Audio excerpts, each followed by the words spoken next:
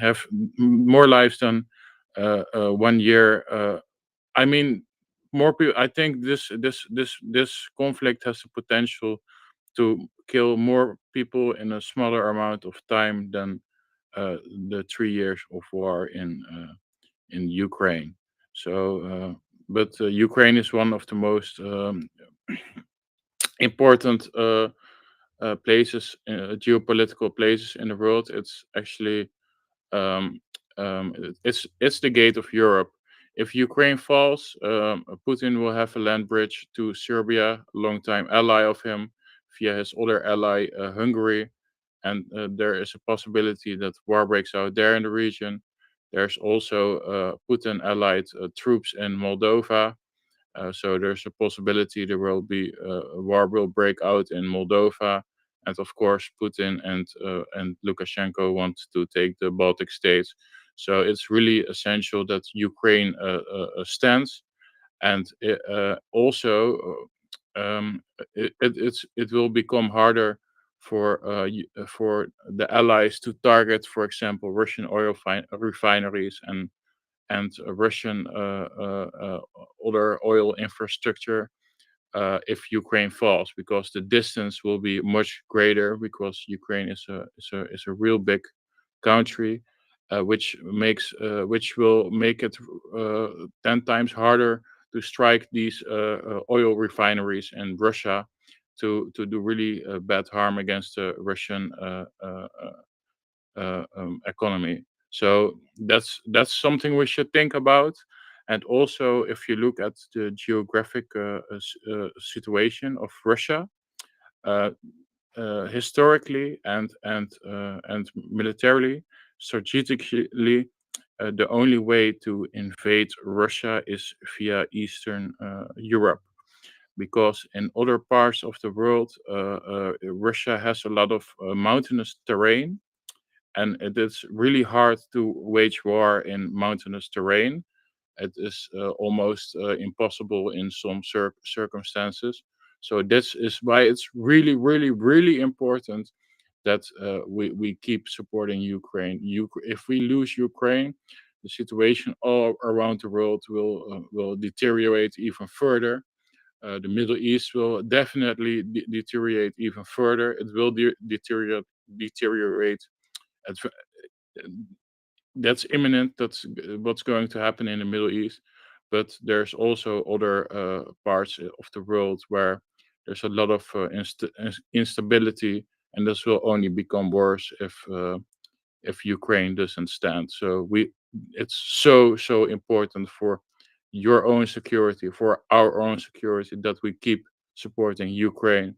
So yeah, that's everything I wanted to say. Thank you, Nate, for these. Yeah, I think Ukraine's not going to fall. We're not going to let them. It's as simple as that. If we all had to go there with our sticks and our spades, and I'm not trying to minimise how serious it is by saying that at all. So please don't get me wrong, everybody. But I think many of us here and many people around the world would not let that happen. And I know we need to keep pushing our governments to do more, and there's only so much we can do. We need our governments to keep doing that. But you're right, and Russia's not going to use nuclear weapons. I'm not even worried about that at all. In fact, every time they say it now, I just laugh. I think it's absolutely hilarious and so amusing, because I don't even think that they have them to work, to be honest. And that's just my opinion. I have absolutely no proof of that, to be clear. But from everything that we've seen, the paper tiger that Russia has turned out to be, because they never really thought that they would have to actually militarily fight this fight. They thought they were going to win this fight with propaganda, infiltration by FSB, and all those types of things that they've been doing, because that has been incredibly successful for them, around the globe for many, many decades, even longer. So I think, and look at what happened in the US. I think that really shocked that indicted child snatcher in the war criminal over there in Moscovia, because I don't think he expected for 1 minute that the American people would win that debate and would be able to apply that amount of public pressure to make those changes. And that's actually why Putin is petrified of having Ukraine ever join the EU or anything like that, move towards the EU in the first place, because they cannot have a democratic free country living next to them, because their citizens will do exactly what they did when they invaded Ukraine and be absolutely disgusted that Ukrainians have such a wonderful life and such good lives. Why don't we live like this? Because that's the Russian thing, isn't it? Instead of getting off your backside and building something like Ukrainians have done, over centuries. And I mean, look at how they've continued to be wiped out, genocided by one form or another of that country over there, that Moscovia, over the centuries. And every single time, even when their leadership has been wiped out, they've managed to completely, rebuild their civil society and organize themselves, without needing all this rules-based international order and all that. These were the first people. Cossacks organized themselves. That civil society. That's where we see that come from in Ukraine. And I think I'm kind of getting off topic now, but I think Ukrainians, they're not going to let that happen, and we're not going to let that happen either. And like I say, nuclear weapons. Well, first of all, wasn't it Ukrainians that built pretty much anything that ever worked in Russia and that Soviet Union there? So that's for one. So and also there's the brain drain to think about. Many people in these types of industries would have been clever enough to realize, I need to be one of these people to get out pretty quickly of Russia whilst I'm still able to do. And there was a massive brain drain, from Russia. And then, of course, the beginning of the full-scale invasion that accelerated that even more. I mean, there's hundreds and thousands of Russians all over the globe collected in various different countries where they're wanted, and other places where they're not, like Georgia, for example.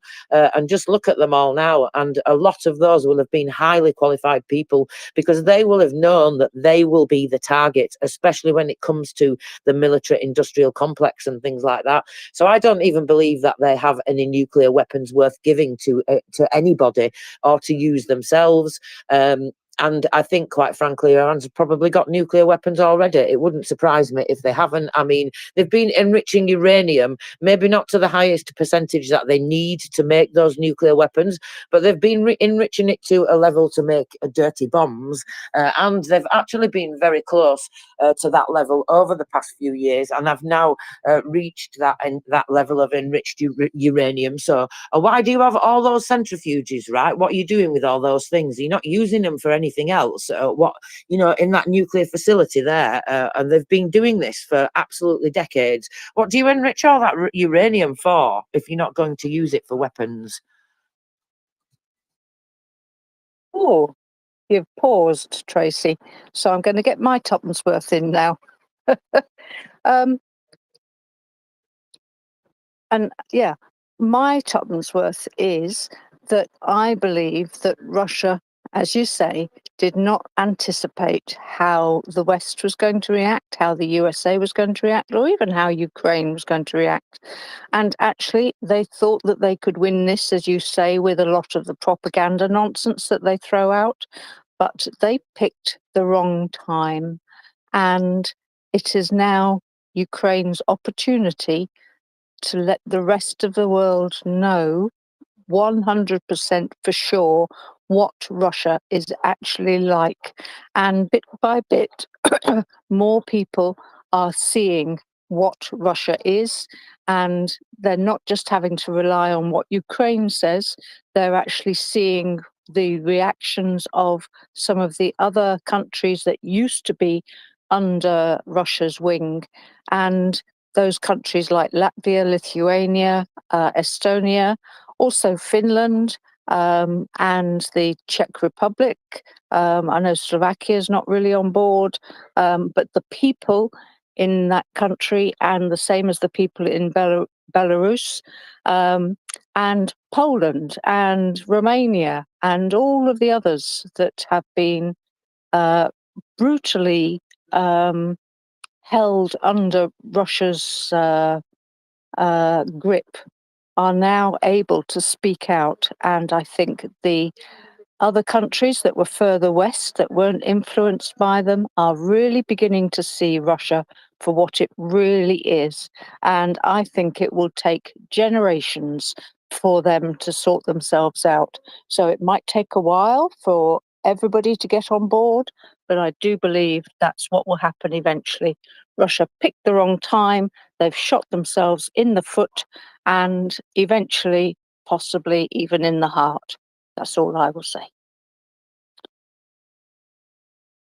Yeah, I mean, I'm not minimizing what you're saying and the risk at all, Nefo Zizo, because I absolutely, agree with what you're saying. But I think all we can do is just keep doing what we're doing, and, try not to get so worried about it. And I mean, I know that's incredibly difficult, especially as everything that's put out there by the Russians and all their terrorist friends is designed, to give you that exact reaction, that emotional reaction.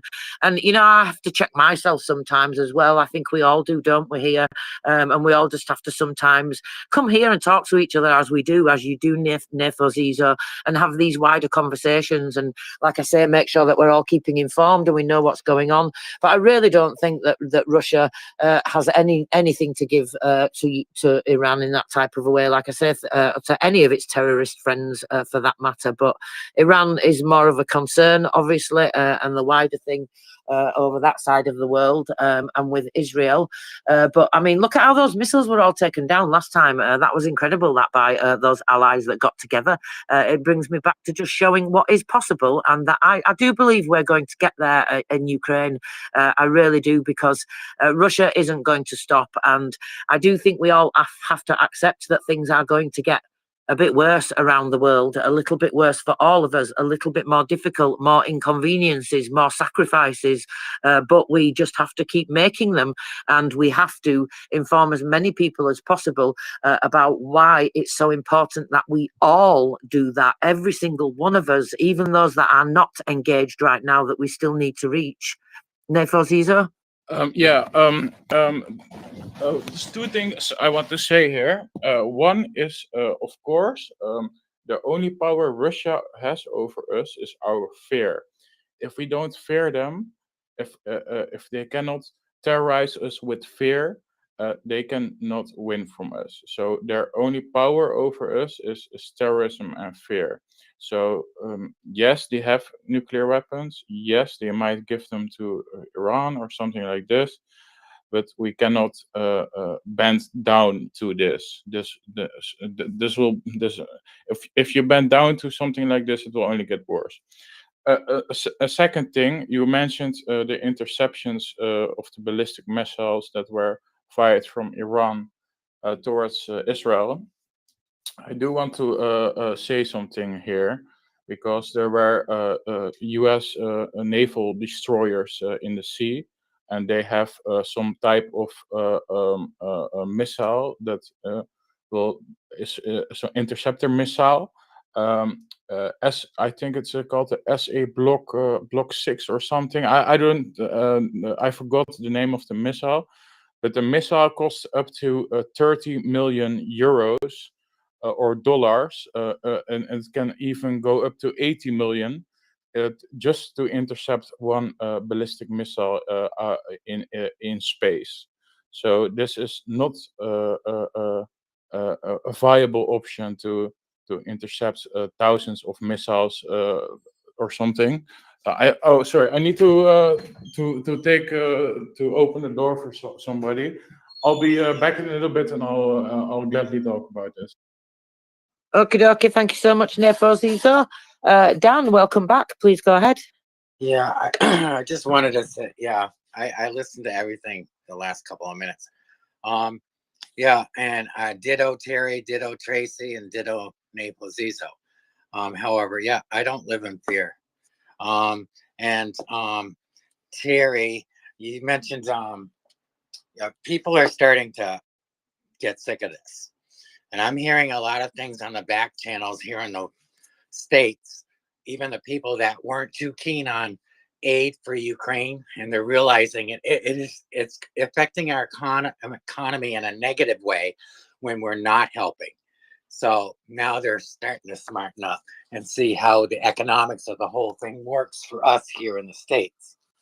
Because what we do for Ukraine helps us tenfold over. economically. If people look at the figures, and once they get given the right information, they start waking up. And they also see the threats, and they're getting sick and tired of the threats. They're getting sick and tired. That thing when they did coming to Cuba for I don't know what, soldiers and cigars. I don't, people are just sick of it. They don't want it anymore. They're sick of their behavior. They're starting to wake up. Conservative, right, left, every way. So that's what I'm hearing on the back channels. I have access to some other things I'm hearing, national security and stuff, but I can't talk about it too much because it involves people that are connected to me. But anyways, yeah, I'm not too worried. Things ain't looking good for Russia. They can't do business, not very well. They're selling their gold reserves off to pay for stuff from North Korea. And how good do we think that is? I'm not too hopeful. And well, I'm hopeful that it won't work good because I don't trust their stuff. But anyways, I don't want to ever get in an alley with Tracy and Terry at the same time. I'd be in trouble.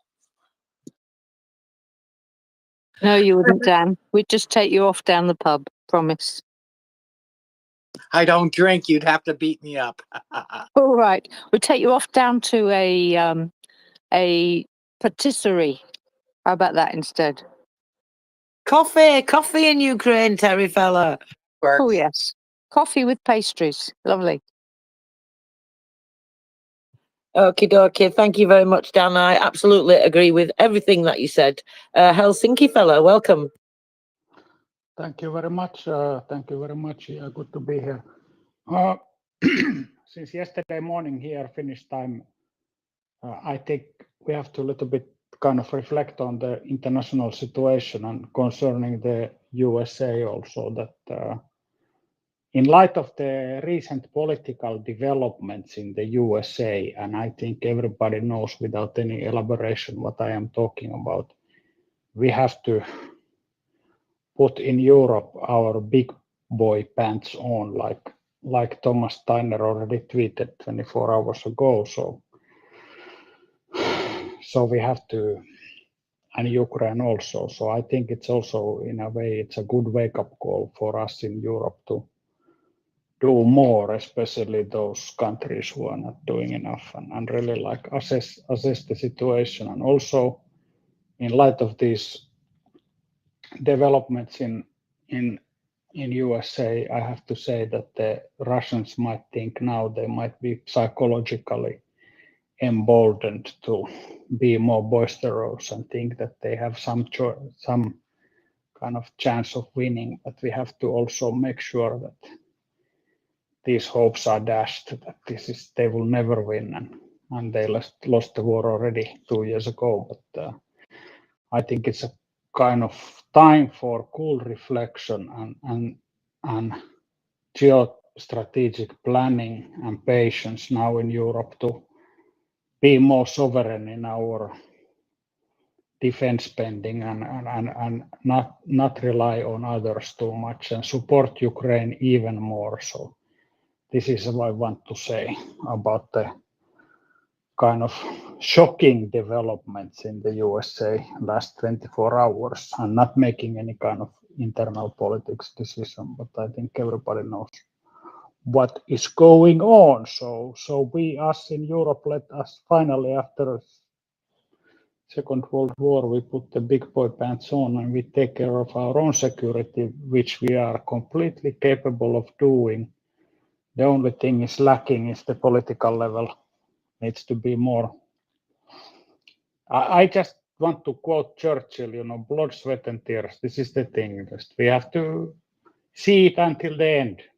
Adopt this kind of Churchill spirit in the 1940, if I'm not mistaken too much. Thank you very much. Thank you very much, and I appreciate you being very delicate there when it comes to politics, Helsinki fella. Much appreciated, and yeah, I know exactly what you mean. Some nonsense is going on, and again, we have to be careful not to get too sucked into it because of the distractions. But obviously, at the same time, it's an important topic that needs to be talked about. So I guess it's finding that balance all the time, isn't it? So I'm just seeing reports about an attack on Zaporizhia, and President Zelensky has been speaking in his evening address about the attack on Dnipro yesterday. Work is still underway at the site, he said. The rubble is being cleared. So far, 2 of the people that were missing have got in touch. 1 person has been reported as dead. 12 people were injured. Everyone is being provided with necessary assistance. The fate of several people still remains unknown. I did just see reported from the Dnipro military administration, though, like I say, that 2 people have now been contacted that were considered amongst those missing. So that's definitely fantastic news. Unfortunately, Russia being Russia again. So let's have a look what's going on in Zaporizhia. So I was just looking at the report from Ivan Fedorov, the military administration there. Unfortunately, people have been injured there as well. 7 people killed in Vilniansk in Zaporizhia. 2 of those are children. The number of injured has now increased to 10. So this is going back to an attack that happened not too long ago. I'm just trying to see if it's given us any description of the weapons used. It's probably KABs or something like that, maybe S300s, but we wait for that confirmation. Thank you for waiting, everybody. Go ahead, Sarah. Welcome back. Thanks, Tracy. Yes, thank you so much. Oh my God, yeah, that's that's a good reporting from you guys. Thank you so much. So like I just wanted to say my family is still in Dnipro, and this afternoon I have contacted my family and I asked if they were okay. They said, "Yeah, we are okay." And they were hit next door, basically, right? My brothers and his wife got hit next door. But everybody chipped in. Everybody, like the first response people responded, and they were trying to clear out or rest. Sorry, first thing obviously is that they were trying to rescue people from the rubble, and yeah, and they're still doing that, by the way. It's still ongoing. But for me personally, luckily my brother's family are okay. Now the second thing I wanted to say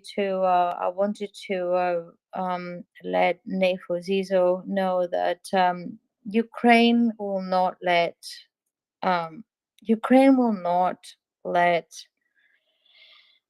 Russians get through into Europe or into Transcarpathia or Moldova. Ukraine is holding the fort, and it has been holding the fort for more than 10 years, or 10 years basically since initial invasion, which was back in 2014. So that's how long Ukrainians have been holding the fort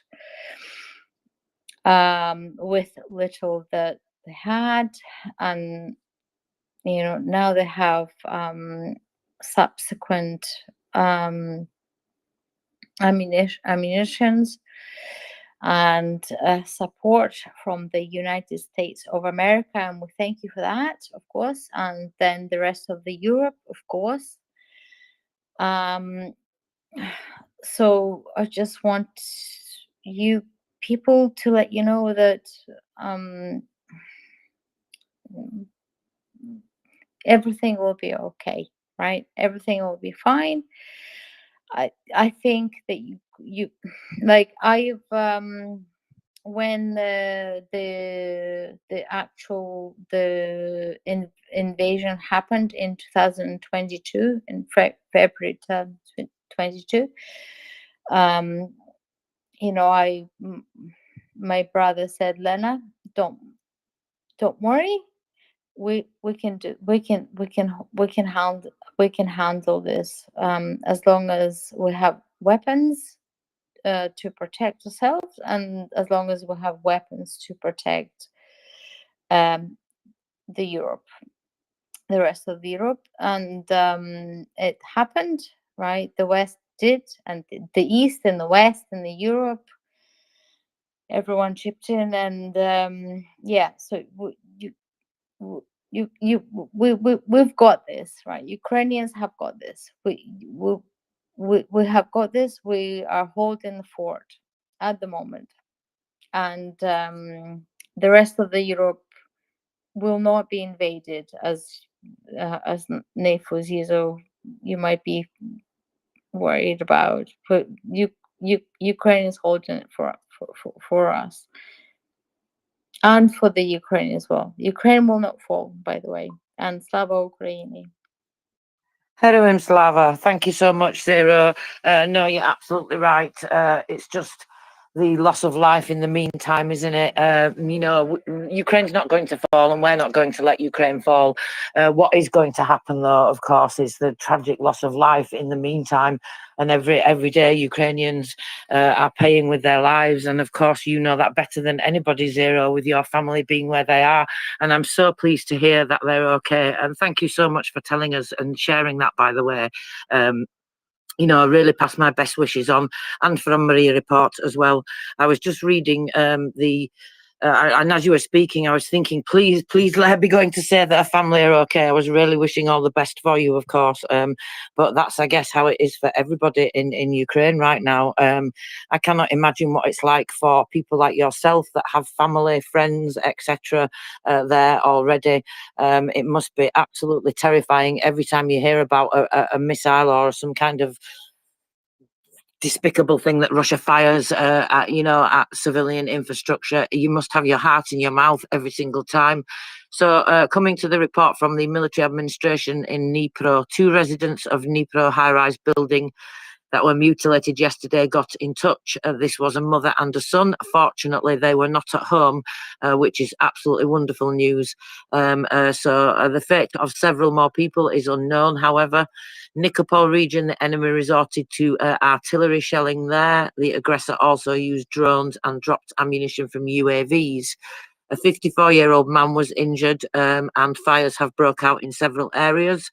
There's lots of destruction and damage, but apart from that, that's the worst of it so far. But of course, they are hoping that those people that are still missing from yesterday's attack will get in touch shortly. Okay. Thank you for waiting, everybody. Back to the hands. Mary, welcome. Please go ahead. Hi, thank you. Good morning. Zero, all of my sympathies. I'm so sorry.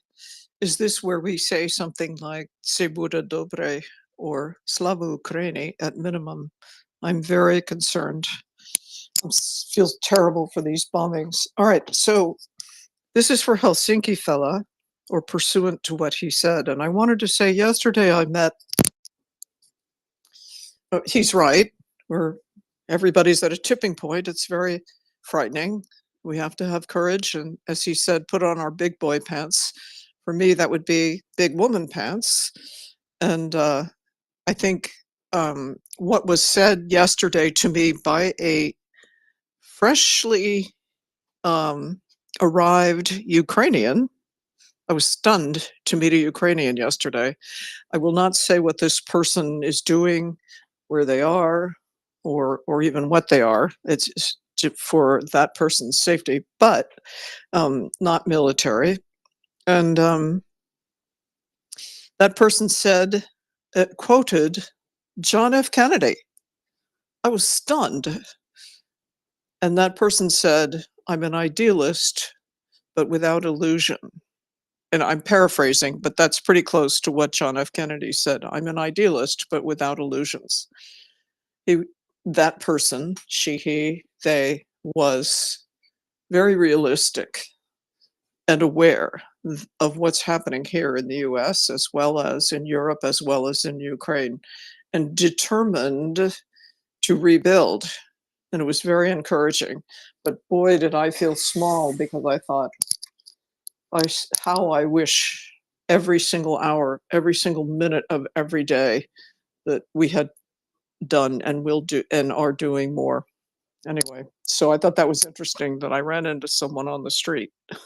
Wild.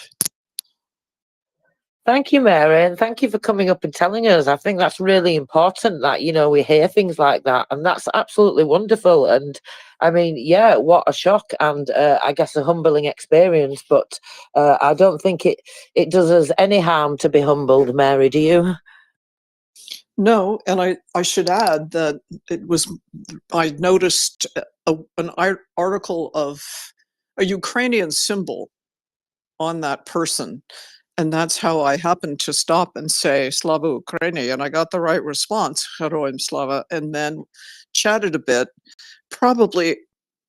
I was probably a little too forward, that is out of my excitement to enthusiasm, rather, not excitement, to have met this person. But when people come up to you, you have to be gracious and remember that they don't know who you are, what you're about, and it could be a frightening experience. But yes, it was extremely humbling, and I'm glad of it. I learned a lot. Thank you. Thank you so much, Mary. That's much appreciated. Helsinki fella? Yeah, thanks, Mary. Indeed, we just have US is the main supporter of Ukraine at this moment, but there have been this kind of like unfortunate restrictions and conditions placed on Ukraine, and this is tied to the political situation prevalent in the US, which is now getting even more intense until the end of the year. So we just have to say that this, like, after yesterday, like, it's kind of like see how meaningless these restrictions have been when we really see what is happening there. I wanted to ask a couple of questions from Zizo and just wish for her and her loved ones all the best and God bless. But I have some kind of internal Ukrainian questions which has been kind of like intriguing me. If she wants to answer, I don't know. Thanks.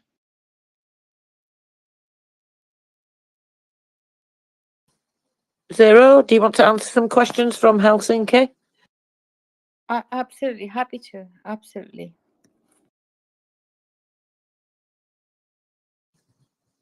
Helsinki?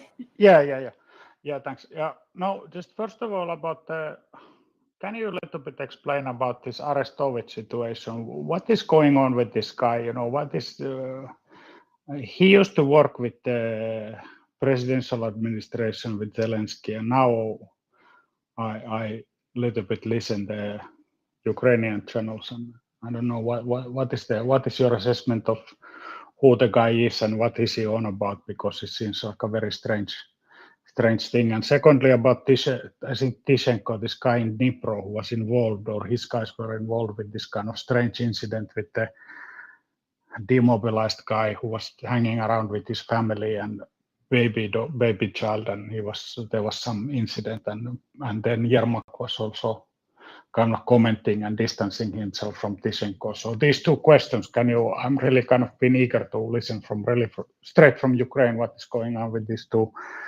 cases. Of course, in the big picture, they are not so kind of like earth-shattering, but I just kind of want to understand a little bit better what is going on with these two individuals. Thank you. Thank you, Helsinki. Do you know what he means, Zero? Because if you don't, I do. I know you do, Tracy. It'd be great to get your opinion, though. Yeah. So Aristophevich, so he used to work with Zelensky, but he's no longer working with Zelensky in this kind of weird way. He's doing his own thing, and he's trying to be a Zelensky, basically. That's what Aristophanes is. And he's not a popular guy. He does not have a popular representation, if you like. I don't like Aristophanes. I don't pay any attention to Aristophanes because he is nothing. Tracy, can you back me up on the other guy? I don't remember the other guy's name. Timoshenko, yeah, he's the people's deputy. So what he did was, basically, he was walking down the street, acting like a goon with loads of big bodyguards and and all these things, which he doesn't need. I mean, there are much more influential people in government. Even President Zelensky doesn't walk around with that much bodyguards and that much. So he was basically walking down the street, acting all tough with his bodyguards and, you know, just not being very nice to people. And so one of the soldiers from is a former Kraken soldier, and I don't know whether he's just demobilized or whether he's left completely, but either way, he's not in combat duty, and he was walking down the street. It was possibly on some kind of paternity leave, because he was pushing a pushchair with what looked to be, is difficult to tell from the video, but looked to be a very young baby, if not a newborn baby, certainly not very old. And he was with what I assume is his wife, the mother of the child, and they were just walking along. And he just said to him, you know, why are you acting like this? Like, there's no need for you acting like that and having all these bodyguards. And then the people's deputy didn't like that, so he thought it would be a good idea to get his bodyguards to try and detain this guy. They tried to make it out like it was an incident where they were asking him to produce his documents, and tried to turn it into an incident that it was the Kraken soldier's fault because he wasn't producing his documents, when actually he didn't have to produce his documents, because these people that were stopping him, they were not military, they were not SBU, they were not anything like that, any of the people that have the power to check. You know, they were just bodyguards of this people's deputy, who nobody likes anyway, apparently, and he's a bit like Esterovich, just says kind of pro-Russian things all the time. So I think probably you will agree with me, Zero, that there are still a few people left in various parts of government, mostly people's deputies, I've noticed, but they are getting short shift, as you well know from following the SBU segment. These people are getting, ripped out of government when they're found. And then, of course, a report was made to the SBU, to the National Police, to the General Prosecutor, and they took the case up. What's happened since then is that there are several cases now going through the SBU and the SBI. Actually, they're involved in it as well, the State Bureau of Investigation. And so he was arrested, and he was charged with abuse of power, Timoshenko. His bodyguards have actually been detained for not just for abuse of power, but actually for assault. And one of the cases mentions torture. So how the level of how they've tortured him, what they've done, it doesn't say. You know, it could just be, of course, bruises, that type of thing. They could have beaten him, or it could be something more serious. But certainly those two that detained him are being charged with, well, assault and abuse of power. And oh yeah, and he got all his money confiscated as well, didn't he, Zero? Did you see that? And he was crying in court like a baby, saying to the judge that he wouldn't have any money left. Yes, thank you so much, Tracy. That's wonderful. Yes, exact, wonderful, and I applaud to that. Thank you so much. Yes, thanks for that roundabout, and yes, absolutely. And I just wanted to let people know here. Ukraine has been subsumed by Russia for such a long time. And especially, the corruption Ukraine has been corrupted by Russia for a very long time, our language and just basically everything, but particularly, especially corruption. That's what's Ukrainian nation has been influenced by Russia. And when Zelensky's government came in charge. I don't want to say power because that's just I think it's just the wrong word to say it. I think I'm gonna say in charge, right? So when Zelensky came in charge, and our my kind of people, right? Because my kind of people is freedom. I am a freedom Ukraine people. I want when I moved out from Ukraine, I wanted Ukraine to join EU so much that I mean I like I don't know how to explain it to you guys. How much I wanted my country to be part of the EU. That's all I wanted Ukraine to be part of EU, basically part of European Union. So, and I think Zelensky is my kind of person, and I do trust him. I didn't trust the previous guys that were in charge, like Yanukovych or Poroshenko. I didn't trust Poroshenko. He was the last. He was the guy before Zelensky. He he was kind of also corrupt, unfortunately. And Yanukovych was even worse. He was, he was basically was a Russian. I never thought of Yanukovych as a Ukrainian man, although he grew up he grew up on a Ukrainian land. He was never a Ukrainian.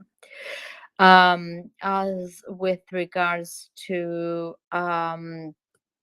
Helsinki fella, as with regards to this guy that's kind of popping up in our social media. I bloody forgotten his name. His name is Arestovich?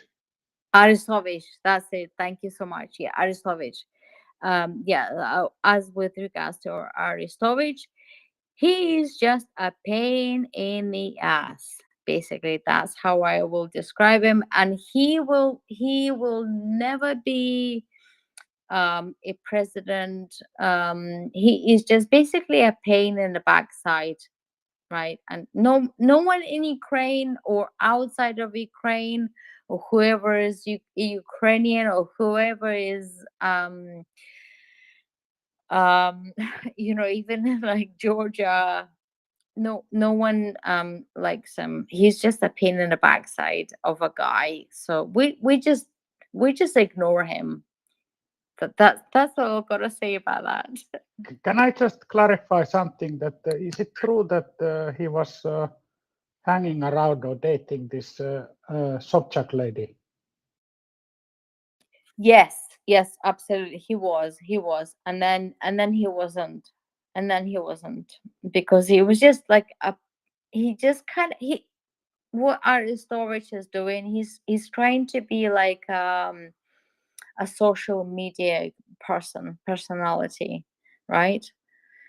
And this it's just embarrassing for me to say this, unfortunately. And yeah, and he's a Ukrainian. He is a Ukrainian guy, and he's just being a pain in the backside for us all. And he's an embarrassment, and no one is paying attention to him, and he's not popular.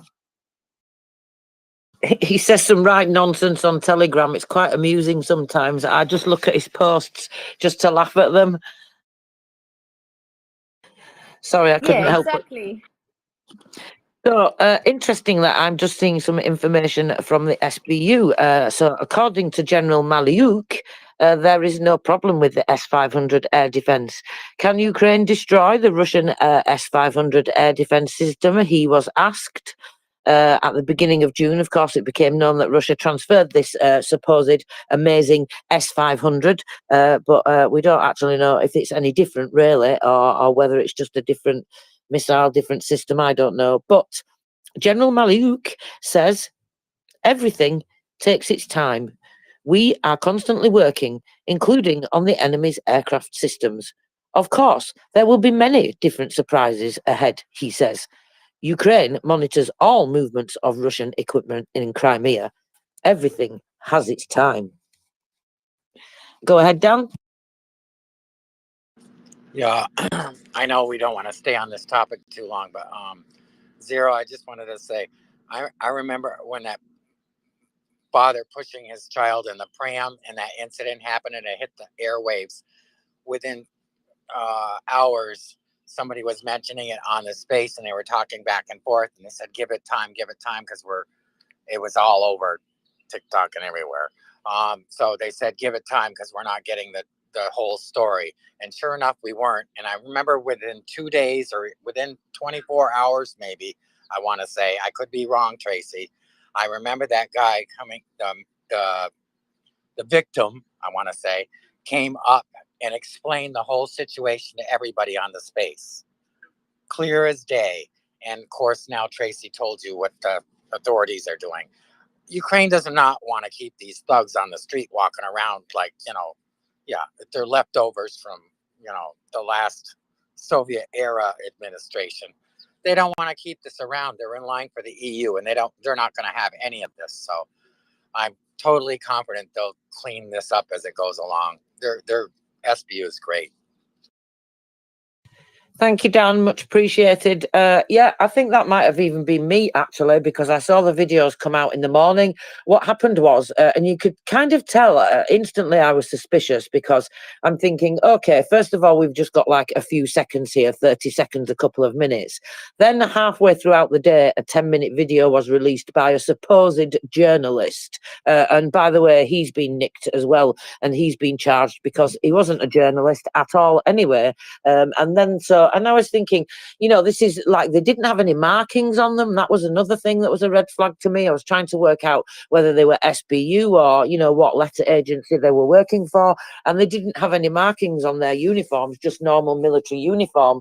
And that's, of course, because, they were just his bodyguards. But yeah, walking around like 10 men, that's what we call it in the UK, Dan, acting like you are really more important than you are. Zero?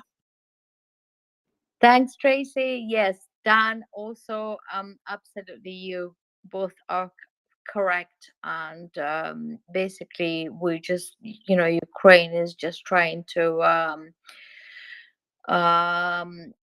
get rid of the Soviet time, get rid of the the corruption as much as they can, and they really are trying. Ukraine is trying to get rid of Soviet time corruption. Unfortunately, it's just it had a huge influence on Ukraine because it influenced Ukraine for a very, very long time. Okay, so and on top of that, what you guys know, you've been on this space for a very long time as well. You guys understand that Russia has has banned us talking Ukrainians. I mean, talking Ukrainian. Like I myself, I speak Russian, right? I'm now, like now in 2024, I am embarrassed to speak Russian, because I was taught to I was told to speak Russian, or taught to speak Russian in my school. Any kind of history that I knew up until now was all about Russia, Russia, Russia, basically. So I am only now learning all this kind of Ukrainian history as you guys are with me too, and I appreciate it. So yeah, my point was there is, yeah, Ukrainians are working very, very hard, and especially SBU. Tracy, you know this. They're trying to just get bloody rid of all this crap that's been corrupting our system for a very long time. And I think if you look at online at the moment, I think you will be able to see the percentage of how much Ukraine has come along with regards to getting rid or reforming. How much has Ukraine reformed since the collapse of the USSR? And then there's lots of books about why the reasons why Ukraine was behind with regards to other countries that fell apart from the USSR. Why Ukraine is taking so long to peel away from corruption. And I think it's just, yeah, and it's really interesting for me personally. And if you can look into that yourselves, I would appreciate it. Thank you. Thank you so much, Zero. You know, it's absolutely heartbreaking that you have to learn all that here with us, the language, the history, that so much has been taken away from you in that way. But it is absolutely wonderful as well that we can all learn that together. And so thank you so much for being here and for sharing your insights and being part of this community. You know, it's really, really important. And, you know, Russia has absolutely done that. It's that old Soviet corruption that they're getting rid of, the legacy. And we have to remember that unfortunately Ukraine has been oppressed and been genocided for you know, genocide committed against them by, like I keep saying, some form of country or another over there in Moscovia over centuries and centuries. So I think when we look at how extensive that goes back and how long that's been going on, I think, you know, that's why it's taking them so much longer, isn't it? Because when you look at other countries that were under the Soviet boot, for example, that was a much shorter period and they weren't necessarily, you know, occupied and assimilated to the level, you know, that Ukrainians were. I mean, you know, for many long time, many years, you know, you weren't even really allowed to be Ukrainian. They were trying to make you into Russian, trying to make you Soviet, all the rest of it. It goes back a very long time. So I can completely understand why it's taking so long. And I must admit, I thought myself when Ukraine achieved independence that was going to be the turning point for them. I was so happy. I thought it would. I was expecting everything back then many years ago, that all what's happening now today would happen then. But of course, I didn't know what I know now. And, you know, that was obviously a very simplistic view for me to have that. And I had no idea of all the nuances and everything that's gone on. So, you know, so to look back and have that opinion, then I can kind of understand now why it's taken so long. And it must have been so daunting for President Zelensky to get in there and just see the level of what he had to deal with. And just, he must have had some thought like, where on earth do I start? Because that's what I would have thought. But yeah, the SBU did reform in 2019. So they've been reforming for quite some time. So they're a little bit ahead of time, but they're all doing fantastic. And, you know, thank you for reminding me about the EU. I'm letting you all down a bit. I've meant to have a segment in the SBU segment on every Saturday night. I want to get together all the data, all the spreadsheets, go over that. I've spoken about it a couple of times, just so we can all look really at the journey that Ukraine has come on from beginning to end and just see, you know, we see the numbers each week, but to look at that from a wider view, that bird's eye view, I think we will see that progress much more. And so thank you for reminding me about the EU, because maybe I think I should make a list of all the laws that they've changed, all the legislation that has aligned, because even the EU are absolutely amazed by the speed at which Ukraine is doing these reforms and changing their legislation. And I'm going to stop waffling now because the lovely Mary has been waiting very patiently. Go ahead, Mary. Oh, no, I defer to all of you, always. Thank you, though. Zero, I hear what you said about Russia, and I wanted to say I sympathize. We sympathize. We can't, I mean, to the extent that I can, we're born somewhere, right? And we can't help where we're born. And then we live somewhere, and we can't help that when we're children. And then we grow up, and then we can change as we try to grow wiser, and growth is part of life. But I will say to you that even in America, I shouldn't say America because there's North America, there's South America, we're the United States. And you say, oh, wait, Zero, do you want to say something first? Tracy, should I No, just? Okay, so no, so even in college and university departments, we have Russians who are running the Ukrainian language program. And I looked around, and that's not a good thing.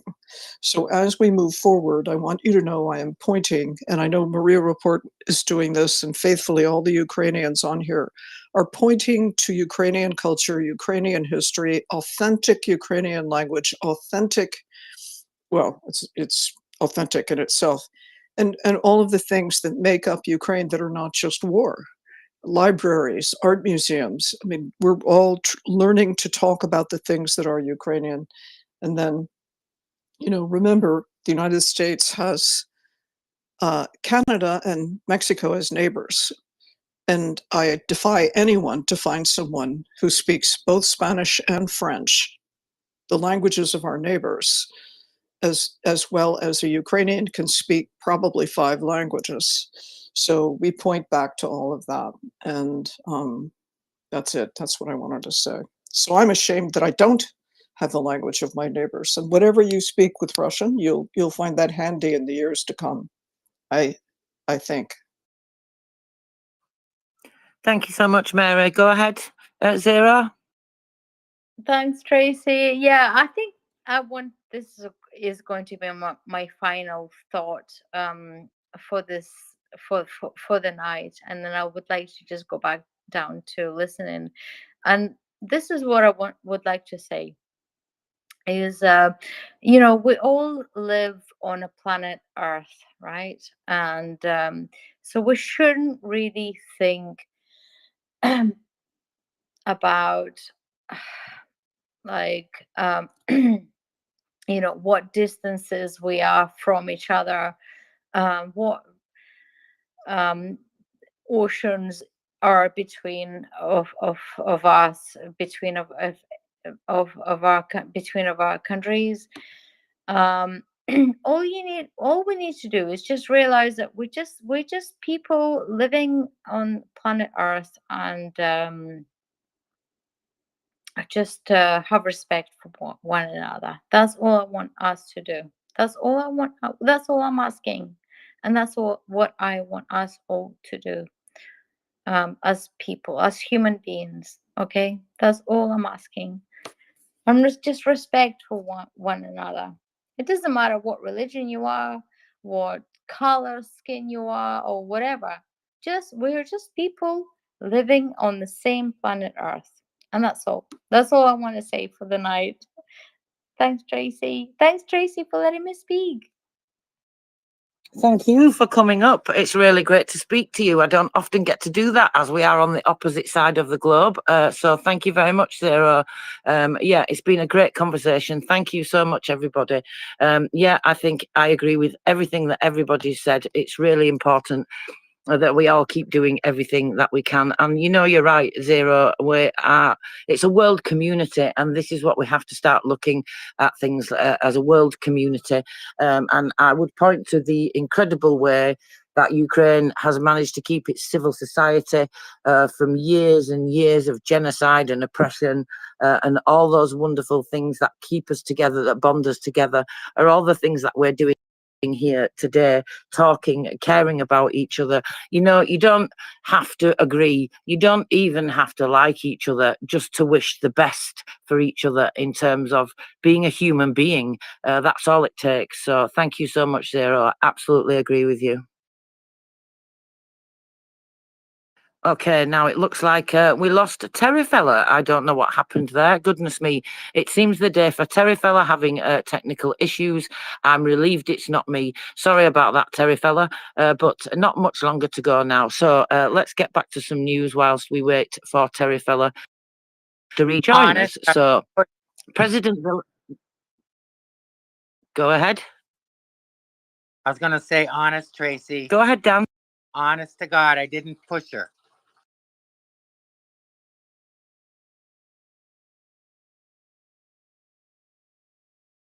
Could you hear me? Can you hear me, Tracy? I can hear you now, Dan. Try again. Sorry, I was running water. Honest to God, I did not push Terry out of this balcony. I wouldn't do such a thing. Are you sure, Dan? Was it that Ernestine? I told you, she's all tied up. Now, we'll have none of that. It's a PG-13 around here. Go ahead, Zero. Yeah, I'm just going to say the same thing. It's a PG thing going on over here. So Dan, I love you, Dan, but it's a PG thing going on over here. Well, we're all adults. We can deal with it, can't we? So I was just looking at a video from President Zelensky. He's been meeting with one of the people that was released yesterday. Now, I just have to go back and read the person's name because I don't want to get it wrong because, well, you know, sometimes we do that around here because we are English speakers and we are just learning. And we cannot all be as good as the lovely Robin. And actually, I hope Robin's okay. I'm sure she's doing absolutely fine and absolutely exhausted, probably. And if you're listening, Robin, hello. And of course, shout out to the YouTube crew. And, you know, anybody that's listening on the front line, hello to you all too, because we are all here holding the line, fighting and doing what we can. So I hope you all know that. And I would like to say hello to you all and thank you so much for listening. We are told that some soldiers do listen and it means a great deal to them. So when you come up, people, maybe you should say hello to everybody on the front line too. Go ahead, Dan. Yes, I agree. I just wanted to let you know if you missed it.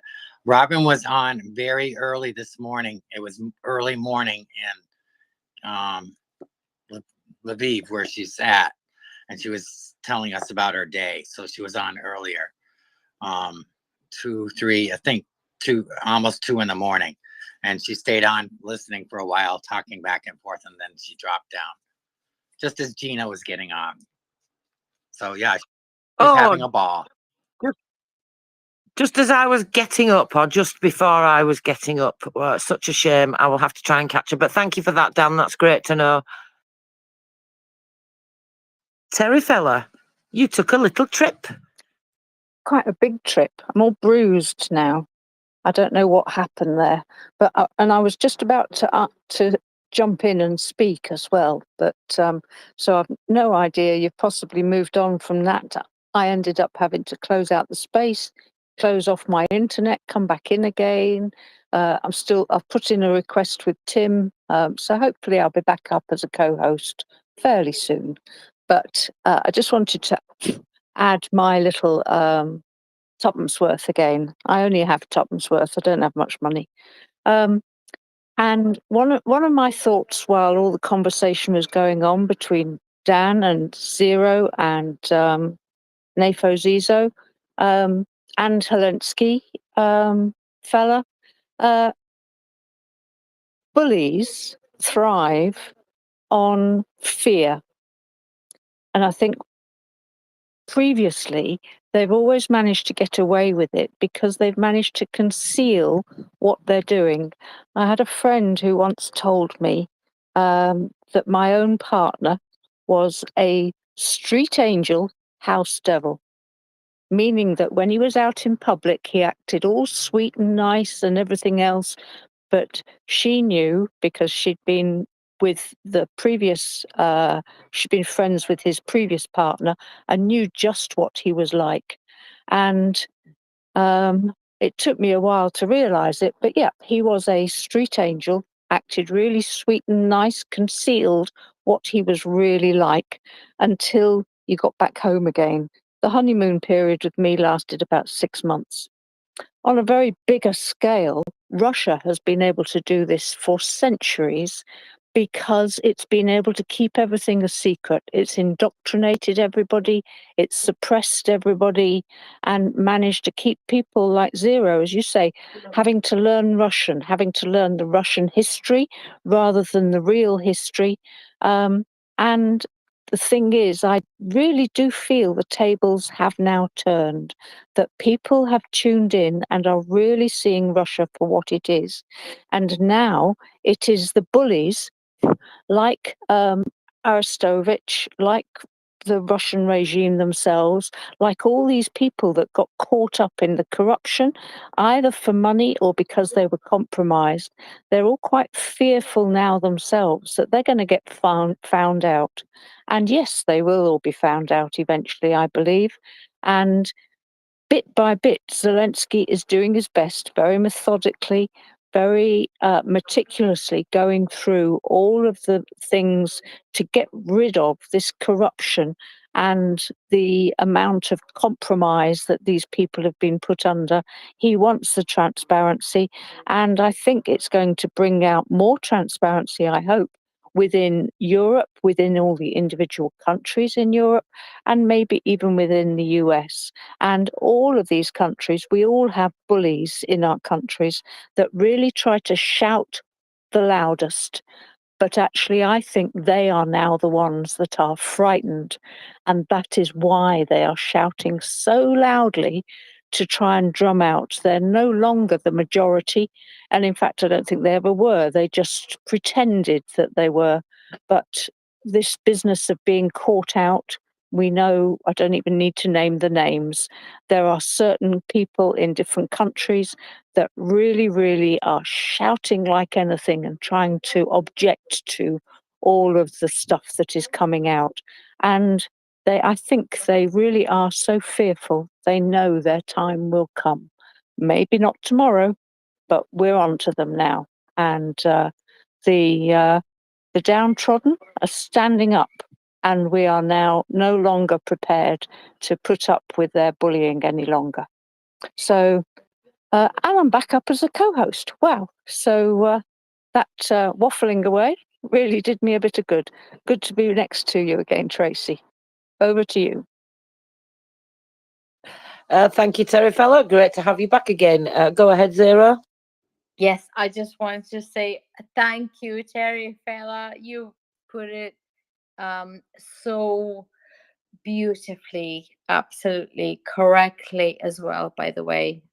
And yeah, thank you. And I agree with you. And as an, I have as an outsider of Ukraine, I am Ukrainian, as I said before. And as an outsider watching what's been happening in Ukraine, I agree with you with what you just said there, 100%. And if I can just bottle it up in a bottle, and save it, yeah. And by the way, Ukrainians feel exactly the same way, by the way. So yeah, that's what we feel. That's exactly what Ukrainians are feeling, and what have felt from 2014. But that's what we are at with Ukraine, right? And I think I've lost a trail of thought at this point, so I'm going to get myself onto a mute, and I'll get back to you guys. And I love talking to you. I love talking to you, Terry. I love hearing your voice as well, by the way. Thank you, Zero.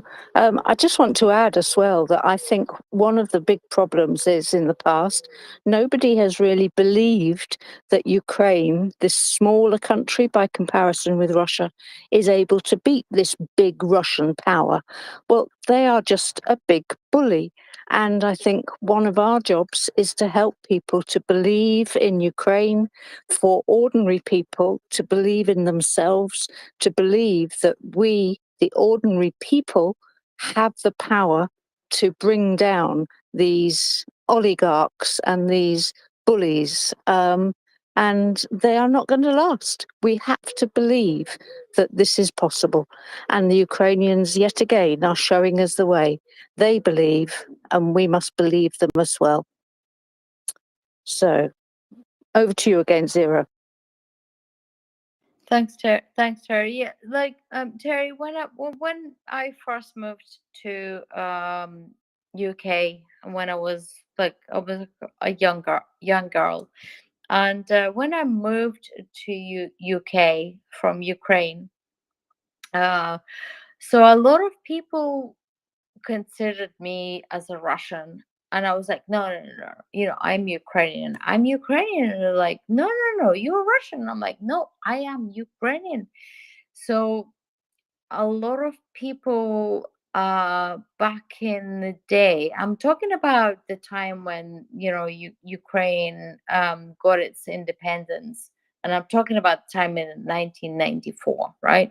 So Ukraine I think Ukraine got its independence for 194th time in 1994, I think.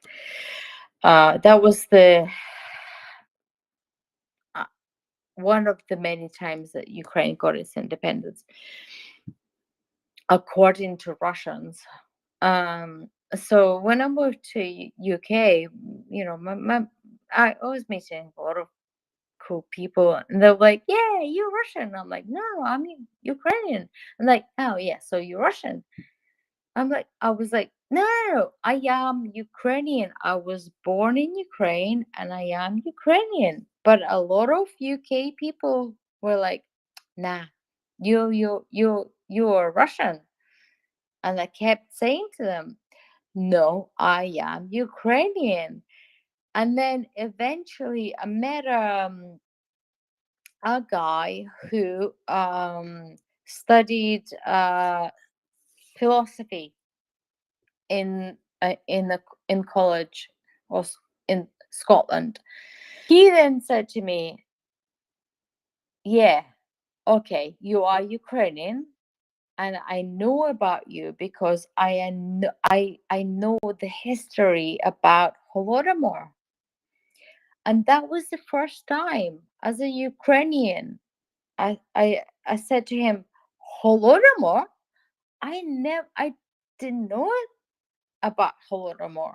So that was the first time I learned from this random guy that I met in a nightclub in Scotland who knew about Holodomor. And that was the first time and then he accepted me as a Ukrainian. Then he said, "Hey, did you know about Holodomor?" That was my ever first time that when I learned about Holodomor, and then I went and took it from that point onwards, and I've learned about Holodomor after that. That was my first time at the age of 18.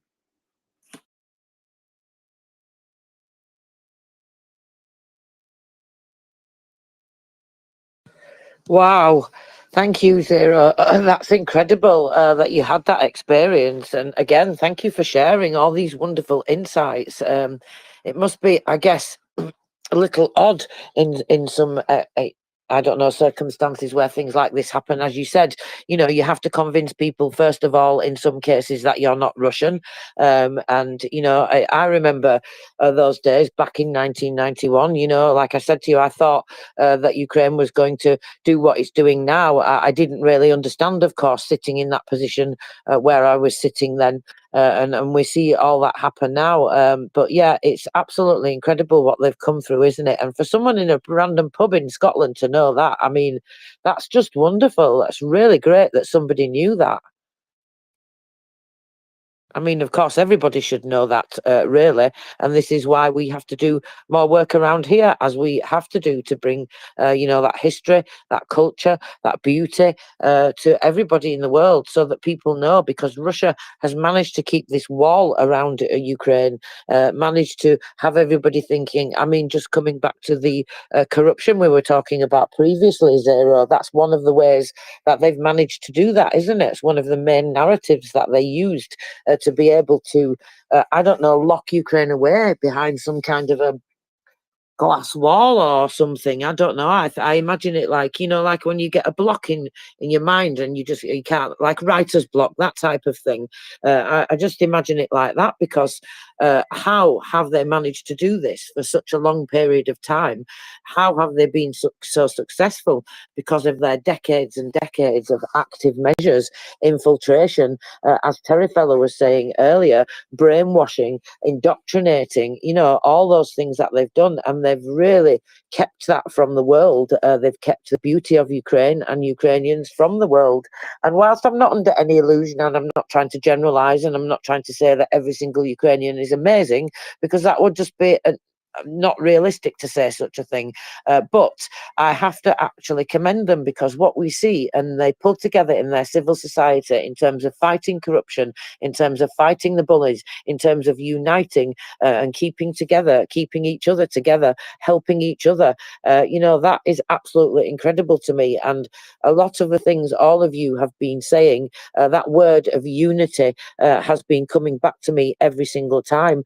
And I think, that's something that I see that's really, really important, that I'm learning from Ukraine and Ukrainians, and I hope we all are, because I've said over many years, and many of us older people have, that we're missing certain things in our societies that used to be there all the time. And I just mentioned one thing: going to grandparents every Sunday for Sunday lunch. And it's something that we don't do as much in this country anymore. In fact, actually, my children's friends think it's very odd, because I brought them up to be like that, to do that. And I think it's those things that help keep those bonds together.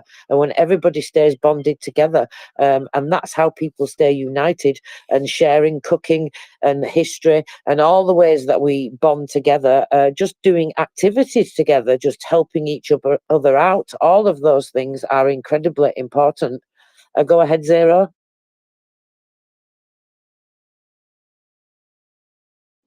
Thank you, Tracy. Yes, and yes, everything that you said is correct, and unfortunately is and I am not making this shit up, right? I'm not making this stuff up. Unfortunately, this is what Russia has been doing for and is still doing for a very long time. And unfortunately, I mean, is like uh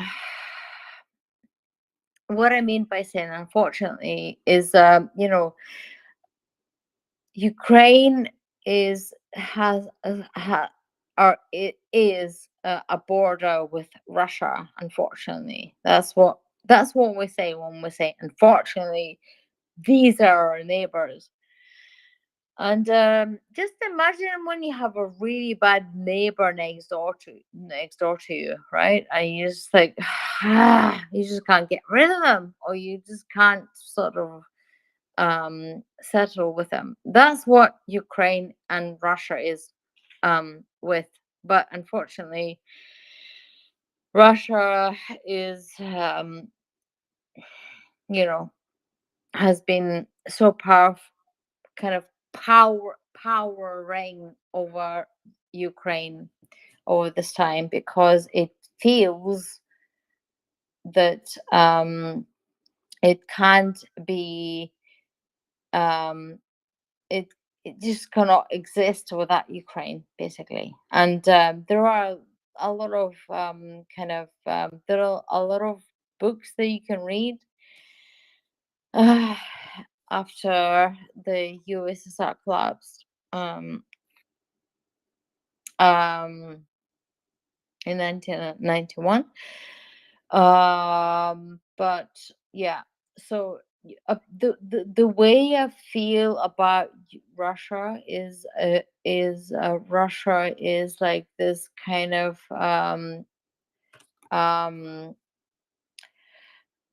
a person that just does not want let go.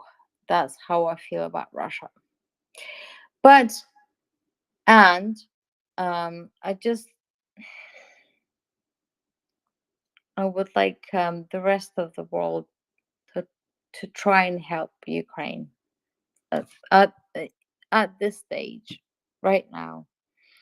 We couldn't help Ukraine back then, back when Russia invaded, but now we can help. Now is the time, and that's what I want to happen, really.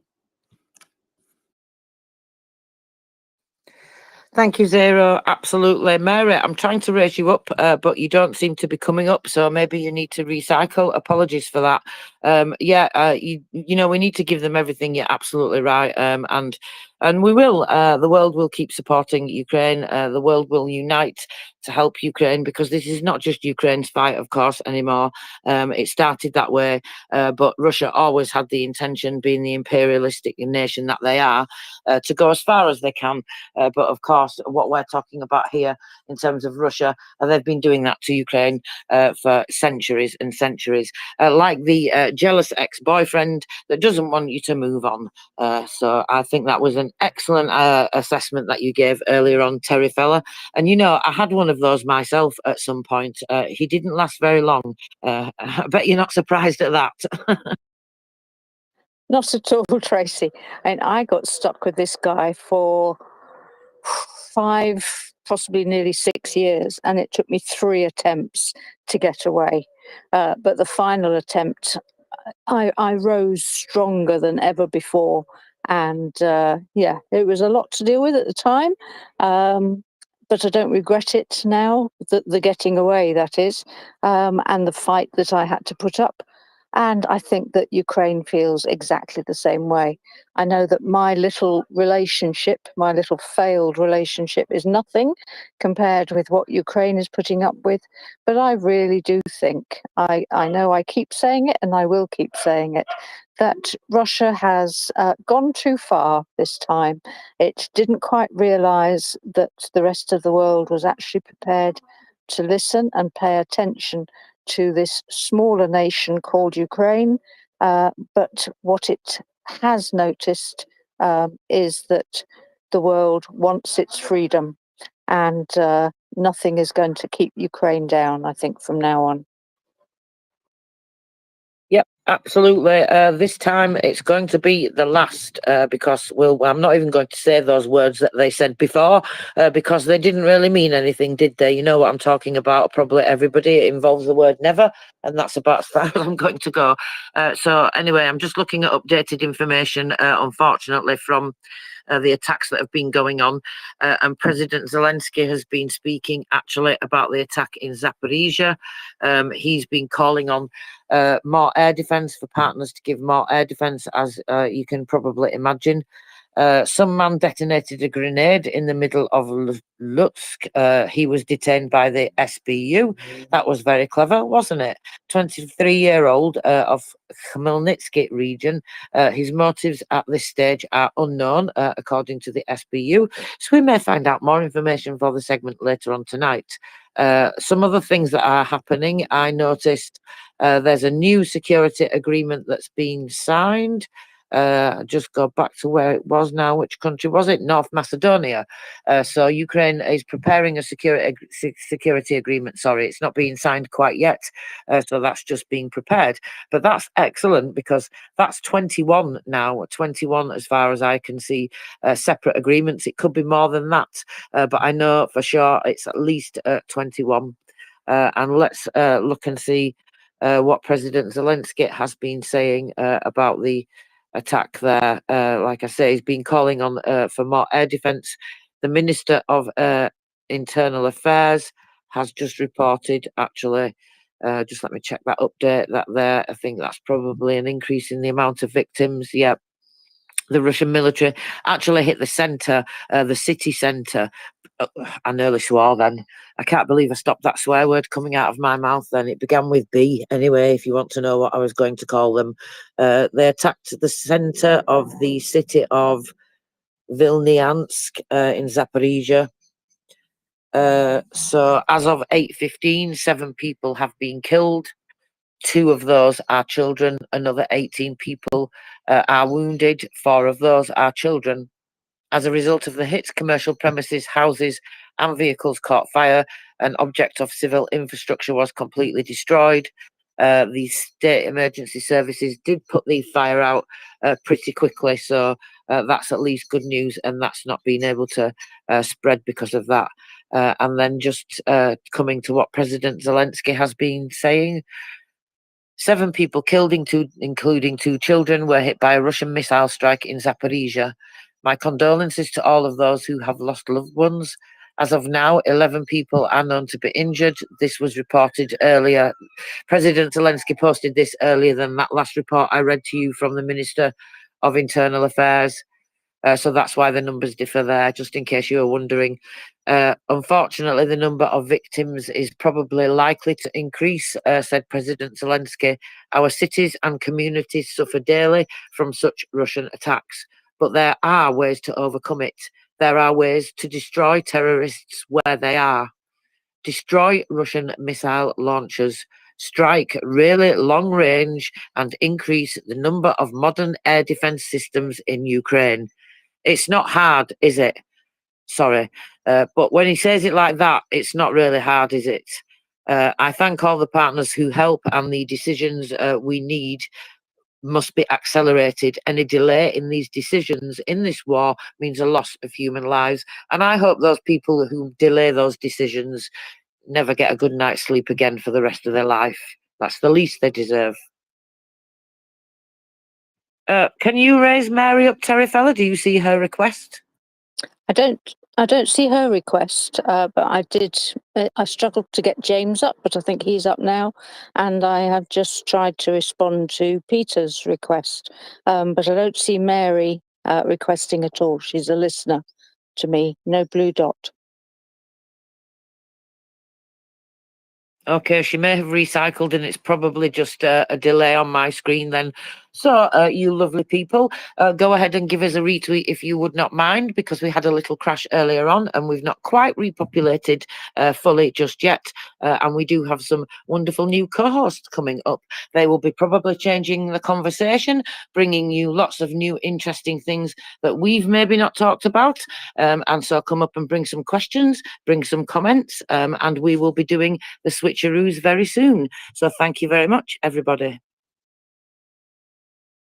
Indeed. And are you going to drop first, or am I, Tracy? I don't mind which. Oh, well, seeing as you offer, that's so kind of you, Terryfella.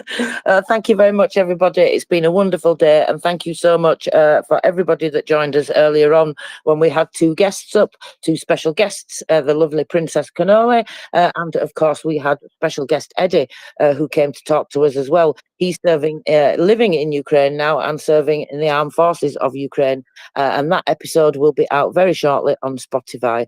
So thank you very much, everybody. Thank you so much, Terryfella, and I bid you all adieu. Slava Ukraini, Tracy, and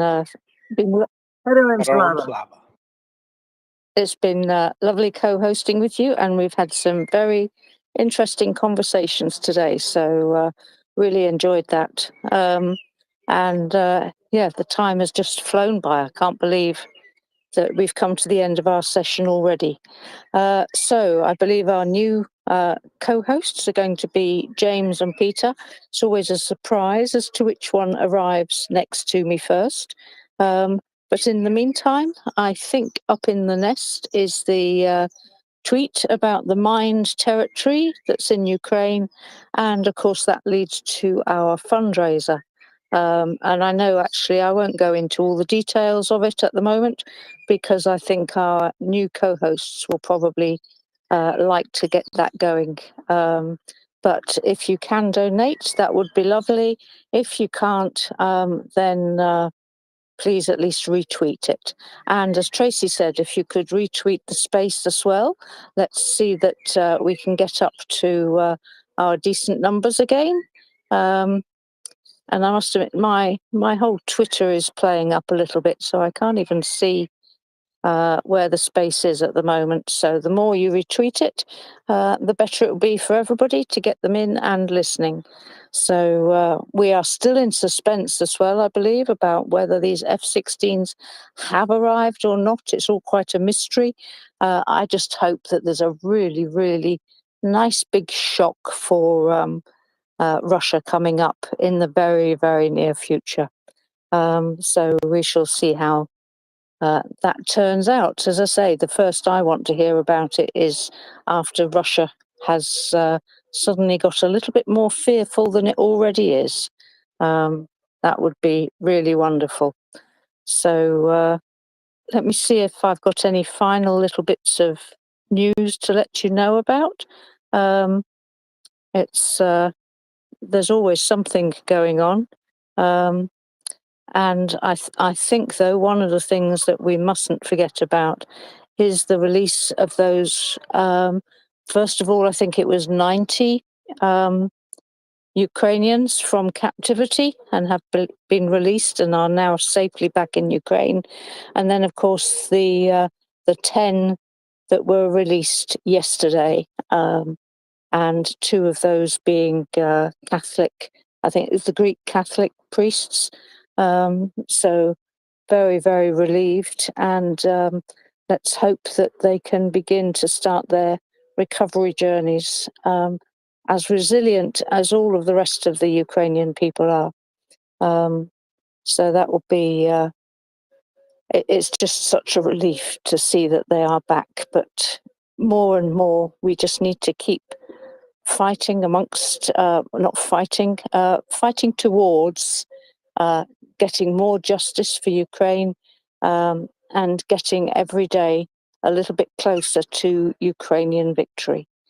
So it looks as if silently leaping up beside me is James. So let's see if James has actually arrived. How are you, James? I am doing well, Terry, and it's good to be here with you for a brief time. And you sound like you're doing really well, and I'm glad you got away from the troublesome other that was in your life. That's always a success when you can do that. So very, very happy to hear that, and I'm excited about the idea about F-16s. I did note a tweet about there being 50 support personnel being prepared at this time, which gives me confidence that they're ready to go, at least in terms of repairing the jets. And this is a key thing. You would not want to start using them before you had people who are completely prepared. And we talk about the long tail sometimes, Terry. The long tail is that the number of people and the supply line that supports these F-16s, and this tail would not be complete without the people who are going to do the repairs. So I'm excited because this is with all the other signs, the reduction in the air defense of Russia, the preparedness of crews, the readiness of the aircraft, and now that finally the readiness of the support staff. It's all green lights, so it's really exciting, Terry. Well, like you said, let the first sign be somewhere in Russia. they'll look up and they'll say, "Is that an F-16?" Boom. Anyways, that's exciting. So thank you for co-hosting, by the way. That's all right, James. And yes, so I look forward to listening in a little bit more, because maybe we might hear a few more bits this evening. Who knows? And you're right. The whole support team behind anything really is absolutely crucial, as we know with Maria Report. There's only 2 co-hosts up at any one time, but there's a whole barrage of people behind the scenes helping all of us to do our jobs. And likewise, there might only be a few planes, but there's still quite a lot of support staff needed behind the scenes in terms of keeping those all safely operational. And yeah, I'm so looking forwards to the shock reaction that we will get from Russia. But anyway, I shall now jump out of the space and allow Peter to come up next to you. And I look forward to the next section. I shall be listening in carefully while I grab myself a bite to eat. Lovely chatting with you, James, and been a lovely conversation generally with everybody here this afternoon. So thank you all for listening, and Slava Ukraini. Heterom Slava. Oh, thank you so much again, Terry. And yep, we'll have to talk about the 4Ds sometime and your growing, thread on that. That also is exciting to see that you are working on this. A fine piece of work so far. I like it. I have questions for you, so sometime we'll have to talk about this. Well, everybody, it is 2:09 Eastern time in the United States, and it's some other time where you live if you don't live there. And I'm not any good with the calendar, but it is a privilege and an honor and a pleasure to be here with everybody who's listening. I'm glad you are. I hope that you will stay tuned, and I hope that we can keep your interest as we talk about the news of Ukraine and the things that affect Ukraine, which of course, are just so numerous. We've got all the allies, all the enemies, and we've got a clearer line than ever between those 2 groups of people. So there is much to talk about. So one of the things I'm going to kick off with is just a little bit of reflecting back on the discussion that we had with Vlad and War Doggo yesterday about the demining, in which we learned that, in fact, pouch aren't working out. They're not going to be a thing in Ukraine. And okay, there we go. We also learned that who did the Ghostbusters call when they can't bust the ghost? Well, there's the police, and I mean really demining. I did not know before this that there was a 15-kilometer range within the zero line beyond which the civilian, so to speak, sappers work. And they go no further to the front line. And yeah, if they find something in a bag or something like that, also the police work. So who do they call? They call them, which I found very amusing. And there were other things there from that, but of course, they talked also about how they use the tools, what kind of tools. Couldn't talk much about innovations, but Vlad is one of the innovators in the field, constantly looking for new ways to develop. And he talked a teeny bit about some of those, not too much. You'd love to have him spill the beans. But as he pointed out, these are, military secrets, frankly. So very important for us to respect that. But anyways, and we heard a little bit about just how they work, who they work with. There's a huge number of people now doing this work, and so we are supporting just 100 of them with the equipment that we're purchasing. And that would be those ear protection communication devices and the Leatherman multi-tool sets that we're going to purchase for them, 100 of those. And again, we do critical work. We do it for relatively small numbers of people. We cannot support the Second Army of Ukraine or anything like that, except perhaps with a 1 day supply of dental floss or something like this. But we aim a little bit higher than that. We're supplying people who are doing something that is critical to be done, and demining is for the future of Ukraine. And so, if you can give, so that's what I really wanted to start with. And it is important that we do this. And if we all give a little bit, we'll reach our goal sooner. So um, there you go. That is my fundraising pitch, and this is on top of the many other things that you people, good people, have given to Ukraine to support them. And I hope that you will continue to look for that. So in news today, I think there's well, where to start. Um, I think I'm going to just start briefly with the numbers, if you don't mind, because I have not had a chance myself to look at this. It's amazing how quickly the day goes, if you know what I mean. And today has been one of those days for me. So busy scraping paint again. Not that you care, but anyways, good peoples. I have the numbers in front of me right about. Boy, oh boy, there's been a lot of tweets from the Defense of Ukraine account. I thought I was ready. Thank you for your patience. I am ready now. So, quote of the day is, "It's never too late to be what you might have been," from George Eliot. And so the combat losses of the enemy from February 24th to June 29th, 2024, and these are the losses of the Russian occupiers, 541,560, of which 1,070 eliminated personnel were from the last day. So staying with over 1,000, that is good. Sorry for them, but don't invade countries, Russia. And tanks, 7 were destroyed. 25 armored combat vehicles were destroyed.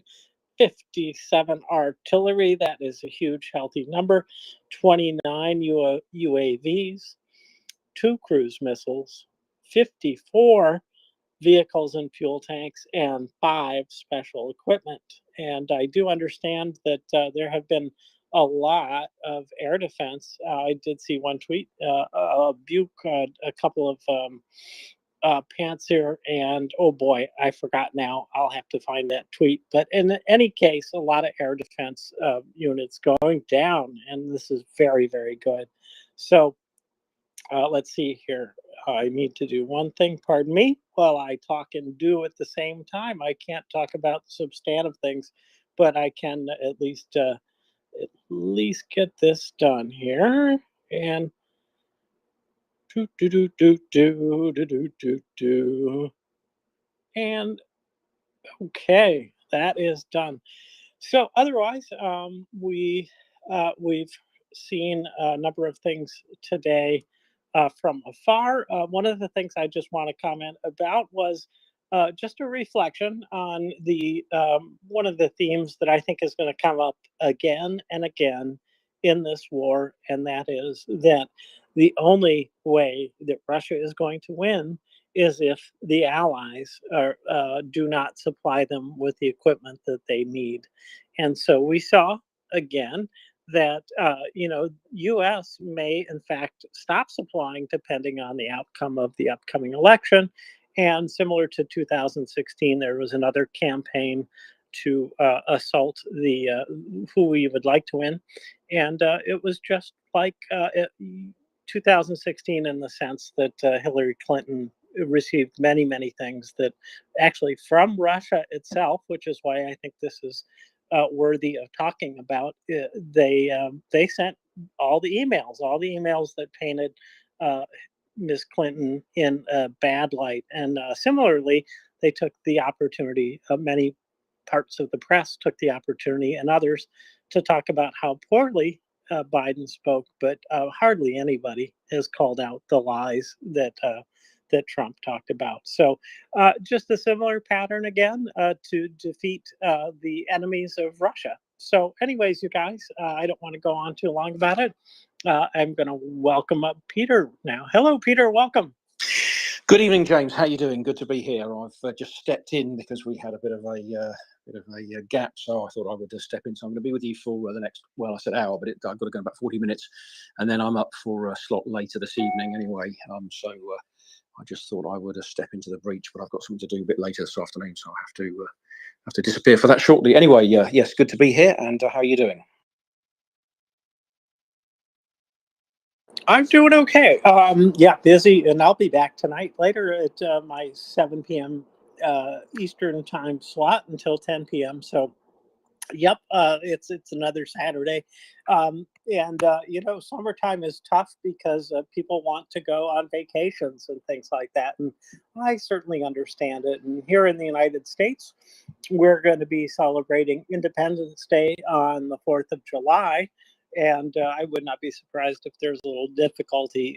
In fact, I have plans. I am on the parade committee, believe it or not, Peter, for our local neighborhood parade. So I'll be busy that day, but it's kind of exciting because we did have a couple years from COVID of not having a parade after almost a streak of 146 years in a row, which is amazing. And so I'm excited that we're still back in business doing this parade. It's kind of a funky and fun parade, and I hope it goes well. One of the things that is in the way is getting enough police to do the work. They do get paid for it, but it's a little tough these days to get them to come out to parades. I'm not sure why. Probably because they want to enjoy the 4th of July as well. Anyways, enough about me and the parade. But yeah, we're coming up on one of the most important days in our history, of course, and it does remind me of Ukraine very much because they also have had to fight, pardon me, an empire to get away and become independent. Of course, they first established the nation, without any trouble. They voted themselves in as a nation and decided to be independent, and then they're now having to defend their independence, and so I'm all behind them, and not because they're like America, but because they deserve to be free and free of Russia's troubles. And that reminds me of Terry's story about escaping from an unwelcome male person. And yeah, it is like the jealous lover, Peter. Back to you. Yes, okay. Right, well, I've been sort of pretty out of the picture for the last few days, so I don't really know what's going on. I've been running trains around a fairly hot England, so just got back and needed some time to sort of just flake out and starting to relax for my weekend. And I see the main thing is there's a sort of question heading about F-16s, and of course we were promised these a long time ago. I think we were promised them uh, latterly by the end of June or during mid-June or something like that. And I tend to sort of have got to the point where, well, I just wait until they actually turn up and believe it when I see them, kind of thing, or hear them. But I hope actually they aren't actually announced. I hope they just appear and start doing their thing. It seems pretty clear there's going to be very few of them initially, but they could have quite a big impact because of their sort of capabilities and also because of the psychological effect they are likely to have on the Russians. So perhaps we should not say too much more about this. I'm not really the expert on those things anyway, so it's not really my kind of area. So yeah, well, all we can say is just, the sooner they appear, the better. And the other thing that, of course, Ukraine also needs is a lot more air defence. And they appear to be doing a good job, particularly in Crimea. And I gather there's a sort of more booms, as it were, going off there. So hopefully, good news. Any idea what else I've missed over the last few days, James? Well, I am going to talk a little bit more about the F-16. Just to say again that the training of the support staff, the people who are going to repair them and keep them in good form, have arrived. There's 50 who are now completely trained on this. And so I think this was another condition. I have a suspicion, no supporting evidence, Peter, that it was difficult for them because of perhaps philosophical differences for them to hire the staff who might otherwise have done it.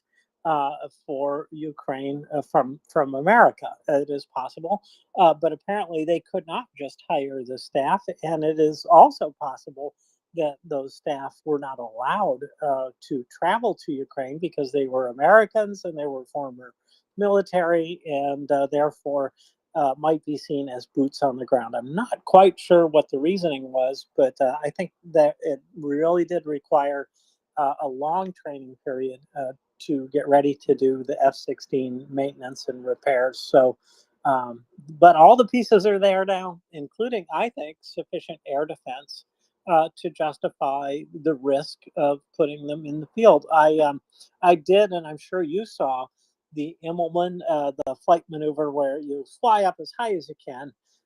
And you go vertical. Essentially, you launch your missiles basically vertically, and they're targeted on something automatically, and then you flip over and you race back toward the forest below you so that they can't hit you with an anti-air missile. And that kind of move to go up and do an Immelman like this means that they felt comfortable enough to strike Russian targets. I don't know where exactly, but to strike Russian targets using an Immelman means that you have some pretty good air defense, or perhaps the air defense of the enemy is degraded enough to pull that off. Because otherwise, you wouldn't want to do that because once you're way up in the air like that, you are a big target and it's easy to take you down. So I'm encouraged by all the signs, but Peter, you're right. We won't know till we know, and it's a little bit frustrating. But I live in anticipation of it every day, and I guess I'm not disappointed anymore because I can't afford that emotional baggage. But yeah, I keep I'm waiting patiently now, Peter. Okay, well, yeah, I think that video thing you were talking about, I did actually see that. It's one of the few things I've seen this week. But was actually a MiG 29 or a MiG something else, or an SU firing missiles, which are guided missiles, which they sort of have to launch upwards to get as much height as possible. It wasn't an actual F-16, just to clarify that. But I guess, I don't know, maybe similar tactics will be used. I have no idea with the F-16s how they'll be deployed and what their capabilities are, etc. Well, I've got a rough idea that they're much more capable than the SUs and the MiGs that they've got over there. But anyway. Yeah, I always did think that the ground support crew were going to be one of the biggest problems. I remember during the Gulf War, I think it was, I was pretty surprised to hear that for every plane that was running from the ground, which obviously had one or two pilots, depending on the type of plane, you needed something like 10 to 20 support staff to keep it running in the air. And that always struck me as a kind of astonishing ratio. You don't particularly think about that. And of course, they need to know what they're doing. They need to be trained. They need to follow the correct, procedures or whatever. Plus, of course, you've got to maintain the aircraft and fuel it and do all the other things. So there's a lot to be done, and it wouldn't surprise me if that's as much of the issue as the pilots. We know from a leaked memo allegedly that the pilot training basically apparently for people who already for people who already flew Russian military aircraft that experienced pilots, and of course Ukraine has a lot of them because they're cracking up huge sort of saucy numbers on the existing pilots. They can actually basically convert them in about 4 months. The English language issue does appear to be genuine because of all the avionics and stuff apparently all only outputs in English, so that's not just an excuse, but it does seem that this whole thing has been dragged out so long. If they really had the will to do it earlier, they would have found a way. And they frankly could have, got volunteer Western pilots. They could have given them Ukrainian nationality, dual citizenship, and there would have been ways to facilitate this had the political will been there. And it's still clear to me that it's fundamentally an issue of political will that's been the primary blocker. But let's hope that they do turn up pretty soon and they do start doing their thing and making a difference. and that it puts more pressure on Russia to do what they should do, which of course is just get out of there, but not only puts more pressure on Russia to do, but they will realise that there's no way they can win this. I think until they actually understand that they're in a big hole and they should stop digging, it's unlikely to make a massive difference. But when they come to that point, that realization, then perhaps things will change. Who knows? Anyway, we've got CDN fella's hand up. So let's go to CDN fella, if that's okay with you, James, and we'll see where the conversation goes. Oh, hello, gentlemen. Oh, the conversation is fantastic. Like, great news. I mean, I was excited about the Mirages. I can't wait to see them go in too. But just the idea that the promise kept so far, and it's kind of like also want to shout out to all my Canadian listeners of Canadian Canada Day weekend. You just mentioned July 4th. We always come usually the weekend or the week before. And anyway, so I got a couple of minutes listening to you guys, having a couple of libations out. And I thought I'd throw in and talk to you about first-person account, basically, of the whole idea that you were talking about pressure and how all the countries are starting to kind of get into gear and starting to send some equipment. And I've seen these Rochelles come on the Halifax dockyards a few times. There's no OPSEC problems here. It's in the sources are like a Slobodan Pekat and like CBC or something like that. So it's. And I've seen them firsthand, and then just to have them loaded onto that ship, and watch these beautifully built armored vehicles, by the way, which save a lot of lives. These are vehicles that there's tons of picture out there. If you want to look in the X or whatever, you'll find pictures of these things completely mangled, and then everybody survived. Like there's quite a few now, and this company is making some great vehicles. It's like the Bushmaster almost. Very high level of survivability. Anyways, and this pride in seeing all these workers seeing this gear going into the ship, right? And it's like when you build something and you send it, like you help a friend in need, like that. There's 200 Ukrainians, by the way, that work there at the Rochelle factory, and they're building a team basically to bring that production to Ukraine, right? And bring the Canadian engineers and everyone back to Ukraine and build a plant there. So just this idea that it took a long time. I mean, I've been with MriyaReport for almost 2.5 years now. It's insane how long it took for that to actually get into the psyche of the people, and having people go, yeah, I'm proud that we're sending this gear. Look at this gear. And if you could see it, if you could see the gear get loaded up on a ship and go to a war that is a righteous war that you basically are involved in without really being involved in it, but most people are asleep, but you are involved as a country because you're sending the gear. There it is, going onto the ship. Anyways, so I want to say, little rah-rah for Rochelle, rah-rah Canada Day, rah-rah America, let's go, F-16s, rah-rah France. I'm having a good time. Glad to hear it, and yeah, thank you for that. It is something to cheer about when the supply lines do work, and that yeah, we do have some things to cheer about. It's not all bad, and it hasn't been all bad for a while. So I'm glad about that, and I'm glad.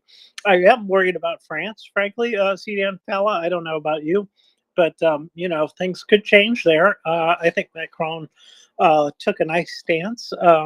But people are very much pocket voters around the world, and I think people are worried about that and some other things, and may not make the right decisions in terms of defense. But we shall see, and I still hold out hope that they'll retain their senses and do the right thing. But you never know. The inducements are strong. So, anyways, thanks, CDN fellow. You want to say anything else? Oh yeah, well, don't get me started on. Like I have relatives in France. I've spoken about French politics many times, and the story I always tell, and I'll tell it again for those who heard it before. But this is the basic story of like my heritage, and is like my mother used to talk about how my grandmother used to tell her about how they used to have suppers. This between the First and the Second World War in we'll say southern France, and they'd all be sitting at the table, and Uncle Julien was a communist, and Uncle so and so was a fascist, and Uncle so and so was an anarchist, and they all sat around the table, and I could just imagine these conversations, right? I guess we don't really have these conversations anymore. Like a MriyaReport is almost like a, and I've heard it before many times, especially with some good contributors that refer to it as the new kind of radio free Europe, where these conversations are being had, right? Imagine having a table with all these people at the table. What would you say? Is everyone just banging their fists and no one actually communicates with each other? So this is a great space to do it. It's got discipline. It's got an actual a cause, a direction, and that's why it's working. Anyways, keep it up. MriyaReport all the way. Happy Canada Day. Hey, happy Canada Day. Thank you. You know what? We don't have too many fascists or anarchists or whatever in the group. In fact, frankly, we kind of make it a point to make sure that we don't, right, Peter? I mean, it's not something we want too many of. We once in a while, it's stimulating, I'd say, to get a visitor who does not see things the way that we do. But in the long run, it doesn't help us that much. But there's still enough for us to discuss and even argue about sometimes. So anyway, thank you, CDN fella. And again, happy Canada Day. Well, Peter, we have another hand. I think we should talk to Dan. I just wanted to say hello, CDN. Happy Canada Day to you and Hey, baby, yeah. all my lost relatives who either don't want to acknowledge me or don't know I exist. My family on both sides comes from parts of Canada, all over the place. We got a huge ancestry of mining out in the West too.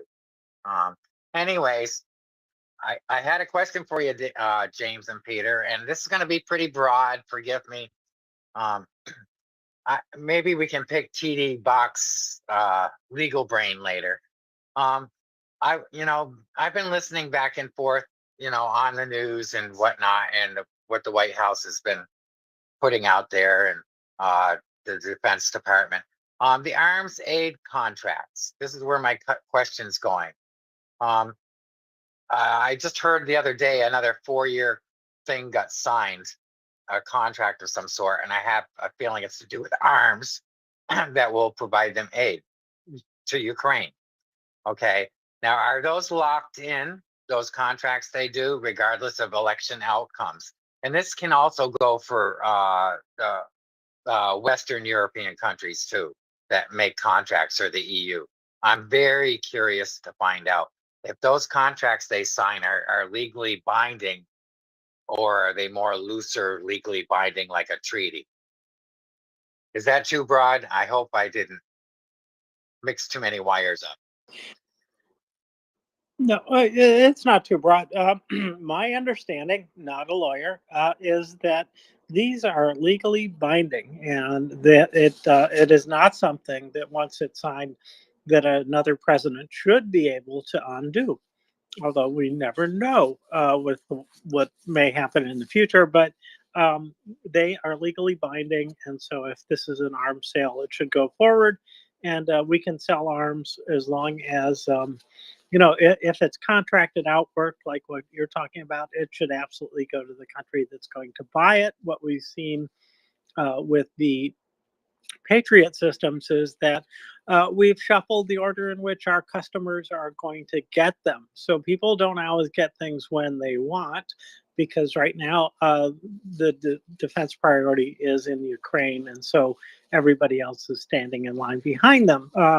But in general, the idea is that we get the work done, and of course these are private enterprises under the auspices of the United States, but they will work at their pace and get this stuff done. And any kind of contract slippage or anything like that is on the company. But yes, those things are legally binding. And I don't think if once we've decided that we can sell someone arms systems or munitions, I don't think that there's any reason that we would interrupt that. But Yeah, it'd be nice to have somebody who's an expert in that kind of law, but that is my understanding, Dan. Go ahead. Yeah, and my goal for that question was, I was thinking before, the way my brain works. My goal for that question, James and Peter, was to get that narrative going, not just on the space for us listeners, but also in the general public when people question and they get in a panic about an election outcome. So we don't always have to make it, even though it is a political thing, we don't always have to have that sort of Damocles hanging over our heads and start panicking like a bunch of chickens caught in the rain. Actually, chickens don't mind standing in the rain, do they? But that's my goal in this question, is to refocus the narrative to assure people that they have signed contracts of sales and they can't be manipulated too much regardless of outcomes. That's my goal.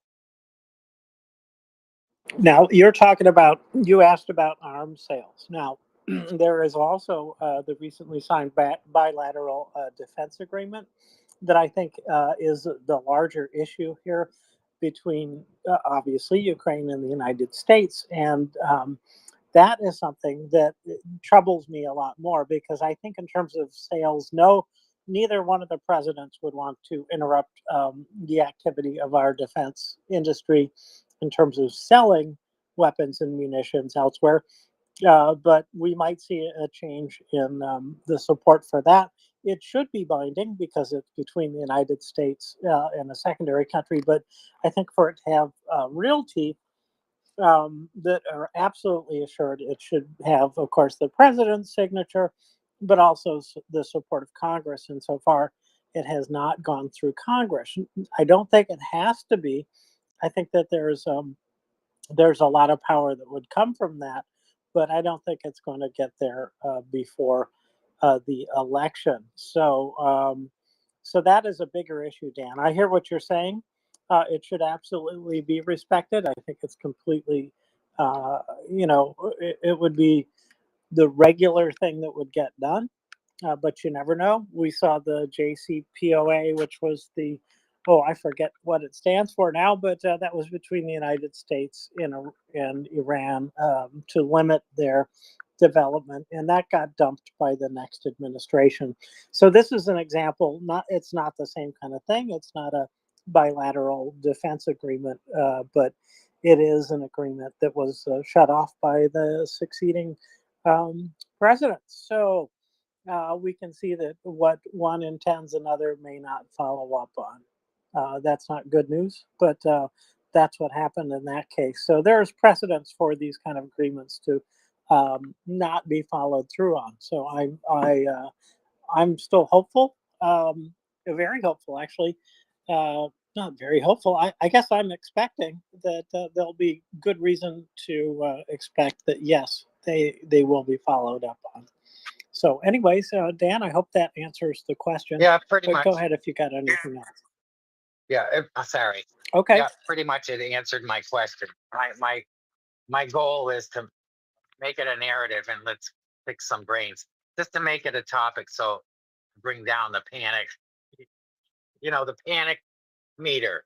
Everybody goes off, after the debate, everybody went off into the, panic echelon, and without looking at the facts and re-examining how the debate went, and they're just listening to media. But yeah, on this space, I myself would like to see more of the narrative pushed towards some of those questions I asked, and in a reassuring way that we do have some of this locked in, or the government does. But anyways, if you get my meaning, and I really do, Katie Bach might. Oh, there's Dryfly. Yeah, Katie Bach or TKD. I can never do it right. He usually is good at picking these things out. But there's Dryfly. He might have an answer. Yeah, he might. Anyone is welcome to come up and speak to this if they know about it. That'd be fine. And yes, TKD. I believe that stands for technical knockdown, Peter. That's what I'm going to say it stands for anyways, technical knockdown. I don't think that's an actual boxing term, but I wouldn't want to get into a rhetorical argument with her. So, anyways, but thank you for coming up and asking, Dan.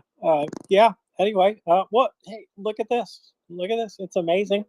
It's as if your request was answered, Dan. So we'll see here if connections actually could be made. And Peter, what do you think of that? Is it similar for England? Do they have the same kind of rules, or maybe we should go right to dry-fly? I'd like to ask the question repeated. I wasn't paying that close attention. I've been kind of dropping in and out. What's the question? Go ahead, Dan, if you would, please. I was just asking James if ever they brought it up in the arms and aid contracts. I was listening a day or two ago, keeping an eye on it and how they've signed stuff. And they signed a 4-year contract or something. I don't know if that, I believe it was for arms sales. That's what James was explaining. And I would like to see a narrative or us push a narrative. I know I would like to have something to say to people. No, it's locked in. It, regardless of election outcomes, it's pretty much locked in. And it might be in some Europe agreements. I don't know the legalities. I'm just picking people's brains pretty much. Because everybody gets in a freaking panic about, politics and stuff. And that's fine, but yeah. That anyways, if that makes any sense, you can probably explain it better than me, James. You're better at speaking. Oh, I think you got it across. What is the fate, or what should be the fate of longer term agreements than one term, I think is sort of the essence of it. So dry-fly, I hope those make sense. Yeah, actually it does. With respect to actual purchase agreements, there's a lot of fine print. I mean, a lot of fine print. In the U.S., sales of weapons, even if it's between Ukraine and a private corporation, there's frequently restrictions or caveats on what can and cannot be exported.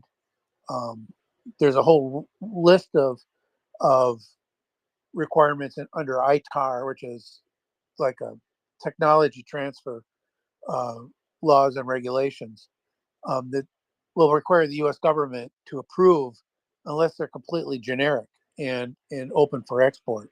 So I think the short answer is yeah, the elections matter. If we have a 4-year purchase agreement and it's for stuff that is restricted for export, I think you're going to need permission each and every time, to be honest. So yeah, I think there's reason to be concerned. I'm concerned about it. I'll be honest. The other problem is that if it requires, if the executive can block it at any time, and there's a lot of belief in the United States judiciary that the executive has enormous power to basically decide and do what they want within the constraints of the Constitution. In other words, if he's not restricted from doing it, the president has very, very powerful executive uh, discretion. In fact, there's a term for it called the unitary executive theory. I'm not a full believer in it, or let's put it this way: I don't approve of it, but I could see how it comes to that, and you can go back and say that's not something that's just new. It didn't just come with Trump. That conflict goes all the way back to Andrew Jackson and John Marshall. Uh, John Marshall tried to block, or there was a suit or some kind of uh, legal proceeding that went all the way to the Supreme Court, blocking some action by Andrew Jackson. And I believe it had to do with the Trail of Tears, with the eviction of Cherokee and Shawnee and others out of the Southern Appalachians. And the Supreme Court actually sided against Andrew Jackson, and Andrew Jackson did it anyway. He said, I'd like to see John Marshall execute that order. I'm the executive, and I'm not going to execute it. I'm going to do what I want to do. And so there's always that risk. And quite frankly, with Trump, that is the single biggest risk, is that he has been emboldened by the courts, that if he gets back into office, he will do what he wants to do, regardless of the suits and Congress and whatever, and he will pin it all on the power of the unitary executive.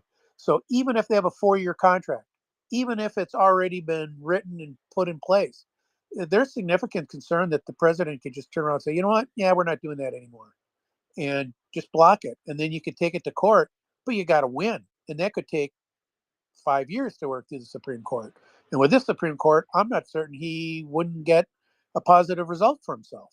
So yeah, I think there's reason to be concerned. I'm not saying to freak out. I'm saying to go work on the election. Put in congressmen and senators who don't believe that, and then vote in an executive who doesn't believe that. But yeah, the risk is there, and the risk has always been there. That's my point, is that elections always matter. It's why I get so mad at people who say, I hate politics. I don't get involved with it because it's all this or all that. And my attitude is, yeah, they've all got problems, but some are almost always worse than others. There's always someone to vote against. There may not be people you want to vote for, and you really need to pay attention. It's important. Democracy doesn't work unless people make it work. So yeah, I think that is a legitimate concern. I can't speak for Europe. I can't speak for the UK, but in the United States, yeah, it's something that doesn't function on autopilot unless the executive wants it to function on autopilot. And I'll listen. That's all good stuff. I think I said similar things. And it is worrisome, right? It really is worrisome because I think you defined it very well. Not defined it, pardon me, explained it very well about the risks, especially in this case. And, I think that you can see as an example of another point of view from this kind of I'll do whatever the hell I want was the decision about Afghanistan. I'm not sure that Biden would have made the same decision if it was his to make about pulling out, but in fact, he kept with it. I do sometimes suspect that he did support it. He is one of the reasons he won is he's more toward the middle than many of the Democrats, and I think that's why he did get elected in the first place. And so he may well have, and I think a lot of Americans were wondering what exactly we're still doing there. But if it was his choice, I don't think he would have released 5,000 terrorists from prison. But that's just me. I don't know. Tryfly? No, I agree, but I'll tell you this again. Uh, there was a precedent for this. I don't know how old you are, but I graduated from high school in the spring of 1975.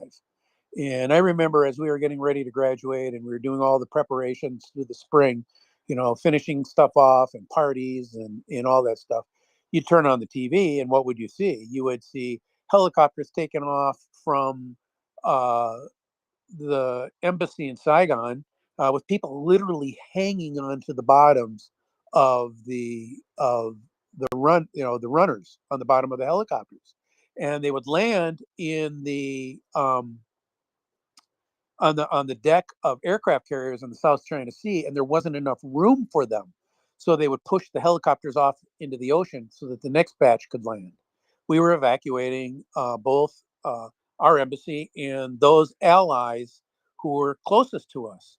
In fact, a few years later, when I was at the University of Minnesota studying chemical engineering, I was my lab partner was one of those people who was evacuated on those helicopters. Her husband had gone to school in the United States, was active in the government, had contacts in the embassy, and her husband couldn't get out, nor could his brother, but he got his wife and their children out. Those two guys never left Saigon, and they never left Vietnam. They went into the re-education camps and disappeared, never came back. Okay, but this woman got to America, became a refugee with 5 kids, 4 of her own and one of her brothers, or his brothers, and she raised them all while going to school at the University of Minnesota. She didn't have a degree, um, and we talked about this a lot. That was all set up in 1972. What happened in 1975? All of those wheels were set by negotiations in the Paris Peace Accord between Kissinger. Nixon gave him full, authority to negotiate um, any kind of agreement, allowing him to get out. He then penned the phrase "peace with honor." We left, but we left in such a way that there was no way South Vietnam would ever be able to hold off North Vietnam. But the agreement was that they wouldn't attack right away, and they would allow the Americans to withdraw. Well, that was exactly the same agreement that was negotiated between Pompeo and the Taliban. And the problem is Trump wasn't around to execute it. Uh, the person who came in was Biden. Biden didn't like the idea of just turning over Afghanistan to the Taliban, so he tried to to to to make it possible for the existing Afghan government to stay, and it was as futile as it was for Gerald Ford to try to hold South Vietnam together in the face of the North Vietnamese in 1975. It was just a futile effort, and there was never going to be a clean exit unless we surrendered. There wasn't one in 1975, and there wasn't one in 2021. When you make those kind of agreements and you negotiate those kind of agreements, you will not end up with a clean exit unless you surrender some point in the future. And quite frankly, that is my concern about the negotiations uh, with the West forcing Ukraine to negotiate. They're going to try to force a South Vietnam like negotiation or a Taliban type negotiation, be able to pull, wash their hands of it, wait a little while, and then turn it over to Russia. And we just can't let them do that. We absolutely can't let them do that. And I do not think that Biden wants to do that. I absolutely don't believe that's on is part of his agenda. But I do think it is part of Trump's. And I do think there are significant factions in Europe who would be happy with that solution just to get this over with. We just can't let that happen. We got to put all kinds of pressure on our people to not force Ukraine into a negotiation that's like the Paris peace talks in 1972 or the Taliban talks in 1920, or 2020 and 2021. It's just not something that we can let happen. Listen. Thank you, Dryfly. Yeah, really instructive about what are the possibilities. And I think that to me, the best argument to make to the public of all of the countries that are concerned is that this is the best deal going. The amount of destruction of Russian warfighting capacity being destroyed is amazing. It really is. It's amazing. And at such a low price. If we had gone in and done it ourselves, we would have spent much more money. We would have used the top shelf equipment, and it would have cost much more to get to this point, and it would also have cost American lives. And so there are just many reasons to see this as already, for the Allies in particular, a huge victory. Even without the rest of it, even without Ukraine's victory, for the Allies, it's been a victory. But we need to bring it to conclusion, otherwise those costs will come back again, and and we'll be worse off if Ukraine is conquered. So we just need to understand it and explain it to people thoroughly about these things. Dryfly. Well, and I was going to say too is that there are precedents for the other way too. I mean, as far as not capitulating and standing strong, the problem with those is that they do take time. And this is where I disagree with a lot of the people on the pro-Ukrainian side. Is that I want people to wrap their heads around the idea that this could take a very, very long time.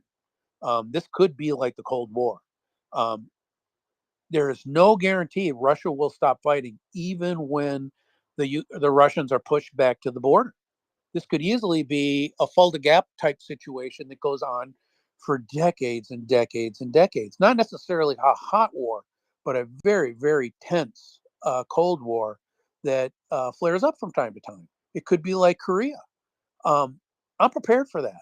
I'm mentally prepared for that, as long as Ukraine is in a position where they can be vital and independent and just control their own destiny, which means they're going to need our support for a very, very long time. They're also going to become very, very strong partners with us, like West Germany became, like South Korea became. We're not going to have to subsidize it. In fact, they will be adding to the defense shortly, not just consuming our resources. So I don't think that this needs to be something that we worry about, but I would prepare people. This isn't necessarily going to end soon. What can end is the occupation, but I don't see Russia stopping their desire to go back in and fight for a very, very long time. And I think we have to be prepared for that in the West and in Ukraine. I think Ukrainians are prepared for it. I mean, the people I have been reading have told me that, through Twitter and other social media accounts, is that they have been fighting this war for a very long time already. They have wrapped their heads around it. Not this hot always, but they have always had the specter of Russian oppression hanging over their heads. So they're mentally prepared with that. What they need are good allies to help them hold off this much larger and more dangerous neighbor. And I think we in the West need to be prepared to do that. I certainly am. And I lobby my politicians and I argue with anybody I can listen to who will listen to me that the Cold War was ugly. It was not a great thing, but it was better than surrendering, and it was better than a hot war that could destroy civilization. So I think we as a society need to wrap our heads around that real tight and not panic, hold the course, give them what they need, push them out so that the lands are liberated, but don't expect that necessarily means that Russia's going to roll over and play dead. I just don't buy that. So I'll listen. Let's go take Dan's question or comment, and Darify, I have another question for you after that if you've got the time. Dan.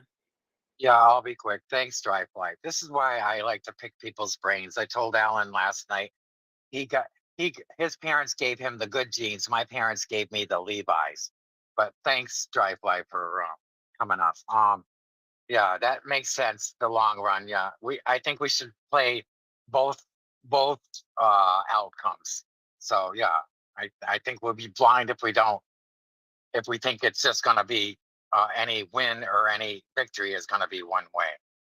And yeah, Korea, that line scares me, but it may happen. Having that kind of a North Korea, South Korea thing going on. But thank you so much. You go ahead, James. I'm sorry. Oh no, thanks, Dan, for bringing up the question. The topic is a good one. It's really important, and there's something that people need to wrap their heads around and really understand what's at stake, why this is going on, and what we should be doing about it. So I think it's a really important topic. So, Dragflight, my comment was about the number of and type of sanctions that have been put in place. I don't know how closely you've been looking at those or how much you know about it, but from the Moscow Times, I read an article about about this, and they were saying that this latest round of sanctions would basically kill their economy, a potential death sentence for the Russian economy. And so this is one of the reasons why I think some people are hopeful about a shorter war than otherwise. And I wondered if you had seen that first and what you think of the impact of this and not just this, but all of the sanctions, and how much does it weigh or not weigh in the equation about victory and Russia's willingness to come to some agreement. I have not looked at the specifics. The one that really caught my attention was when Russia no longer was even willing to trade the yuan in their banking system because the Chinese were resistant to it, and the Chinese are resistant to it because they don't want a number of their larger companies that were trading with Russia. to face sanctions in the West. So I think there is some of that, but I would caution people. The Soviet Union survived from 1922 or 21, really from 1917, October 1917, all the way through to 1991 without really integrating into the West much. There was a little bit, but it wasn't much. And they did it because they accepted a much lower consumption economy. Okay. They, you know, I don't know how many people you knew, but I actually knew people who went to Leningrad, who went to Moscow, and they remember walking to go see the museums mostly. They remember walking around and having people proposition them for their blue jeans, for T-shirts, for anything that was Western. And it wasn't because um, there was some special brand or something. It was that the ability to consume in Russia was so low at that time. I mean, it really was incredible how low the level of consumption was. But up until 1991, really, the system didn't break. And actually, had Gorbachev been more of a monster, had been more like Stalin, he might have been able to drag this thing out for a couple more decades, maybe forever. Depends on how brutal and ruthless he wanted to be. I mean, we see it in Korea, North Korea. So I'm not as optimistic that it will break the economy, okay, um, in the sense that it will lead to revolution, but it'll hamper their ability to put together a warfighting machine and to threaten the West directly. And I think that is probably a second best. I mean, ultimately, if they were to wake up and say it's time to stop, that would be ideal. That would be the perfect solution. But the second best solution is just for them to not be in a position where they can put together a warfighting machine that would truly threaten the West. There will always be nuclear weapons. The nuclear genie is out of the bottle. People also need to wrap their heads around that. And I've been telling people that since about 1979. And that was when my roommate, who was a master's in physics from Ankara, from Turkey, and then getting a PhD in mechanical engineering, he and I and a couple other, my buddy, chemical engineering buddies, a number of us who ended up heading off to Hanford and Los Alamos and Rocky Flats, all came to the conclusion there's no way you can stop a country like India or Pakistan at that time from getting a nuclear bomb. Well, add in Iran today, the only way you stop a country from getting a nuclear bomb is by occupying them. Because if they decide they want to have one, they're going to get one. They can hide them. They can put the stuff underground. It's just impossible. So we're always going to face the nuclear threat. But the nuclear threat, like we've talked about on this show over and over, is a pretty hollow threat because it involves your own suicide. So at the end of the day, if Russia doesn't have the ability to conventionally conquer Europe, the opportunity for it to conquer Europe is pretty slim. And sanctions are the single best way to limit that. So I'm 100% for sanctions. Just understand they're never going to be perfect. There's always going to be cheating. I can tell you 100 different ways people cheat because I've seen it done in the Middle East with companies trading with Iran in oil and gas products that were sanctioned and how they worked around it and how it's unstoppable. But the cost of the sanctions to the country that's trying to break the sanctions is very, very high. It's very, very painful. And it reduces the ability of that country to function, which at the end of the day is the goal, is to make it difficult for Russia to functionally threaten Ukraine, Poland, the Baltics, and the rest of the West. And so I am 100% for the sanctions, and I think we're doing the right thing. We just have to keep doing it. As they find a hole, plug it. They'll find holes. Try to plug them. That's all we can do. And I'll listen. Thanks, Dryfly. Yeah, well, I think these are powerful sanctions. I think one of the things that may have changed over the course of history is just how integrated international banking systems have become via the internet, and I think that there also is a much greater power for economists and investigators to determine the relationships that are going on and who's selling what to whom. I think there's more penetration into that than ever. So they may have more impact just because they can get to this stuff faster, although it never feels like it's fast enough. Dryfly? Yeah, I agree. And I'll tell you, the area to watch is watch money laundering. Money laundering is probably the single most important um, area to plug, and it's the most important from my understanding. It's the most important part of the financial apparatus of the Russian Red Mafia, and it's again, it's not new. It's not new at all. It has been going on forever. In fact, people have always for the last 6 years, 8 years almost now. People have been saying that Trump has got compromised and oh, there's a P tape or whatever it is. I was never a big believer of that. I mean, I flirted with it early on, but the more I've read, I just don't think that that's important. I don't think that's a factor.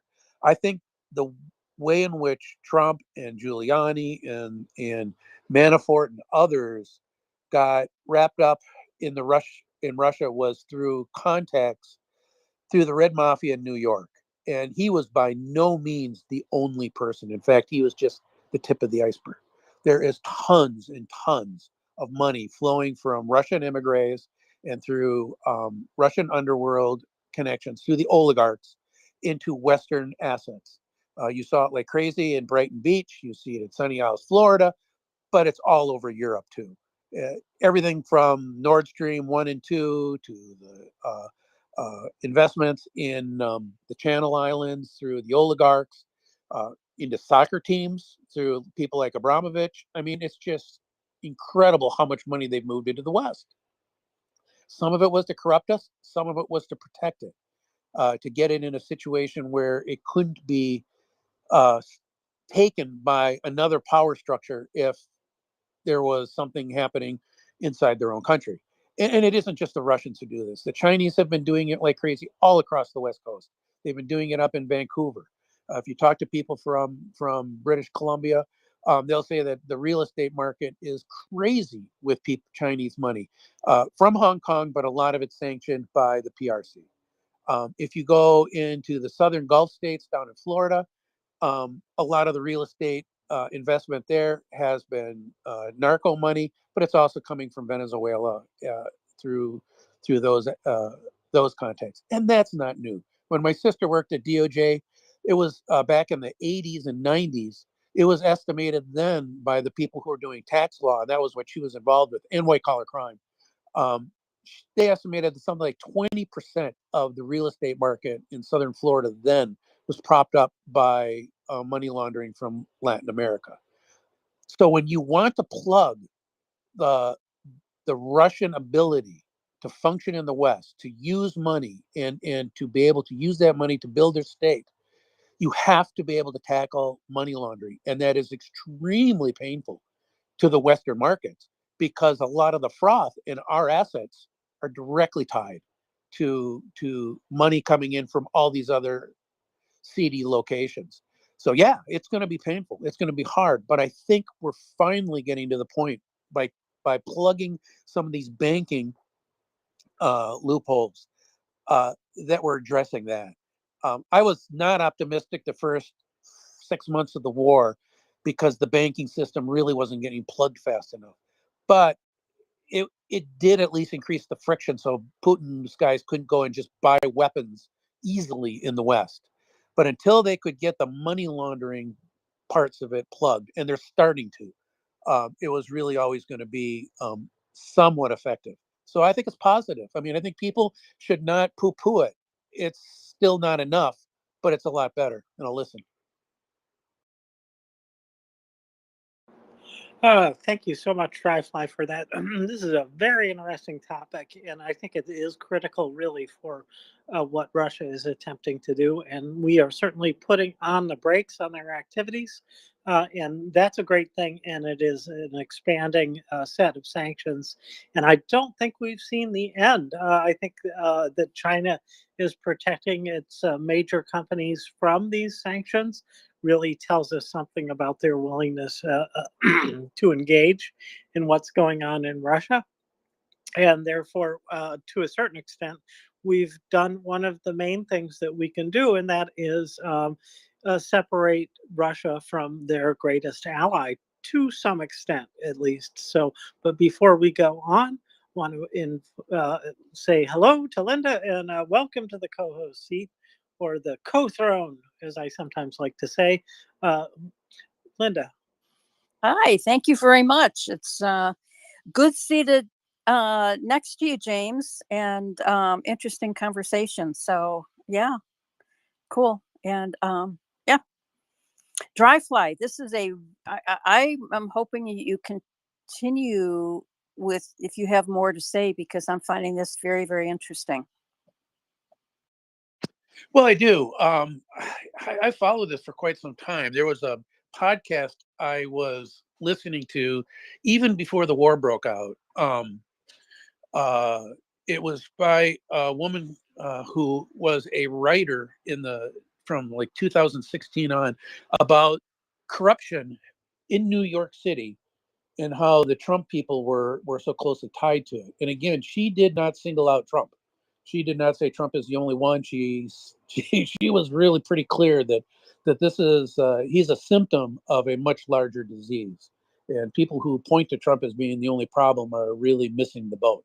There's been a money laundering problem in New York for a very, very long time. And her point was that it went back to actually the turn of the last century, back to around 1900.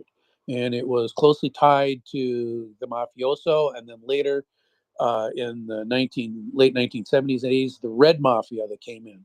And she went through the whole story, the whole history of that. And it was just The World Beneath is the name of the podcast.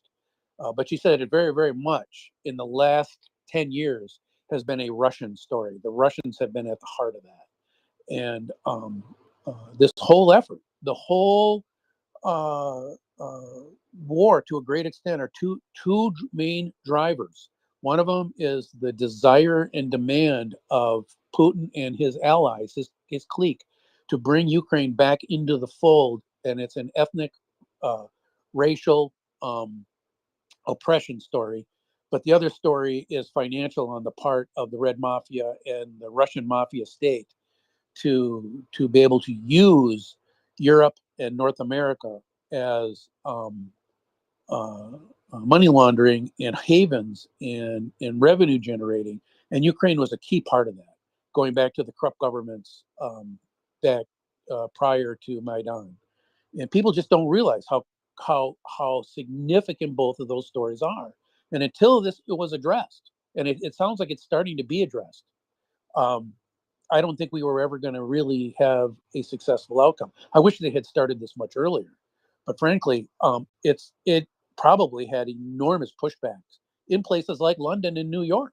I mean, I would be willing to bet that it would be very, very hard to get everything done you wanted to do on the side of Ukraine. You know, as far as cutting off money to Russia, until you had London and New York realizing that it just has to happen. That whatever money was coming from the Eastern Bloc, you know, from Belarus, from Russia, from that whole world, it was going to have to be strangled out before they were ever really going to do something about it. And there was a lot of money coming. So I think this is optimistic. I mean, people should not be, should not poo-poo it. It's not the answer, but it's the start. Or, it's not we're not done, but it's a very, very good start. It's a much better start. If you choke off the money, you could choke off the supply of the goods. That was what the U.S. government did in the 1980s to choke off the majority of the cocaine trafficking.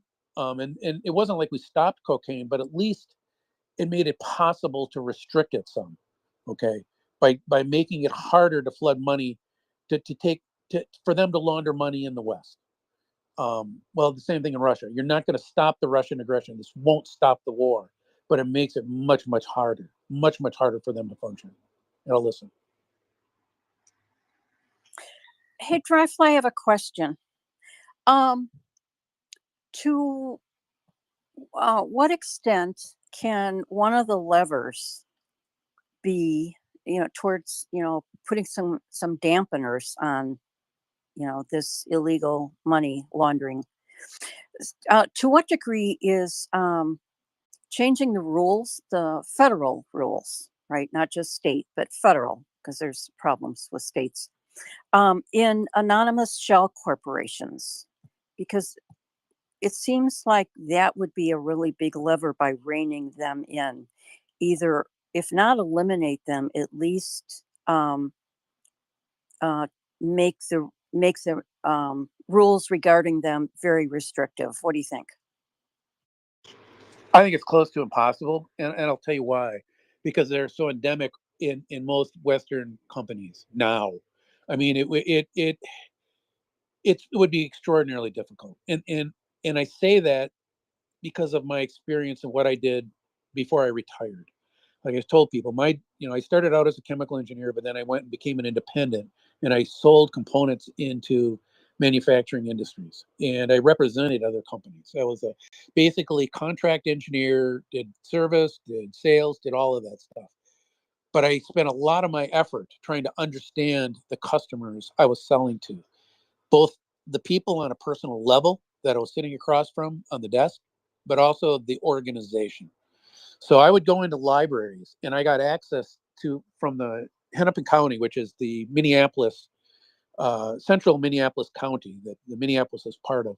I would go into their library system, and I had access through them to some of the best databases, business databases you can get.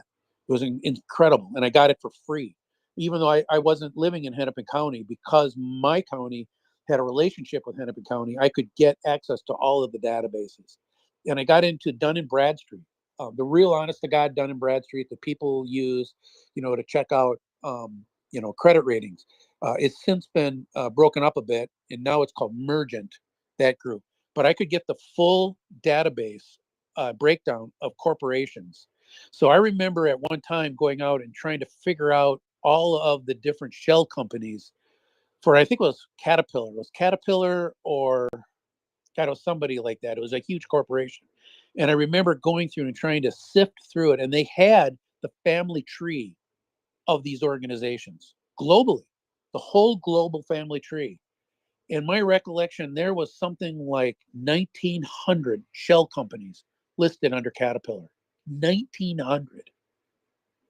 And there's probably more that are invisible to that database, because that database would find. I mean, there wouldn't be, people wouldn't always, tell DMB that there is another shell company added, but frequently these would show up in billing records and inquiries and stuff. And they built this database, and I I would then plot it out. And I did that to go out and to see, okay, if I'm calling on a Caterpillar factory in Peoria, where are other factories in that, other divisions, branch offices in that organization? So I might see the corporate headquarters literally in Peoria, Illinois, and then globally, where else are they? And what is their relationship? Okay, well, 1,900 companies, and you go to GE, I think there's more. And and it's just crazy how many shells there are in a typical corporation. Trump himself, even though his company isn't a very big company, I mean, people talk about, oh, he's a billionaire. Yeah, he probably, maybe net worth a fraction of that, but asset basis, it's certainly in the billions. Um, he had 500 shell companies, and in some cases, it makes sense. I knew guys who were mere millionaires and had 10 or 15 shell companies themselves. Um, it's so easy to set up a shell; it's crazy. Um, so my guess is that it's nearly impossible to stop that. What is possible is to have the government actually police them as far as asking what they're about. In other words, ask for reporting. If you're a company and you have a shell company and you need to report what is the company doing, and you should be reporting it. If you're a publicly traded company, you should be reporting it to the SEC. If you're private, and the IRS. If you're a private company, you should be reporting them to the IRS, and the legal um, apparatus like the DOJ should have access to them. I think they do. I think the reality is they don't really want to look very hard. And there's so many of them that it's very, very hard to sift through. I mean, I found it enormously difficult to sift through. But if one person with just one PC can actually sift through a company like Caterpillar and make sense of all the families and the divisions and how it's laid out, they can certainly do it if they have the money and they have the time. Now, here's the other thing I found out from DMB. Caterpillar was very, very good at reporting their uh, international operations. So I could go out and see, oh, Caterpillar in China, Caterpillar in Indonesia, Caterpillar in Saudi, but I had no way to really know for sure whether that was accurate or factual.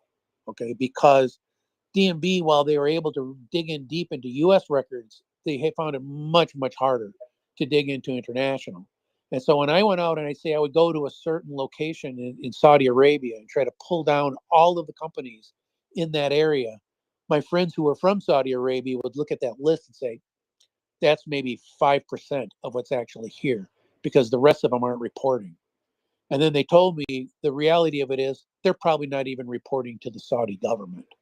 So if they're using offshore companies in Cyprus, in Saudi or UAE or Malta or someplace like that to then launder money back into the States, it's going to be extraordinarily difficult for the US government to track them all down, except from our side through the transactions on our side.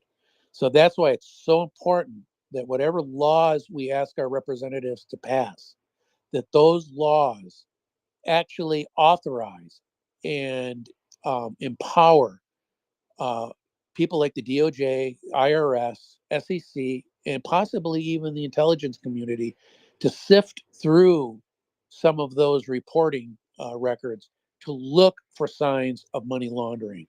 I could tell you the pushback will be off the charts, but it's something that we need to push for with our elected officials. And listen. Yeah, I have a follow on, Dryfly, because what you're saying right now makes sense to me. But I also know that this is one of those areas where AI can excel at if it is crafted in such a way to do that kind of research and make those kind of connections. Now, um, AI is very good at this, finding patterns, right? Um, and then bringing those patterns to the attention to humans who are, who may be decision makers with regard to pursue this law or that law or whatever. Um, and what I'm wondering is if there is any effort afoot to use technology that's available in order to cut through some of that.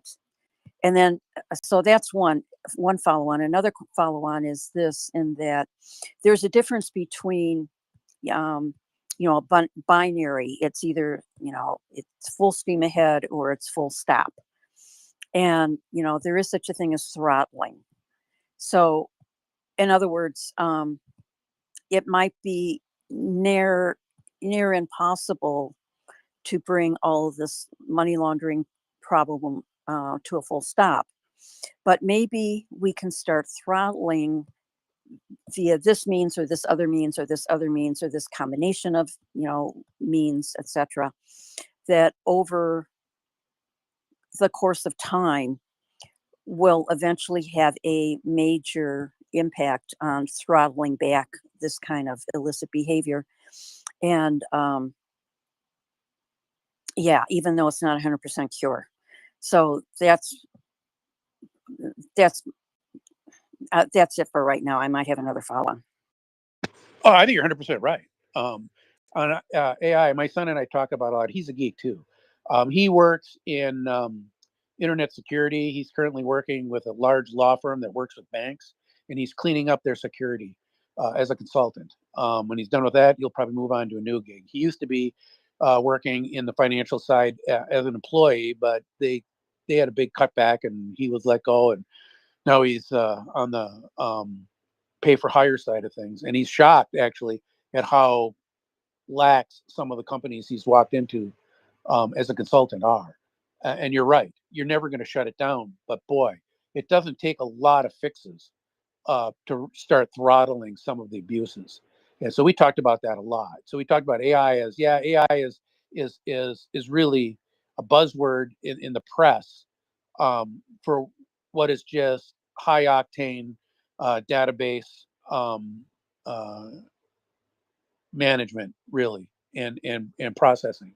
More computing power thrown at databases and better databases than was possible before. It's really not dash intelligence in the sense that humans are. What I did is I didn't have that power, so I focused my searches very narrowly, but I used real intelligence, meaning my own intuition and thinking. My thoughts are that you need some of both. You're going to need what we call AI, that powerful database search and query power that these big data centers are now able to bring to bear, but then use it with really, really smart people to look at the results and say, is this worth going after or not? And it'll come down exactly to your second point. You aren't going to cut it off, but man, you can certainly throttle it back. And more importantly, make it less easy for them to use the money in an actionable way. So for example, to go back to that drug lord analogy from the 80s where my sister was, they knew they were never going to stop cocaine coming into the country. The border's just too big, it's too easy. But if they could just make it so that the money that they made was much harder to use by them, it took away the incentives to go all in. They didn't stop, they kept at it. But it really put enough restrictions and enough friction that it actually did slow down the corruptive part of the drug war. So whereas at the street level, the little people level like us, where the overdoses are, we want the drugs to stop. But if you're actually a policymaker, what you really want is to stop the corrosive effects of the money in the governments. That's how you end up with a government like Mexico or Venezuela or Colombia in the 1980s, where the money is flowing or Russia today, where the money is flowing so freely through the government that the government is completely corrupted by the contraband, by the profitability of the contraband. If you can stop that, you can at least save society. You won't stop all the overdoses. You won't stop the drugs from flowing, but at least you save the government from being taken over. And that's important. That's really, really important. And that's really where the effort needs to be with Russia. We need to stop them from corrupting our government, from corrupting Ukraine, from corrupting Europe in the effort to gain their political aims. And that is just underreported. And it is under appreciated by almost everybody how important that is. And so that's why stopping money laundering is so vitally important. You are not going to stop the war, but you can stop the effect of them being able to wage the war in our governments if you can throttle back the money flow into the assets in the West. And I'll listen. Do you Thanks, have? Dryfly. Oh, I'm sorry. Go ahead, James. Beefeater into the conversation here. Hello, Beefeater, and welcome to MriyaReport. Glad to have you up on the speaker panel here with us today. And I did see your DM, and so I put the report that you sent me in the nest, and so I wondered what you thought of what's been said so far, and kind of open the floor to what you'd like to say. And Linda, but I cut you off, Linda, so apologies for that. But back to you, Linda. I do have follow-ons with Dryfly and maybe with Beefeater as well. And oh no, Beefeater dropped a listener. Beefeater, come back. We need you in this conversation. Oh, he's requesting again. Okay, let's see if we can bring him up. Probably one of those technical issues about sound and the like. You know how Twitter teases us with that. So anyways, go ahead. Go ahead, Linda, with whatever it was you were going to say. Beefeater's a speaker, so let him go while he has the chance. Good evening, folks. Can you hear me? Yes, sir. I just wanted to perhaps chime in. I haven't caught a lot of this conversation, but I see you've actually put one of my threads up on the Nest, which is entitled Putin's Four Circles. Would you like me to talk you through that, or have you already covered it, James? I think it's worth talking through. I think that what Dryfly brought to us was a sort of a different topic from a different angle. I think this is a very appropriate add-on to the conversation. So please do. Thank you. Okay, so from what I've heard from Dryfly's side, the topic has been about curtailing Russia's ability to essentially move money outside of Russia, and hence the conversation around sanctions and the use of shell companies to mask capital outflows into both the European Union and the US. So, am I reading that right?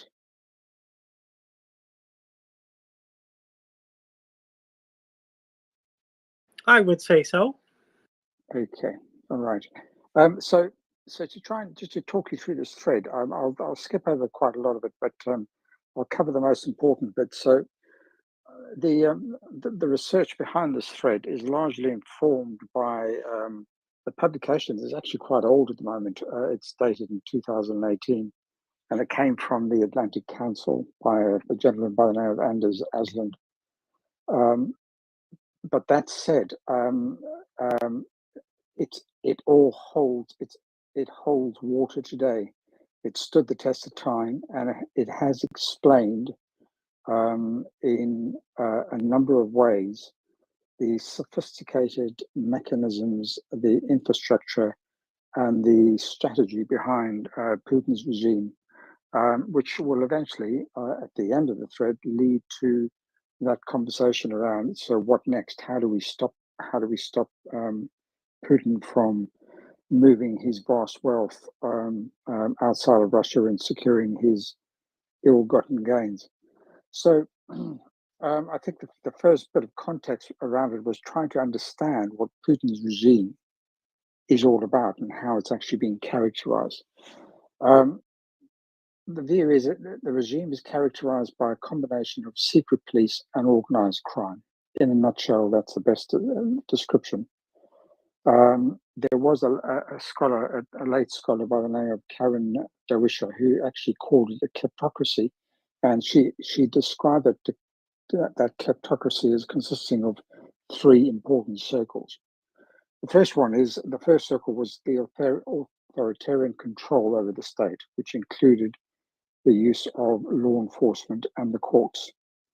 The second circle was using big state companies and corporations that Putin controls through the various appointed chief executives and his loyal appointees, who helped him extract funds from these companies for their personal benefit. And the third circle of this kleptocracy, as she had characterized it, was made up of all of his old mates, all of his old friends from St. Petersburg and the business and crime world, who had obtained companies that greatly benefited from public procurement and asset stripping from these big state companies. But the important part that was missing from Dawisha's characterization was the discussion around a fourth circle. So the kleptocracy can't actually function without this fourth circle. The fourth circle is all about offshore assets. Ironically, the Kremlin's executive control of the courts has deprived Russia of real property rights. And not only ordinary rich Russians, but also rulers. They transfer their assets abroad to keep them safe, because they're not safe inside Russia. So when they transfer their money abroad, they generally have three key requirements for the money's destination. Firstly, the country's got to got to have a sound rule of law. In other words, it's got to be a stable country. They've got to allow anonymous ownership, i.e., that discussion around shell companies and anonymous involvement in corporations and investment companies. And they must have deep asset markets because their assets are really substantial. You can't move a few $billion into a small company. You've got to be able to have the size of that wealth absorbed into really large corporations. Many years of fighting against shell companies and banks have repeatedly seen financial crashes, and they've minimized money laundering through dubious jurisdictions. But today, a few countries with the sound rule of law are still allow anonymous ownership on a large scale.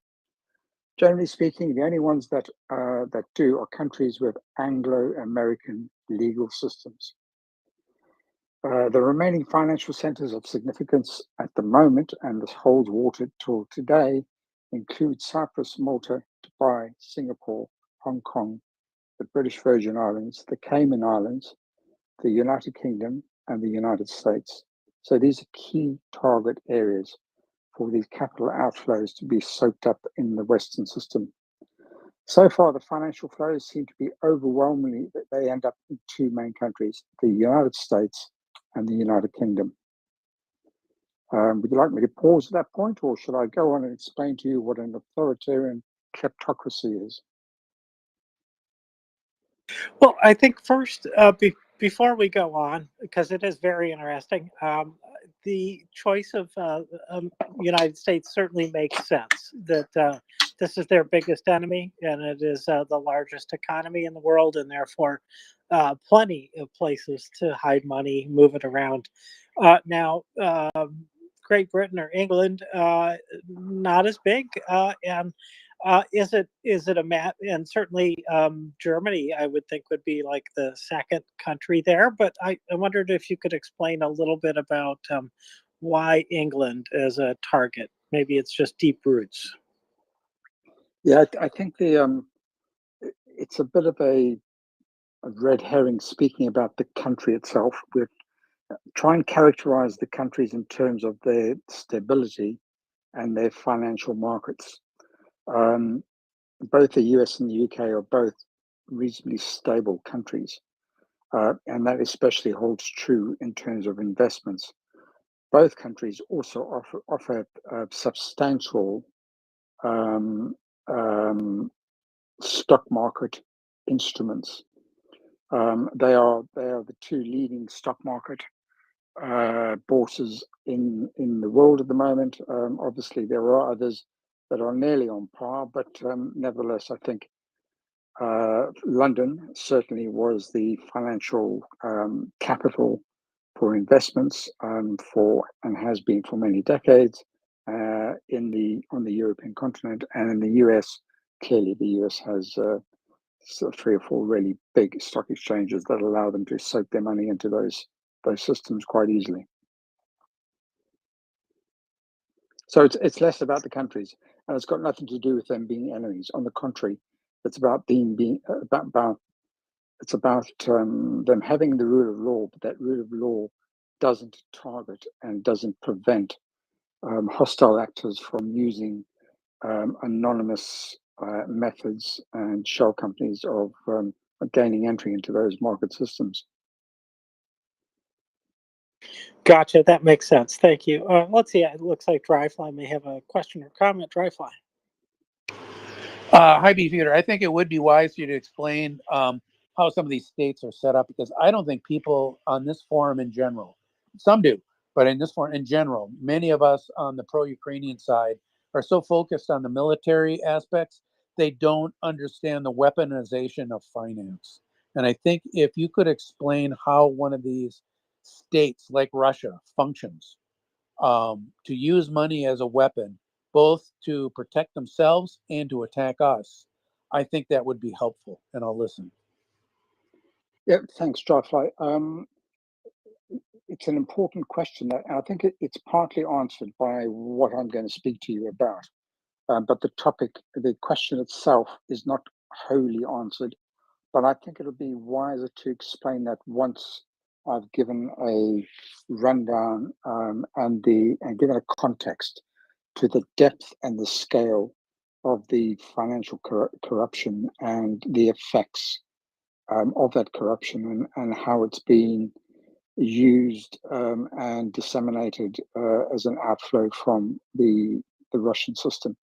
Only then will it kind of make sense how they use this then to as you put it, weaponize it. But they certainly use it as a strategic instrument in helping them achieve both their military and their geostrategic goals as well. Yes, please proceed. Yes. Okay, so let me just talk to you briefly about authoritarian kleptocracies. If you remember, I've just described, I've explained to you that an academic once described Putin's regime as a kleptocracy.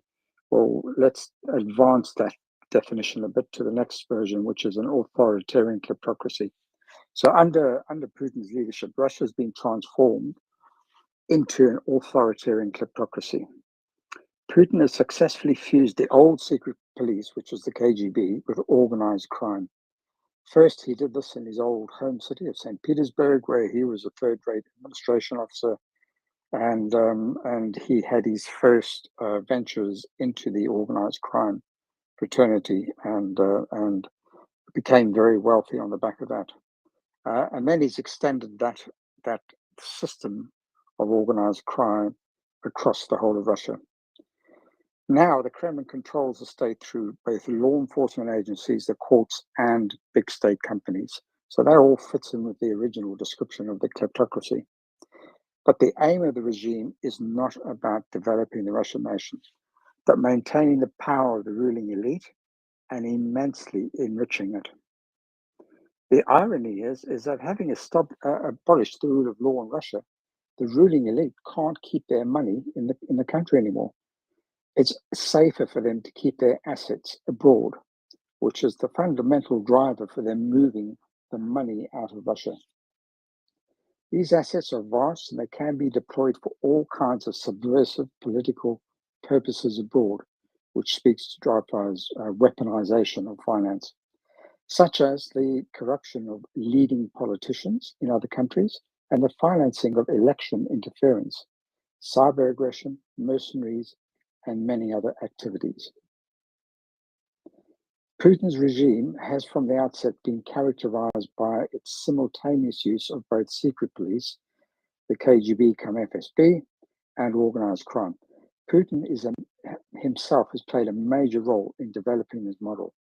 Much of it was done stealthily over the last 20 years.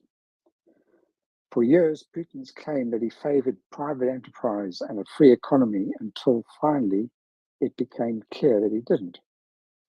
The new model of Russia has taken shape. The state has become essentially a corporate enterprise that has nominal owners.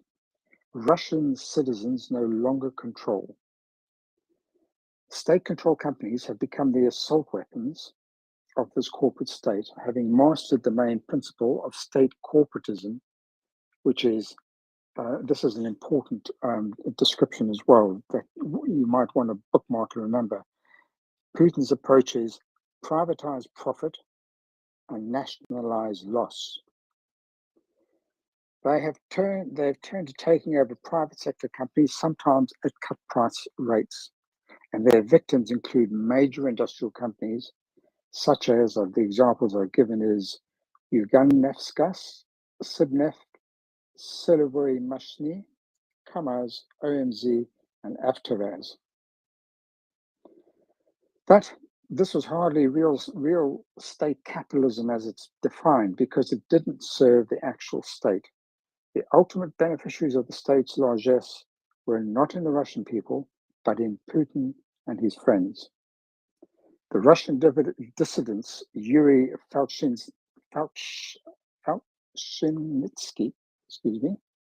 and Vladimir Privigorovsky named it the corporation.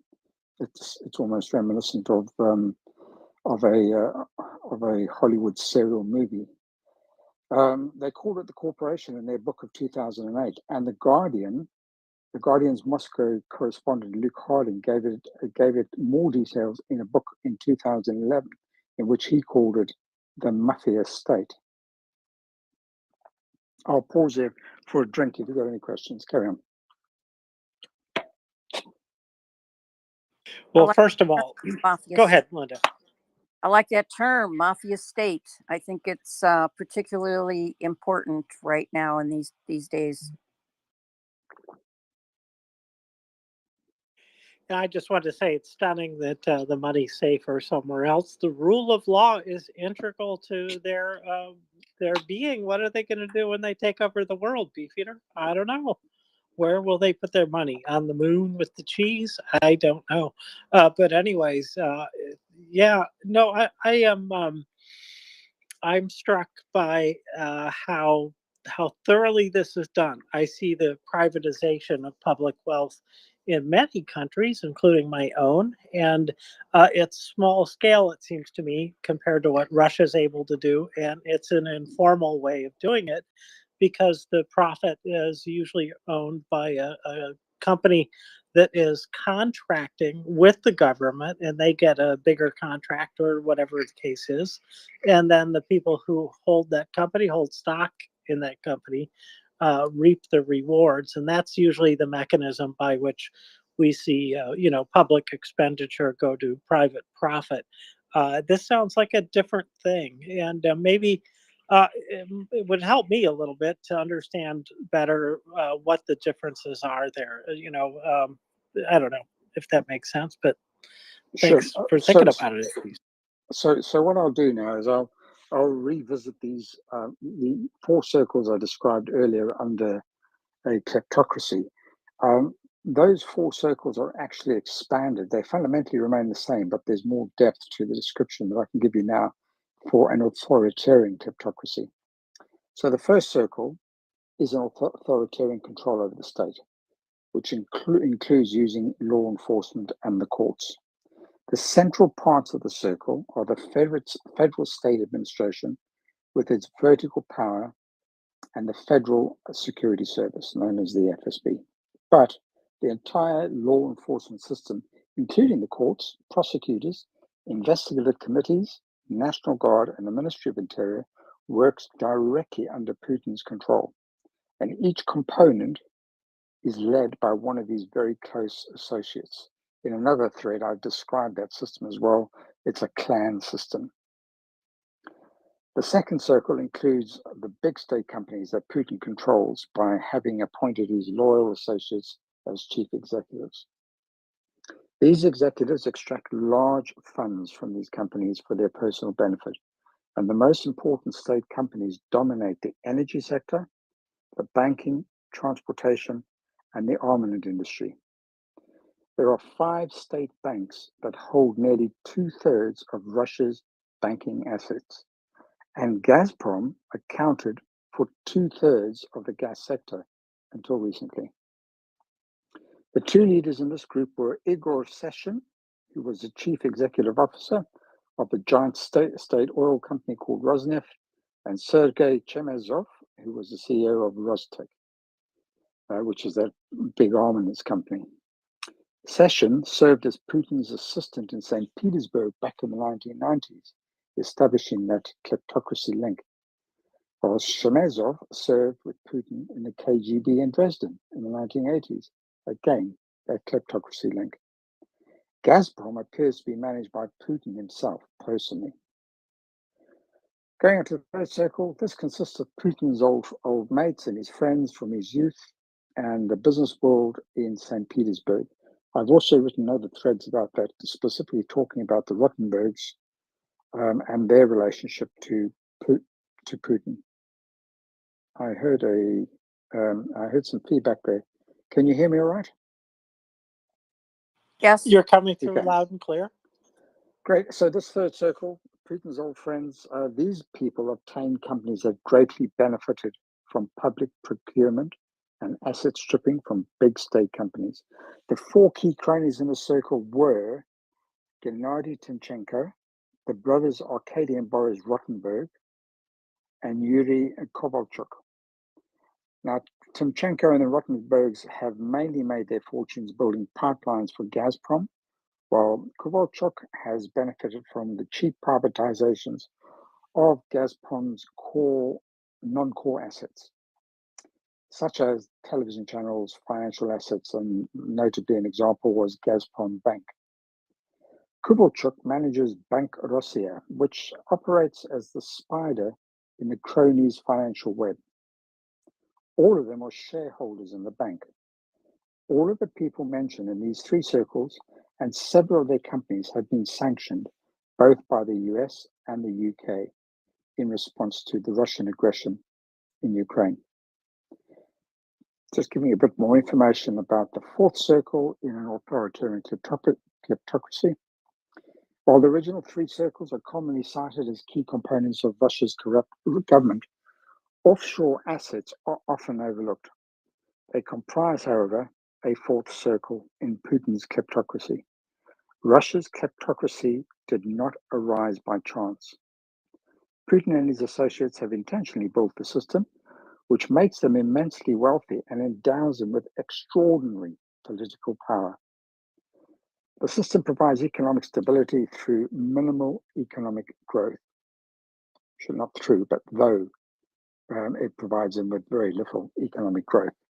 But the Kremlin is clearly satisfied with the regime and shows no signs of aspiring to any reforms, and it seems pointless to expect any major changes.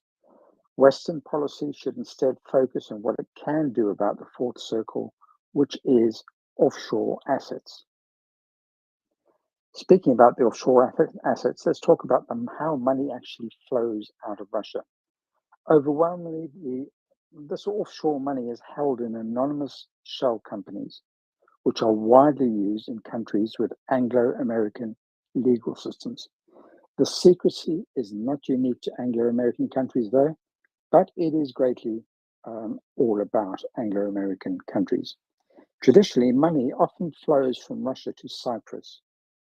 Because of a late Soviet double taxation agreement, and Malta operates as the poor cousin of Cyprus and as another early destination country for oligarch wealth and money being filtered out of Russia.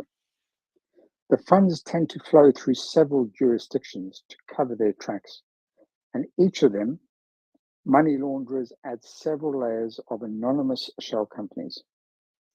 Serious Russian dark money is hidden under 20 or 30 shell companies in a line. The funds typically continue on to places like the British Virgin Islands and the Cayman Islands, and they finally land up either in the US, predominantly in Wilmington and Delaware, or in the UK. In 2015, the US Treasury assessed that $300 billion a year was being laundered into the United States, while the UK Crime Agency claims that 125 billion has been laundered in the country each year. Multiply that, that's nearest damn at 450 billion a year between two countries over 20 years. It's an extraordinary amount of money. These two countries are without comparison the biggest centers for money laundering in the world. Most of the countries that allow anonymous companies on a big scale, such as Cyprus, Malta, and all of the Caribbean islands, but the Cayman Islands, lack financial depth. That is, they don't have any sufficiently large financial markets to absorb the level of these large assets. After the financial crash in Cyprus in 2013, the International Monetary Fund carried out a forensic study and found that Russian foreign direct investment that stayed in Cyprus itself was only 14 billion. This is out of hundreds of billions of dollars that are being washed through the country. Money just passes through Cyprus and other offshore havens. It's only the Cayman Islands that has a large banking sector, and a lot of it stays there too. Therefore, Russian dark money, like most other dark money, is likely to be predominantly in the US or the UK. In 2018, Berlinger Zeitung revealed that a dozen companies belonging to Arkady Rottenberg one of the two brothers who are Putin's friends, and is also sanctioned by the EU, owned a major public and office building in Berlin, Frankfurt, Hamburg, and Munich, worth about 1 billion euros, which is 1.3 billion US dollars, through complex layers of shell companies. The third portion of the Russian fiat capital belongs to the government elite. It may have been extracted through embezzlement of state funds, unpaid bank loans, extortion, or racketeering. This is a prime national security concern. In 2008, the opposition activist Boris Nemtsov and Vladimir Milov assessed that Putin and his close circle of cronies looted the state gas giant Gazprom of a total of 60 billion US dollars, or basically $15 billion a year during the period 2004 to 2007. Nemtsov, incidentally, was murdered outside the Kremlin in February 2015. The four prime men are Gennady Timchenko, Arkady Boris Rotenberg, and Yuri Kolovchuk, and I've discussed that. So, but all truly rich Russians, whether in government or part of the opposition or just wealthy, they all want to keep their fortunes abroad because Russia lacks secure property rights. The last bit I'll just cover off before I end is I'll just talk to you briefly about 2016 Panama Papers were published. If you don't know what the Panama Papers are, use Dr. Google. He'll tell you all about it.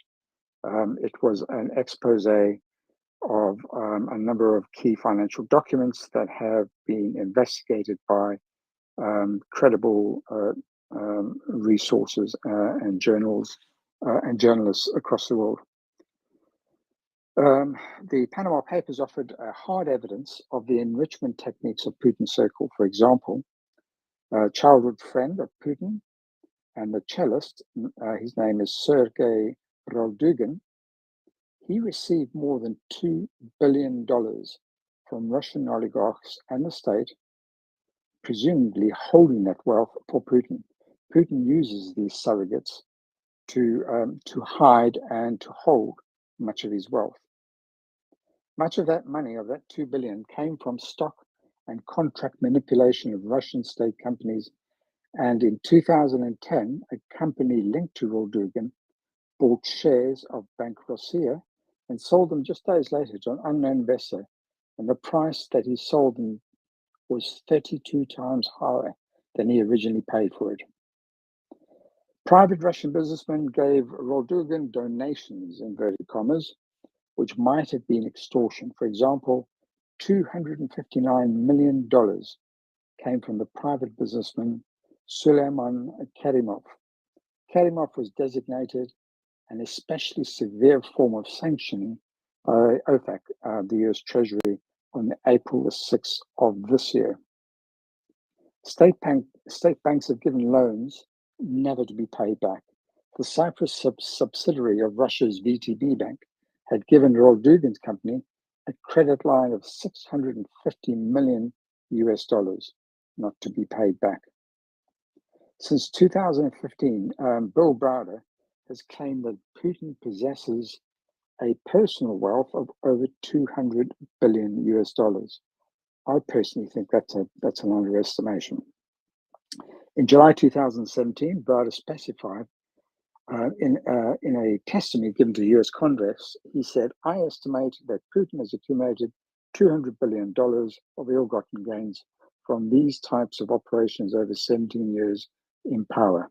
These funds have all, in all probability, been transferred to offshore havens. Browder claimed that after Mikhail Khodorkovsky's conviction in 2005, which amounted to Putin's complete victory over the prior oligarch system, Putin demanded 50% of all the wealth of the remaining oligarchs. It is possible, but unclear, whether Putin's extortion is really this large, but rendering any assessment of the wealth of Putin and his nearest cronies is very uncertain. An alternative method of assessing Putin's personal wealth is to assess the capital flows of which he may have been a part.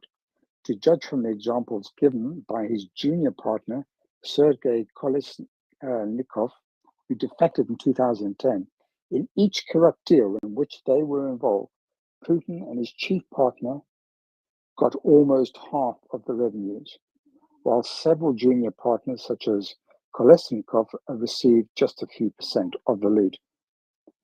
The guesstimate of Putin crony capital outlay is somewhere between $15 and $25 billion a year since 2006.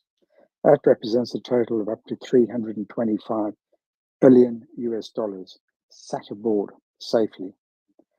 Assuming that Putin's share is half, he would have transferred $100 to $160 billion to offshore havens. These numbers are lower than those offered by Browder, but naturally, we cannot know. But regardless of the size, the assets are incredibly enormous. And I'll leave it at that. Thank you.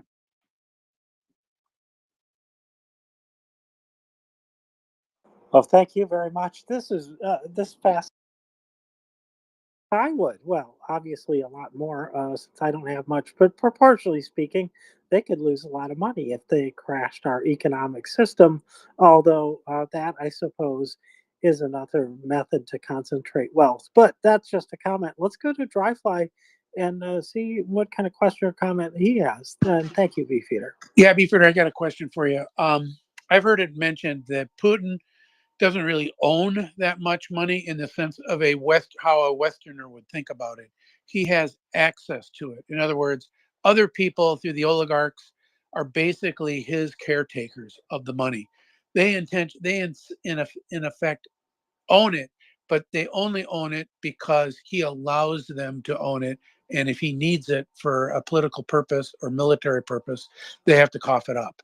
And in fact, at the start of the war, it was suggested that some of the people that were killed in Spain were killed because when Putin went to ask for the money to be able to be used.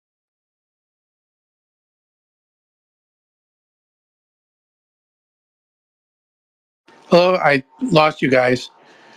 Hello?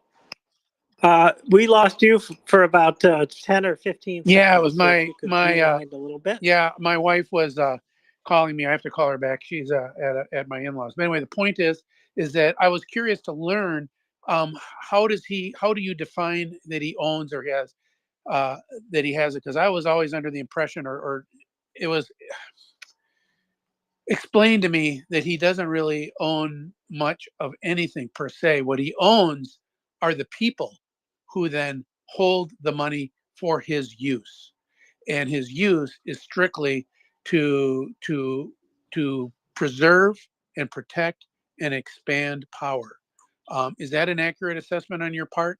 I'm curious to hear what his thoughts are, and I'll listen. Thanks, Dryfly. So the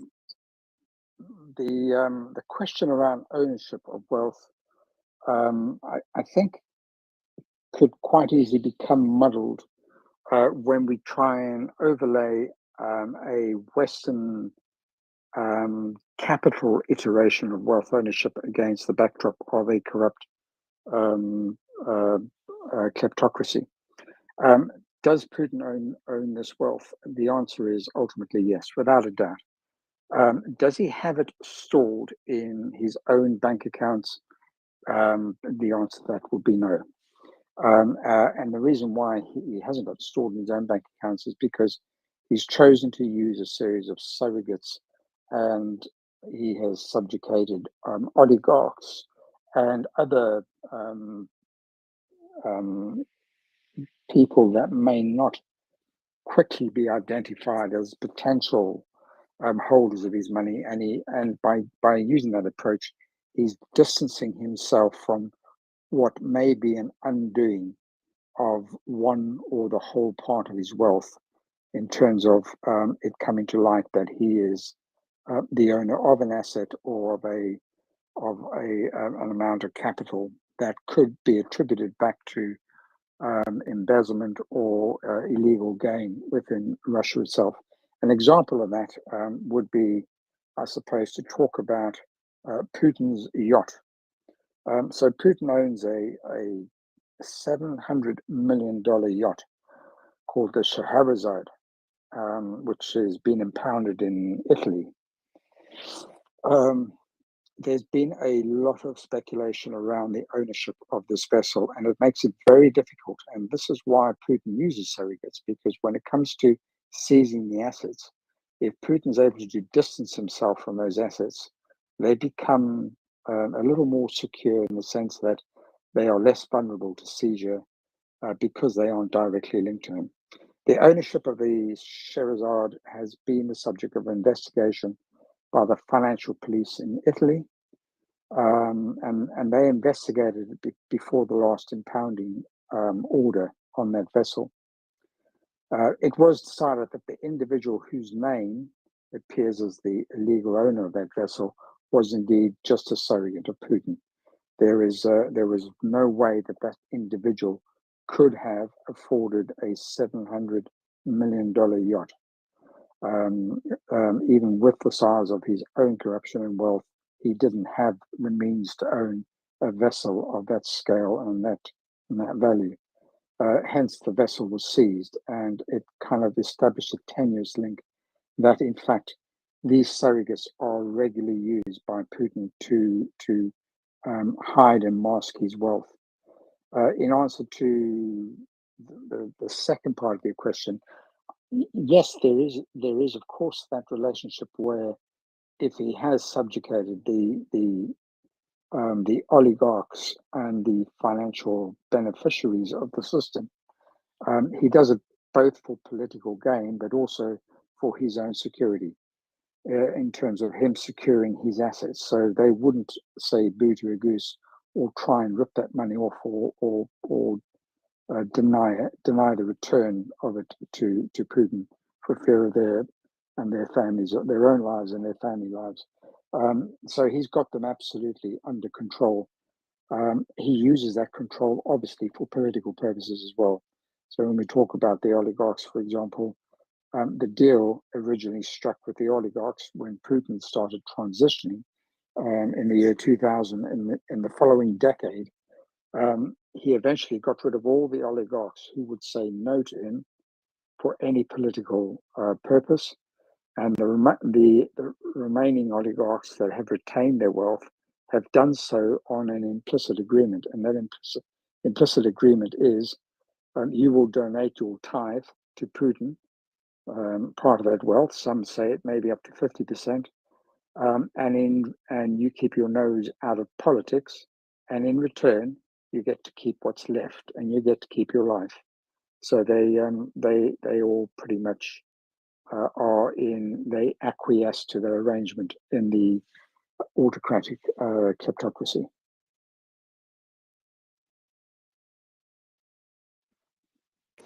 Thank you, Beefeater. Go ahead, Dryfly. Yeah, that's very interesting, and that's kind of what I had assumed. In fact, I think it was Axel who kind of schooled me early on in this conflict that the oligarchs are not the power structure. Putin is the power structure, and the only power the oligarchs have is because he allows them through the security system to maintain it. And it was then that I started reading some other people who said absolutely the same thing from a financial perspective, and that the oligarchs actually, while they live lavish lifestyles and have the appearance of having lots of money, they only have the money and wealth because Putin allows them to. When the war started and he was starting to look for some of that money to use to help fund the war, specifically the Gazprom people in Spain, it wasn't there. In other words, those guys had obviously skimmed too much or skimmed it in a way that made it impossible for Putin to use when he needed it. It either wasn't liquid or it was constrained in some way, and he was so upset that was why those people ended up falling downstairs or falling out windows or whatever it was. I find that very explainable, plausible, but I have no proof. What are your thoughts on that? And then the other question related to it is if Putin is in this position and a lot of that money is tied up in the West, how do you see it being taken? Because I really don't hear a lot of talk from the public media about it being Putin's money. It's always assets of the state or this or that. And the reality of it is that he doesn't want it to be associated with him, like you said, because it's not actionable. If it becomes too closely tied to Putin, the money is no longer actionable for him to use as that financial weapon. Listen. Thanks, Joe Fly. I didn't catch the whole of your first part of the question. I'll rephrase it, make it simpler. Okay. Yep. In the early part of the war, Yep. I kind of bought into the same meme that, the oligarchs control Putin, and it was Axel and I think you in a conversation early on in this conflict that said no, it's reversed. It's absolutely reversed. That Putin, through the control of the FSB, who actually control the oligarchs, not the oligarchs who control Putin, and that the money that they hold is only because he, as the sovereign, allows them to hold it. Period. End of statement. If they waver, they will be they'll be tossed down a flight of stairs or whatever, or out the window, and the money will end up in some other account, some other benefactor will get access to it. And then after the war started, people did start falling down the stairs. So it begged the question, was that because they had not wisely invested the money? It either wasn't liquid enough or it wasn't there. And that was the question I had. Now listen. Okay, yeah, thanks. So I don't think it related to their control of the assets and their conduct of the assets. Those various individuals who've now been liquidated or taken out, and by the way, this continues. It continues unabated. I've reported almost weekly on various oligarchs who've been very recently in 2024 not pushed out of windows but sent to gulags and basically found guilty of a collective of spurious state crimes that are generally described in the Russian language as embezzlement of an especially large magnitude, for example. The control and the dissolution of the oligarchs is not about their competency, because I think Putin has his hands and controls and directs those assets, even though they are funded by other corporations and individuals. This is about these individuals becoming volatile and becoming a risk to Putin's political power. And it's about their influence in society and their potential influence in the Duma, both with the money that they can use to form uncovered plots and deals, as well as their influence as quasi-pro-Western capitalists who are looking to try and free their business ambitions under the constraints of the kleptocracy. So in summary, I would say it's not about the financial conduct, it's about the political interference, and it's about the risk to Putin and his regime. I think it's also, in some cases, very recently in 2024, certainly some of the cases that I've reported on, it's been, I think, if you look at this through the lens of a mafia state, Putin's run into he's identified several companies and corporations that are beginning to profit off the war economy, and he's trying to take his slice of the cake and set the direction and essentially own these companies through state mechanisms. He's failed to do that, and so he's resorted to essentially appropriating these companies on a large scale. He identifies profitable companies, and if the CEOs and shareholders of those companies offer any resistance to his mafia-style grab of those companies, they are then banged up, and they are banged up on a number of charges that will see them out of circulation for the next decade or two in gulags. So again, he's pressing home his political power and might with companies in Russia to say, you will do as I say, and you will provide the financial benefit to the state, which is to Putin, in ways that he directs. And if you don't do that, we'll simply take over your company. So we're seeing a lot less people fall out of windows. We're seeing a lot more people being sent to gulags through a corrupt legal system that would find these company owners and CEOs and directors guilty of a bunch of subjective crimes that are, as Putin would deem it, state crimes and subject to long periods of incarceration.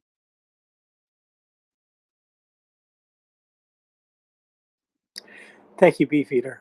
Linda, please go ahead.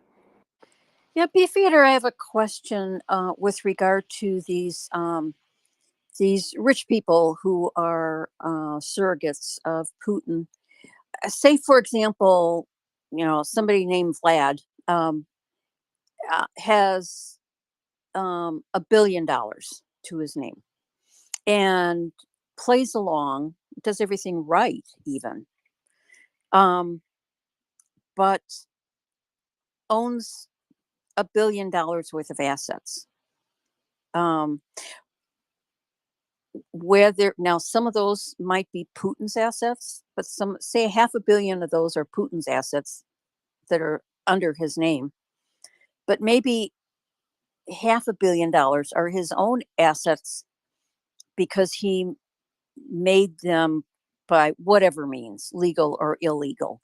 But anyway, his assets that um, Putin wants a share of. Anyway, so if this person, Vlad, is offed, then what happens to those assets? Or if this person is sent to a gulag by some whatever quasi legal process, right? What happens to that $1 billion worth of assets? Half of which might be actually Putin's, but hidden under his name. But the other half might be his own assets that he got by some legal or illegal means. Do those assets, can Putin just grab those assets?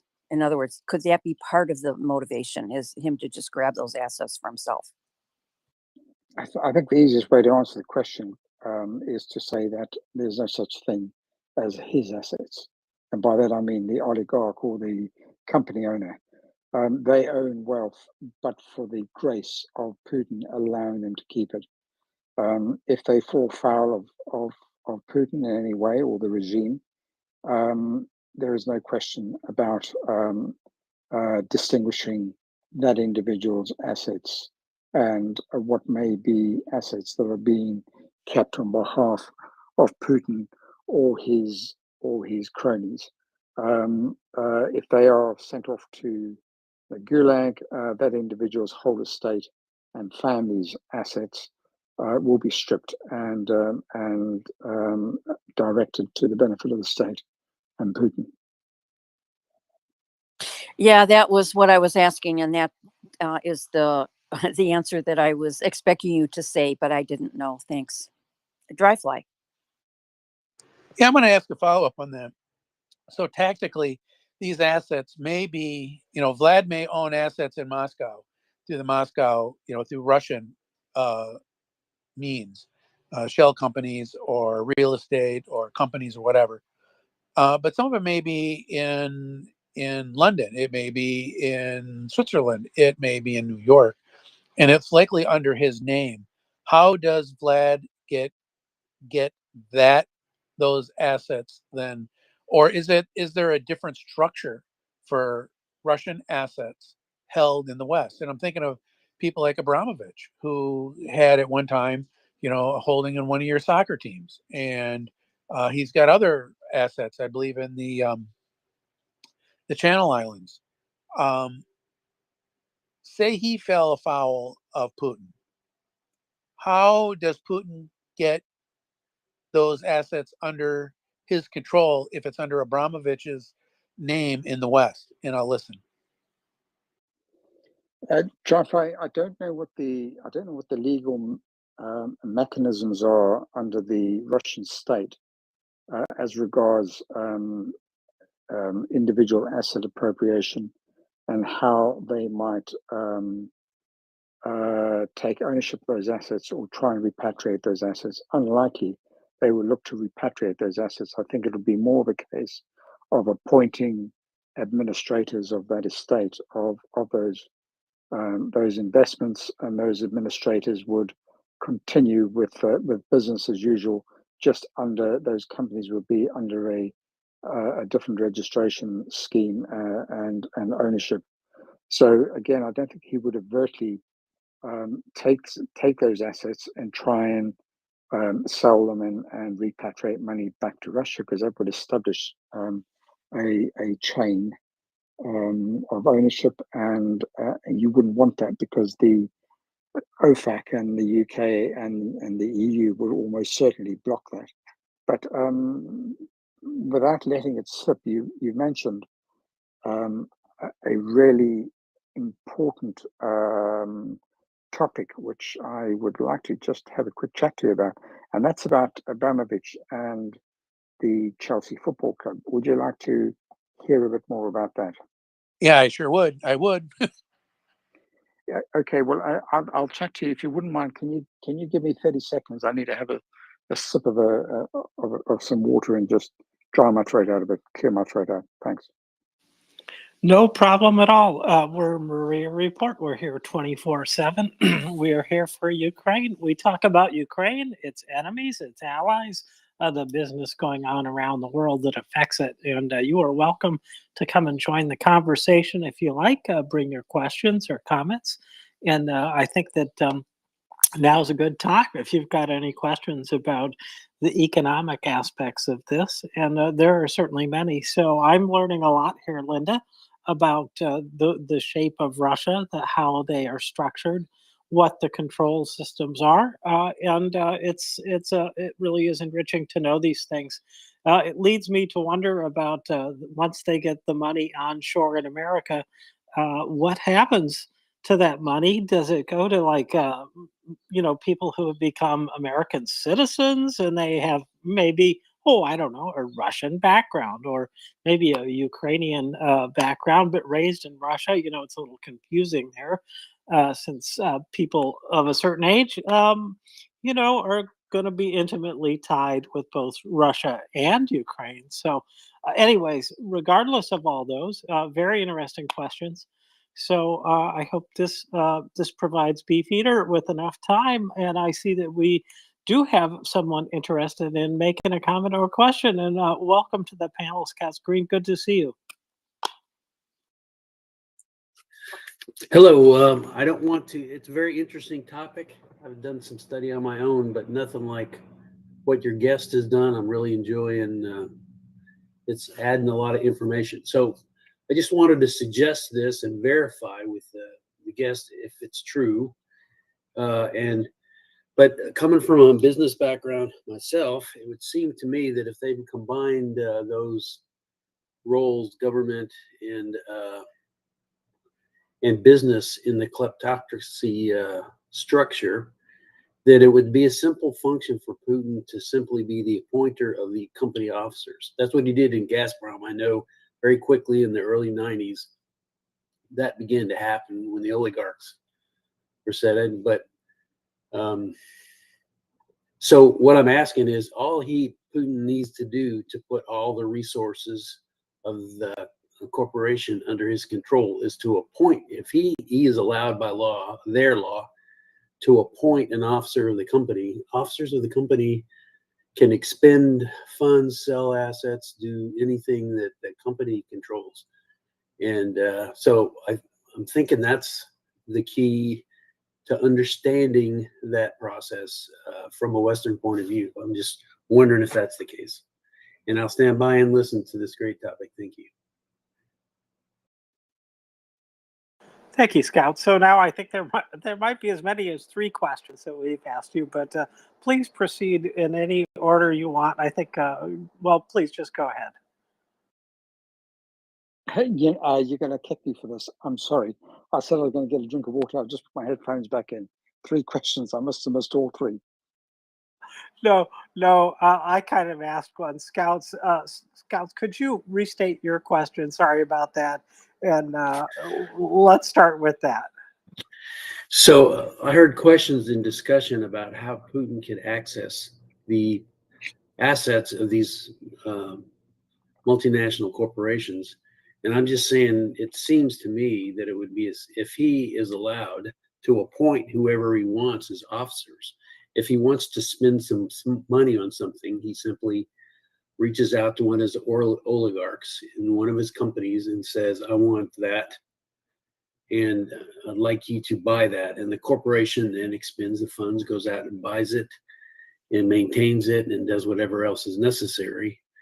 And so that's effectively buying on Putin's behalf. That's all he needs to be able to do, based on what I've been hearing earlier in the discussions in this kleptocracy, simply if Putin can appoint the officers of a company. And so is that true is my question. Sorry about that long-winded question. Cheers, thanks for that.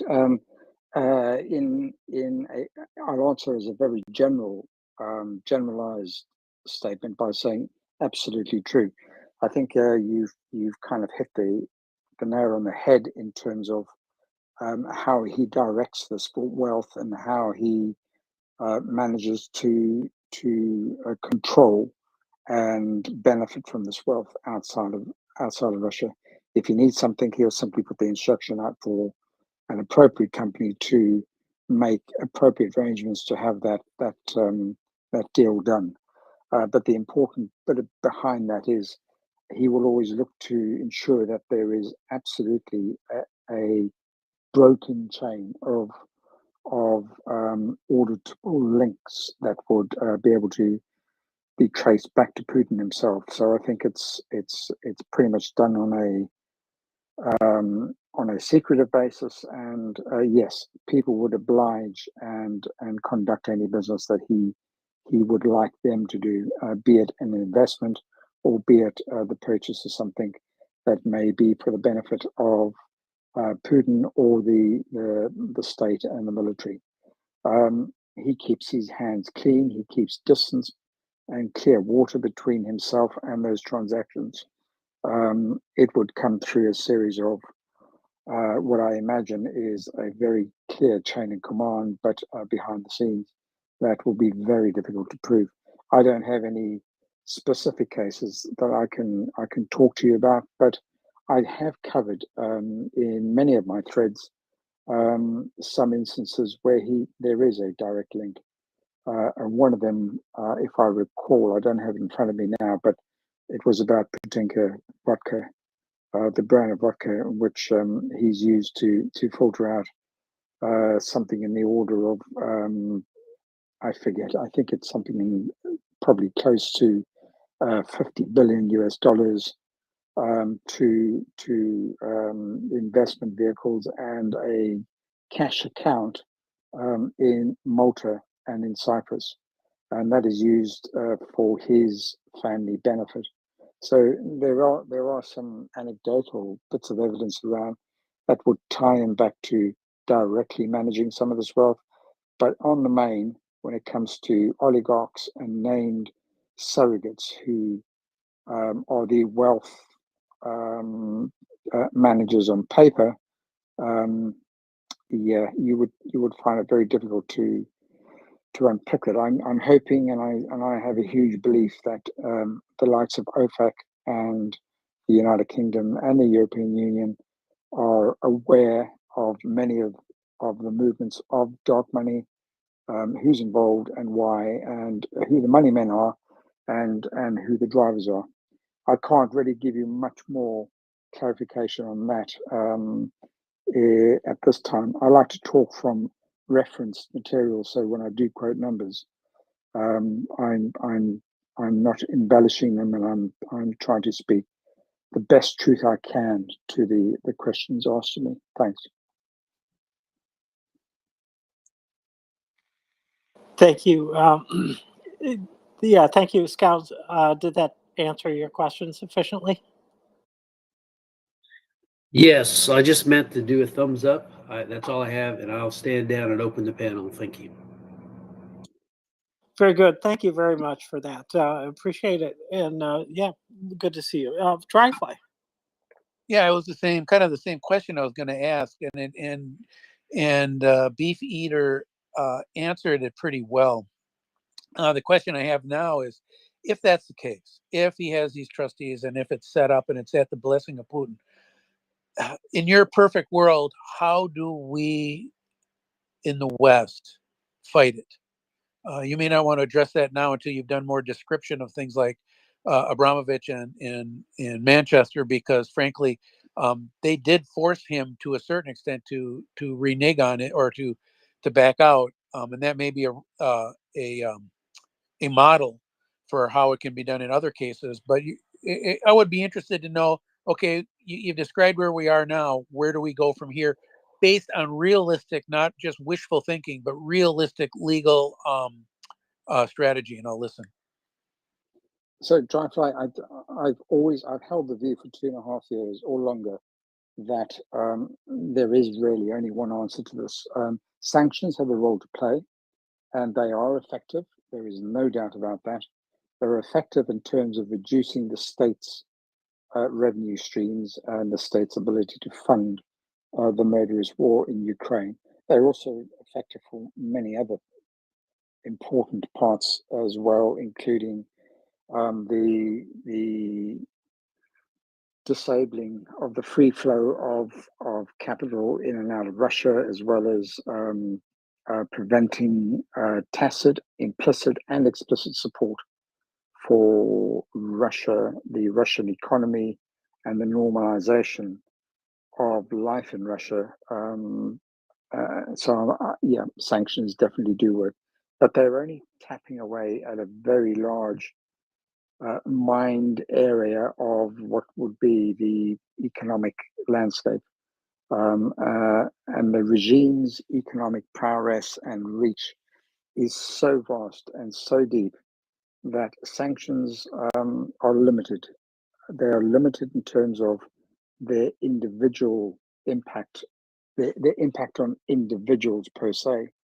Sanctions are largely kind of state-based or sanction regimes, although both OFAC, the UK, and the EU do target individuals, known individuals, and those known individuals are all they all fit within the clan system and the friends and trustee system that Putin has set up in his autocracy. The answer to this is, I'm rambling on a bit here, but I've always maintained you will only make a significant impact by targeting the head of the snake. And I mean to be clear about that when I say the head of the snake. This is not just about regime change with Putin. Putin is demonstrably a leader of a system, but importantly, it is a system. So removing Putin is pretty much the equivalent would be to remove a godfather of a mafia criminal system. A new godfather will very quickly replace that individual, and the system will be allowed to continue. So the decapitation of the system is the snake's head that needs to take root and happen, and that is a far more complex challenge to the G7 and the nations that are unified in their response to the war in Ukraine. Yeah, I know I haven't given you an easy answer. I know I haven't given you a very quick solution, but I am advocating that changing Putin would certainly interrupt a lot. It would certainly pause many of the activities, and it would certainly harm the financial architecture of the money that has been filtered out of Russia and is now embedded in systems in the UK and the US. But that would only be a temporary relief, in my view. Behind that, you have a full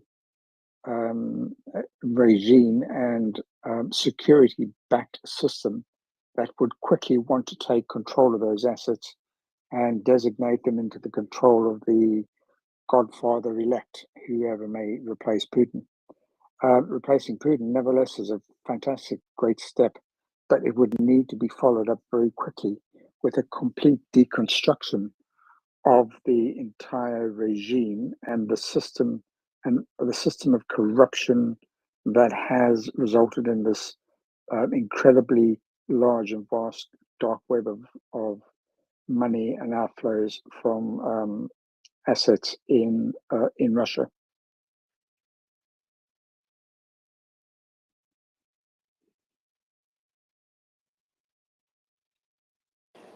Thank you, Beefeater. Very, very interesting. They seem hard to displace, especially when you think that the money is sequestered overseas. That is much of their power, that and their gangs that go around and kill people who do not comply. I think those two things together have quite a bit of influence. Now, I'm not sure. I'm sorry, I took my eyes off the screen too long. I'm not sure who is the next speaker. So please sort it out there. Thank you. It's Dan. Go ahead. Go ahead, Dan. Thank you. If you have a comeback, go ahead, Drive Fly. Well, okay, I kind of do. So I was going to ask Beefeater. I agree with everything he said. I've always said that killing Putin or Putin dying isn't going to change anything if the power structure behind him, and I don't say the oligarchs. I agree with him. I think it's the national intelligence community in Russia, the FSB, the GRU, all those guys.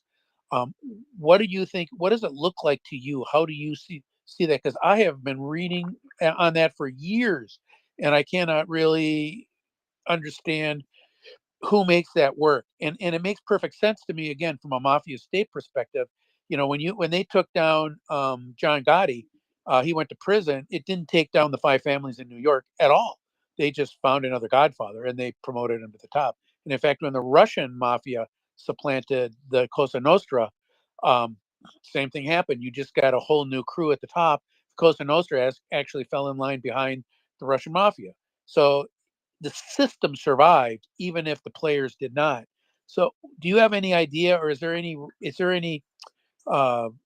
like a playlist or a program of who's who in the Russian intelligence that's credible? I'm not saying that people haven't suggested it, but I haven't read anything credible, and I'll listen.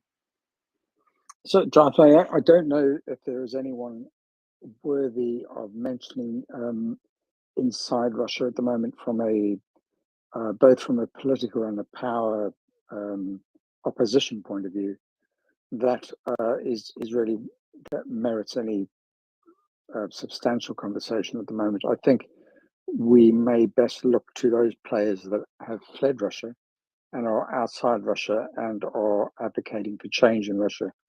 I wasn't sure if you'd asked me what you thought the magic bullet might be. In my view, there is a magic bullet, and that magic bullet is something akin or a very much like someone like Zelensky being able to take over the country and set about what will be, I imagine, at least a decade or perhaps even a multi-decade program of unpicking many of the secretive structures, organizations, and power bases inside Russia. And he could only ever do that with overwhelming public support to continue with the program along those lines. I also think that what does success look like for that? Success for me would be for the Russian state to evolve into a more transparent and democratic state, one that is not opposed to having outside, not interference, but outside assistance and help within developing good governance across the government and that's both national and regional governments.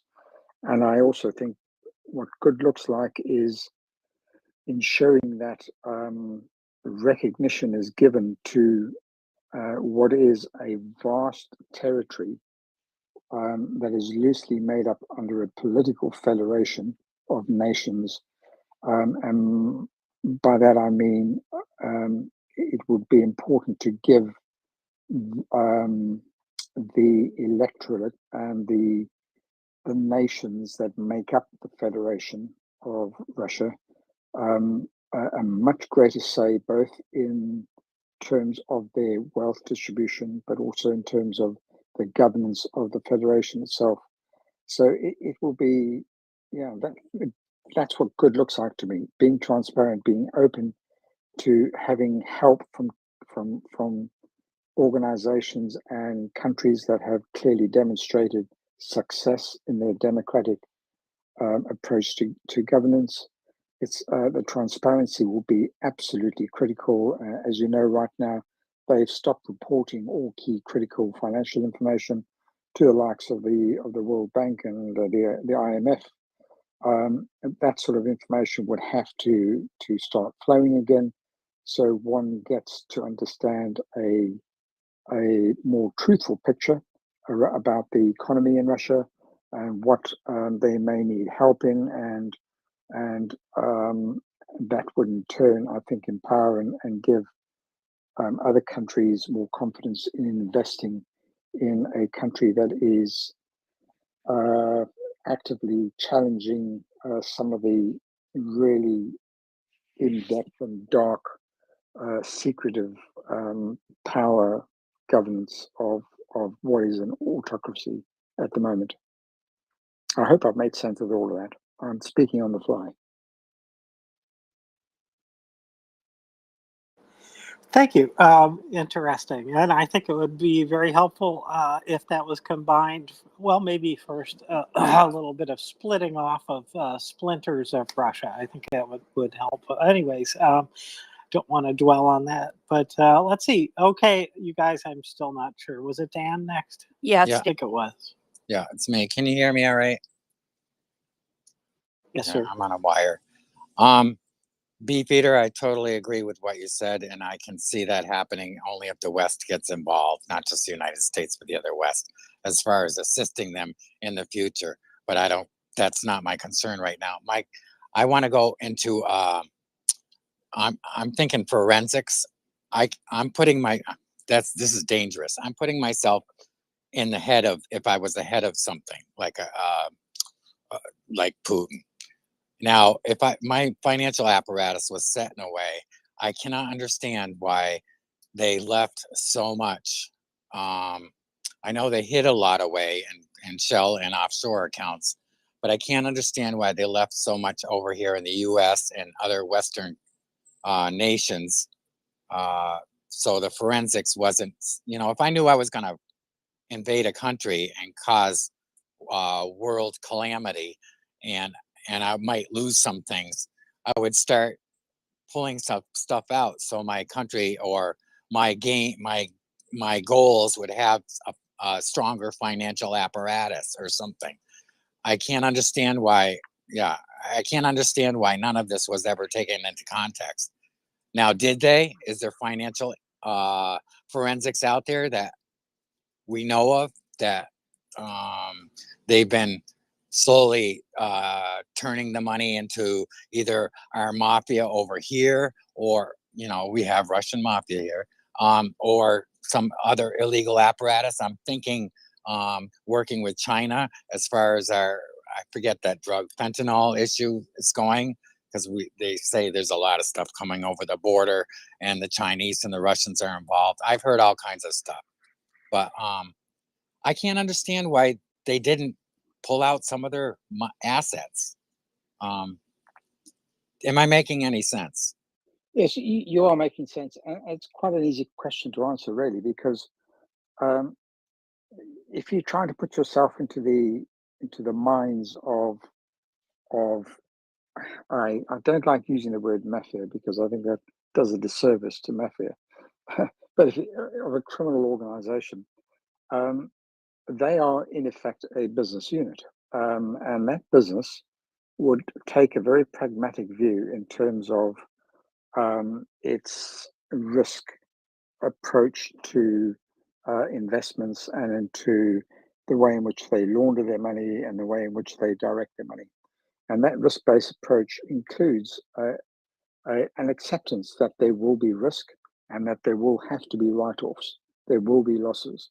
And I think those losses are pretty much factored in because when you take those losses and you put them as a factor against the overall wealth that has been successfully invested into a number of stable countries across the West, then those losses are insignificant, and they are factored in.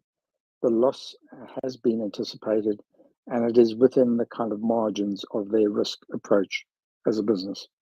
So if something is seized, if a yacht is seized, or if a company is seized, or if 5 planes were seized, that's part of the risk profile for a criminal enterprise. It happens. Drug smugglers, they've got to write off on a frequent basis huge shipments worth tens of millions of dollars. That's part of the risk profile of the criminal enterprise. It does happen. Yes, heads will roll and people will be upset, but from a kind of global strategic point of view, it's part of that. There is no perfect safe haven for any of their money. For them, it's about how do we mitigate the risks? How can we mitigate against losing the whole lot? And to do that, they ensure that they divest into a number of unrelated and unconnected investment portfolios and methods, so that there won't be that domino effect. So I think from that perspective, it is quite easy to explain why didn't they do it. There's another reason why they wouldn't do it, and that is if they panicked because the war in Ukraine has resulted in a number of sanctions coming nearer and nearer to them. The mere fact that they act to withdraw sizable sums, we're talking about tens of billions or hundreds of billions of dollars, that would create a paper trail, that would create suspicion, and that would draw attention to the fact that those investments are in fact have dodgy ownership chains, and you don't want to draw attention to that. So I think letting the money lie and taking the risk profile that goes with keeping that money in place is their approach, and they wouldn't want to break that approach. What would they use this money for? It goes back to what Dryfly mentioned an hour ago now, and there was a question around the weaponization of the assets that they do have aboard. And yes, in answer to your question, there's an incredible amount of data out there. There's an incredible amount of reporting from some incredible sources as well that link the proceeds of these assets being used for nefarious purposes across the globe. Invariably, these assets are being used to do strategic things that are in Russia's interest. And if I were to characterize that and summarize it into one sentence, that money is good, and it is weaponized if it can be used to destabilize a country, because Putin and his autocracy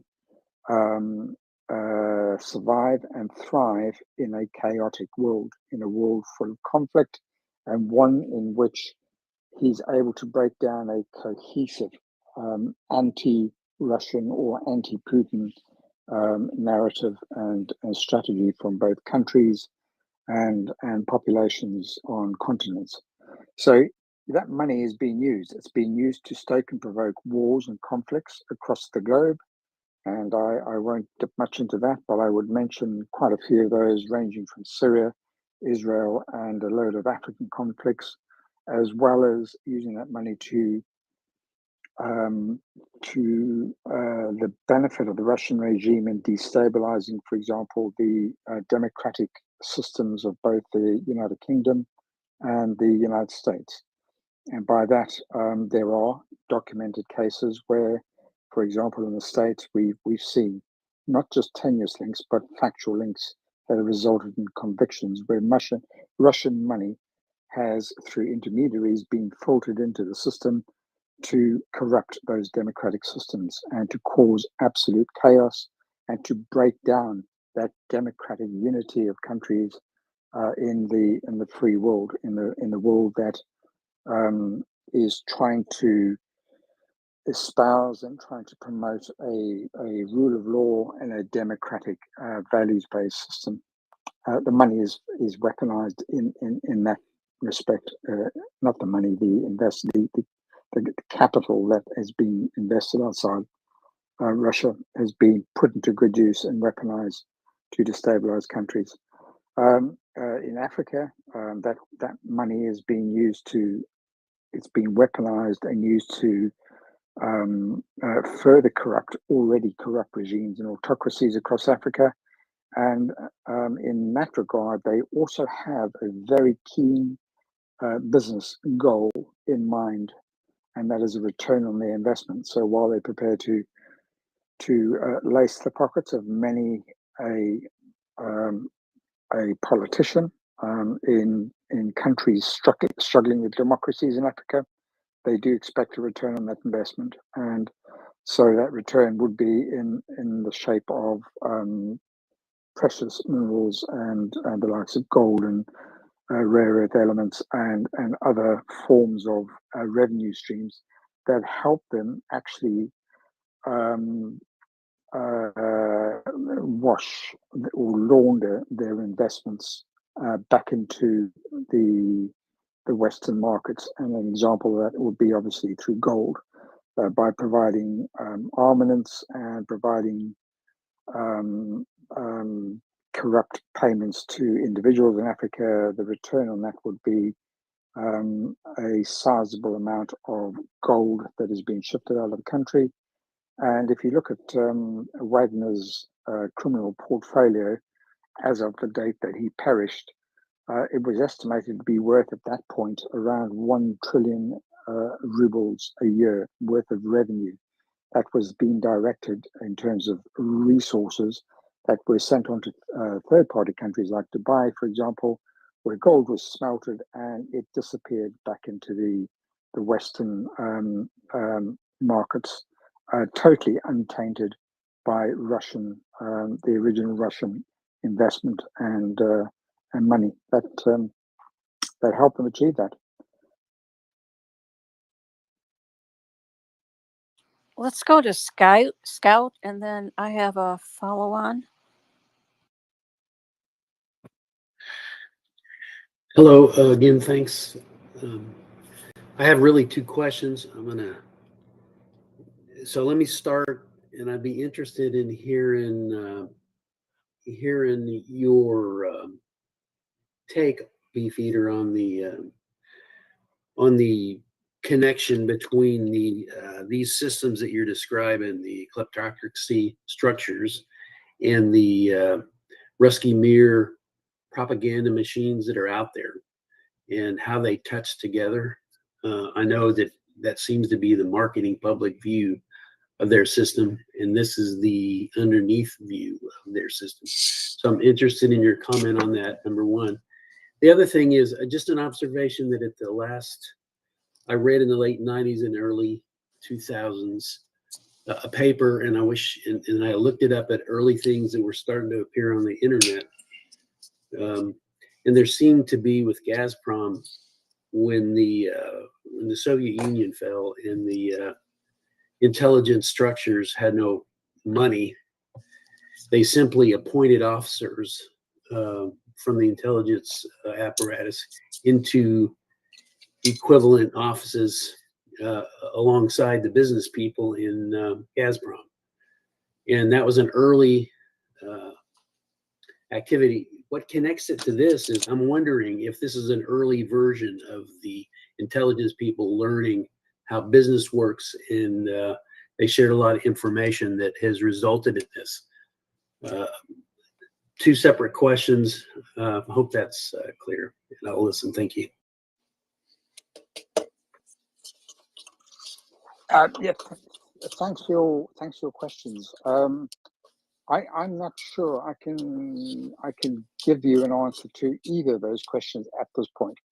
What I don't want to do is to lightly touch on a subject that would not do justice to the view that I hold, because it would come across as a personal opinion and something that I'm against offering, without having kind of substance behind that personal opinion. But I think, let me try and give you a general answer to the first part of your question, which was, what are the tenuous links between Rusky Mir and the Russian states' adventures and influence overseas, outside of Russia, shall I say?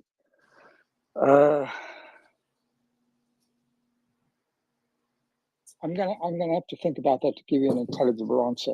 Maybe Dryfly can offer something on that.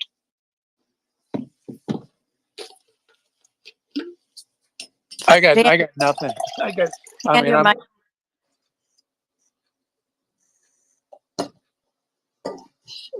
Dryfly's got another. I'm hoping we're not. Hello? Yeah, I got nothing on that particular. Can you hear me? Am I dead? No, you're live. Yeah, I got nothing on that. I mean, I'm listening to you. There's things I really follow closely, Beefeater. I read a lot of your stuff. I really appreciate what you do. I mean, I really appreciate it. And there's stuff I'm a little more focused on the American side, specifically the money laundering and in places like New York and Florida. And because I knew guys in industry that were tied with that. I mean, they weren't specific. They didn't advertise it, but there was a lot of money floating around, and you just kind of wondered where it came from. But I just don't have a great feel for where. That's why I'm asking you so many questions. I'm really backfilling a lot of information, and I very, very much appreciate it. So I'm gonna listen to see if anyone else has an input, and I'll listen. Okay, so my earphones just died. I'm speaking to you directly from my phone. I hope you can hear me. Scouts, can I make a suggestion, please? Why don't you reach out to me in DM and give me those questions in your best version, and I will give it consideration, and I will try and give you an answer that is enforced with some useful facts and data that will help you understand the questions and the answers that I offer for those questions. I'll be happy to do that. I'll schedule it up with the research that I do and try and give you a thread that will that'll enlighten you and help you form your opinions. Very good. Thank you so much, Beefeater. This is great. I'm going to take a bit of a break here. Peter Hatterley is going to come up and join Linda.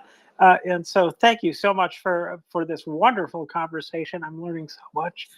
Please don't stop on my account. I'll keep an ear open, but a little break will do me some good. So you guys have a great evening, and Slava Ukraini. Let's keep Ukraine in mind. And hello to everybody. If anyone on the front line is listening, hello. We hope you're doing well, and we appreciate what you do for us. Cheers, James. Thanks very much. I could, in your handover with Peter, just continue. I wanted to talk to you a bit about Chelsea because it's one of my subjects of interest at the moment. I think it's really important because we're talking about a significant sum of money that could and should be redistributed to Ukraine, but it hasn't been. So I'll just give you some background to this. As you know, Roman Abramovich, the Vatnik oligarch and Putin's mate, was forced to sell Chelsea Football Club here in the UK after it had been shown that he had close links to Putin's regime after the illegal and murderous invasion of Ukraine back in 2022. Now, the proceeds of that sale are frozen in the UK in a bank account, and that's after the Office of Financial Sanctions Implementation, which is known as the OFSI here in the UK, issued a license to permit Abramovich to sell Chelsea, but he couldn't keep the proceeds of the sale of Chelsea. So that money's been locked in a UK bank account. It cannot be moved or used without license from the UK's office, OFSI. The proceeds from the sale of Chelsea FC are frozen while independent experts establish a foundation to manage and distribute that money. And that was according to a spokesman for the Foreign, Commonwealth and Development Office, which had sanctioned Abramovich in 2022. A license application will need to be made to move the funds to the foundation. The foundation to manage this money was set up by Todd Boehly Clear Lake Capital Consortium, which completed its takeover in May last year. The huge sum, which is around about £2.5 billion, would make the charity one of the UK's largest charities when the money was transferred to its account. However, the money is still sat there despite the ongoing war in Ukraine. One of the factors of holding up this deal is because Abramovich, who is also a Portuguese citizen, therefore an EU citizen, has objected to the distribution of those funds. In 2022, it was reported that Roman Abramovich was refused to sign off the £2.3 billion funding for Ukraine from the sale of Chelsea Football Club. His opinion or his pushback was because we want to make sure, he said, that the money that is released goes exclusively to the recipients that it is aimed at, and I need full reassurance that that is the case. And that includes the victims, the Russian victims of the war in Ukraine. Translated, that means he wants part of that money to go to Russians as well. After Russia's invasion of Ukraine, Abramovich was forced to sell Chelsea on the back of sanctions, which were placed on him by the British government. And during that sale, Abramovich pledged a fund of 2.3 billion for Ukraine. The government has also been involved with the EU in signing off the deal for the new foundation. Remember, Abramovich is an EU citizen as well, which means that there's additional bureaucracy. Abramovich said in a statement on the Chelsea website in March 2022 that the money should be used for the benefit of all victims of the war in Ukraine, including by providing critical funds towards the urgent and immediate needs of victims, as well as supporting the long-term work of recovery. The UK stance is that the money must be spent within the territory of Ukraine only. This dispute appears to hinge on whether the money should go to people in need in Ukraine itself, or by some broader definition, victims of the war, which will include people outside of the country's territory and Russians, a situation which the UK government wasn't comfortable with. The UK government has said, we've been clear since the sale of Chelsea Football Club went through that we would only issue a license to ensure that the proceeds are specifically used for humanitarian purposes inside Ukraine. And that was according to a spokesman of the Foreign, Commonwealth and Development Office. We set that out in a unilateral declaration at the time and remain committed to that position. The initial deadline to resolve the disbursement of the money was the 30th of November 2023, a date which has been extended multiple times to the current one. The UK government is getting increasingly frustrated about the delays and the bureaucracy holding up the process, and there's still no sign of the cash reaching the victims in the Ukraine war. So, Vatnik Abramovich, Roman Abramovich, is frustrating the redistribution of this money to Ukrainians. It is a sizable amount of money, and it is sorely needed in Ukraine right now. And we need to be talking about it a lot more and pushing our UK and European public representatives to push this deal along and get this money sent to Ukraine. £2.3 billion is a lot of wonga that could do a lot of help for Ukrainians in both reconstruction and in aid that they desperately need now. So if you can, I will repost my thread. Do me a favor, please, if you wouldn't mind, keep reposting it for me as well, because we've got to get this topic alive and push people in government to have this money released to Ukraine. Thanks.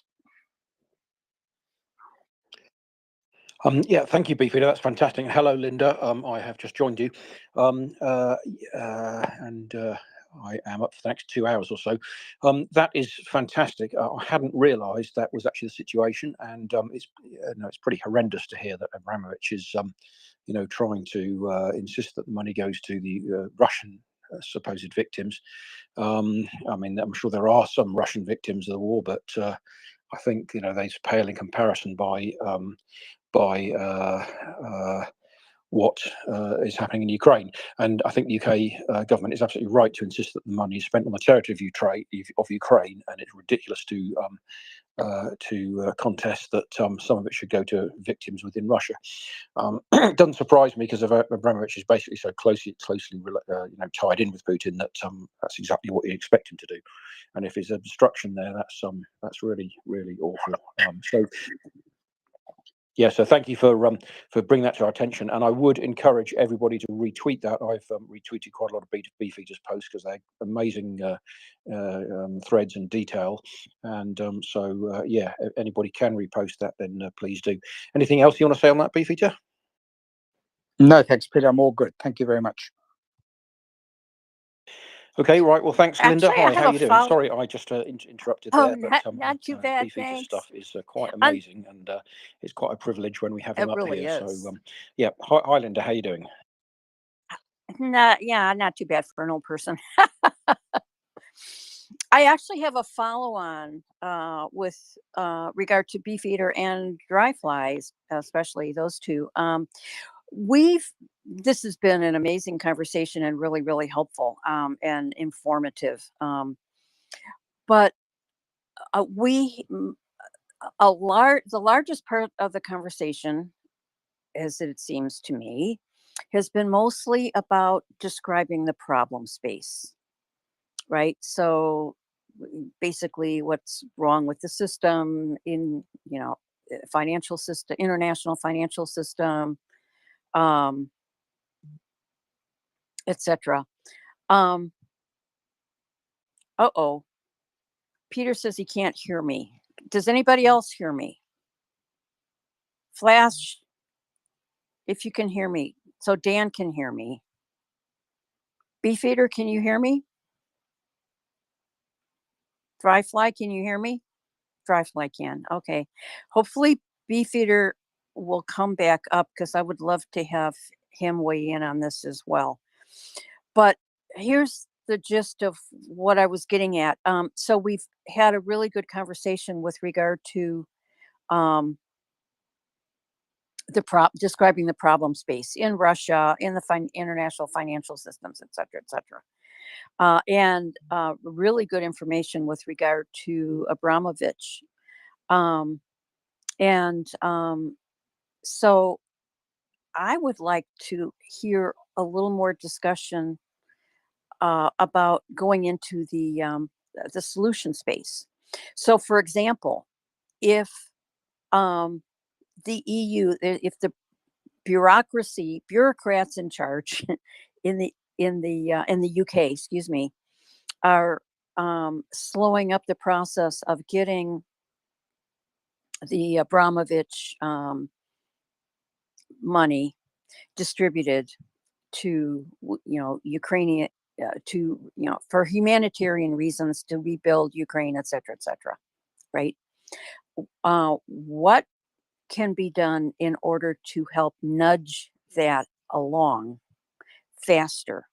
And then with regard to the problem of anonymous shell corporations in the UK, especially in the UK and in the US, what specifics can be done in order to contribute to throttling that problem back? So helping to dampen that problem down.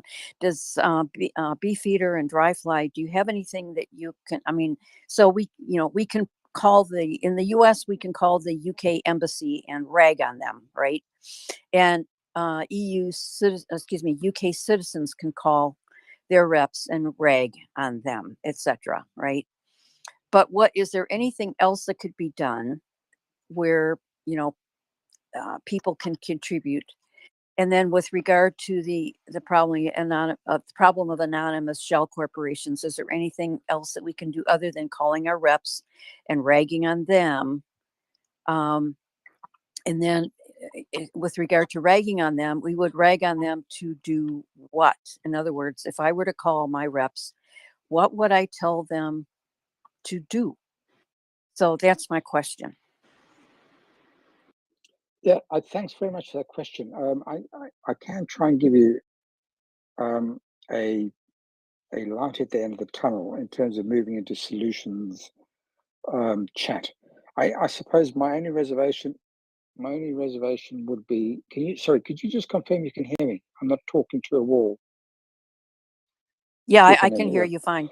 My only concern about talking about solutions on both the space and generally as private citizens is that we can talk until the cows come home, but ultimately the power of creating and deploying solutions is vested in our governments, and I suppose the only influence we would have is to be able to propose solutions to our public representatives, although I suspect that the impact of our proposing solutions would be minimal. And so I'm trying to look at a kind of circles of influence approach on this. I think it's far more beneficial that we discuss and we surface the problems and make them part of the information landscape to help drive informed decisions and informed opinions of the electorate, who in turn can have individual contacts with their representatives about problems and asking them what are they going to do about the problems. So I'm slightly I'm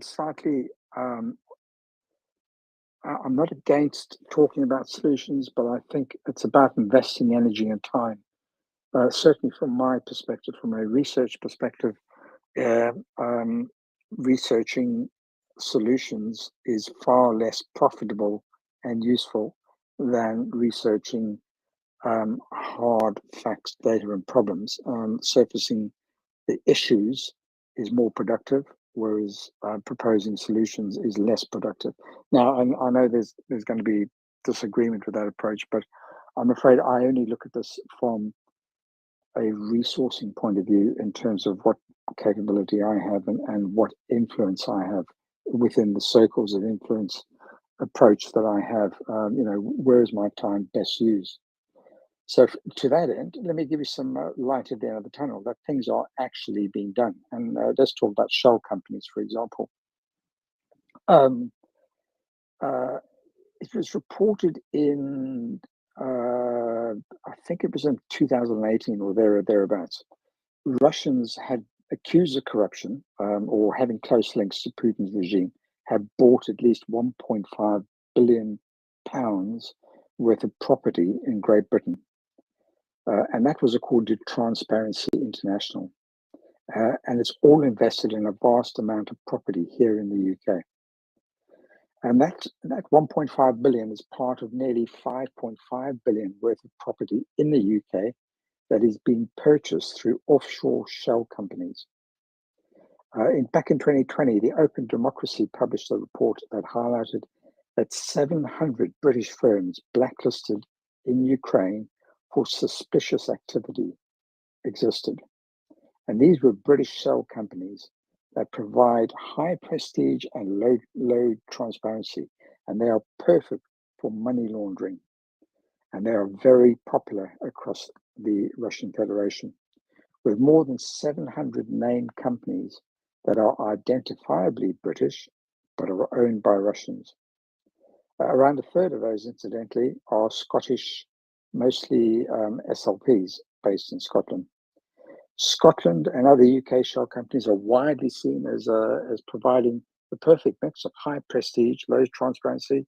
Essentially, for example, a Scottish company in Ukraine has come to mean something like a Swiss bank account, and it sounds really shady. The Confederation of British Industry has also warned that the abuse of SLPs in Scotland, I'm not picking on Scotland, I'm just using it as an example, across the former Soviet Union and the Russian Federation threatens Scotland. Scotland's reputation as a place to do honest business, but this also has a reputation, including Scotland's rule of law, that help make SLPs, which is the investment vehicle, really popular in the first place. Scottish and UK corporate entities are still heavily marketed as high prestige tax-free offshore companies, despite their repeated abuse in the succession of money laundering and corruption scandals. The Economic Crime Transparency and Enforcement Act of 2022, this is the light at the end of the tunnel, is helping the UK to crack down on dirty Russian money in the UK. The Economic and Crime Transparency Bill also builds on that act. So we've put in place a very specific targeted acts within our own law that target these shell companies and drive better transparency and root out any connections between Russia and shell companies being set up here in the UK. So things are being done. What we need to be talking about is the extent and the evidence of shell companies that come to light. And for that end, I try and make my research as useful as possible when it comes to that. I hope that's answered your question. Thanks. Yeah, partially. And my whole career has been on the opposite side. It's been finding solutions to the problem. So we come at different angles, but different angles make or different perspectives make for a bigger footprint. So there is that. So yeah, I understand what you're saying. However, but let's go to Dryfly. He's got his had his hand up for a while. Yeah, I was just going to repeat what I said earlier. Getting rid of shell companies is in the U.S. and UK system is nearly impossible. It's just how our company's structure. That was the whole point of that Caterpillar thing I mentioned earlier. However, reporting is something that can be done. So if they've got 20, like he was mentioning, there's 20 companies in Cyprus, shell companies, A, B, C, D, E, F, all the way off, to Z, and the money transfers. What you need to kind of do is have good reporting. Caterpillar has really good reporting, so you can kind of know what Caterpillar is doing, which is why it trades in the SEC and the stock market. I mean, all those things happen. In Cyprus, I'm not sure they have good reporting. And in fact, I'm pretty sure they don't.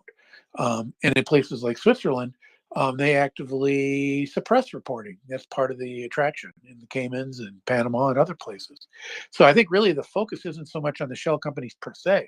It's on is there very good governance, corporate governance and reporting. And that's actually the attack. That's actually the attack point. Trying to ban shell companies, I like I said, I think is a fool's errand in the West. There are countries that do that. I have friends who have come from places like Pakistan and India and stuff where shell companies are far less common, and it's very, very hard to start up a new company. In fact, my friends from Pakistan who came to the U.S. were astonished how easy it was to start up a company. Another one. But then they also turned around and found out, my God, the reporting we have to do with the IRS is just off the charts, and with the state security, the state and federal, you know, governmental entities. They were just amazed at how much reporting. Well, yeah. So that, to a great extent, I told them, is the biggest single factor of the cost of setting up a shell company, is that you have a tax filing with every goddamn one of them, unless you set them up as a division of part of one company. And I said, if you're running, even if you're running an LLC, which I have done in the past, I said, then each of you individually have to report it, plus the LLC has to sometimes report. So the key to it is through reporting. Report the structure, report the transactions, profit loss, report who are the owners. And if those owners are in fact a shell company, then report their owners and report their owners, and make it available. Make it something that you can get access to, that the public can get some access to. And that's really the attack point. When you call your Congress people, that's what you want to push for, is far more corporate transparency. And we would like to have people who own stuff at least come out and say it. It's the same with campaign contributions. We're never going to have a UK type system where we limit money in the system, but we can have much, much better transparency about who's giving what. If we all knew that this group or that group was giving money to a certain campaign, we'd act differently. Likewise, if we all knew that certain shell companies are shuffling money here, there, and everywhere, we would treat them differently from a perspective of, are they a risk to our society or are they not? And that, I think, really is the important factor. And they make it intentionally cloudy. And I'll listen. Yeah, Dry Fly, I'll come back to that. I'll give you an example why you're absolutely right in terms of reporting or transparency is the key to shutting this down and to preventing the sort of abuse of the system that's happened. But having said that, let me give you an example of on why this is going to be really difficult, and why, despite not open reporting, but open intelligence reporting, there still isn't that public reaction and that inertia for change with major corporations. And I'll give an example, one that is close to home for you. And let's talk about Coca-Cola, good old US of A, and this amazing soft drink brand that has permeated every part of the earth as we know it today. So Coca-Cola, at the start of the war, created some withdrawal marketing feint in what myself and Jeff Sonnenfeld characterized as an unclean break. And they were doing that to avoid bad publicity, basically saying, we've left Russia, we're not part of the war, we're not prepared to support them, and all the rest. But it's taken open source investigators and people like myself to have to actually bring up the real information behind this marketing feint of them withdrawing from Russia after the war broke out. So what happened was, when Russia pulled out effectively, officially, shall I say, a replacement brand took their place. And that replacement brand is called Dobry Cola, or Dobry Cola in Russian means good cola or nice cola or something to that effect. Dobry Cola is manufactured by a company called Molten Partners, which is based in Moscow. The company of Molten Partners is registered and is owned, get this, by a company called Coca-Cola HBC, based in Switzerland, in Steinhausen, to be accurate about that. Now get this, Coca-Cola US has a 23% stake in Coca-Cola HBC, and Coca-Cola HBC owns Molten Partners, which manufactures the replacement brand in Russia called Dobry Cola. And yet here we have Coca-Cola international brand parroting the line that they've exited Russia. And this beverage giant seems to only have half-heartedly withdrawn from Russia, and they've hidden their involvement through a series of companies registered in Switzerland for the very reason that you mentioned earlier. Switzerland is that haven that offers anonymity to companies who want to set up these shell companies and dealings. A fifth of Coca-Cola HBC belongs to Coca-Cola US. So the company benefits, the American US company of Coca-Cola benefits from the sales of Dobry Cola in Russia. Coca-Cola HBC owns 10 soft drink and juice plants in Russia.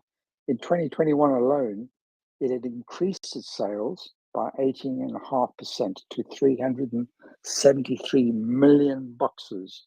One box contains about 5.7 liters in sales in Russia. I have on my thread, on my timeline, if you want to have a look, I've provided all the evidence that you need, including copies of registrations, company registrations, to prove Coca-Cola's ownership or a substantial shareholding of the replacement brand in Russia. Now, the point of me demonstrating this example is to your point about making things more transparent and reporting. Despite reporting and exposing this ruse, there has been no public reaction or backlash. Coca-Cola is proudly sponsoring the war in Ukraine through its support of its shareholding of its replacement brand in Russia, notwithstanding the fact of the taxes that they've paid to the Russian regime, the exit taxes, as well as this break, this unclean break. The arrangements have never been made published. That transaction, that handover deal, has never been made public, and I suspect very much they followed other major corporations in creating a buyback clause, and that buyback clause will allow them to quickly re-enter the market for a penny as soon as the war in Ukraine has come to an end.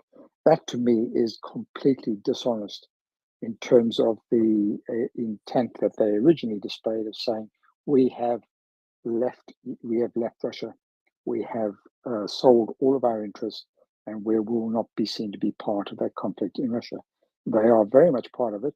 It's on public record, and there is not enough response, both from US citizens and the global community, the consumers of Coca-Cola, who should be aware that Coca-Cola are in cahoots.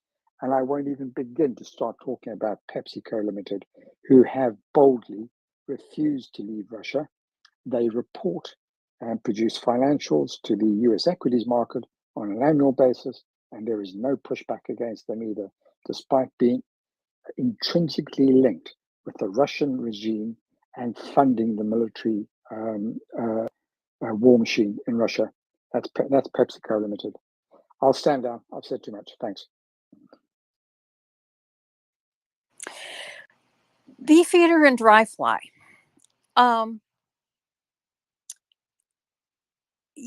Beefeater, I want you to get together with the two Obermeyers, Obermeyer, and write a book, a follow-on book. But so there is this research that's being done by individuals. But it seems to me that either investigative reporters who have a wide audience need to be advertising this, bringing this to the attention. The public isn't going to know. Public isn't going to know unless it's put in front of their face. So how do you put it in front of their face? On TV programs, special investigative reports, etc., or books, articles that are read by the public, or in the U.S., congressional investigations, in which case, for example, Cece she has an amazing track record in getting people to call their reps, about supporting Ukraine, et cetera, and, signing funding, et cetera, right? But somebody like Cece might be able to whip up people to call their reps and demand investigation so that the public could be made aware of this and thus bring public pressure. And is there some similar process in the EU where there would be hearings, EU investigative hearings, that would bring these problems to light so that people, everybody within the EU would be informed of this problem and thus be disinclined to, for example, buy Coca-Cola, Pepsi products, etc. Because right now, I don't think, unless it's out there to a much greater extent than it is. So in other words, again, my solution brain is kicking, what is kicking in? What can we do in order to raise public awareness of this, in order to bring pressure, in order for the people who can actually do something are pressured to actually do whatever that is. And let's see, Shovel Girl has her hand up, and unless you want to respond, Beefeater Yeah, or Dry I Fly. think I should respond and just try and steer you away from that as a potential solution. These corporations take a risk-based approach, and I think factored in that risk is from a consumer point of view and from a turnover point of view, the impact of people becoming aware of their activities in Russia will have a muted effect on their decision making at boardroom level. In other words, they can all afford to take a dip in revenue. If they take a 2 or 3% hit in revenue, they can quickly mitigate that and roll out new product streams and new pricing structures to counter that. And I don't think that is the solution. While from an emotional point of view, I think it is incredibly important because we're talking about ethics and virtues, and we're talking about fundamental belief systems in the consumer base about what is right and what is wrong. So it is important to talk about it, but I think it has a diminishing effect in terms of raising awareness. In all honesty, is it going to dent Coke sales? I don't think so. Not at all, in fact. Will it make people feel slightly guilty every time they buy a Coke? Perhaps for the first 2 or 3 buys of a Coke can here and there. But that again quickly wanes and it goes away because there's this kind of group association. Everyone else is doing it. No one else seems to be fazed by it. I think people will quickly slide back into not boycotting these products. So my view is that that's the wrong way around of affecting meaningful change. My view has always been that in order to shape these corporations' directions in terms of their participation in the Russian market is by targeting the company's investment structures and investors, shall I say. And by that, I find one of the most effective ways is to target the fund managers. And by targeting fund managers, you've got to come across with a very clear message and a question around ethics and governance, because all of these corporations in the modern era will publish their ESG policies online as part of their company reporting process. So they all, at the end of the year, as they set out their annual financials, they'll set out a number of mission statements as well as some of their policies and key guidance principles around the company, which is to encourage investors and to give them assurance that they're investing in an ethically sound and a fundamentally good business. It's these ESG policies that are the weakness in the system, because if we're able to target the fund managers, and when I'm speaking in very plain English, fund managers, these are the stockbrokers at large pension houses use to invest heavily in these companies. By calling into question the application of the ESG policies, and by calling into question both the ethics and the wisdom of their governing bodies, that is the boards that control these companies, as well as the chief executive officers and compliance officers. By calling those people into question, raises doubts in fund managers' mind as to the volatility that may or may not lie ahead once they have been exposed to not adhering to published ESG policy guidelines. is something that would make them think twice about increasing the size of their investment or perhaps investing at all. Now, if there's anything that can change direction of these large corporations, it will be a shift in the share price of the business. So a 1% shift in the share price of a business has a disproportionate effect on the decision making and the risk approach to the business by comparison to a 1% drop in sales, for example. A 1% drop in sales could easily be mitigated or written off as an economic cycle and something that is anticipated. Whereas a persistent drop in the value of the share price and one that is exclusively linked to an ESG failing is one that undermines confidence in the investment of these companies. If you're able to undermine the investment in these businesses, you then have the attention of the whole board of directors. And that is where they become they're most vulnerable and open to persuasion of changing direction to ensure that they do indeed adhere to the principles of their ESG policies. And a prime example of this that I've often called out is a company called Unilever.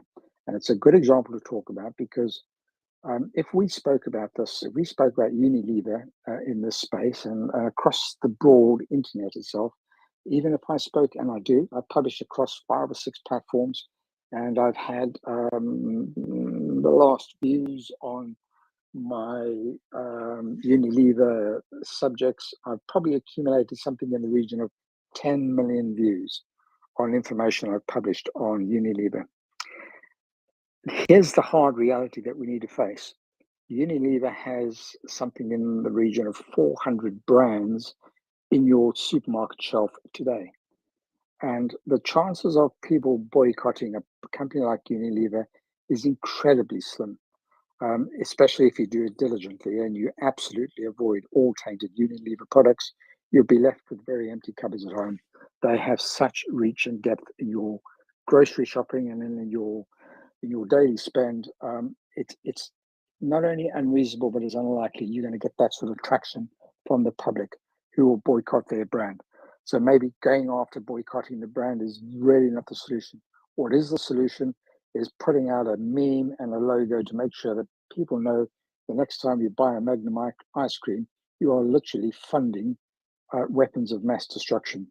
And make sure that information gets to fund managers, gets to stockbroking houses, and gets to investment managers who realize that there is a gap and there is a risk to the credible reputation of this company, which may in turn affect the risk of their investments in that company. No one wants to have their investments or their pensions put at risk.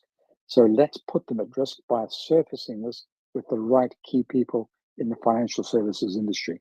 I'll stand at that. Thanks.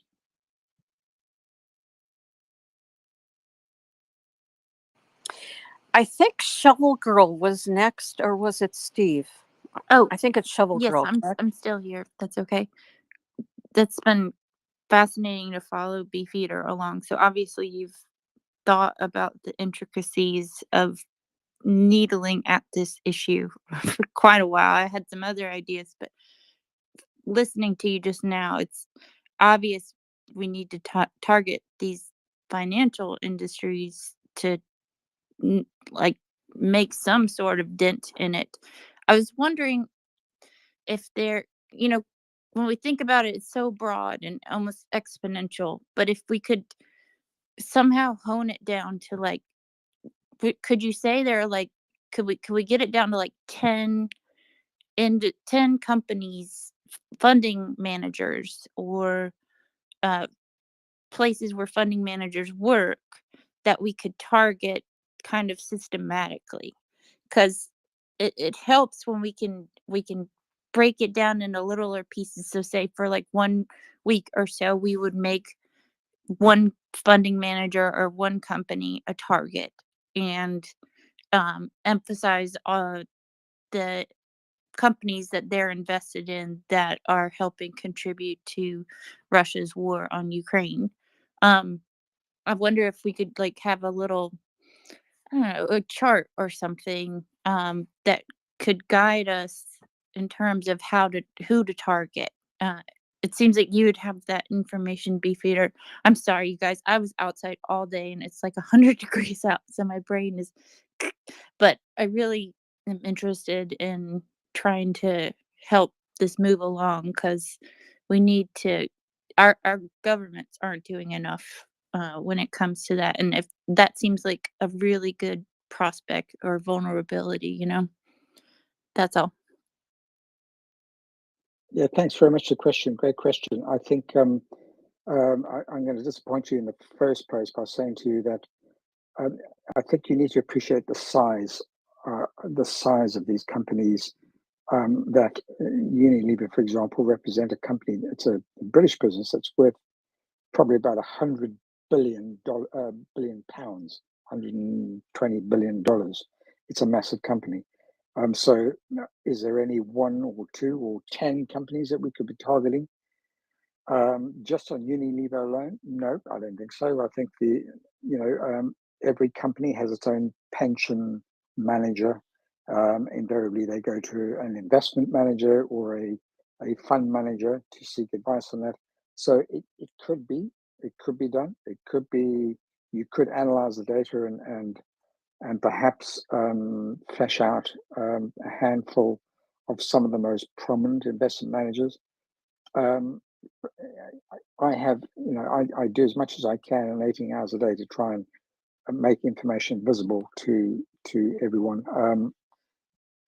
If I were to go down that route, it would take me a year of my life non-stop to get to the core and to get to the right touch points. I just don't have the resources to really do that. But I think the thinking is right. You should be looking at who are the big hitters, who are the big investors in the company, and identifying individuals and command chains within those businesses and targeting those people.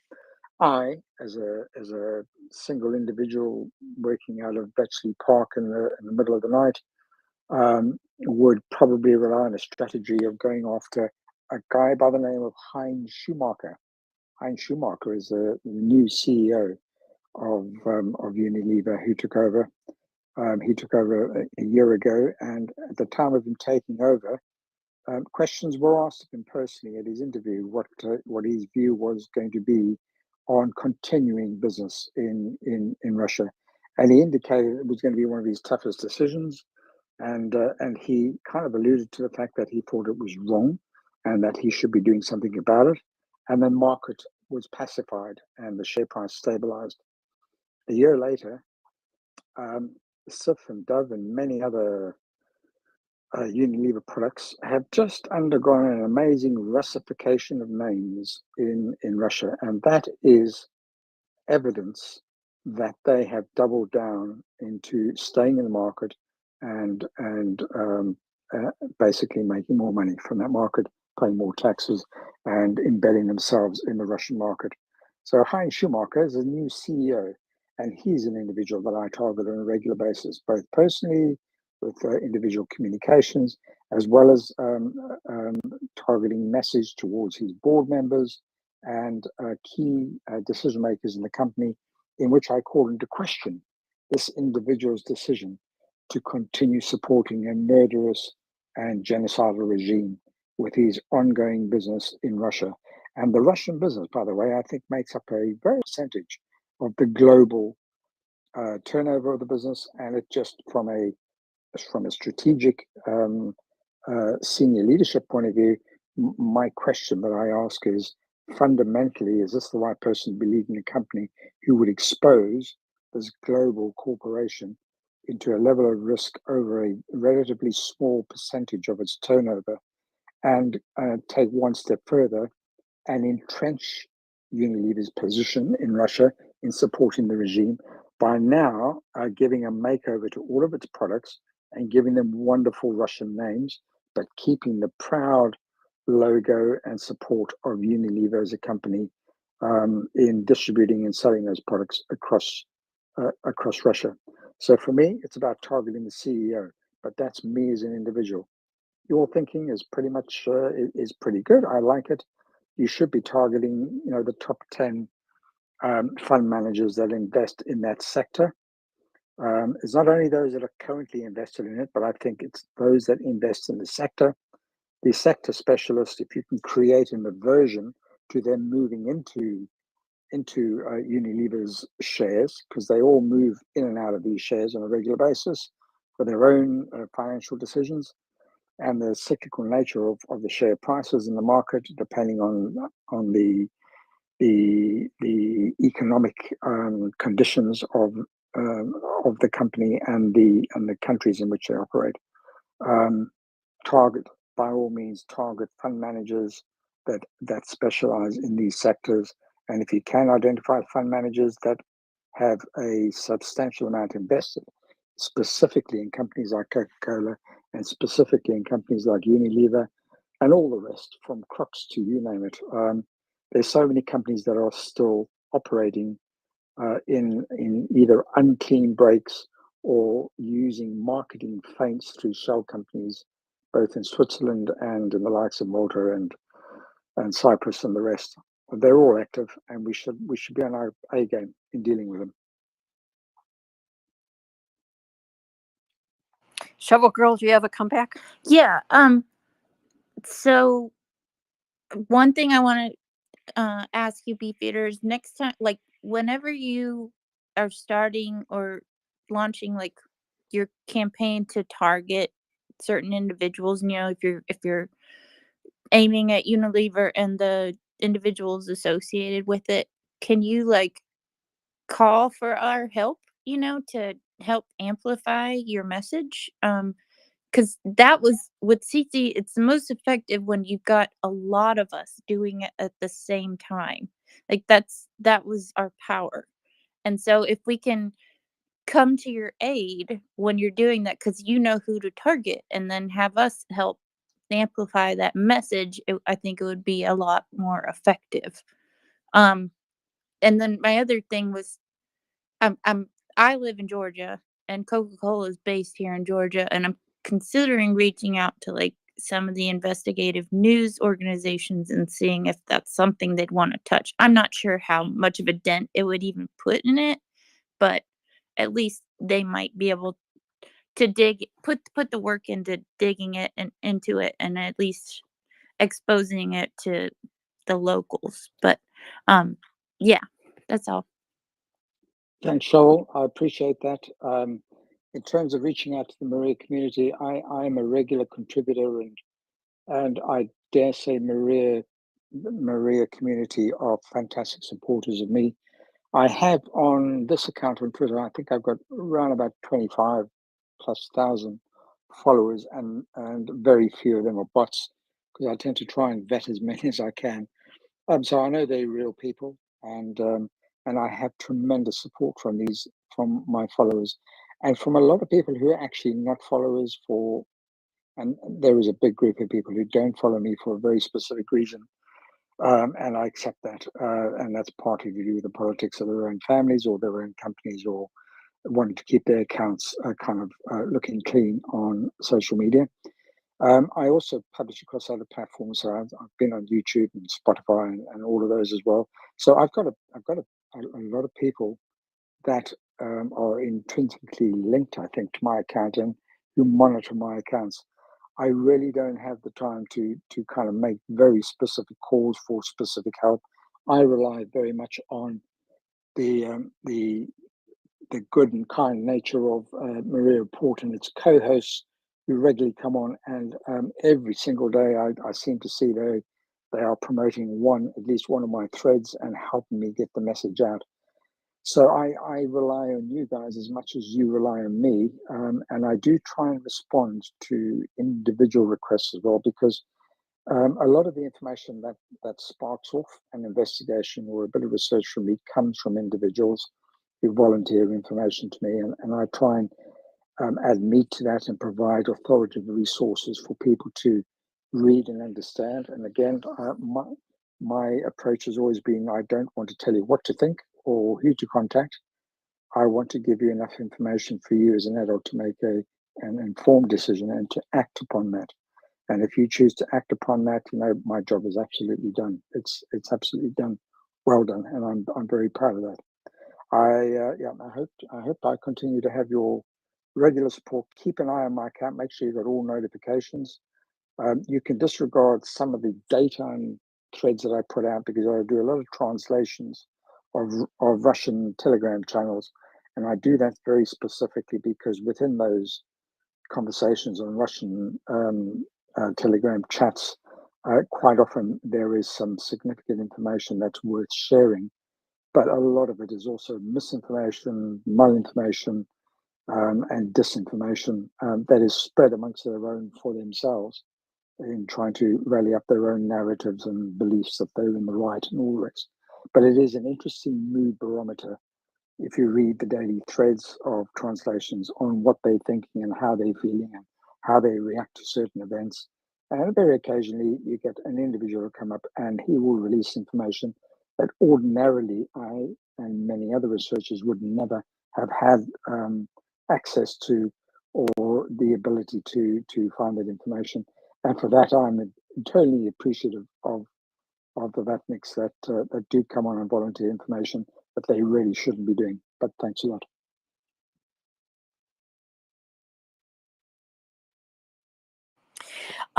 Dryfly, Steve has had his hand up for quite a while. Is it? Yes, Unless you have yes, one. let him go.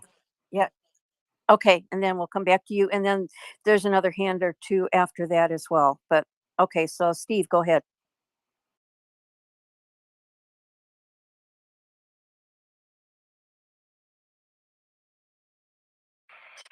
Steve, are you there?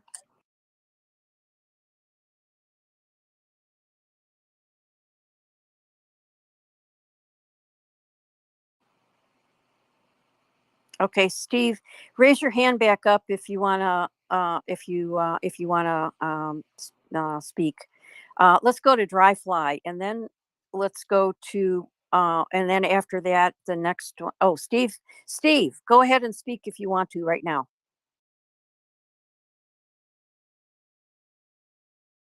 I guess I do. I was just going to draw your attention to the comparison with World War II, where IBM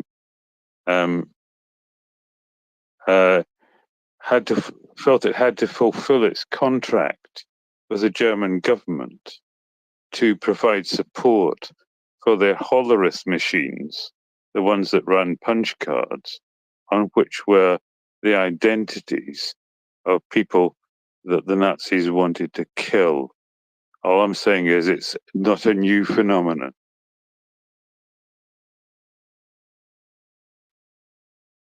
Did you not hear me? Have I done something wrong? No, I've heard you. Thanks very much. Yes, I think the river runs deep with companies that have had to, no, not had to, companies that have chosen to fulfill so-called contracts or obligations to countries in a state of war. Yeah, there's a lot of history, a lot of reading on that from VW through to IBM to many other companies that are now brand names, and we don't normally associate with that sort of obligation or activity. An example of which is I'm not sure if you've got them in the US. I know they're popular here in Europe. We've got Boss suits and perfumes. Boss is a very popular name. I think it's Boss. I stand to be corrected, but yeah, I don't want to put myself in jeopardy of legal liability here. But there are well-known fashion brands that were also implicated in making uniforms for the Nazis in the Second World War that are today simply recognized as high street brands, and no one knows the history behind them. So yeah, there is a lot of history behind that. In terms of fulfilling contracts, if you take Unilever, for example, Unilever did $728 million in turnover in Russia last year. And if you look at the amount of tax that they paid, they funded something the equivalent of 100 ballistic missiles that have struck Ukraine in the taxes that they paid. Now, Heinz Schumacher, the CEO of Unilever, his his excuse not only to not leave Russia in 2023, but to embed himself is in a simple publication statement that he put out. And he put this out sometime in the early half of this year. His reason is, we do not think it's right to abandon our people in Russia. End of statement. And that to me is just the most infuriating thing in the world, because oh boy, where do I start? Abandoning our people in Russia is a reason to keep on funding missiles to hit Ukraine. It's just, to me, the most evil and diabolical business reasoning to give from a chief executive for a business trading with a genocidal regime led by an indicted war criminal. Just absolutely breathtaking. That is Unilever for you. Thanks. Dryfly and then Martin. Yeah, I'm going to be real quick. Beefeater, I would appreciate if, I know you can't say go after this guy, go after that guy, but it would be good to set up a bunch of criteria by which we can make rational decisions about who to go after, and possibly set up a decision tree type rationale for a Pareto analysis of who to target first. I agree with a number of the callers that, it's a big issue, and it's a big problem. It's a big issue. It's an ocean of companies. So the question to me, from my perspective, is simple: is who do you start with, and what is the procedure? None of us have really a grasp on that. I mean, we know about Coca-Cola, we know about Unilever and some of the others. The question I would ask is, can you help set up a Pareto analysis of who you think, or at least a decision process to decide who we should really focus on to get the vital few that are really the biggest problems. And it may be who provides the most revenue, whose products are most associated with the war effort, who would have the biggest impact psychologically in Russia. All of those things may be part of the decision tree, but I think you're in a better position than any of us to put that decision tree together, or at least to formulate an algorithm to formulate a decision tree. And I'm just saying you to do it today. I'm not saying you to do it this month, but it may be something that you may want to put on your plate, because I think it would help everybody kind of systematize the attack. And quite frankly, it will scare the living lights out of some of the people who are there, thinking that they're going to be the ones that rise to the top first. And I'll listen. Cheers. Thanks very much, Jeff. It's something I certainly would need to have a look into to see if I've got the bandwidth to be able to do this. But I think it is the right approach. But I'm gonna pour some cold water on this idea, to the extent that I think everyone needs to have a broader understanding about the size of this problem. Now, to begin with, I point you directly to the Kyiv School of Economics. Google Kyiv School of Economics and Google the database that they hold on companies that are trading in Russia. They run an active database that provides you with the status of companies, whether they've left, whether they've stayed, or whether they've paused new sales, or whatever the case. They've categorized all the businesses that they have identified. And similarly, you can Google or look on Twitter for Jeff Sonnenfeld, who's a professor in New York at I think it's Harvard. Oh, no, sorry, it's Yale, in the Yale Management School. He has a team that I've spoken to on a few occasions. I think his team is 35 members strong that keep a live database of businesses trading in Russia. And again, he also categorizes them in terms of their activity and their relevance. Now, that said, those are two really good sources you can go to. You will find links to them on my threads that I push out as well. I would recommend that if you're going to dedicate time to supporting Ukraine, try and put some time aside, put a couple of hours aside to do some awareness and research and reading. Go onto these databases and scroll through them and read the information that's offered on these companies. To many people, it's absolutely mind-blowing stuff that companies that they have dealt with on a day-to-day basis are active in Russia and are trading under either other names or trading under their own name and making a tidy sum by trading in Russia. So use those databases, which is great. But now let me just point to that cold water that I wanted to pour over the idea of identifying individual companies. So we have these big companies like Unilever, who turned over $800 million in a year in 2023 in the height of a genocidal war. That's a significant company to target and to go after. A very difficult one to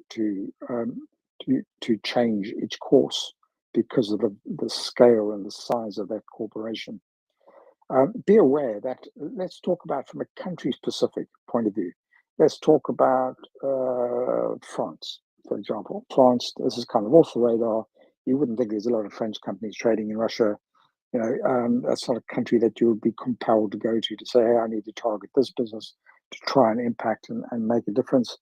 Well, the facts actually paint a different picture. There were 2,436 French companies trading within or through Russia that were impacted on recent sanctions that were issued by the European Union.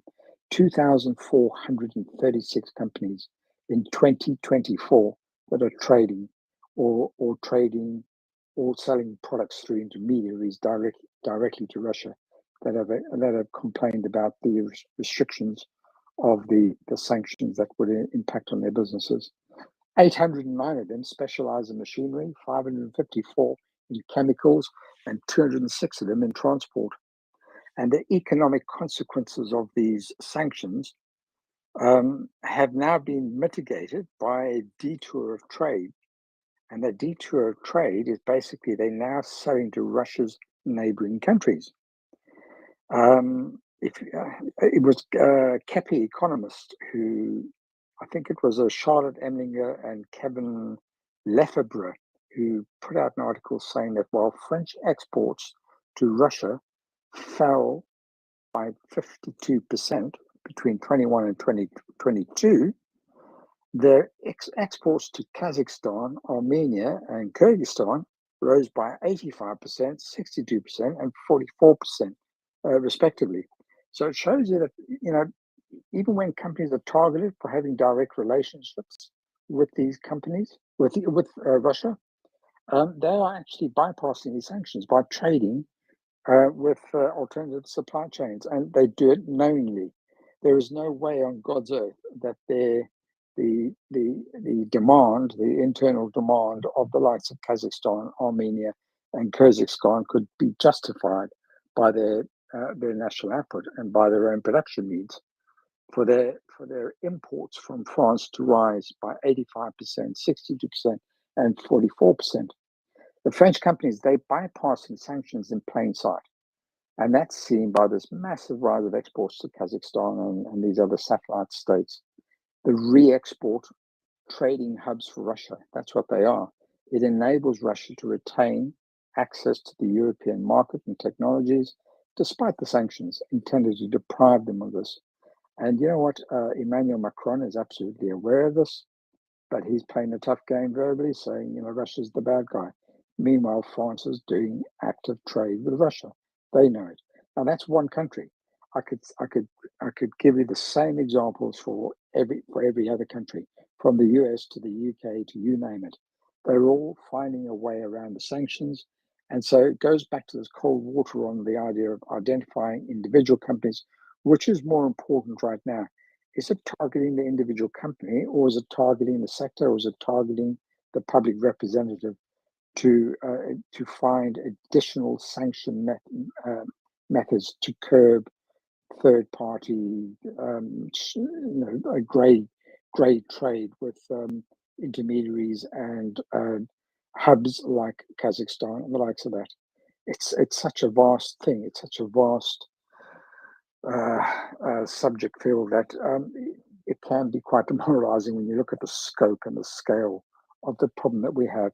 It's not just about Unilever. We could ban Unilever, but you can bet your bottom dollar that Unilever will simply market and sell their products on to the trading hubs and get their products distributed into Russia that way. And they'll do it by washing their hands officially and making it very difficult for us to continue pressurizing these companies. So as I'm speaking aloud, I'm almost justifying to myself that, you know what, the solution here is to ensure that our public representatives and governments make these restrictions impossible hurdles for products to be redistributed to Russia through trading hubs directly or indirectly. Thanks, I'll leave it at that.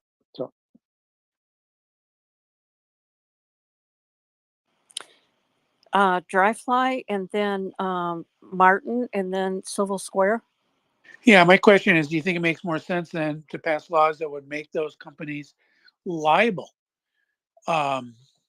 for supporting the governments? In other words, make it possible for Ukrainians, say, to sue Unilever in the US or Europe or wherever, who are wronged, who are attacked because their company actively did business or did not make really good faith efforts to stop the business from going into Russia. And I use that as an example, being that was how, to a great extent, we got compensation for the Lockerbie victims, was by suing Iranian entities in the United States and Europe, because you were never going to get it directly out of the Iranian-owned entities, or not Iranian, Libyan-owned entities in the United States and Europe, as opposed to trying to directly sue the government, which was just plain stonewalling. Possibly the way to change that would be to make them liable and then to be able to attach to the assets in North America. And that would make them want to really cut ties, or at least show that they're making every effort to really cut ties. And I'll listen. I think that, that is already in progress. So if you have a look at the latest OFAC sanctions, at the details of those OFAC sanctions, as well as the European Union sanctions, the latest sanction package that has come out, there has been a shift, and there has been a shift to requiring companies to show, prove, and offer due diligence on the sale of their products, and they've got to have a reasonable case to show that they are certain that their products are not being bought for resale in Russia. So there is that political movement to create the tightening of those sanctions and to make, I wouldn't say the companies liable at this point, but I would certainly say it makes them susceptible to the implications of what sanctions, the effect of sanctions, and what that might entail on their company. So it may not be a criminal liability, but it will certainly be a legal liability that could severely impact the ability for them to trade in Russia. So I will, if it's beneficial for you, I will put out the latest EU sanctions breakdown that I gave, and that articulates very clearly that there has been a prohibition on the direct or the indirect import, purchase, or transfer of various products from Russia, as well as there's a no Russia clause in the latest package of the European sanctions. The no Russia clause is a new clause that applies when EU exporters, it applies to all EU exporters and bans the re-exportation to Russia and re-exportation for the use in Russia of certain goods. So that's a step in the absolute right direction. It's about strengthening that bilateral and multilateral cooperation with third countries to impede sanctions circumvention. That is happening. It's working in our favor. I'm encouraged by that.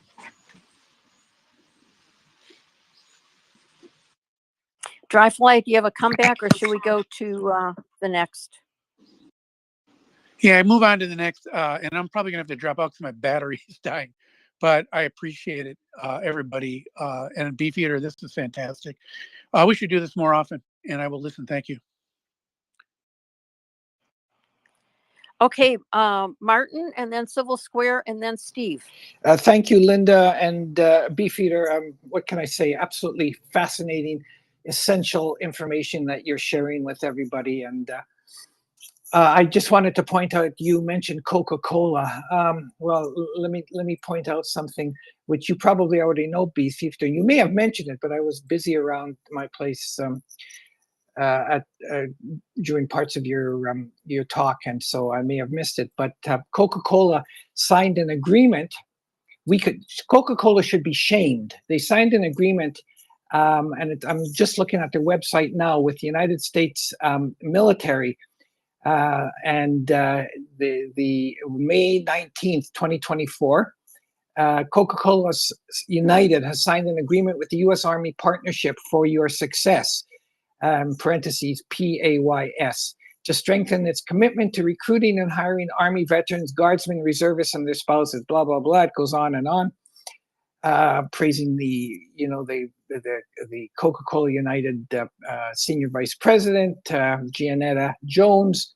And she's also the chief, what's called people officer, talking about, soldiers are highly desirable candidates at Coca-Cola United. Anyways, and then yesterday I'm watching the U.S. Olympic trials. I'm in Winnipeg, Manitoba, Canada, but of course we get all the U.S. channels here, of course. And one of the big ads was from Coca-Cola, saying how we support our military and everything. And I'm thinking, wait a second, Coca-Cola is playing both ends of the candle, because they're in genocidal Muscovy as well. So I wanted to bring that to your attention, saying that with Coca-Cola, I think if somebody was able to point this out to them and run with it, maybe go right to the top executives and say, well, listen, right now you're still in Muscovy, you're still supporting a genocidal regime. What kind of hypocrites are you? I wanted to bring that to your attention. Yeah, thanks very much. I wasn't aware of those particular adverts, but I am aware that the public relations and marketing departments of these corporations invest a lot of time, money, and energy in creating in whitewashing the brands and the corporations' names in their host countries, to perhaps diminish the effect of any claims made by individuals to say, hold on, you're trading with Russia, how could you be saying X, Y, and Z? But I think what is absolutely key, going back to an earlier conversation, is that, do you know what, calling into question that this kind of duplicity of position does not match with the ethics, the social and governance policy statements that these companies advocate as part of their corporate profiles in the investment arena. Thank you. Thank you very much. What that brings to mind is real-time fact checkers. if journalists or media companies did real-time fact checking on things like ads like this, events like this. Anyway, that thought just crossed my mind. Let's go to Civil Square, and then Steve, and then Oyvind. Hi, this is Charles calling in from Bucharest. If I sound tired, I am. I've been up for a few days. Took me a few days to get back. And I went to sleep, and then I got a call. One of my prime team guys is in Villanetsk, and as most people know, it's a tiny little village, and 7 people were killed, 31 were injured today. So I've been on the phone talking to Steve about that, and so I sent Tracy was amazing today. You know, when I was on the phone with Steve, I was listening to Tracy, and he said, today's the Danube Celebration Day. And I sent him a whole bunch of pictures of activity between Romania and Ukraine. I sent him a whole assortment. So I'll let him decide how he wants to share those with the community. But there's some pretty interesting pictures of cargo being moved across the Danube. And, you know, when we think about cargo moving, right, and we're talking about these companies, and I got to tell you, Beefeater, as tired as I am, when you speak, you're like mesmerizing, the clarity, and I really appreciate. You know, one of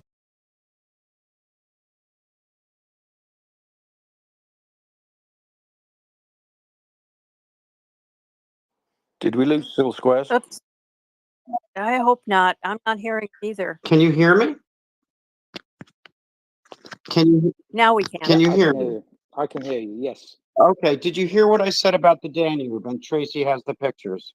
Yes, we do. Thank you very much. Okay. So, and I thanked you, Beefeater, for your clarity. I'm And very grateful.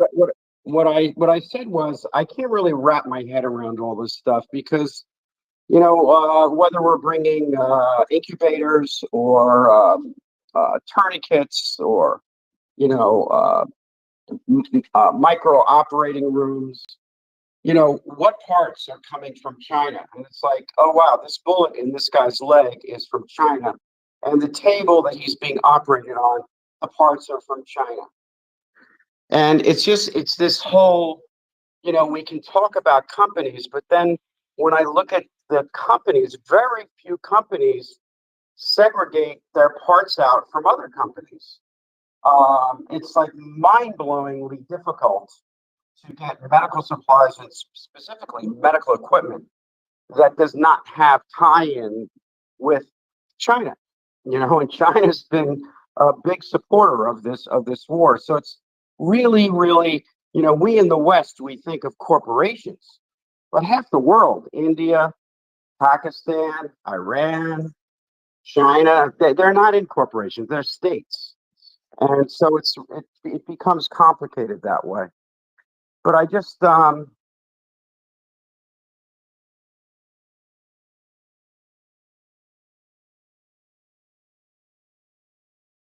Yeah, I think we've lost Civil Squares again. Your signal is intermittent, Civil Squares, if you can hear us. yeah, you know, I got to tell you, you know, here in Romania, I don't know if you've read this, but in the last, there's been a lot of jamming along the Danube River here. And so anyway, I'm sorry that, yeah, that my signal is coming in and out, but I hope that I made some sense that you presented how complicated this, and it's what I've discovered is it's layers of complication. But thank you very much. And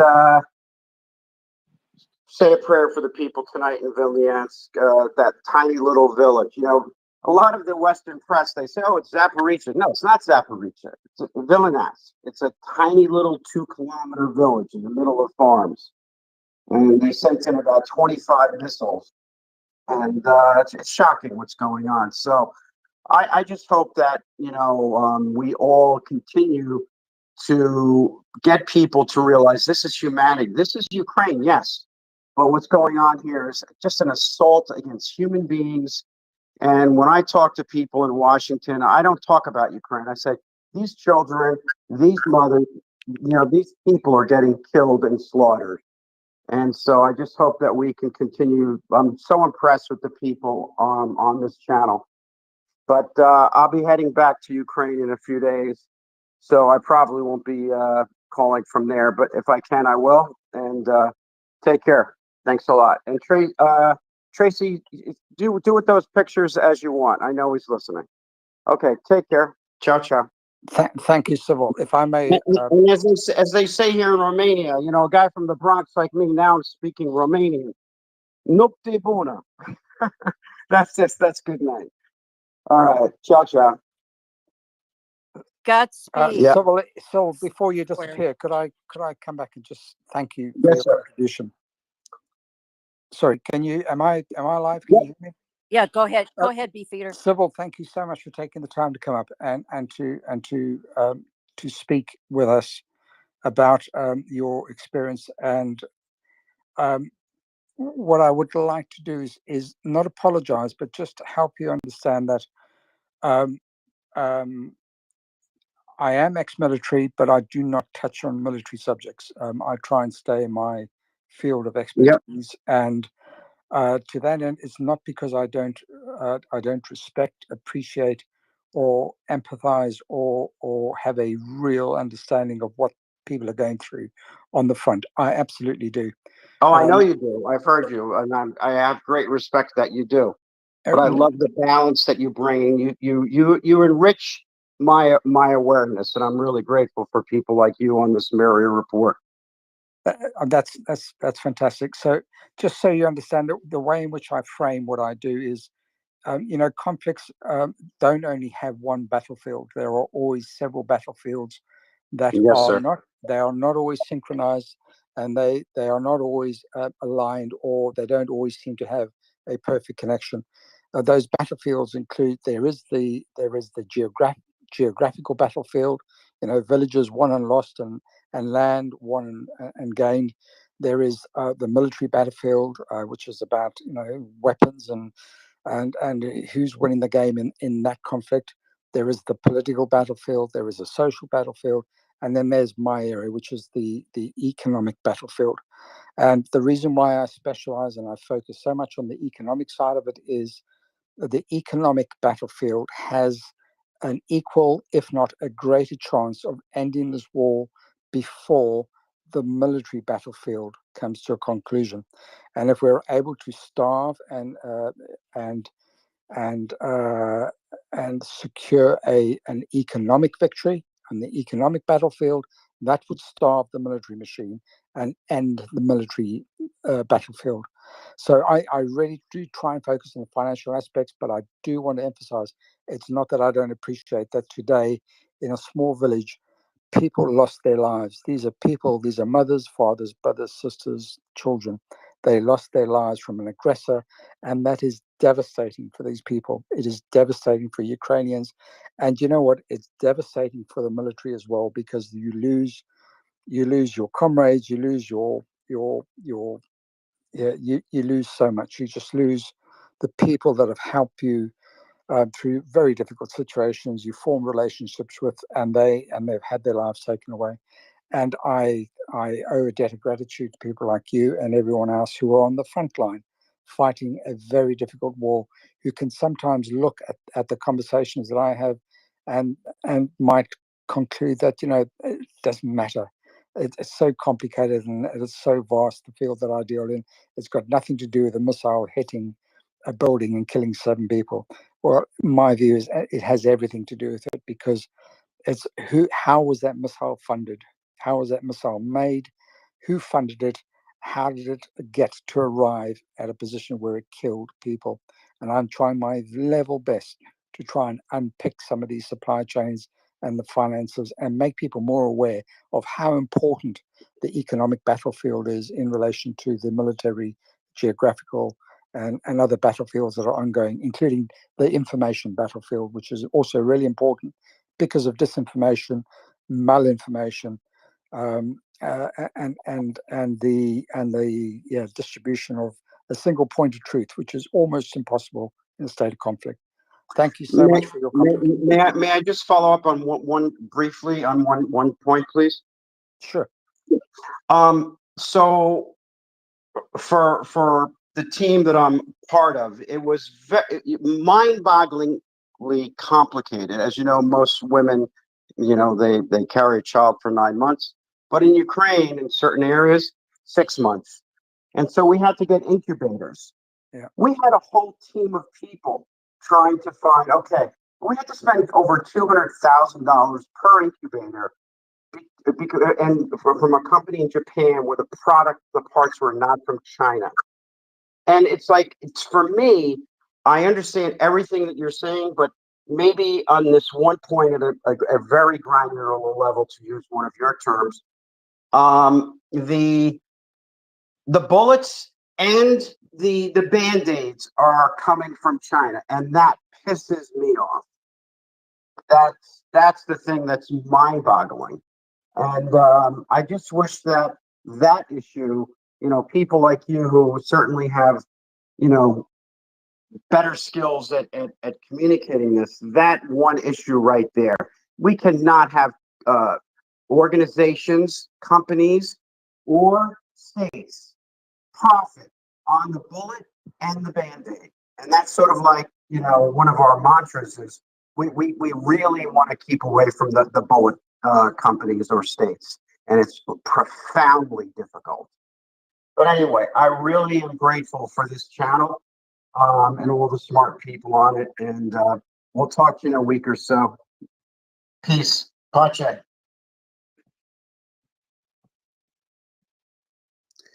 Okay, thanks very much, Civil. That's great. And thanks once again, Beefeater. It's always great to have you up here. Stick around if you can, but meanwhile, we'll go to Stephen Horrigan. Appreciated. I actually came up mainly to address a simple point, but I have a few more now, it seems. Firstly, Civil, I see your mic is still on, but that's okay. You name-checked two people, Steve and Tracy. Neither one of them are me or Tracy that is here, I think, just to clarify that. Anyway, with regard to statements that have just recently been made about, well, civilians in small forward villages, and specifically Beefeater's comments about that, undoubtedly, well, I've been into villages in those forward areas, and undoubtedly, it's hard to talk about, but with regard to specifically Beefeater's comments, the effect on the military is catastrophic or profound, because of course the military are billeted on the mostly the empty houses that have been abandoned, but many of those forward villages that include people who have not abandoned them, living as neighbors with their children, and so they're intermingled. They know each other by name. They see each other every day. They're family. That's the point I wanted to make about that. But anyway, no, I came up to address Beefeater's. You were talking about Hugo Boss. You said it was Hugo Boss, who is the same mark that is, a main high street brand, and indeed they designed all of the most famous uniforms of all of the units of pretty much every rank of Nazi Germany. So that's certainly true. But not only that company, there are many others. For example, Porsche was involved in tank production. In fact, had nearly won the contract for the Tiger Mark II with an electric drive rather than a diesel direct drive, which was eventually the contract that was won. But Porsche himself was present at the test at which Hitler himself was present. Skoda is a lesser example, because Skoda works, of course, were arrogated to themselves by Nazi Germany after the takeover of what is now the Czech Republic by Nazi Germany. So it's difficult to lay any blame to them. That's a full stop under that. I wanted to begin with saying, Beefeater, that I absolutely admire your work and agree with Civil Squares about your comprehensiveness, indefatigability, and importance. Your work is absolutely vital to, yeah, in no way is it any less than any other of these efforts. And in fact, you are quite unique, I feel, in your comprehensiveness on the economic analysis front. And it is truly vital, very, very important. Now, I would like to ask you a question. The question is, so you were discussing, for example, in France, in the case of France, the really quite large numbers of companies that dealt with the Central Asian republics and the proxy figures that told you, I think correctly, that their sales were not in fact to Central Asia, but were to Russia, circumventing the sanctions. I think this point, to me, is one of the things that illustrates the difficulties of sanctions. Now, sanctions are being chased down. For example, just recently, in the last few months, Chinese banks that had been evading sanctions have been nailed down by the relevant US authorities and have stopped trading with Russia,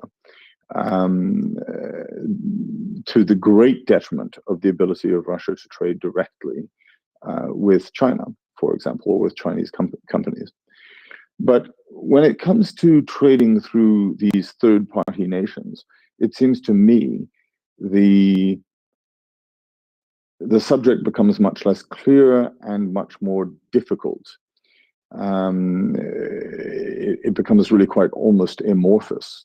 It's unclear to me how, although I can certainly see why you would say that the figures that are produced clearly indicate sanctions busting going on, and I'm absolutely sure that they do. It's very unclear to me how state actors legally can apply. So, for example, you mentioned Macron knows that this is happening. Well, he may know it's happening, but it reminds me of a statement by a British politician a few decades ago, who said one of the most surprising things about getting into power for the first time is that when you gain access to the levers of power, you pull one and nothing happens. So I think sometimes we overestimate the ability of our own governments to actually effect change. And when we look at it on the other side, it's certainly the case that, for example, even in a command economy or a fully authoritarian state where people are literally killed if they do the wrong thing, or imprisoned indefinitely and tortured. Even in those states, there is corruption, there are workarounds, people are bucking the system all the time. There was a recent interesting Bloomberg report about the likelihood that many Chinese missiles, even of the ballistic and intercontinental kind, instead of having rocket fuel in their tanks, actually are filled with water because of corruption, for example. There's a Bloomberg report about 2 months ago. So when we are talking about, let's say, French companies selling components to Kazakhstan, of course I want this to stop if it is going to Russia. But I find myself unable to see how state governments can effectively stop that. Now, reporting it is extremely important. I don't expect you to effectively answer this question. I certainly can't. And there are people who can, who, for example, have recently stopped small Chinese banks from transacting with Russian companies in small-scale local markets in northern China, which is very, very impressive. So there are probably people who can. So don't take it at all that I am minimizing your work. But I'm just asking you whether your work is reportage entirely, or have you some idea of the mechanisms by which these sanctions can be applied if the trade is funneled through gray third markets in that way?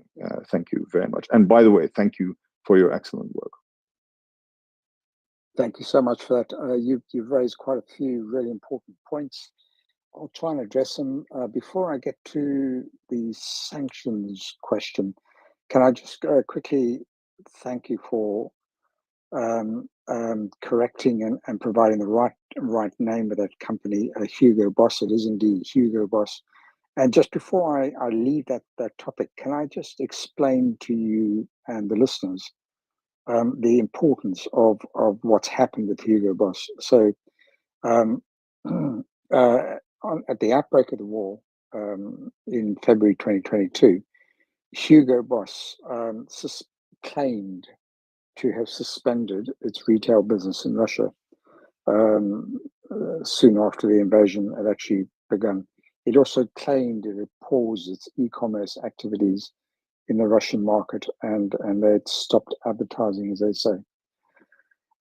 During the course of the last 2 years, it's been up to individuals like myself and many other really good people and organizations using social media and media outlets to contest their claims and to provide evidence that perhaps they hadn't stopped trading in Russia, and I for one have provided substantial evidence to show that up till the end of 2023, they were very much business as usual in Russia, and they'd simply they had changed the supply chain route to distance themselves from direct product supply inside Russia. But the bottom line was this: I provided evidence that Hugo Boss stores were up and running in Moscow, and they were doing business as usual and have been doing that since the start of the war, and that there has been no disinvestment or no shutdown of their businesses as they had actually claimed. Piling on lots of public relations pressure on this business did yield an effect. And in fact, on April the 24th, Hugo Boss announced that it had agreed to sell its Russian businesses. Now, this is the important part. Before you raise a fist and salute and say, "Yippee, we've got this right," actually, the river runs deep, and you need to know how these companies operate. Hugo Boss sold their shareholding in the Russian chains to a German partner, fashion house called Stockmann. So they just shifted the business to another German business. The other important bit about this sale that you need to be aware of, as in with all sales after December 2022, they are subject to realizing a 50% value of its capital value. They can't sell the company for more than 50% of what it's worth. That is by edict from Vladimir Putin himself to discourage businesses from leaving. So in the first point, they've only realized 50% of their asset value in the sale, and that's officially. Unofficially, deals are also done that may help them realize the full amount, but they remain very opaque about the conditions of the sale, the details of the sale, and what went on. So we know that they technically should only have realized 50% of their asset value because they'd exited late from Russia, and they've fallen foul of Putin's edict on company disinvestment in Russia. May I interrupt you just briefly? Yeah. Sorry, just there. I seem to recall that several companies, I think including Mitsubishi, exited the Russian market, losing nearly 100% of their investment, doing so quite honorably. Am I wrong in thinking that? Just to sort of add clarity to this idea that well, these people are just in it for economic interest. Of course they are. But I believe that there are examples of companies that have abandoned their businesses, losing their entire premises, having just set up significant manufacturing facilities. Is that correct? Yeah, Thank you. that is absolutely correct. There are a number of businesses that have exited, realizing a 100 plus% loss, and I say plus because on top of abandoning their assets, they've also been subject to various forms of taxation for exiting. And I think this is the second part that I wanted to raise, just about Hugo Boss. So they've technically claimed to have realized 50% of their asset value in basically selling their business to another German business called Stockmann. Now, the important part about this is that everyone needs to know that the businesses who failed to exit before December 2022 have been subject to an exit tax. And that exit tax is over and above all the other taxes that are applied in the process of that sale. The exit tax at the last counting that I had was something in the order of 15%. So 15% of the sale value of the business is then paid to the Russian government, which is a direct contribution to the so-called special operation or the war machine. So they have in fact financed the war machine directly by selling late, by exiting late, 15% of the value of their company.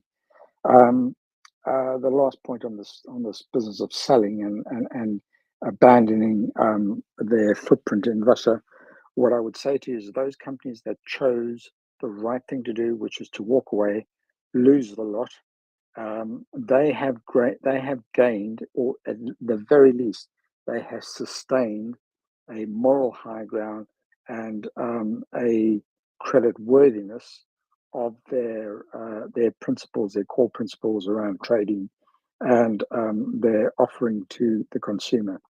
Whereas the businesses who have stayed now stand to not only lose 50% of the value of their business and pay an additional 15% of what they do get directly to the war machine, but they would have lost their credit capital, their credit worthiness capital completely, because they have tried to pursue the Russian market in the face of genocide.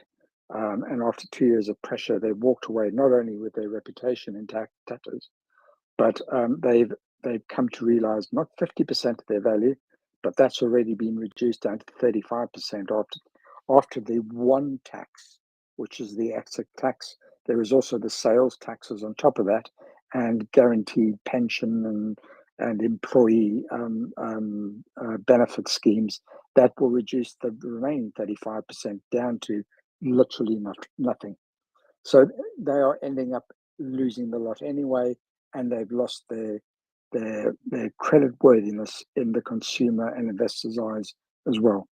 I'll park the subject on that, but thanks very much for that one. Just going back onto that discussion you had around sanctions and whether or not these sanctions, and if I had a view on what is this all about, and is it really worthwhile pushing sanctions out, and what is the end game on this? I'm very clear viewed on this, and that is the sanctions, be it on oil or gas or individual products and services, scientific or technical or otherwise, they all have a really important effect on the Russian economy. My view is that sanctions always do work, even if they are circumvented. Circumventing the sanctions result in a longer supply chain, and a supply chain that drives up the price of those products as they arrive in Russia. Now that is on its own a strategic success, because by pushing up the cost price of these products across all sectors in Russia is having a catastrophic impact on the health of the Russian economy, specifically measured in the interest rate the inflation rate, and this has been evidenced very clearly that there are two levels of inflation in Russia. There is the Kremlin's version. They will have you believe, and Putin often parrots that the official inflation rate is below 6 or 7%. Whereas if you read my daily threads that I put out on Russian chats in the channel, you see on a daily basis the cost of products are rising on a regular basis, and we're talking about in multiples of percentages, and the real inflation rate is arguably well in excess of 30% per annum.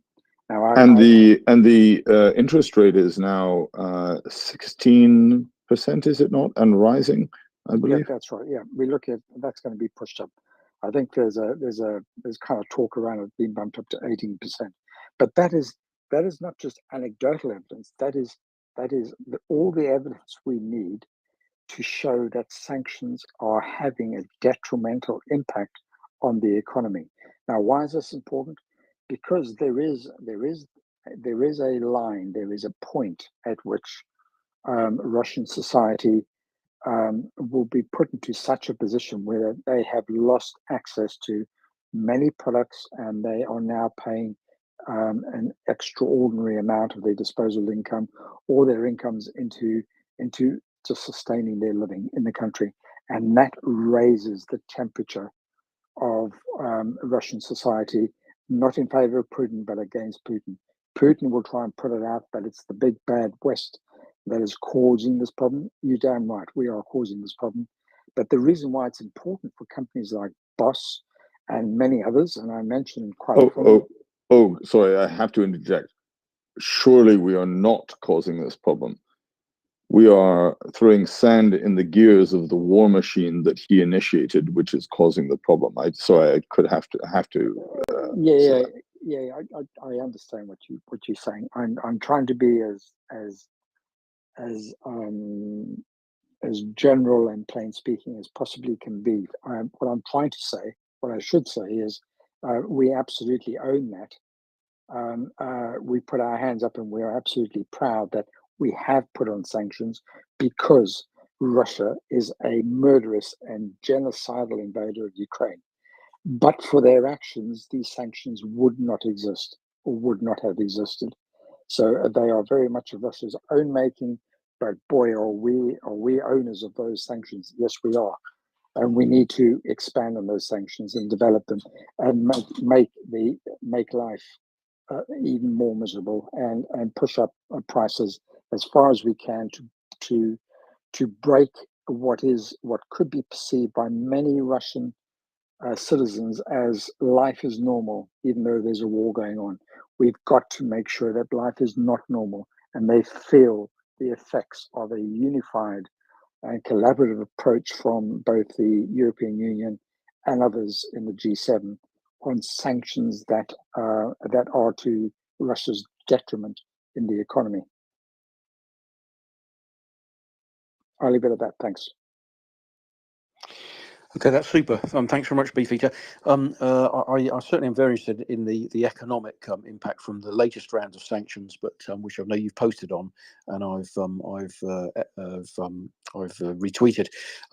Definitely would encourage everyone to look at that, because it's quite significant what has just happened in both Europe and the USA. Anyway, we have Oyvind's hand up, and sorry for keeping you such a long time, Oyvind. Please feel free to go ahead now. Yeah, thank you. It's not only sanction that we need to tighten. I have a story here, and it's about actually about security. The Norwegian merchant fleet is the world's fourth largest fleet. It has 1,591 ships. During World War II, we were a major. We played a major role. What do you mean? Can you hear me? What is it? What is it? What do you mean?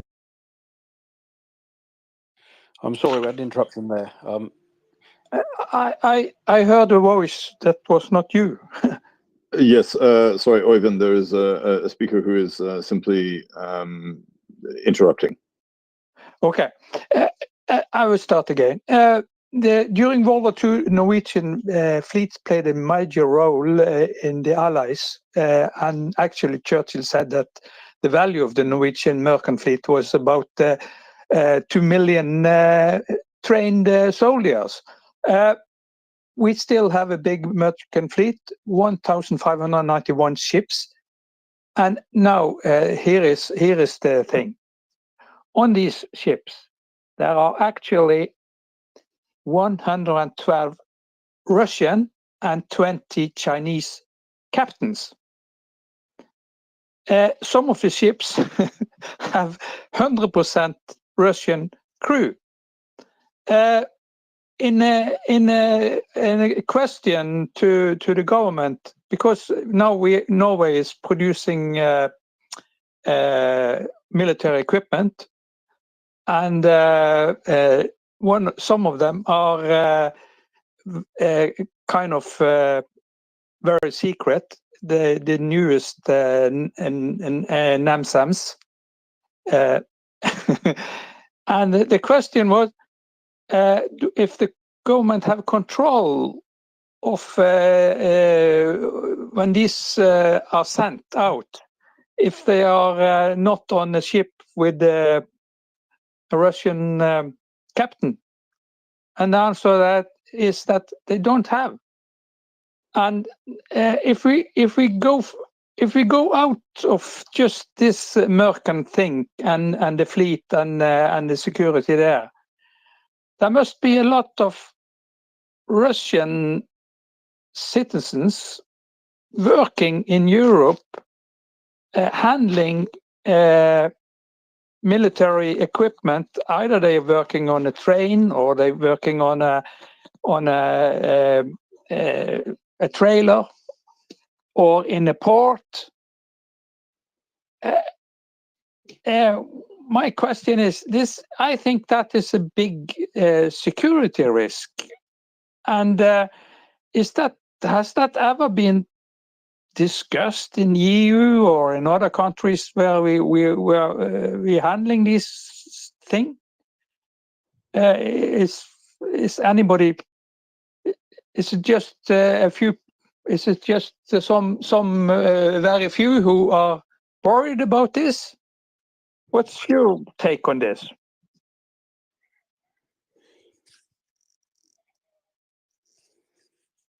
Sorry, Oyvind, was that a question directed to me? Anyone who are familiar with the issue. Is it part of haven't ever been discussed that some kind of jobs cannot be held by a Russian or a Chinese or anyone who can be a security risk? Thank you. So I don't know if it has been discussed. I mean, it clearly is a risk, and I think the West is sort of sleepwalking with the number of people who are potentially here for nefarious purposes. I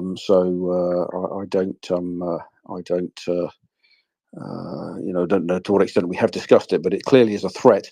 Apologies, I wasn't able. I was trying to deal with an interrupter, and got rid of her, so I wasn't fully paying attention. I was trying to deal with that. Anyway, Stephen, we have your hand up. Could we go to you next then again, please? Thanks. Well, I'm Oyvind. Oh, please, no, Beefeater had his hand up, please, and you're the main speaker here. Please, Beefeater, go ahead before myself. Thanks, Stephen. Oyvind, I think you raise a really important question. Very briefly and short, has it been discussed? Yes, it has. It has absolutely been discussed. Has it been dealt with? No, it hasn't. And I'll explain to you why. My view is that this is a failing not only of individual countries, but it is a failing of an organization that exists with under the umbrella of the United Nations. But I'll get to that in a bit. But from an individual country point of view, we need to be very clear about this, that this is not just an issue of Russians piloting or crewing or being involved in, from a resourcing point of view, in the shadow fleet and the fleet of vessels that are legally permitted to transport Russian oil and gas, for example. It's not limited to Russia. It's a major problem, and it's a problem that, for example, I've reported on a specific case of an internationally flagged vessel that had it had run into a major problem with a fire and an explosion on board, and it turns out that the crew list included Ukrainians on that vessel transporting Russian oil at the time. So from it's not just a localized issue to Russians being on foreign ships. We've also got to look at it from the context of Europeans being on internationally flagged ships that are transporting Russian products around the world on commercial liners. So that part, and that said, I think various security establishments are absolutely aware of that, and I have no reason to believe that they haven't acted on that, and they don't discourage that as well. Just going back to the problem of this whole problem is in my view falls within the scope of a United Nations umbrella organization, which is the International Maritime Organization, the IMO. I have put out, and I will now quickly tweet out on my timeline, if you want to have a look at it, a post that I put out about the IMO and its failure to effectively manage some of the maritime threats that happen in international waters. I've also set out very clearly what the IMO's reason for existence is, and I've set out clearly what they've been charged with in terms of the United Nations umbrella organization. And they are essentially, if I were to run it up in plain English, they are responsible for safe navigation and conduct of vessels in international waters. And to that extent, they have not been visible at all during the course of this conflict, of this war that is perpetrated by Russia on Ukraine. And they could have, should have, and would have done a lot more had they been under probably more definitive and better leadership in combating some of these threats, specifically with the shadow fleet, which contains a whole lot of unseaworthy vessels that are transporting enormous amounts of liquefied gas and various petroleum and oil products around the world in vessels that are incredibly dangerous and pose an extreme threat to the maritime environment with the threat of oil pollutions and major accidents at sea. Notwithstanding the fact that they also operate illegally, uninsured, they also operate in a way that is dangerous by turning off their transponders and trying to evade identification and doing a lot of ship-to-ship transfers in various hotspots that I call the tanker dogging spots of the world. An extremely dangerous practice. I'll end it at that. Please have a look at it. I put out a thread around it. It's called the IMO, International Maritime Organization. They should, would, and could be aware of the makeup of crews. It is their responsibility to make sure that ships are being crewed by competent people, that the relevant registers are published and known, and that safety is an absolute priority. But it's something that they haven't done, and they are in breach of the International Convention of the safety of life at sea, which is known as SOLAS, and that is a UN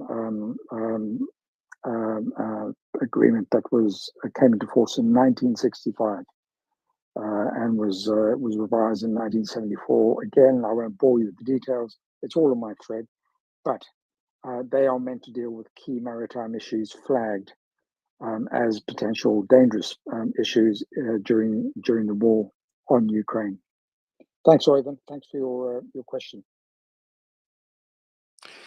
Well, thanks very much, Beefeater. Yeah, and you've talked about the IMO before, and it's astonishing that they're not doing what their primary purpose is there to protect the safety of life at sea. We are just about going through a double co-host change. Linda's just dropped, so she'll come up as speaker and possibly say goodbye. But do stay on, Beefeater, although you've been on a while, so if you want to go, you want to get to sleep or whatever, then fair enough if you have to do that. But your segments, or those sort of impromptu sessions when you appear here, are always fascinating. The content you bring is amazing.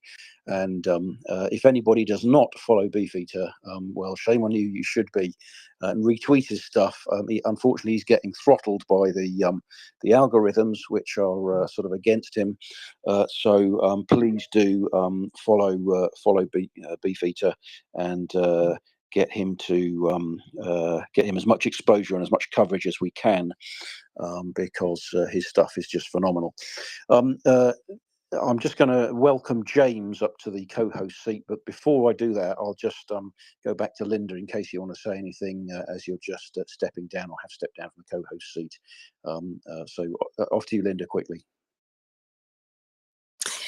Yeah, thanks. This has really been an interesting and useful conversation. So I think everybody involved, yeah. So I don't want to say any more than that. Keep going because I don't want to interrupt. Thanks.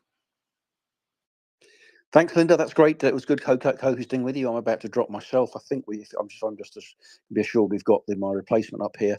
Always good to hear Beefeater, and it was exceptionally good tonight with both Beefeater and Dryfly sort of playing off each other, sort of contributing very good perspectives from either side of the pond, as it were. Both very good in their own sort of areas, and in the case of Beefeater, his area covers an awful lot, particular economics. One thing I would like to do is talk about the latest round of sanctions, because they seem to be far wider and far deeper than has been the case with some of the previous sanction rounds, and it hopefully is an indication they're getting serious in terms of things like circumvention and secondary issues, in terms of things like IT provision, blanket provision to Russian companies, and transport and various other things, a whole load of key areas which they have been reluctant to apply sanctions to previously, which are really, and LNG, of course, massively LNG, which is the last remaining sort of huge carbon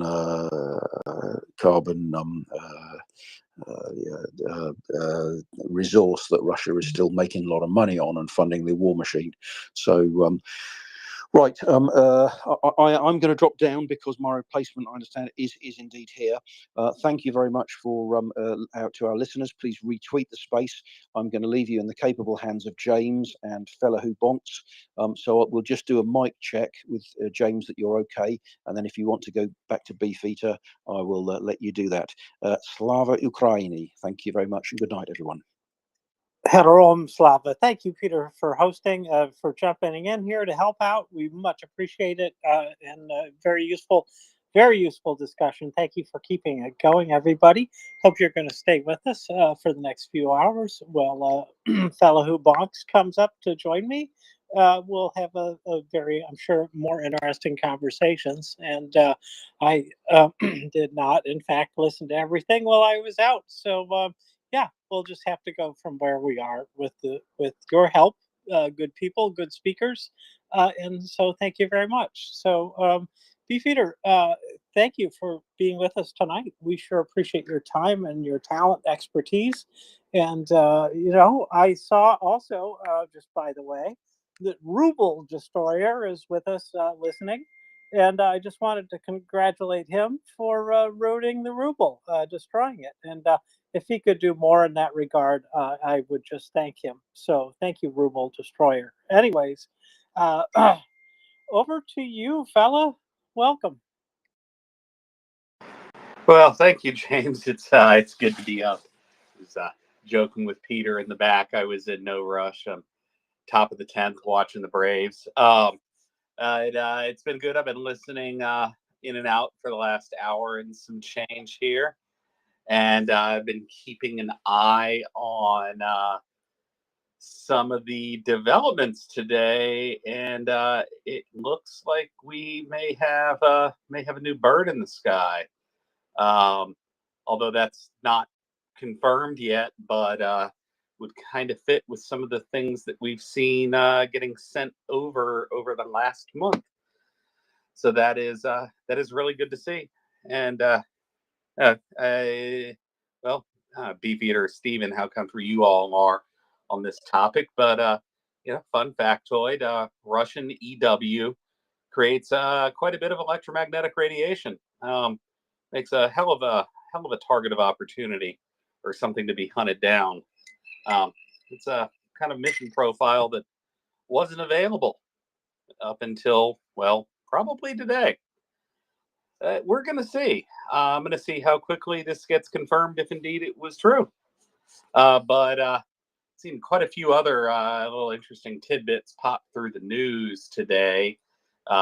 One of them was technically yesterday afternoon, but this is going to be something very good for the production of Patriot PAC-3 MSEs. If you saw, but the Army has signed a $4.5 billion contract with Lockheed yesterday to produce 870 PAC-3 missiles.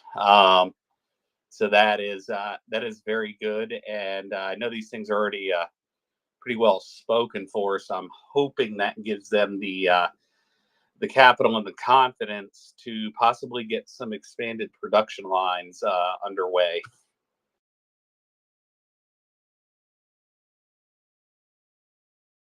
Sounds good. Hey, before Beefeater has a chance to drop, I did want to ask him, if you have not already addressed this, what did you think about the ruble and the fact that we disconnected from it, and what effect has that had? And thank you. And if you've already addressed it, that's fine.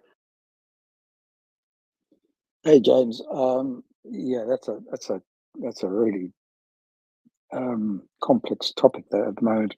I'll simply respond by saying the value of the ruble against the dollar is a completely artificial and notional value that is often put out as a figure by some media organizations and invariably by Russian propaganda departments through either the finance ministry or the central bank. It is, in my view, it is a nonsense exchange rate. I think in reality, what they claim as being the exchange rate and its stability, its alleged stability as a result of decoupling, so-called decoupling, is again just a complete nonsense altogether. The effect will continue to be devastating. And we will continue to see the value of the ruble slide at an increasing rate over the next 12 to 24 months. It certainly won't happen overnight, but in terms of international settlements, they are having a very difficult time with various banks in China as well. And that is adding to a list of 99 problems that Putin has on his lap from a financial lens at the moment. So I welcome it if they want to pretend to decouple, and I even welcome their advocation that they should set up a BRICS currency. Good luck with that. nothing like setting up a currency on the back of a bunch of countries. Many of them are in near bankruptcy and are trying to latch onto what is going to be a flawed and a devastating system of trade and economics. So, yeah, good luck with all of that. Good luck with all the projections as well. I've long learned that making projections based on official curated Russian data is a fool's errand, and I've always worked on the principle of bad data in is crap data out. So to offer a view and a projection on things based on bad data is an absolute no-no for me. But I can say with good confidence that it's not getting better for them anytime soon. And the exchange rate, as spurious as they may advocate it to be, is a nonsense. What matters is the cost of their products on their shelves has risen and will continue to rise catastrophically over the coming months and years. And this is a problem that will not be fixed overnight either. So even if they withdrew all their troops and the war ended tomorrow, the problem that has been created in the Russian economy is one that is going to be a multi-decade headache, and it's going to be an absolute difficult one to overcome. To try and rebuild confidence in a system that has, on a number of times, given the world cause for concern. I'll leave it at that. Thanks, James. Thank you, Beefeater. Well, I just wondered, and I like the question. I don't care about the accuracy or veracity of it. Yes, I do, but I sure do like what you said about it. I'm glad they're in the toilet there. So, Ruble Destroyer, just keep at it. Stephen, welcome. Yeah, the BRICS. The meme coin of of economic systems. Did it have any reality at any point? I remember it being described as the rising takeover of the dominance of the US dollar on the basis of the economic dominance of China and its cooperation economically with Russia, Saudi Arabia as being key as well, India too. Well, apart from anything else, Russia's promotion of the Houthi hasn't exactly endeared itself to Saudi Arabia. India has abandoned Russian weapons. China is little brothering Russia for all it's worth and has bowed to US sanctions because it knows that it depends upon the economies of the West. It's just horse shit, frankly. But, that's my considered opinion. However, I would like to ask you, Beefeater, because I'm going to have to drop soon too. So on Konstantin's channel recently, I noted, can't remember who, but apparently a top Russian economic official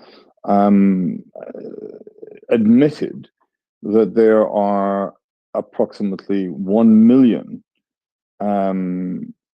vacancies, personnel missing is a better way of putting it, from the Russian economy in terms of its technically trained staff. And I'm talking about IT, top IT personnel. And it seems that these have been among the, of course, in many cases, the best educated, the least militarily inclined, and the most able to flee and the most able to find work elsewhere. When you mentioned a moment ago the multi-decadal, even if the war stopped now, effect on the Russian economy, the flight of much of its, the old school word was brain drain, but of much of its technically able young people must be accounted among that effect. What do you think? Just before I drop, and perhaps you do too. Thank you, Beefeater. And thank you again, by the way, for all your excellent work. No problem. Thanks, Stephen, for the question. First point is, let me just talk quickly about Constantine and his channel. I am probably not of the majority in my thinking behind this, because he comes across as a likable chap. And may I interrupt 1 second? We momentarily ago discussed Hugo Boss, and I was thinking, when you were talking about the sanctions busting involved in Boss, he always wears a Boss t-shirt. Just a note. Yeah. Look, I'm not going to discredit him, because he does provide a lot of he provides a lot of succor to a lot of people, and it has the right effect in terms of getting people to ask themselves questions and maybe go off and dig for more information. But I will say this, that I would counsel people to be very careful about taking as fact much information that he would share, and many others would share, unless they are prepared to provide proper references and resourcing and sources for material, for views that he has. May I interrupt just briefly? I have wondered about this, and this is exactly why I asked you this question. Now, I don't have time in my own life. I am very fully involved in many different things, but to adequately chase down the details. But this is exactly the kind of thing that you do. But when he references numbers like that, he does usually reference specifically the source in terms of at least the internal Russian source. And he does say that this is what they have said. I don't know whether this is true or not, but I'd be interested. Please continue. But thank you with that comment. Okay, so in short, again, a very complex conversation we could have here. Just be aware of the three strains of information that you need to be aware about: misinformation, disinformation, and malinformation. Malinformation is something that's probably more appropriate in this conversation, because it's about using, call it facts, but about using data and reference points that may or may not be true, but invariably are true, but coming to the wrong conclusions based on that information and espousing a view that is wholly wrong. From Constantine's position, do you know what? If I said to you, if I put into every one of my threads that the Minister of Finance said this, and you believe me, then you need to take a critical cricket bat to your opinion and give it a pummeling, because agreed. Even though I've mentioned that somebody said this, unless you can provide me with evidence that this was said on the date and the time and the publication, and I can be more comfortable and assured that that was said, then all you are saying is that you're using your name dropping to try and give your view credibility. But thank you, but thank you. I do apologize for interrupting, but it is because the name dropping occurs, but there aren't references attached specifically that I have been able to see. Thank you. Yeah, well, this is the exact thing I'm saying. Again, I'm not dishing this channel. I don't need to do that, because and ultimately it serves a proper good purpose.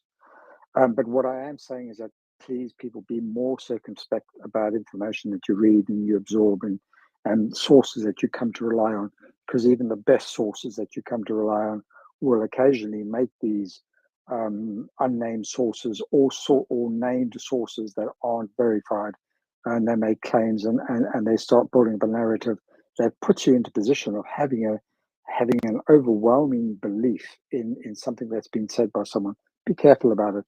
From Constantine's position, I would just simply say this: if one is going to come across as an economist and propose that you are an authority on some information, you need to be able to back it up, and you need to be able to back it up with verifiable, independent references, resources, and data. But something that is completely lacking in the channel, and that makes me take it with a kind of pinch of salt.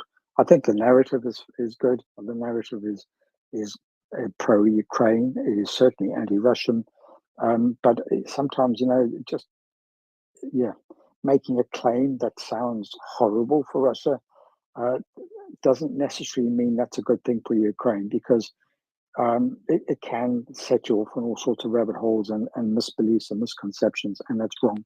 You shouldn't do that. You need to be able to provide a truthful, well-resourced, well-referenced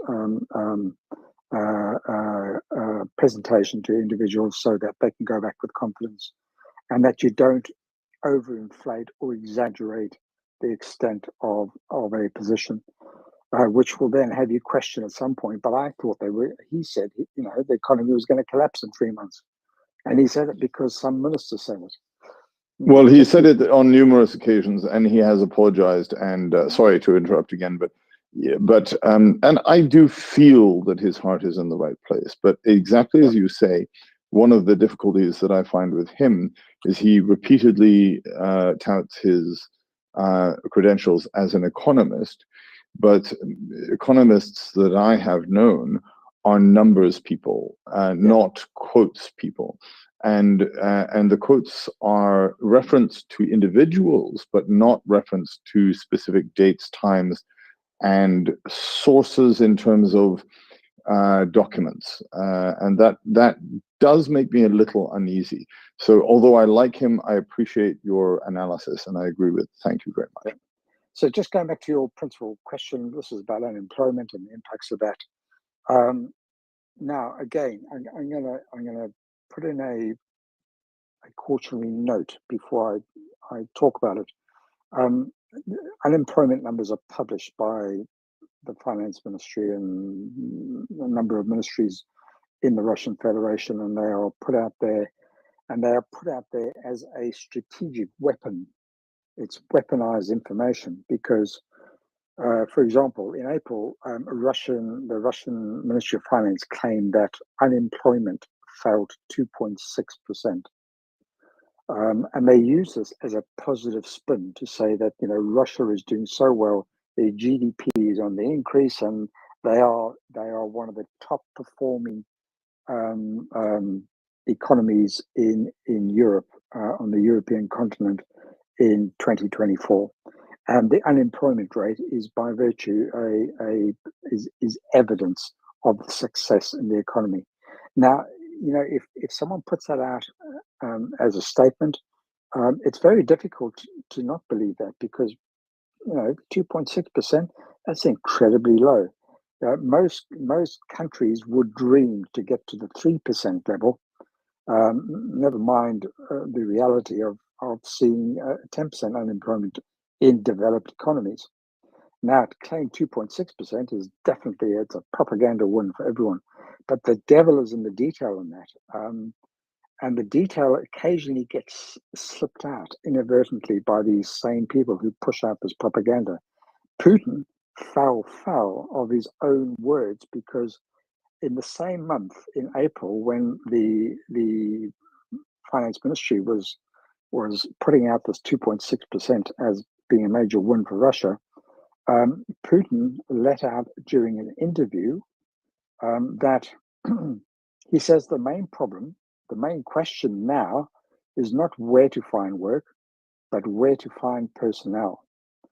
And that's the sort of stuff, that's the gold dust when it comes to understanding the amount of trickery and misinformation that is being fed up through the Ministry of Finance. Where to find personnel. They have a major employment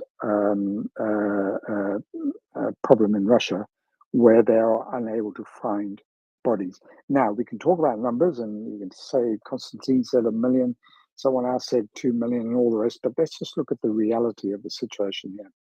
We have this economy that is probably It's probably the size of 2 Walmarts put together. That's the reality of the size of Russia's economy. If you look at it from an employment point of view, we can be fairly confident that somewhere around 500,000 able-bodied men have been killed or wounded in the last 2 years out of their population of working people. There are perhaps approximately another 500,000 men currently conscripted into the army, who are out there to sacrifice themselves for Putin. But that's 1 million people taken out of the equation already. Now let's talk about the other people.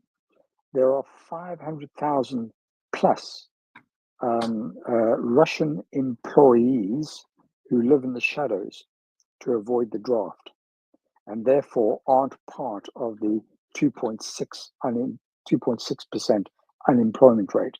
These are people who live off-grid and people who try and live off the system to avoid conscription. Now let's talk about another bunch of people. Circa 2 million people have fled Russia to avoid conscription or to set up home in other countries. So we've already bumped that number up to 4 million people.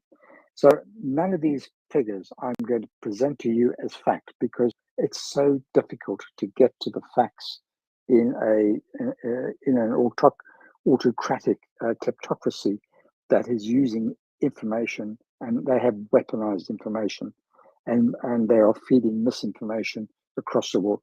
We do know they have stopped reporting these figures to the institutions that once gave us an accurate and auditable trace of figures being declared, being the IMF and the World Bank. They stopped reporting these figures in December. They now only release on an ad hoc basis manicured figures through the propaganda departments. So it's very difficult to get to what number we are actually talking about. But what is undeniable is that the 2.6% unemployment rate being claimed in April is not a vindication of a sound economy. It's in fact it's evidence of an economy that is in major difficulties in terms of employees and the lack of skills and the lack of people to do very basic tasks and functions. Hence, I regularly put out threads on a daily basis from Russian channels, and you'll see the amount of chat that goes on about immigration. There's a large anti-immigrant view in Russia, but the conundrum that Russia faces is that they now have become dependent on immigrants to fulfill so many functions in society because they don't have the people to fill those positions. So to summarize, I will concur with Konstantin on one issue, and that is immigration is a major problem in Russia. To what extent? Anyone offering you a number, I would challenge straight away to say that the truth is very difficult to come by and almost unprovable at this point. Safe to say that anecdotally, we can see from the Russian mood and chat on a day-to-day basis that some companies are experiencing up to 75% vacancies in their organizations. These are companies that could be doing a lot of business, or they could be contributing to the war machine as part of the war economy. They simply don't have the bodies because the bodies are being pushed out of the country and pushed to the war front and are now dead, dying, or disabled. Thanks, Stephen. I'll leave it at that. Thank you, Beefeater, and thank you for the good questions. And Stephen, it looks like you've got a follow-up, so go right ahead. Well, indeed, Beefeater, I do adore your analyses. They are exceptional. So, Jeffrey Sonnenfeld, your words about the opacity of data, of course, we can't trust a fucking thing they say. And one thing I'll say about Konstantin is I don't think he does either. To be fair to him, he always just somewhat ridicules it, but he says, this is what they're saying. Now, I would prefer it if it was better referenced, but honestly, looking at his face, he seems to get older and older by the day. I don't think he's in the best place psychologically, and it is taxing, no doubt, for him to be doing this on a day-to-day basis. So I can forgive him quite a few sins in terms of the specific referencing. However, Jeffrey Sonnenfeld, you mentioned earlier. I have had some interaction with him personally, but anyway, I like his approach. He uses proxies to, it's the dog that didn't bark that he listens to. He uses data from other more trustworthy erstwhile partners or actual partners of Russia who are publishing data. But he also uses other information that is coming out. And one thing about, for example, the manpower shortage, I mean, we know that Russia is experiencing a demographic crisis. Whether or not the figures that you quoted, which are the ones that I am aware of as well, are true, and I think they are, and they may be worse than that. But we do know that, for example, the governor of Tatarstan, about 7 months ago now, lowered the age of employment in factories to 14. And recently, there have been programs instituted in Russia to it's not exactly apprenticeships, it's more like forced labor from school children in factories that I have heard about. And I've also heard a few statements from Russian propagandists talking about how young people need to feel the smell of fuel oil and things similar to that. It all adds up. I mean, this is a nation of 144 million people, for whom several million are now missing from the economy due to the war, and which is running, I think, in an unemployment rate that is even officially at 2%. That may sound good in a good economy, but a 2% unemployment rate in an economy where we know there is scarcity is not a good figure. Anyway, whatever. I do appreciate your words, your analysis. I'm going to drop down and thank you again, Beefeater. You're a star. Slavo Ukraini, my friend.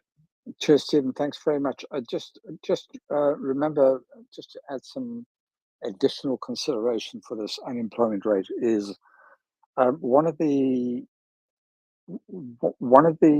linked effects of having a low unemployment rate is also that the employment rate, the employed base is a very low base. Therefore, the skill base is very low as well.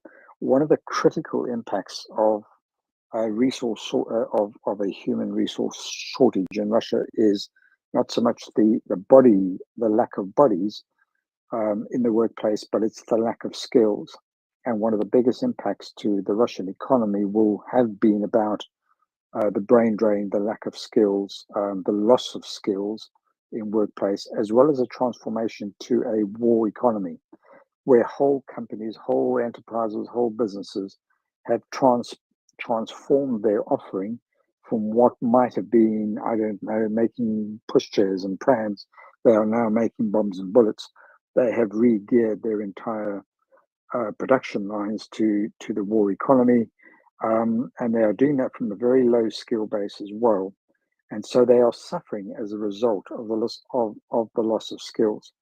We are looking at something in the order of 20,000 scientific people have fled Russia that is a catastrophic blow to the advance and progress and creativity of the Russian economy and their inventions and their progress in the industrial sphere. So it's not about just the loss of people, the low employment rate. There's also that critical element about the loss of skills and the inability for them to develop those skills and to mature the workforce to a point they've got back to where they were pre-war. That is not going to happen. That's going to be a multi-decade problem as developing these skills have become even more complicated as they've started to throttle the university system and discourage people from doing university skills and degrees, and instead get people to opt for volunteering to go to war or to learn some very basic production line skills that don't help the Russian economy in the long run. So skills an important part of this conversation. Thanks. May I interject? Certainly. Yes, skills and 20,000 scientists. Given the number of scientists, I mean, dear listeners, ask yourselves, how many scientists do you know, as in people who actually work in a laboratory?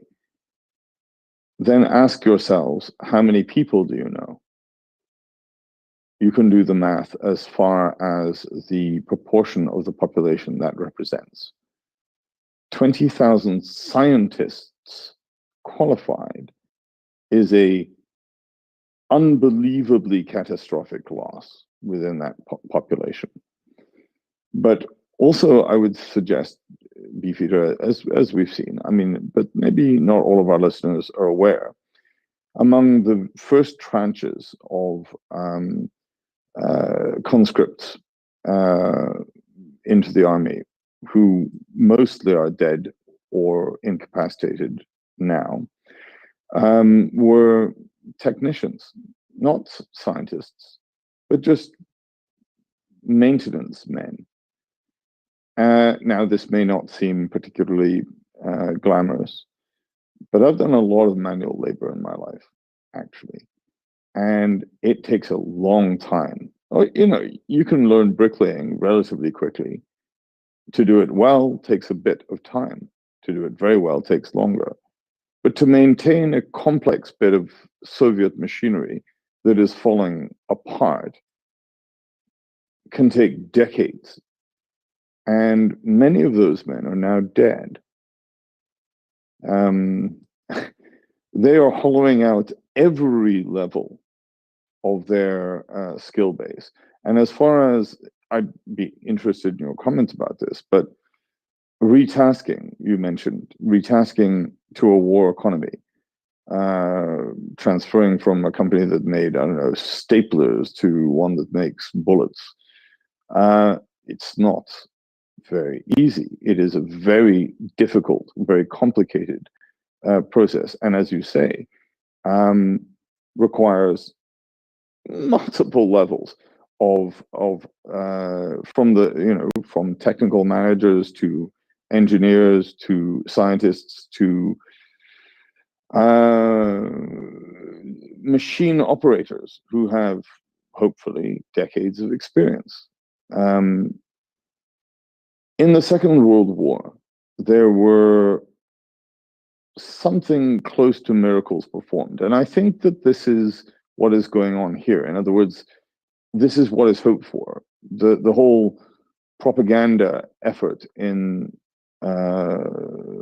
Russia is to attempt to present this as just another, as a rerun of the what they call the Great Patriotic War, which started for them in 1941, when they were betrayed by their erstwhile allies, the Nazis, and with the help of the British and American convoys to Murmansk, which saved them, and they completely disavow now, to the dishonor of all the sailors who died on that most dangerous of runs. They did retask their, this is in the Second World War we're talking about, industrial economy to produce, for example, some very competent, competently designed and workman-like executed tanks. Was it the K-52, and the heavy tank, and the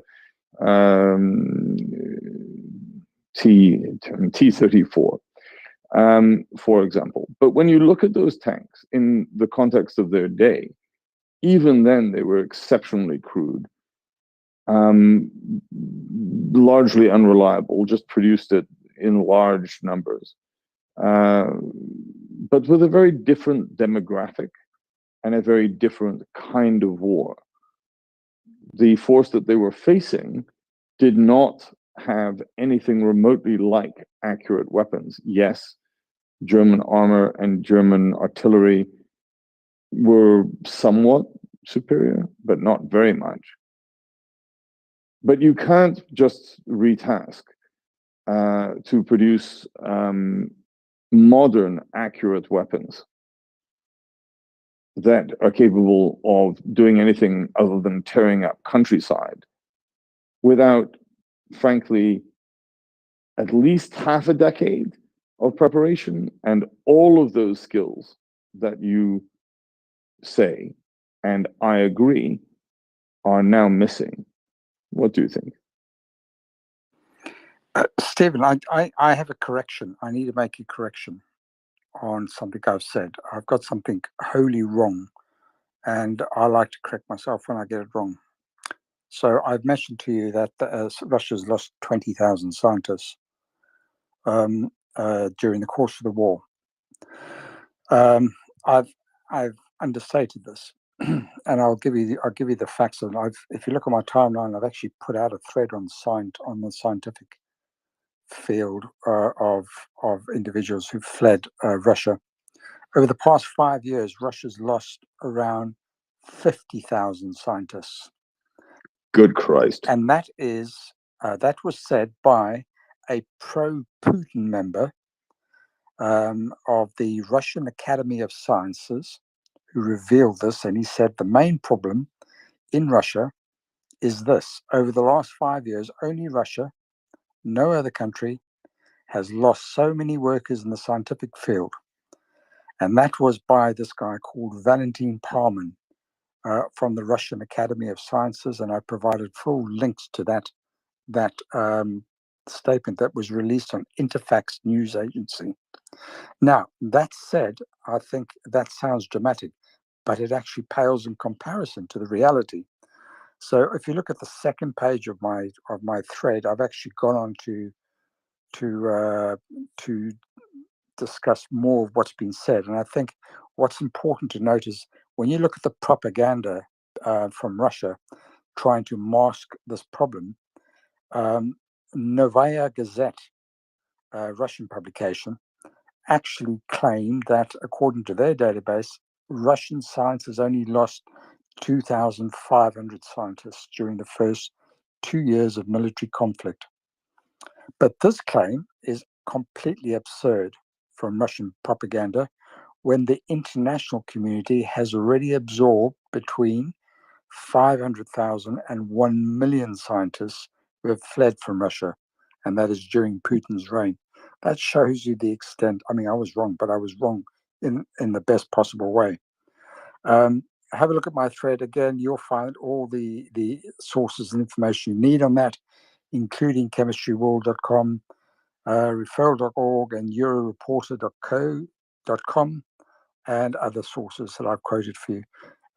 In any event, if I was 50% out, it would still be a massive problem in terms of the brain drain from skill sets and scientists in Russia. Hey, I'm going to jump in here and say stay tuned for the Crime and Punishment SBU session after this at 10 p.m. Eastern Time. And also please share, retweet the space for us. Stephen, please go ahead. Well, my dear Beefeater, there is another side to this coin, of course, because as scientists flee Russia, they clamor to be involved with Ukraine, it seems to me. So, for example, is it not the case that NASDAQ has given special status for now you'll have to clarify exactly. I'm going to butcher this slightly, but a fast track for companies that are involved in efforts to assist Ukraine recently. But certainly, and I can't quote data, but I am aware that there is, well, a very large and increasing European fund and general international fund for technical companies. I know, for example, also that wish to invest in and be part of Ukraine. One salient example is Rheinmetall has announced a joint venture within the borders of Ukraine, and many others are pushing for that. This is, it seems to me, part of a very clear trend that also undermines the integrity of the very concept of the BRICS, because we see recently India has cancelled all of its infantry fighting vehicle orders from Russia and has switched to American vehicles. And numerous other countries are following suit in various ways.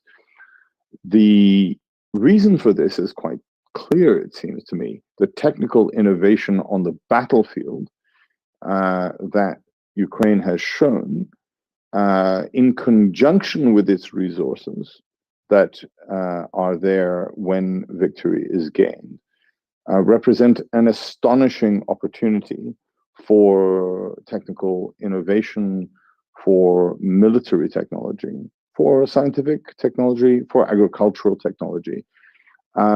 And this is not very surprising, given that Ukraine was the technical powerhouse of both the military and the space exploration zones of the Soviet economy.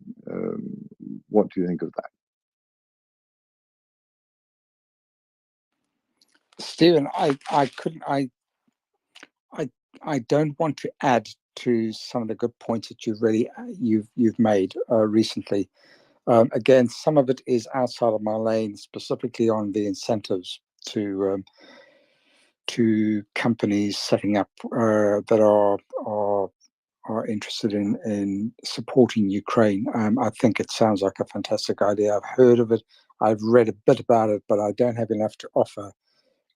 To be fair, sorry to interrupt. To be fair, I am not an expert on that either, but I have read a lot about it in periphery. So I'm not pretending to be a specific expert. And thank you you are so very circumspect. I do like you. Thank you. Stephen, thanks very much. It's been great having a chat tonight as well. I'm running low on battery. I've probably got another 10 minutes. I think you're going to have a segment start. So unless anyone's got any questions, I'll probably drop down to listening in a few minutes. I do have a question for you. Go ahead.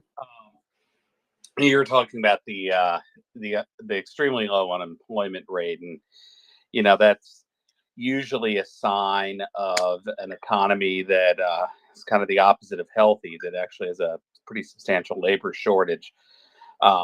And we all know what that leads to. That leads to wage growth, which in turn typically leads to inflation. Do you have any sense on how rapidly that may escalate the further, or the longer rather, they keep with this extremely low unemployment rate? And I've I've kind of read the same things I think you have, that many companies there have extremely high vacancy rates. So that's got to be having some pretty nasty effects for not only output from companies, but frankly prices on shelves. Yeah, great point you're making there. Do I have any evidence on that? I offer evidence on that on a daily basis. Just through this leads again to the reasons behind me translating and publishing a Russian Telegram chat, because within that chat comes a lot of detail that may seem fairly innocuous and spurious and unimportant to those individuals, but they betray a sense and an understanding of the impacts of a labor shortage in Russia. So, some examples that are demonstrated on a regular basis in these translations is some of the highest paid positions in Moscow at the moment are for delivery drivers, who've seen a threefold increase in their salaries over the last 12 months. In the IT sector, we've seen a 100% increase in the base pay package for a very basic computer programmer, for example.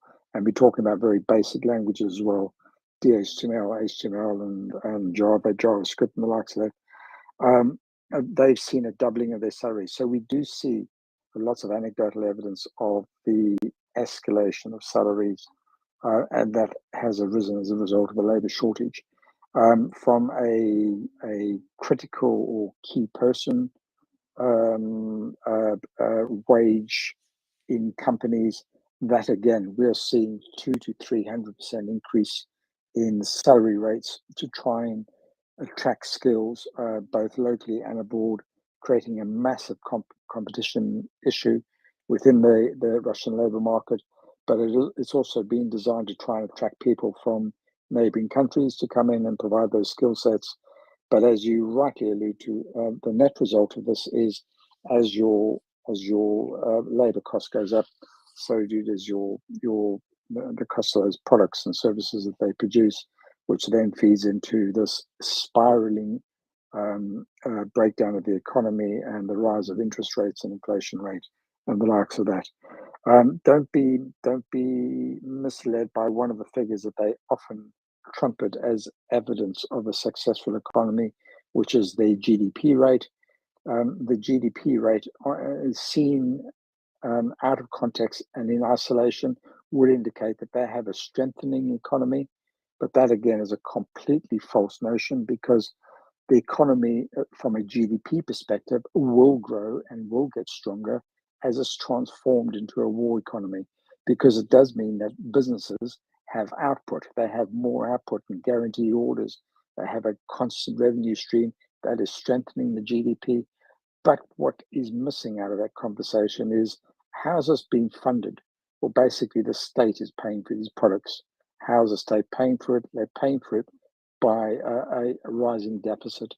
Their deficit is increasing year on year, which means they're borrowing money to pump out what is an artificial GDP rate, and people are suckering that in as being evidence that the economy is strong. It's not strong. There is more consumption, there is more production, specifically in a wartime economy, but that doesn't mean to say they've got the money or the business to pay for it.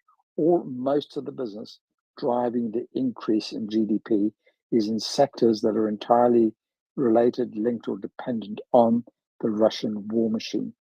When that war machine collapses, for those companies to convert back into the private sector and to start trying to tend the business in the commercial sector, they are going to have a rough time of it. They've got to reskill, retool, and reorientate themselves into a marketplace that they've now lost market share as other companies have snapped up the opportunities. So yeah, I hope all that rambling has kind of answered and confirmed your opinion around the impacts of a labour shortage driving inflation in Russia. Thank you. No, thank you, Beefeater. That's kind of I need to go check in on your threads a little bit more carefully. As I've seen, I think their interest rates are 16 or 17% or something ungodly like that. So, yeah, I already know how to read that writing on the wall with their unemployment where it is. And their GDP figure it's all government spending that's powered by money printing and unicorn farts. And as soon as the war ends, or I think quite possibly before, driven by inflation, you're going to see some pretty nasty stuff. We might be seeing them wheelbarrows full of rubles again to buy bread and have some flashbacks to the 90s. Now, if you have thoughts on that, Beefeater, Stephen, or James? I'm aware that the segment is about to kick off that James No, announced no, earlier. no, Beefeater. That is In about still 2 a couple hours. hours away. We got Oh, 2 is it? I'm hours, so sorry. please don't rush off because of that. Listen, it's 1 a.m. my side. I've given you 6 hours, 5 hours. Sorry. I've got a lot of work to do on the side. I've got 36 threads I'm busy researching at the moment. I've parked them all. I try and get as many out as possible. Unless there are any really pressing questions, I'm going to ask you to forgive me for excusing myself off. I've got to get 2-3 threads out tonight, just on translations before I go to sleep, and then I'm up in 6 hours to continue. Been a privilege and an daily honor, sir. Yeah. Thank you. Yeah, thank you for coming by. It's been awesome listening. And thank you to all of you for listening, giving me your time and lending me your ears. Also, thank you for your support, your retweeting, and all the other stuff that goes with what I asked for from a support point of view. I do appreciate the Maria community, fantastic community, but don't forget we are a bubble. We are just a very small part of one platform of many. So please be proactive in what you do in speaking to people around you, speaking to people you haven't met and you will meet, but try and make them aware of some of the things that we try and flesh out and bring into the public's eye through spaces like this. And if you put your notifications onto my profile on all tweets, I hope I don't bore you with a lot of figures and information. But I can say this: always look at the bottom of every thread I publish. You'll find a list of all the sources that I've used and all the references that you need to form a view of your own, which will be, I pray to God, will be closer to the truth than you will find from most threads. But thank you very much for your time. I appreciate it. Thanks so much again, Beefeater.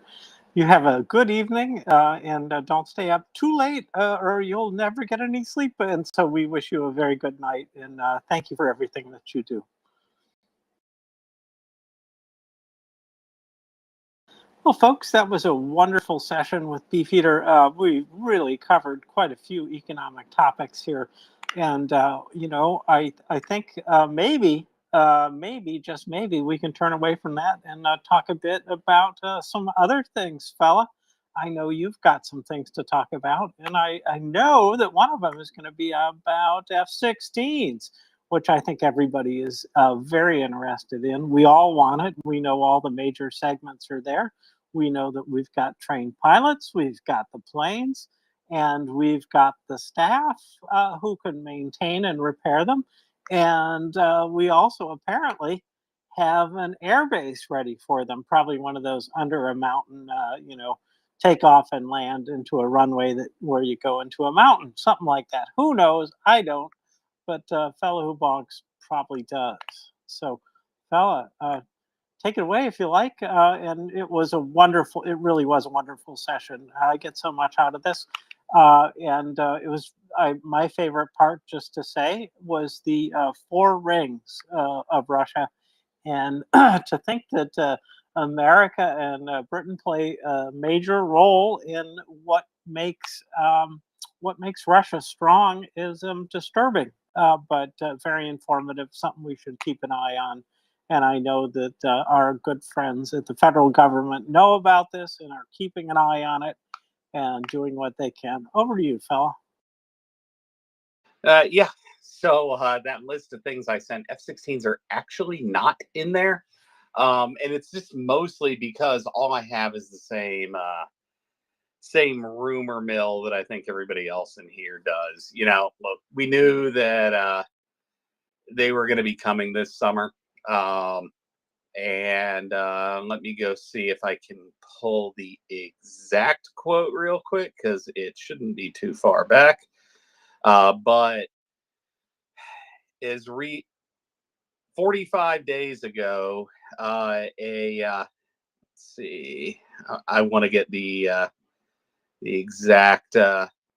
Yeah, the Danish Prime Minister has confirmed, and this was May 13th, that F-16s promised to Ukraine by Denmark will be available to Ukraine within a month. He was about 2 weeks off, if in fact they're in country. So fingers crossed. I have a feeling we probably will get some form of confirmation as close to official as possible in the next 24, 48 hours. But we will see. And, you know, I will take as official confirmation Russians crying about them. That'll be good enough for me because a chunk of the value these things have is psychological with the Russians. So now, don't get me wrong, they have a lot more value beyond psychological. There's things they can do, especially with the harm missiles and the ability to designate targets of opportunity that the F-16s acquires while patrolling, such as EW sites and jamming sites, that they can't really do right now when they have to pre-program these things on the ground and they don't necessarily know where the jammers are. But you know, when they're up in the air and they see all the radiation from the jammer, you know, they can do a home on jam and send that harm right down onto the jammers. So there's going to be a lot of very uncomfortable nights for these Russian crews because the night fighting capabilities on the F-16s are also generationally ahead of anything the Ukrainians have had to date. So this is a big deal if indeed they're already in country. Not a game changer, but you put together enough of these next generation capabilities that aren't necessarily game changers themselves, and you start to really change trajectories because you start opening up possibilities that you didn't have available to you before. So, and especially like with the JDAM extended ranges, they can really start using these to hammer Russian positions with pretty pinpoint accuracy. And those are something that are not in short supply. So any large Russian troop concentrations are not going to be terribly long for this world. I wouldn't want to think they would want to have these guys stacked up too dense, or no, I mean they actually definitely should. I would encourage them to do that. Get as many Russian troops into one building as you possibly can. That's a great idea. But no, we'll see. I am very much hopeful, and this would be in fitting with what the Danish Prime Minister said. There seemed to be some suggestion that the International Legion had confirmed this today. They would not be the people to get official confirmation from. All love to those guys.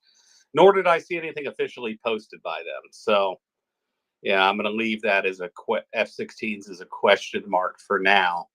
But one thing that kind of raised my eyebrow today, and I'm glad to see the talk of this because as much as there isn't currently a legal pathway to do it, I am something of a, this won't surprise anybody that listens to me regularly here.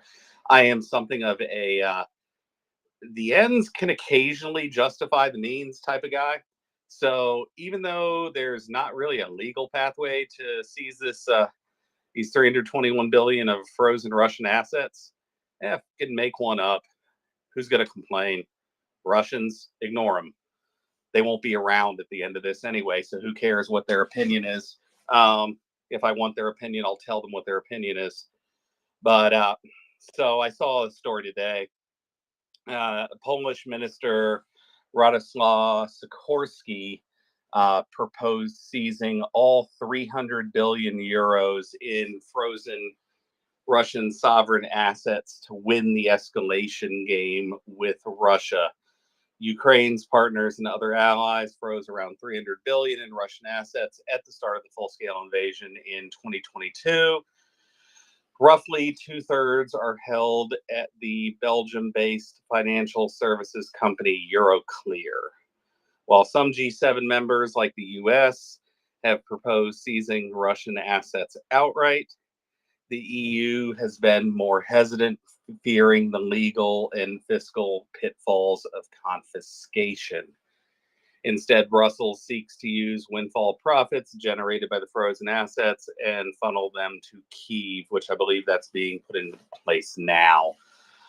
And continues on, we need to relearn how to champion the escalation game, Sikorsky said at a lecture at the Ditchley Foundation in the United Kingdom. Putin has already ridden them off. He does not expect to get them back. And I would say that's probably right. I wouldn't imagine Putin is dumb enough to think he's ever going to see that money again, because he probably won't. I don't think he'll live long enough to see it again, even if they don't end up seizing it. But also, he doesn't think we have the fortitude to take hold of them either. Thus far, he's been right. And continues on a bit more. According to the minister, the West's job is to prevent a wider conflict, but also to prevail. And I'm going to interject a little bit here. You know, you pay any form of attention to Russian media, as far as these people are concerned, they're already at war with us. World War III already started. It's time for folk in the West to wake up to and accept that fact. Let's see, he continues a bit more. The Kremlin can be stopped and even beaten. We just forgot about it, he said. Putin will win this war unless we stop him, and we can. Contrary to its insane propaganda, Russia is not invincible. Yeah. We're on to golf carts and two-wheeled coffins now. And he goes on to point out Russia's lost its share of war. It certainly has. Afghanistan being the one that probably directly led to the collapse of the Soviet Union. And that is about it for that one. And James and Peter, if you're still around, I'm glad to see that we have European ministers that are still beating this drum. I know within the EU especially, there isn't the willingness to kind of make the law work and make some new ones if you need to get this done, like there is in the U.S.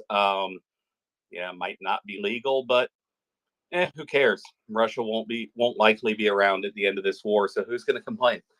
And that's kind of the way I think about it. What about you, James?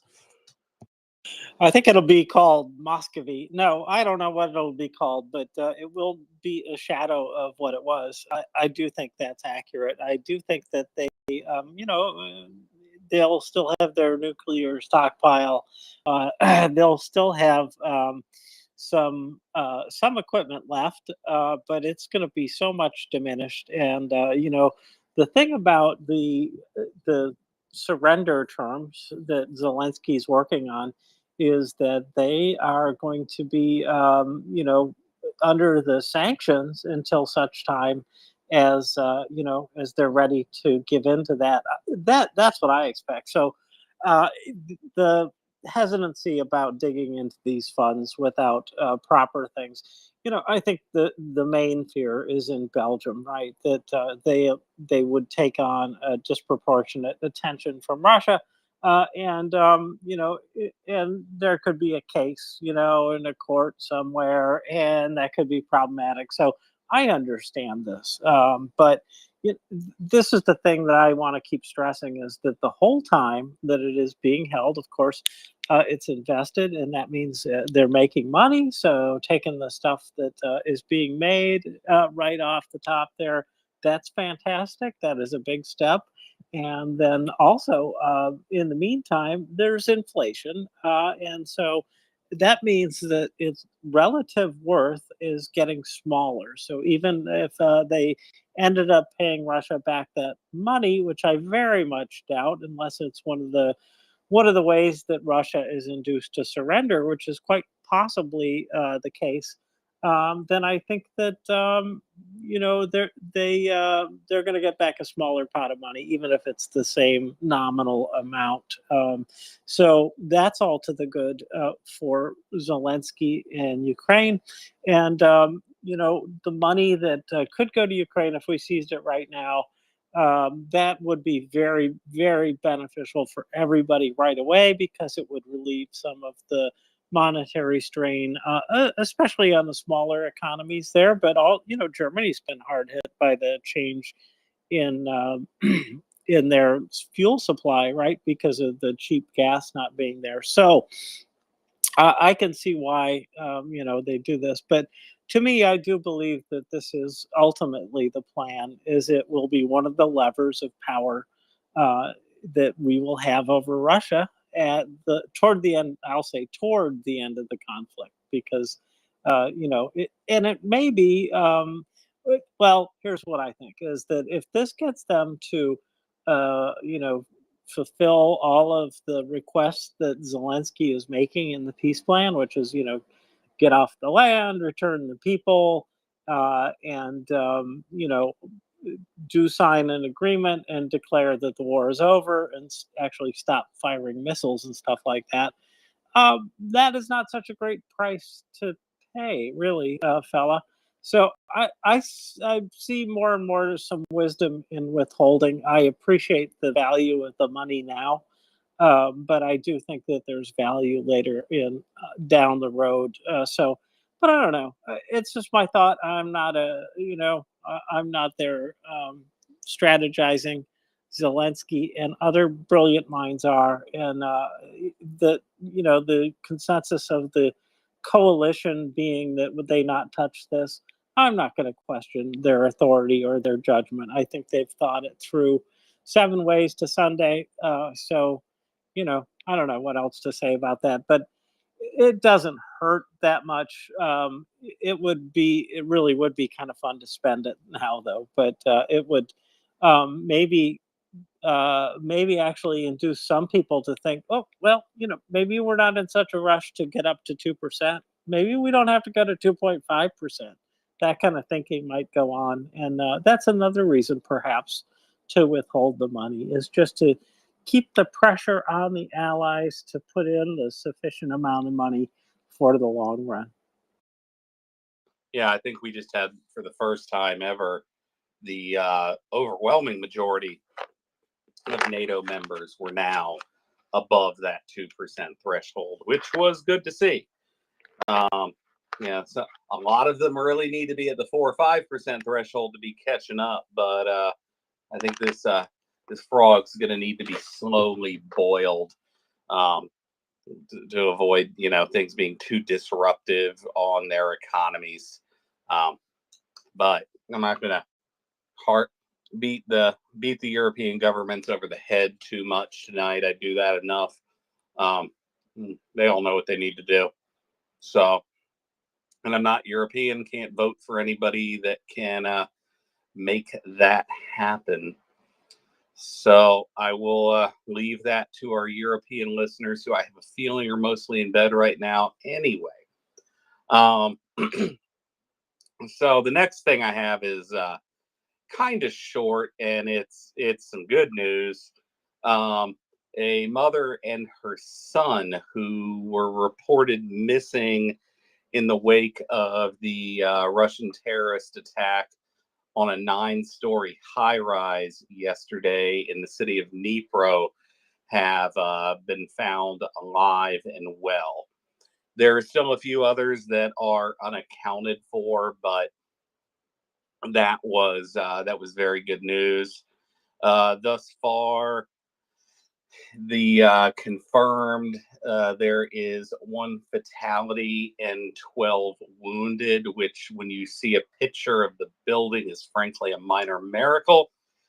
That's all, because I'd say the top right quarter of that building got deleted by that missile.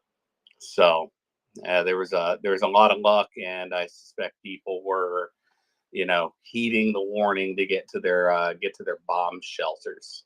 I don't know if you had seen that story earlier today or not, James. I had not. Sorry. Nope. All right.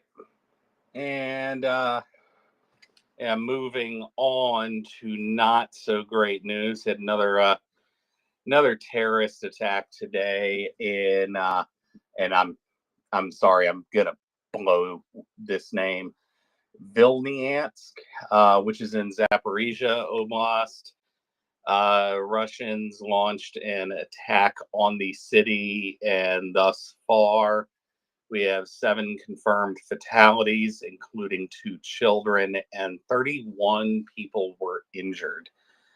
And this looks to have been a hit on a retail establishment adjacent to what appears to be some habitational structures, some apartments or some such.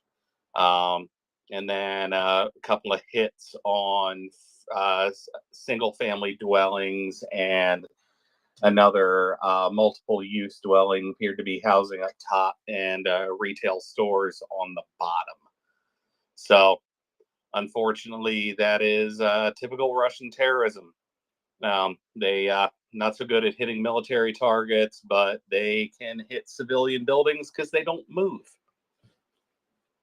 So let's see. Moving on, and this is one I kind of figured was coming, and I probably actually, yeah, James, I'm going to skip this story while I check this one with Prince Heather to make sure this isn't one she was going to talk about tonight. But this was a military commander who is having his incompetence investigated now. So I will go ahead and skip over that for a moment until I can get into the back channels and confer with her. So next up, the UK military intelligence has released their assessment of Ukraine's strike on the Russian drone. It was like a training ground and storage facility in another city whose name I'm going to butcher. Yesk. Yeysk is the Roman alphabet translation of that. I'm sure I just totally butchered it. But the story goes, the UK intelligence reiterated that after Ukraine successfully deprived Russia of the opportunity to establish control over Russia's airspace, Russia's has been limited in its ability to use its aircraft. To overcome this disadvantage, Russia has become heavily dependent on the widespread use of relatively inexpensive drones, which are used to suppress Ukrainian air defenses and attack military and civilian targets beyond the range of Russian artillery. On June 21st, Ukraine reported a strike on the Russian 726th Air Defense Training Center at the Yesk airfield. I'm going to have somebody teach me to pronounce that. This base. Yeah, yes, you got it right, I think. Yeah, I'm going to call it Yeet Cannon next time. This base is one of at least 5 from which Russia has been conducting drone attacks on Ukraine. The strike reportedly destroyed 120 UAVs of various types and injured 9 people. UK intelligence suggested that in the short term, these strikes could cause some disruption to Russia's ability to use UAVs to strike targets deep inside of Ukrainian territory from these locations. Continues, however, Russia is likely to disperse its vulnerable bases for UAV operations, and thus this impact is likely to be temporary, which they only destroyed 120 some odd UAVs. So, that's kind of Russia's burn rate in a week. So I don't think anybody thought that was going to have a permanent, long-lasting effect unless they unalived some really important people. Then that would have a long-lasting effect. So those 9 injured that the UK mentioned are what to keep an eye on, but no names were given. And they continue, it is likely that Ukraine will exploit its recent successes and continue with its counter UAV campaign to the detriment of Russia. And that is the end of that. Get your thoughts on that, James. Like it's maps pulled up here. Oh, yeah, thank you for all those. Very interesting. Russia having problems is a good thing, isn't it? And this idea that they're having troubles with the air war is most promising. I think that the restrictions that are there that the Biden administration has put in place are holding back Ukraine from doing more. And I also wonder if that is not a bargaining chip. But as I think about it, it probably is not. Not for the end game so much, but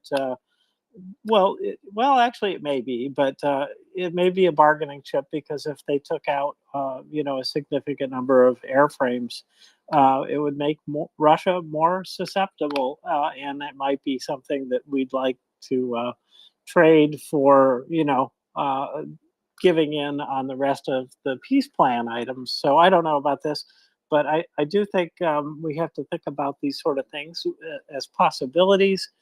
But I am looking forward to the day that they get in there and they're able to use the whatever MiGs, F-16s, whatever it takes to use some of the glide bombs that they've got, to use air-to-air missiles, to use whatever kind of missiles, air-to-ground on some of these airports that are within reach, and really take them out.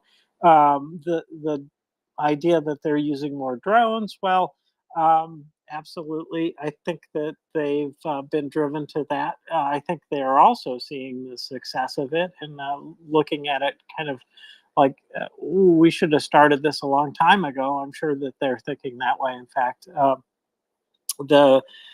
the success of the drone war on Ukraine side, though, is phenomenal, and I think it's partly because they are moving along in terms of coming up with new kinds of drones, new ways to use them, and so they're staying ahead of the Russians this way. And both sides, it seems, are getting the components for these things, especially the electronic components, from China, which I find interesting, not completely surprising. Wouldn't be surprised if China's happy to see some degradation of Russia's warfighting capability as well. Because, we've seen this kind of situation before where, old friends can become new enemies. And it is quite possible that that could be the case between China and Russia. So I guess I'd look forward to that, frankly. I would look forward to it very much.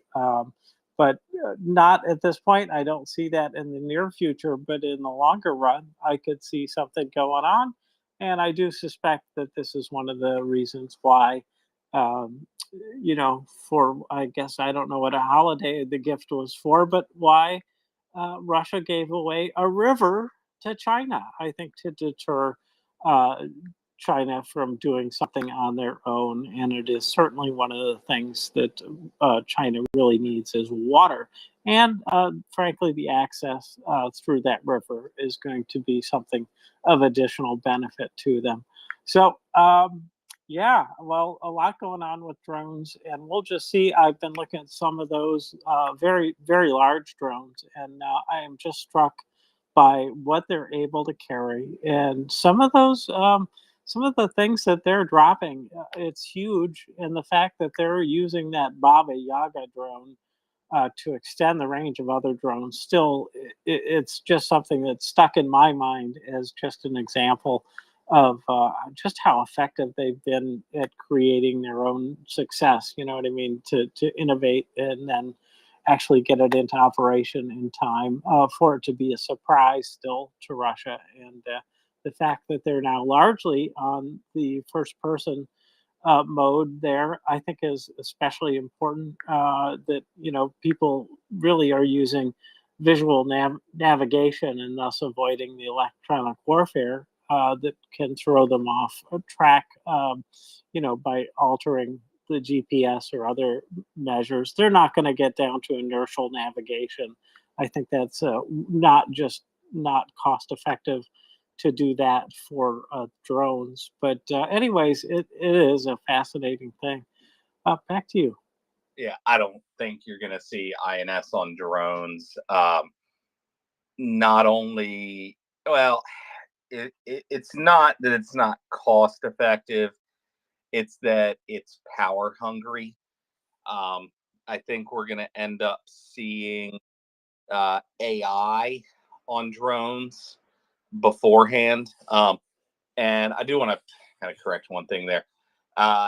The FPV drones are definitely still susceptible to jamming in EW, as they can, interfere with the pilot's video link and cause loss of target. And that's where some of the groups that are working on developing AI to control the drone in its terminal phase, that would you start getting AI into these drones, that's where you can render jamming a non-issue at that point, when it's able to use its own cameras and you know hold on its target up till the moment of impact. That's gonna be a real game changer, and I do believe we're gonna be probably seeing Ukraine get there before too much longer. The hardware is definitely there already, um, and it's not terribly expensive either. That's the thing with AI, is it's more software. Now you do need a fair amount of compute power, which is power hungry.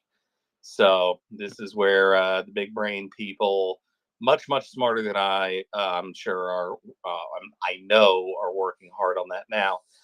Linda, welcome back up. Hi, I'm going to make this really quick because it's a change of topic from what you're talking about right now. But I just found this. I just ran across this, and I just bought the Kindle version. I already had the Audible version. Karen DeWishes, DAWISHA. Her book, entitled Putin's Kleptocracy: Who Owns Russia, is right now on sale for $2.99 on Amazon. Now, this is a bargain. And people like Beefeater, if you don't already have this book, it's worth $2.99, let me tell you. So that's all I came up to say, because I just stumbled across it. And, carry on. And if you have, I would love to talk about AI, but go ahead. You're talking about it in a different context. So there's that. Okay, thanks. Yep. Yeah. No, and I mean I pulled this book up, and for the Luddites like me who prefer to hold paper in their hand, that book is still only $11.69. Convert to the local currency for where you are. I think that would probably be about 10 pounds if you're across the pond, or 10 euro dollars if you're in Europe. Um, have not read it. I may pick that up and try to work that in. I confess that I only manage to seem to find the time to read 2 or 3 books a year. And a lot of that is a side effect of 60-hour weeks. So it is what it is, as they say. But the book has quite good reviews. And yeah, does it $3 on Audible, probably, or on Kindle. Probably well worth that based off the reviews. But yeah, AI, and the ability, and they already have this in some of their reconnaissance drones and their software, where they can highlight what they think are probable tanks automatically. So this isn't like a new capability. And for people that have newer cars, you've already kind of seen this in your automobiles. If you have any kind of ADAS, advanced driver assistance tech in there, this has kind of been at the consumer level now for a little while, where my car automatically knows what the speed limit is and can change my cruise control setting accordingly. It can see bicyclists and alert me with kind of a little LED indicator up on my dash for roughly where the cyclist is, which is kind of unnecessary because the Mark 1 eyeball does that just fine. But my point being that this tech is not terribly new. And when they can get the terminal flight control into the hands of the brain on the drone itself, that's going to be the point at which Russian EW and jamming of drones becomes futile. And I do believe Ukraine is probably going to get there before Russia, because exactly what Beefeater fellow was talking about, it's one thing for Russia to transition to a wartime economy. That's all well and good, right? But when you've lost 500,000 to 1 million plus of the nerds, because they didn't want to get sent to the front line, and or they were tired of making less than a McDonald's employee makes in a real country, they left. When you've lost the majority of those type of people, you're going to have this is one of the types of things that you can't brute force, that you just need the nerds for. And if you've lost most of your nerds, you're not going to be having a good time. And I don't know what you think about that. Well, I hate to go around nerdless. I hate when I lose my nerds. You know what I'm saying? Anyways, anyway, no, I think that this is so important, and what we've seen in vehicle driving is that it's a really complex environment to take on, and I think Elon has proven that, and he's doing it without radar too, trying to anyways. But obviously he's making some progress, but it's a long way off. However, once you get up in the air, things are quite different. And what we've seen with military drones and cruise missiles and the like is that they are really far along, because they can really figure out how to avoid all the obstacles. So this in the military field is way far along. I don't think we're going to see the same level of sophistication with drones, but so the software though is there. I don't know if this is the kind of software that the United States is ready to share with Ukraine, but it would be certainly valuable. And I think that they might just share some of that software with Ukraine, because I think the United States would like to see Ukraine as capable as the United States, and thus, better take up the more of the weight, the heavy lift of, providing for themselves in this war. So wouldn't be surprised a bit, and I'm delighted to see any progress by Ukraine in this regard. And wow, more things going boom automatically. Yeah, again, Chuck, thank you.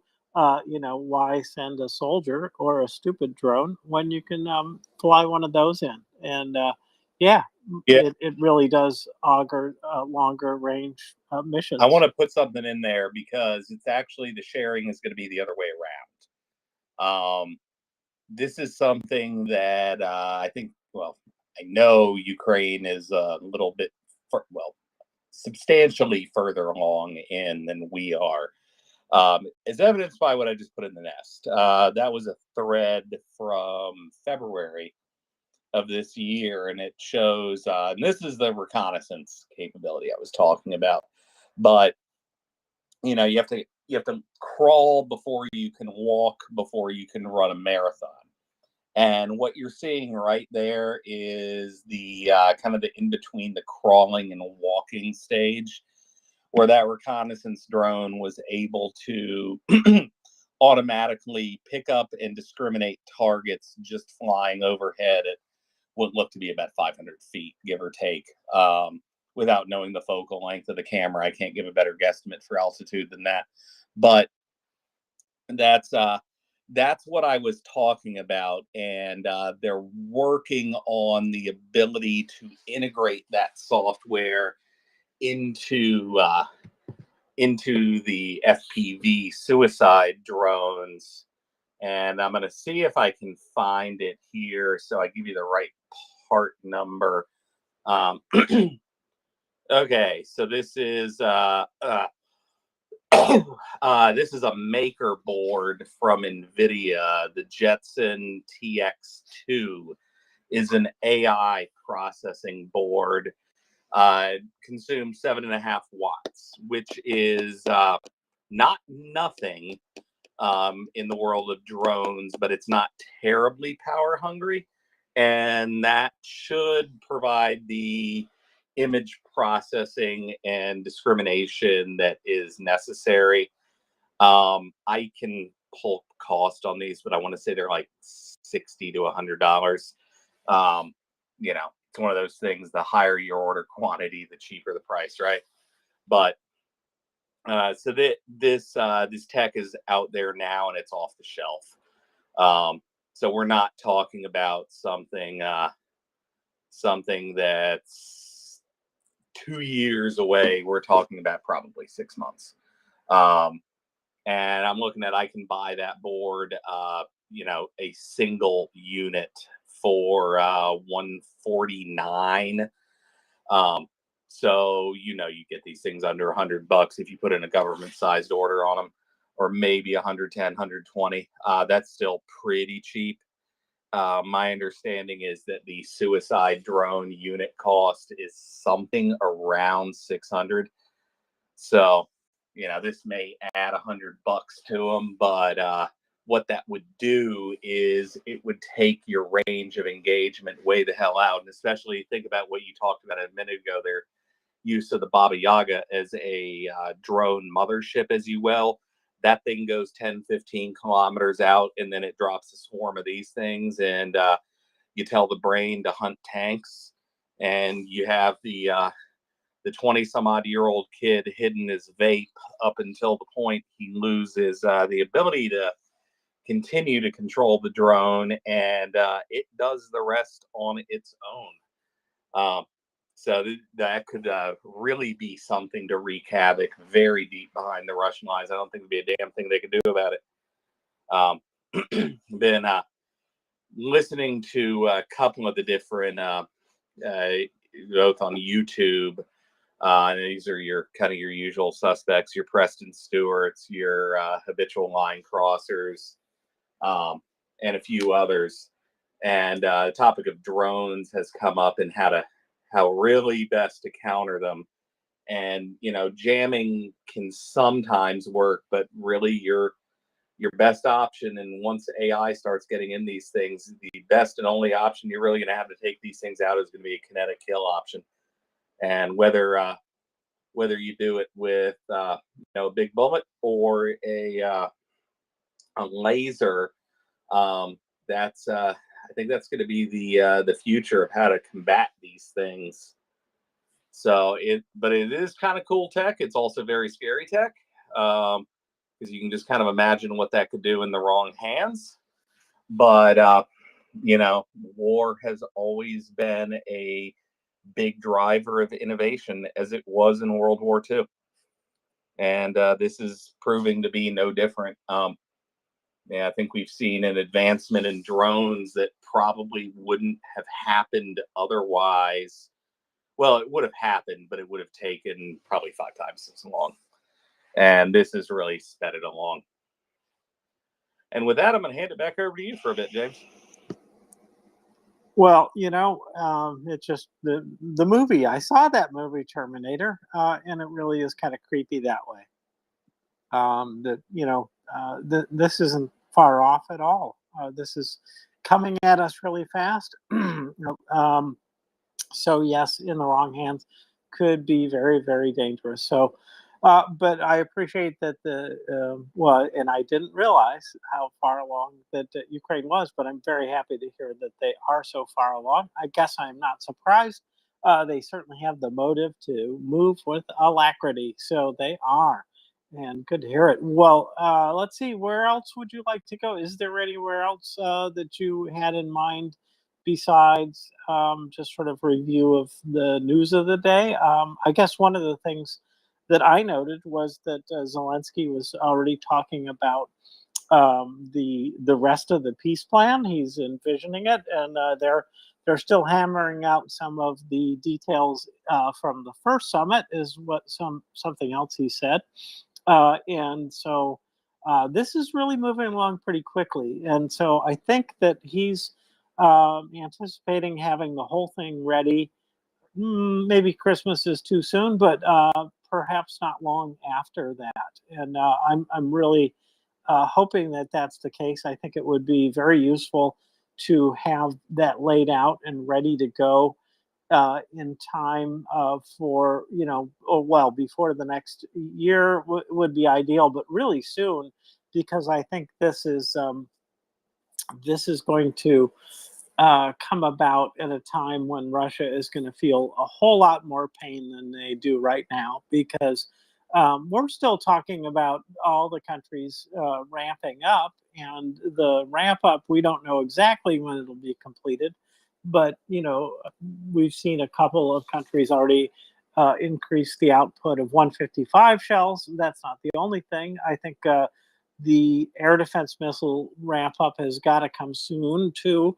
But once these things are in place, then I think we'll see a much higher rate of destruction of troops and equipment, Russian equipment and Russian personnel, that is.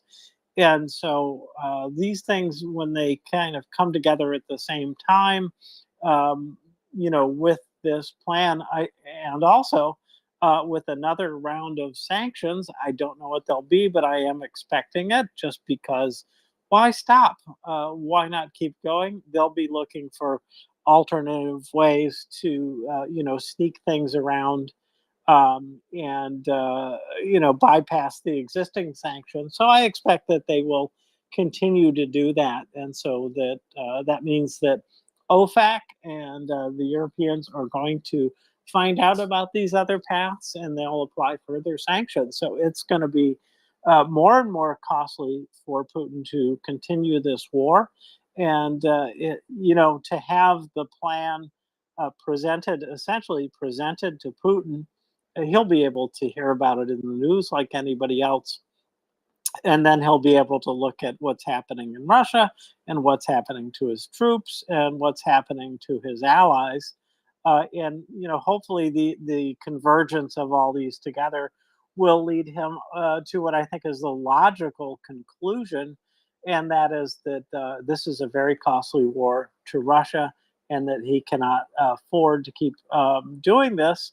And it may not be him that decides that. But I know he's the core of the power there in a real way. It's not as if they can just dispose of him easily, but he can be disposed of, I think. And so all Russians have to be thinking about what is the cost to us. And that, you know, probably all they have to do is look out their front door at the poo fountains, look at what's happening to their economy and the like. And, you know, the ruble isn't going anywhere either. So anyways, lots going on in terms of the allied countries coming up with plans that don't include Putin and won't until it's presented to him as a done deal. So very interesting possibilities to see what will happen with that. But anyways, back to you. Well, I think we both know Putin isn't going to leave the Kremlin any other way besides room temperature and feet first. So, yeah, I think he knows full well that if he attempts to, or if he shows weakness, that he is likely to get taken out.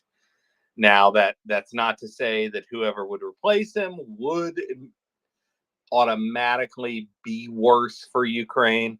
It's highly likely that they would try to negotiate an actual, you know, peace and get themselves the hell out of this. But you know, historically, in Russian history, it's exactly these type of you know, missteps, getting involved in wars they shouldn't get involved in, or starting wars they shouldn't start, that have caused downfalls.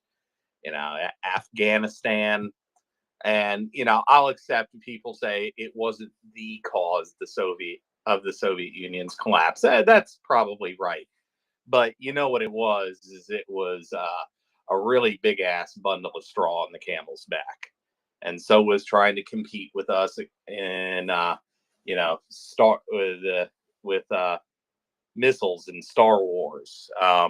We made them spend a lot of money they really didn't have right after they got their butt kicked in Afghanistan. So, you know, there was a whole bunch of things in World War One.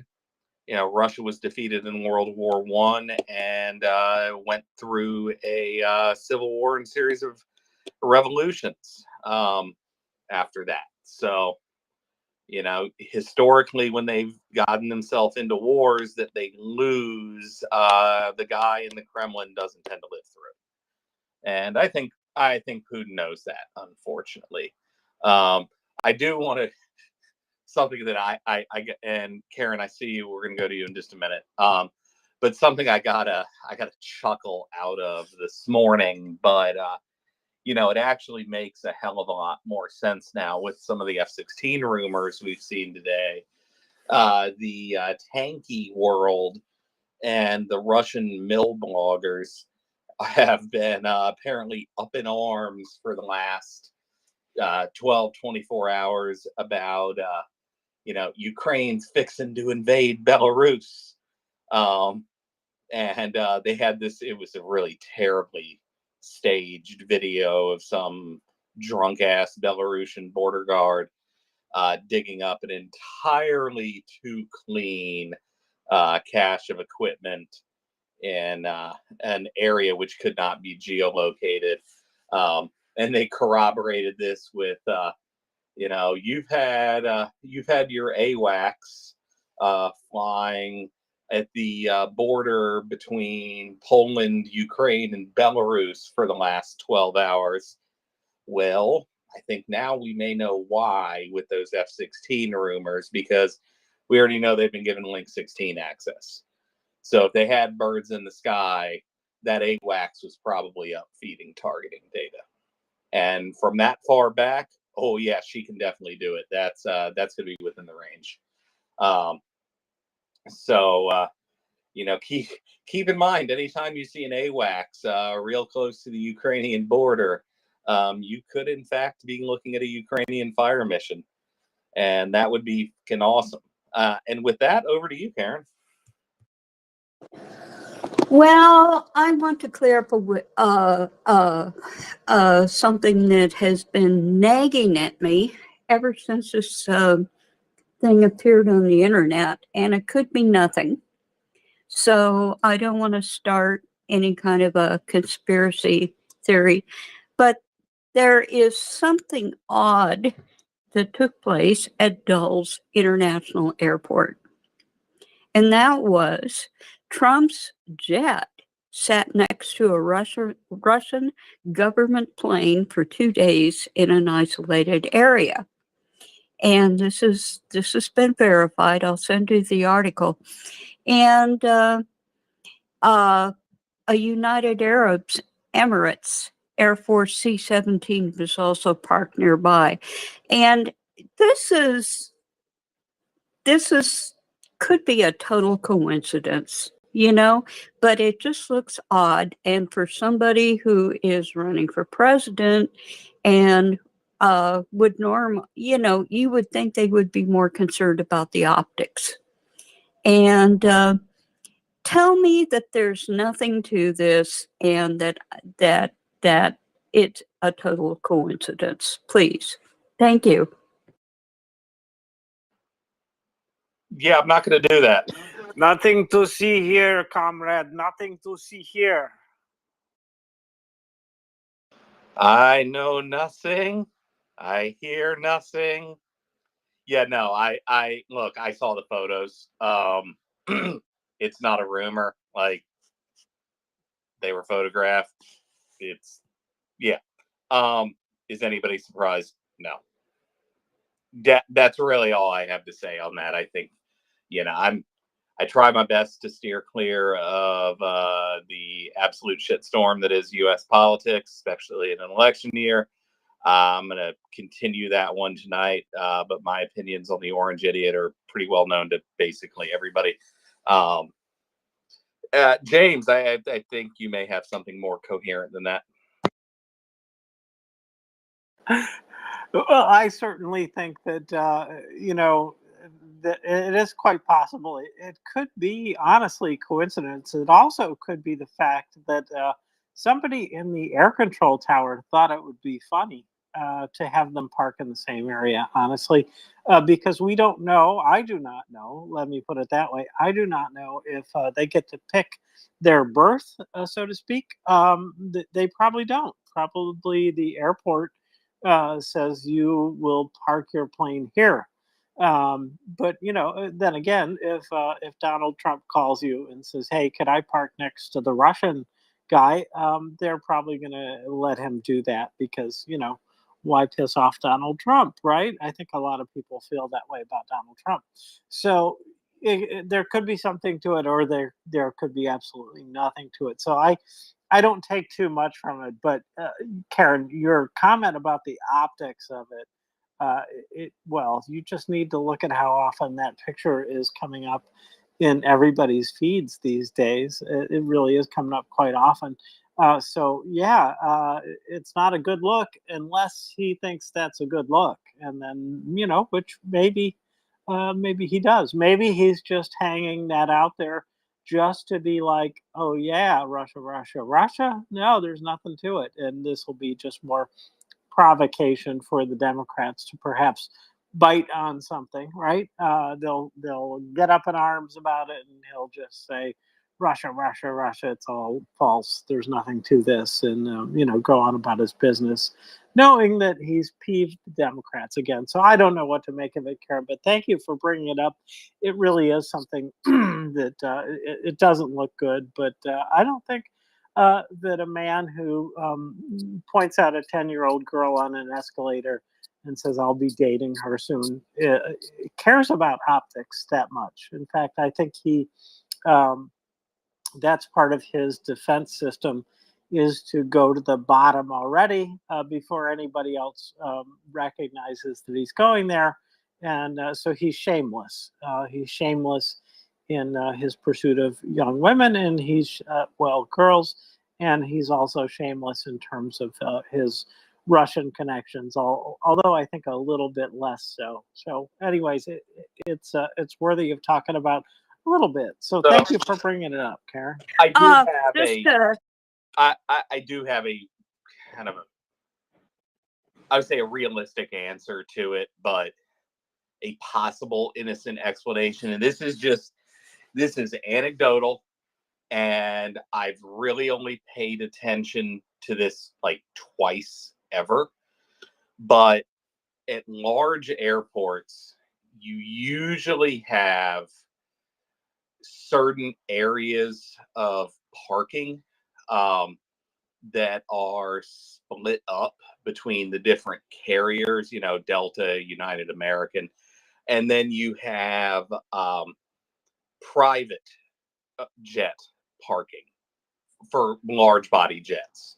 And, there's not too many folk that own things the size of a 7 Series Boeing or Airbus A3, whatever.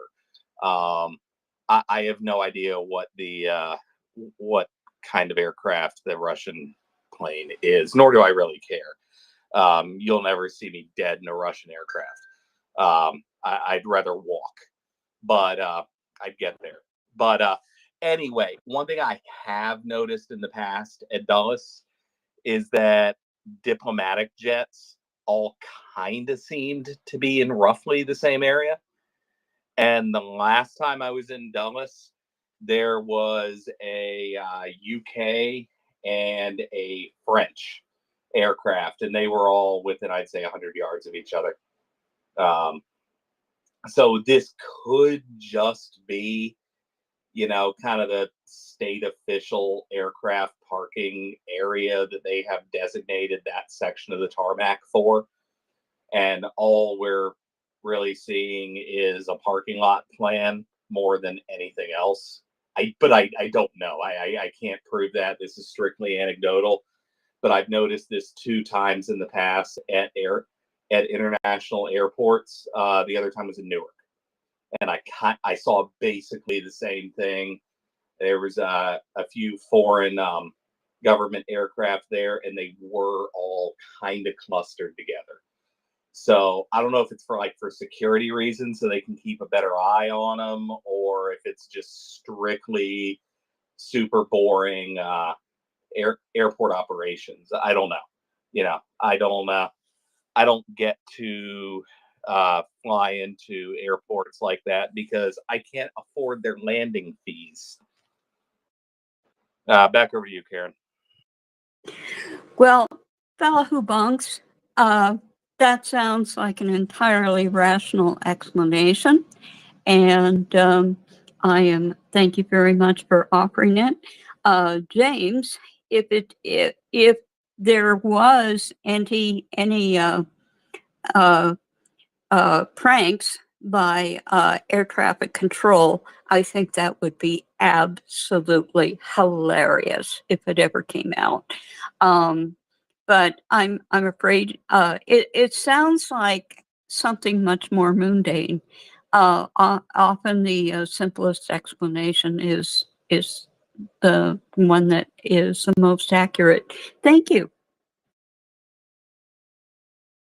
Yeah, and if somebody put a gun to my head and said you have to give me an explanation for why this happened right now, yeah, I'm gonna go with this is just the fucking parking plans, and they put all government or VIP jets in the same rough area. I think the most boring answer is probably the correct one here, but it's nowhere near as amusing. I will grant you that. And James, did we lose you because you went blue dot on me for a second?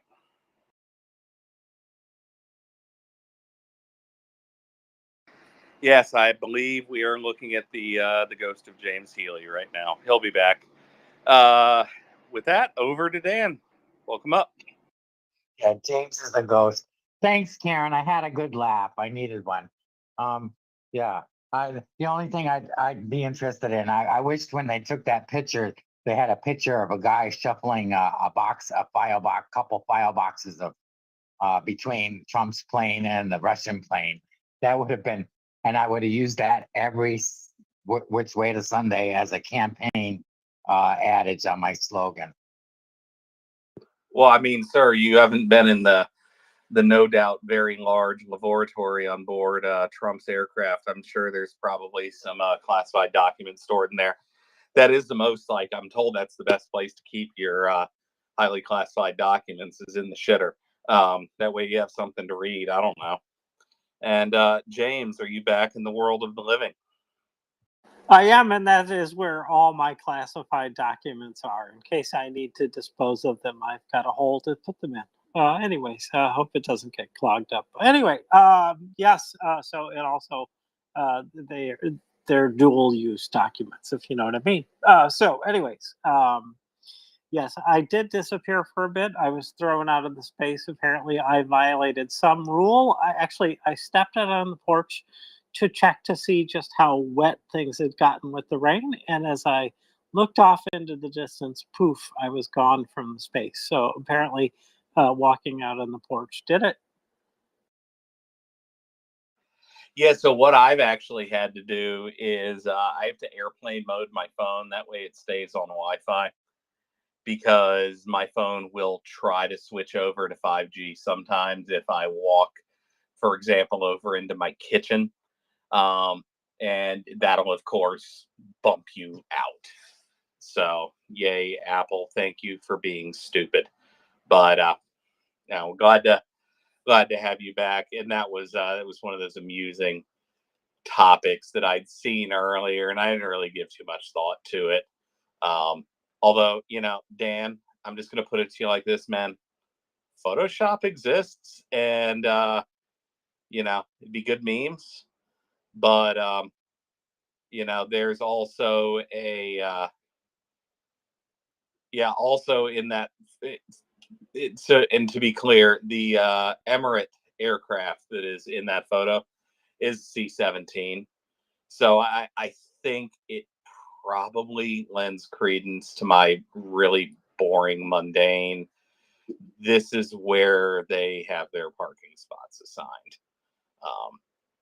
It's not as funny, but it requires the fewest assumptions. Oh, that old Occam's razor thing raises its bloody. Well, people cut themselves on Occam's razor. You know that, don't you? It's a dangerous weapon to use. Sometimes it is misleading, so let's not always use it. But in this case, I think that's exactly the tool we need. It just is simply because, because that's where they have to park. Anyways, you certainly can't take a spot in the say Delta lot or anything like that. So yeah. Well, that is good. So Karen, thank you much. It reminds me of something, just while you brought up Occam's razor, and before we get too far away from our earlier discussion of sanctions evading companies and poorly behaved, and I'll go to you in a second, Dan. Poorly behaved companies to boycott or yell at. I had finished the necessary task about 2 months ago of going through my collection of razor blades and disposing of all of the Russian-made ones. And don't ask, but years ago I bought a big sampler pack of different brands of razor blades, and drum brake rotors and razor blades are two of the big exports of Russia.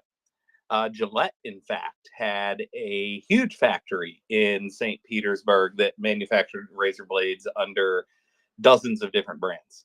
So whether you use a safety razor or a more conventional but far inferior cartridge-based razor system, check your blades and see where they're made and get the Russian shit out of your house.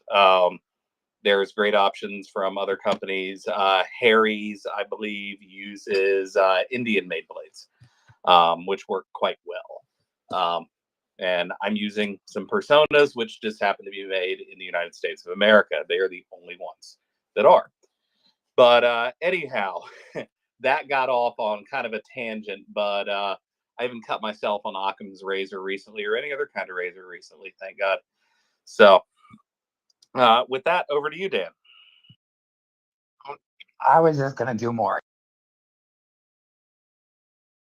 Oh, Yeah, go I for think it. It's that fine. plane should be grounded. Period. That's all I was gonna say. More airplane what? You broke up. I just was gonna say I think that plane of Trump's should be grounded. Yeah, I mean, I'm I'm pretty sure his probation officer is gonna need to keep an eye on that as well. Is I think when you're a convicted felon, you can't travel as easily as a normal person can. So that thing should definitely be grounded. Um, on the upside, and I get kind of a chuckle out of this, the annual maintenance costs for him just to own that thing are absolutely bonkers. And my little freaking fart tube with wings, Cessna 170, costs about $15,000 a year just to maintain. You need to add zeros to that for any 7 Series Boeing. So he's paying millions and millions of dollars a year just to maintain that thing. And boy, does that man have some legal obligations right now. Wouldn't it be funny if it ended up getting seized and sold? I would laugh my ass off at that. I'm all for it. Well, we'll just see about that. He's been pressed on it a couple of times. I don't want to go into it too deeply, but he's been pressed a No, couple of times on paying his legal bills and not his legal bills. Pardon me, his punishment. Yes, he's got a lot to pay still, I believe. So I haven't kept up with it closely enough. But yeah, he's got another thing coming up too. But we don't need to talk about that. Who needs to know about sentencing? oh yeah, well, not just that, man. There's a lot of courtrooms between now and then, so he's gonna be going through some things, as they say. Um, so there was and this is probably not Ukraine doing this, although maybe, but there's absolutely no military value to setting somebody's landfill on fire. Things are burning in Absurdistan. A absolutely massive fire has broken out in the landfill of is another one I'm going to probably blow the pronunciation of Nizhny Novgorod. And right now it's basically reduced visibility in the city to a couple of meters. And anybody that's ever been near a trash fire knows just how lovely that smoke is. And furthermore, there's a lot of secondary booms going off in it because, wouldn't you know, Russians just like to throw away their gas cylinders. So a lot of them are lighting off. It's good time. I always like when things catch on fire there. So there's always the chance that it's something of note. In this case, no, it's just fun to watch it burn. And with that, I'm going to go back over to you. I'm reading through a couple of news items right now. I'm just trying to make sure we don't go over stuff that I know I've heard them go over in the last like 4 or 5 hours today. That's no problem. We've got people coming in new and some people leaving, so I don't think we have to worry too much. You know what? We do more unique news than any 24-hour news service in the world. If you listen to any of the 24-hour news cycles, they do segments that look good, but they do the same thing over and over again. So we are actually providing much more information per minute than most of those stations, especially if you count our bad jokes. But no, but seriously, we do quite a bit of new news and a little repetition, inevitable. And I will just say about fires that have secondaries. I loved some of the stuff earlier in the week that was coming out from ammunition depots where they just kept popping off. I'm sure you saw some of those, fella. It was beautiful to see, this going off. And there some time ago, a year and a couple months maybe in Simferopol, I believe it was. There was an apartment complex, several buildings, and in the middle of it, they decided to store a whole bunch of like missiles or something like that because they were cooking off and slamming into the buildings around them and shooting out between the buildings. And it was quite something to see. I haven't seen anything like that since, but smaller versions of it definitely saw those. And I love it. So any ammunition depots that they hit where they get the secondaries from that, it's amazing. So how did I learn to love explosions? Oh, I know what it is. 4th of July. That's where I learned it, fella. I learned it the good old American way from, lighting them off myself. So, anyways, back to you, and we'll go to some more serious things. I think I have some serious things left. Yeah, and this is a bit of good news, and I think most people kind of knew this was coming. Volchansk. Looks like Russia is in the early stages of a goodwill gesture. The armed forces of Ukraine have pushed the Russians out of about half of the city now. And we're going to keep an eye on that one. But I don't think there's a whole lot of time left for the Russians up there. They've been getting absolutely hammered. And big if F-16s are in country, then they're about to be getting J-damned right into the next life. That's that the big impact of that weapon system is just the number of them that there are. It's not like ATACMs where there's only a couple thousand of them, or Gimlers where there's only like 15,000 of them. But we're making them in a pretty decent clip. I think we're to the point now where that ammunition is not necessarily a huge problem. But these JDAM kits are something that we're putting on the bombs that we literally have millions upon millions upon millions of. And these are very cheap bombs. So, and they hit. Their inertial navigation. They hit as close as they really need to when you're dropping 1,000 pounds of high explosive on something. If you're off by 2 or 3 meters, it really you're baloney missed either way. You're dead. Yeah, even if you're inside a building, the overpressure is going to pop you. Yeah, the fun reminder: we're 70% water. So when you see those big, and it almost looks like a cloud expanding out that dissipates almost as quickly as it forms, that's a high pressure wave causing condensation.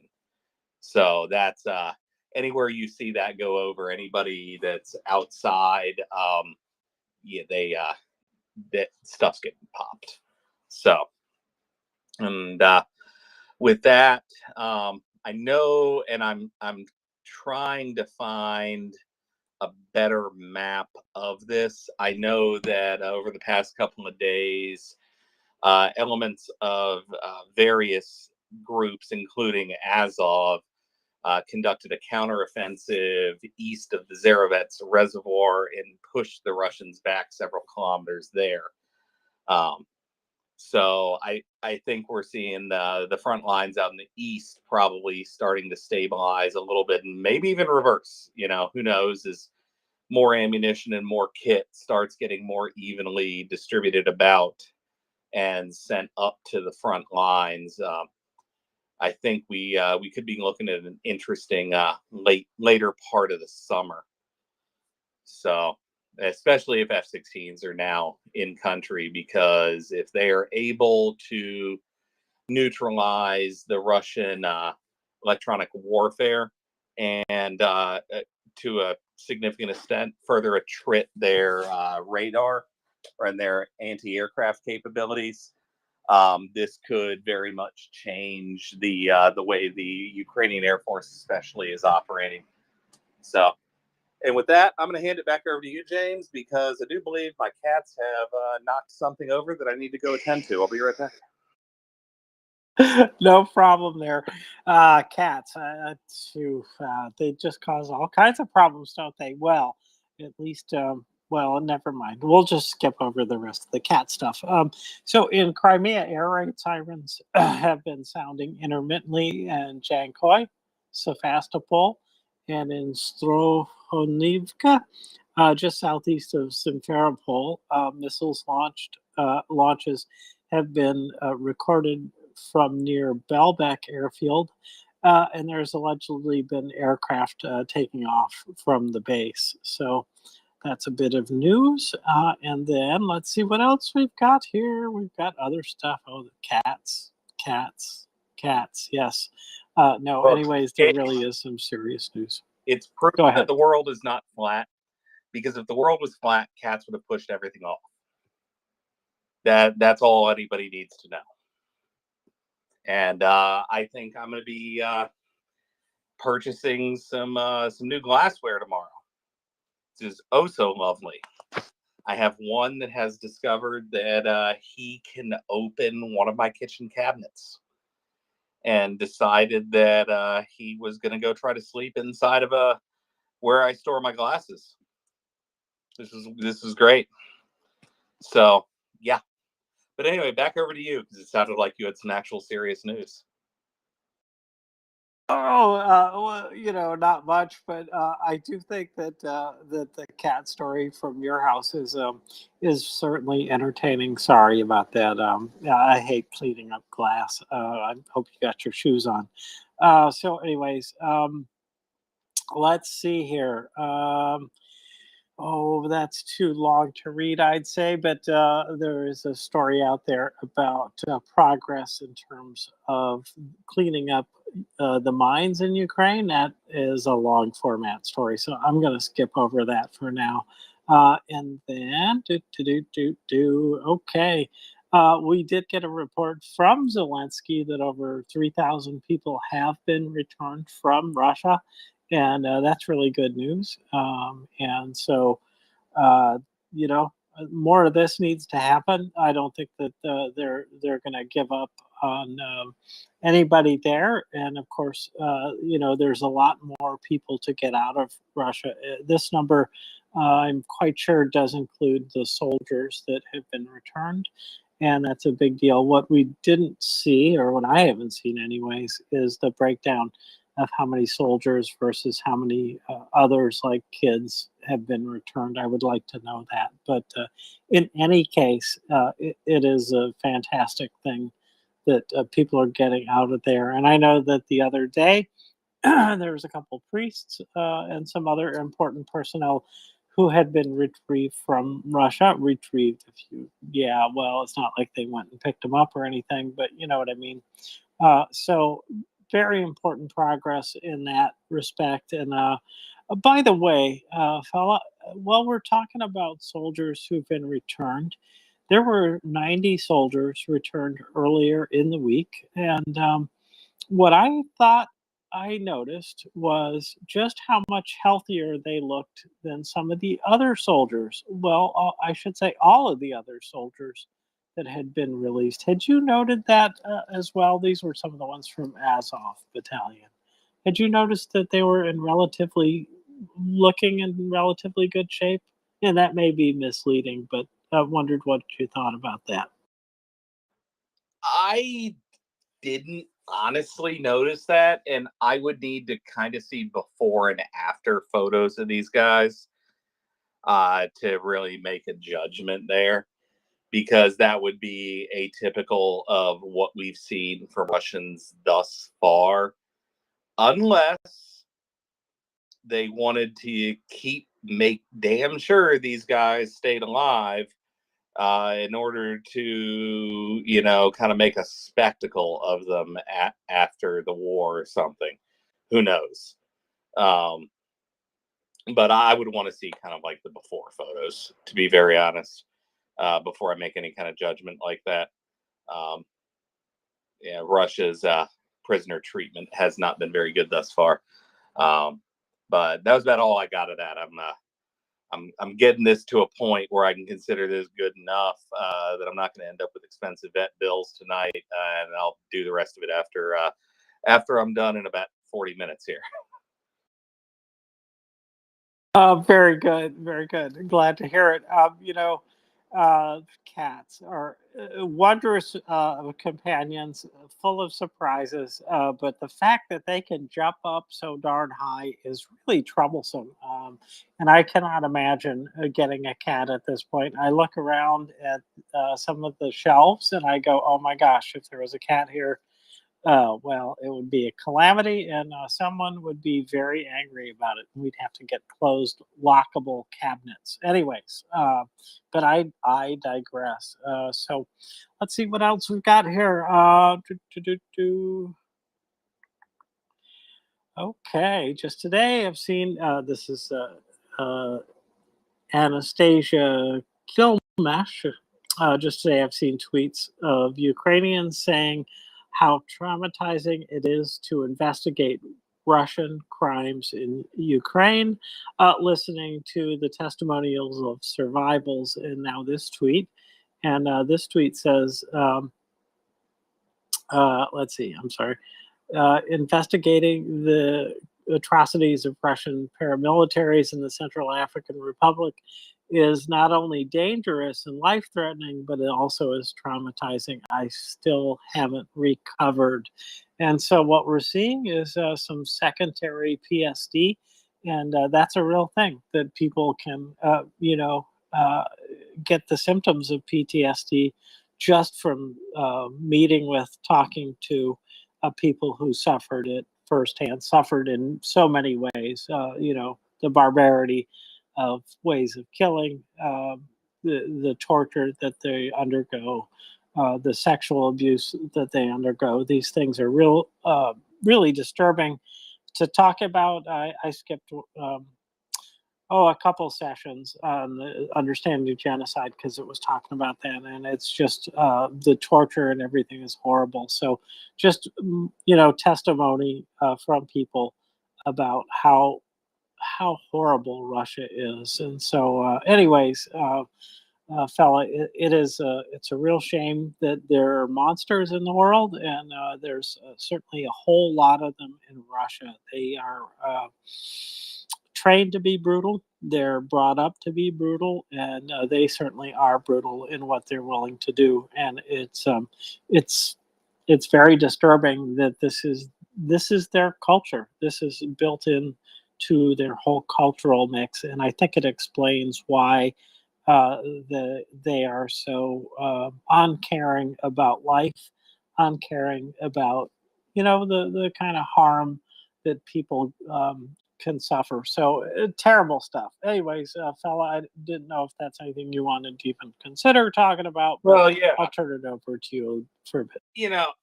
One thing Axel likes to say rather often is that everything's downstream of culture, right? And we got to remember that this is a society in which domestic violence is functionally legalized. And you routinely have, and I'm looking at something that our friend here, Viking, posted about 5 minutes ago. This looks like a drunken brawl between a bunch of orcs that have a stick, is the best way I can describe this nonsense. But you see this type of crap coming out of hell, even Moscow, on a really regular basis. Stuff that you don't see, and the cops don't even do anything to these people most of the time. This kind of violence is just in disregard for human life is basically normalized in their culture. And the scary other end of this is that callous disregard for the value of human life does give them a very high threshold to tolerate piss poor conditions like their economy.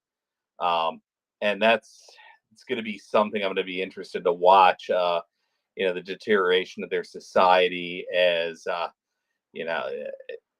inflation there continues to get worse and worse. Because anytime you see, and I'm not an economist by profession, but I know that the 3.25% to 3.5% unemployment rate, that's generally about full employment for any industrialized economy. And once you kind of get below that, you're gonna start having serious labor shortage, or you're gonna see businesses and industry held back by serious labor shortage at that point. And what that causes is something I have to deal with every day as an employer, which is if I want a basic customer service person to answer phones and do relatively menial type of office work, certainly nothing that requires professional licensure, I'm in my area realistically looking at the low to mid 20s in terms of dollars an hour.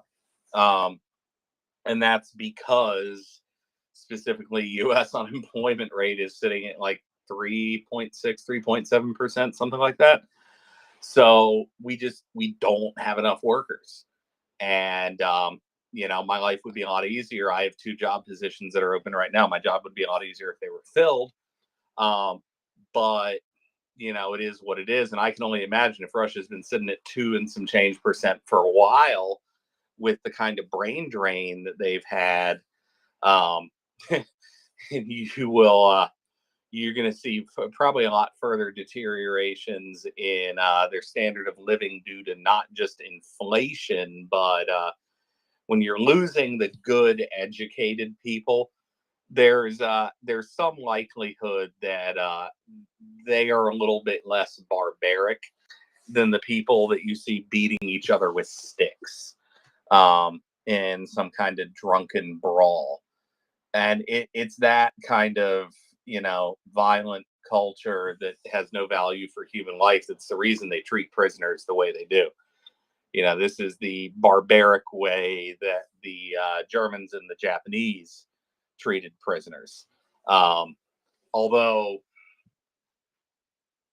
especially with airmen, but to a lesser extent with soldiers and Marines, the Germans did treat Allied POWs halfway decent because they wanted the same for their own guys in return. The Japanese, on the other hand, were a very, very different story, and that's rather well known and rather well documented. But the Russians are behaving this way in the 21st century, and that's where we talk about everything is downstream of culture, and their culture just does not value human life at all. It's a strong man and serf mentality. And I don't know when or if they're even able to move on from it. I kind of don't think they're able to move on from it. But that's just my 2 cents. Karen. Well, this is something I've said before, but I'll say it again because it fits in with what you're saying, and that is really it would be fortunate if Russia were utterly and completely defeated in the same way that Nazi Germany was. Because if you look at what happened to Nazi Germany, at least West Germany after the war, we had the Marshall Plan. We had for them.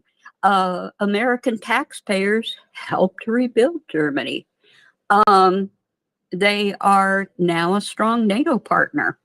But in order for that to happen, they had to be utterly, completely dismantled. That would be the polite way to put it. And nothing could be left from the Third Reich, nothing at all. But whether that will happen with Russia is another thing. If that were happen, it would be good for Russia, but it would also be horrible for the world because you think of all the people that would die in a war like that on all sides, and it would just be it would just be the bloodiest thing we'd ever seen. So I don't know. Thank you. Yep. Yeah, well, and the other end of that is there was an army of occupation, as you said, with the Germans and with the Imperial Japan. There was an army of occupation that was needed to kind of rework their whole society and rebuild. And no one wants to have boots on the ground in Russia. No one wants an inch of Russia. No one wants to be there.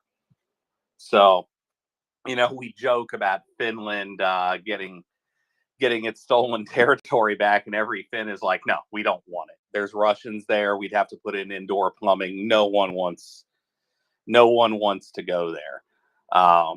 And I really don't much see that one changing anytime soon. I think probably the best thing to hope for is just a collapse and dissolution of the Russian Federation, and maybe work with the individual republics that survive. I caught a little bit of heat for this when somebody posted a picture of a patch from an operation 30 years ago to airlift food and humanitarian supplies into Russia after the collapse. I'm like, yeah, I trust that mistake's not going to be made again. Food for nukes. That's it. Yeah, give up your nukes. You can eat. Elsewise, I can't be bothered to care. And I caught a little flack from that, especially from the tankies. And for any of them listening, no, it is not genocide to not want to help someone who is barbaric. If they give me all their weapons so that they can never do this to another country again, then they can eat. It's a choice at that point. Elsewise, I'm not going to get in Darwin's way. That's not wise. That should be the 21st century prime directive. Do not interfere with Darwin. If somebody's going to do something stupid and make themselves collapse, so be it. Not going to get in their way. Dan.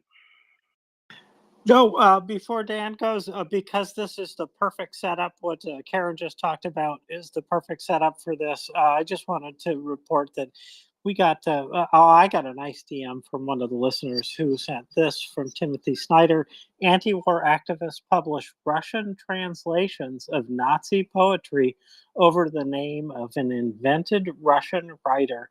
The Russian elite celebrated the Nazi poetry and gave the non-existent man an award. Anyways, I just thought that fitting right behind the couple of comments that we've been making. So anyways, sorry, Dan, and thank you. Quite all right, James. And fella, I'm with you. I don't even want to help them put in toilets. Yeah, no. And I wanted to bring up, Karen, we have to remember Germany's population was a lot less than what's in Russia. And I wouldn't want a soul going in there, a peacekeeping soul going in there to deal with these murderous people. Because I'm not saying they're all murderers, but a lot of the soldiers that the ones that survived that are in there, they should have stayed in prison. I just don't know. No. And they've cost the world too much money and grief as it is. No. Would it be possible to educate people from? Excuse me? Michael, you were brought up as speaker, but we ask that you abide with our rules, and that is that you keep your mic closed until you raise your hand. If you don't know how to do that, go down to the heart plus icon, click on that, and you will find at the right end of the selections there is the hand raise thing. So please use that to raise your hand, and do not speak until called upon. That's our rules. I appreciate you following them. Thank you. Anyways, I'm off all humanitarian aid. No. So I'm with you, fella. Yeah, I mean, for clarity, I don't think it's about to happen, but when it happens again, As you know, at the rate they're going, it's going to, with the way they've flipped over to a wartime economy. Their GDP is unicorn money right now.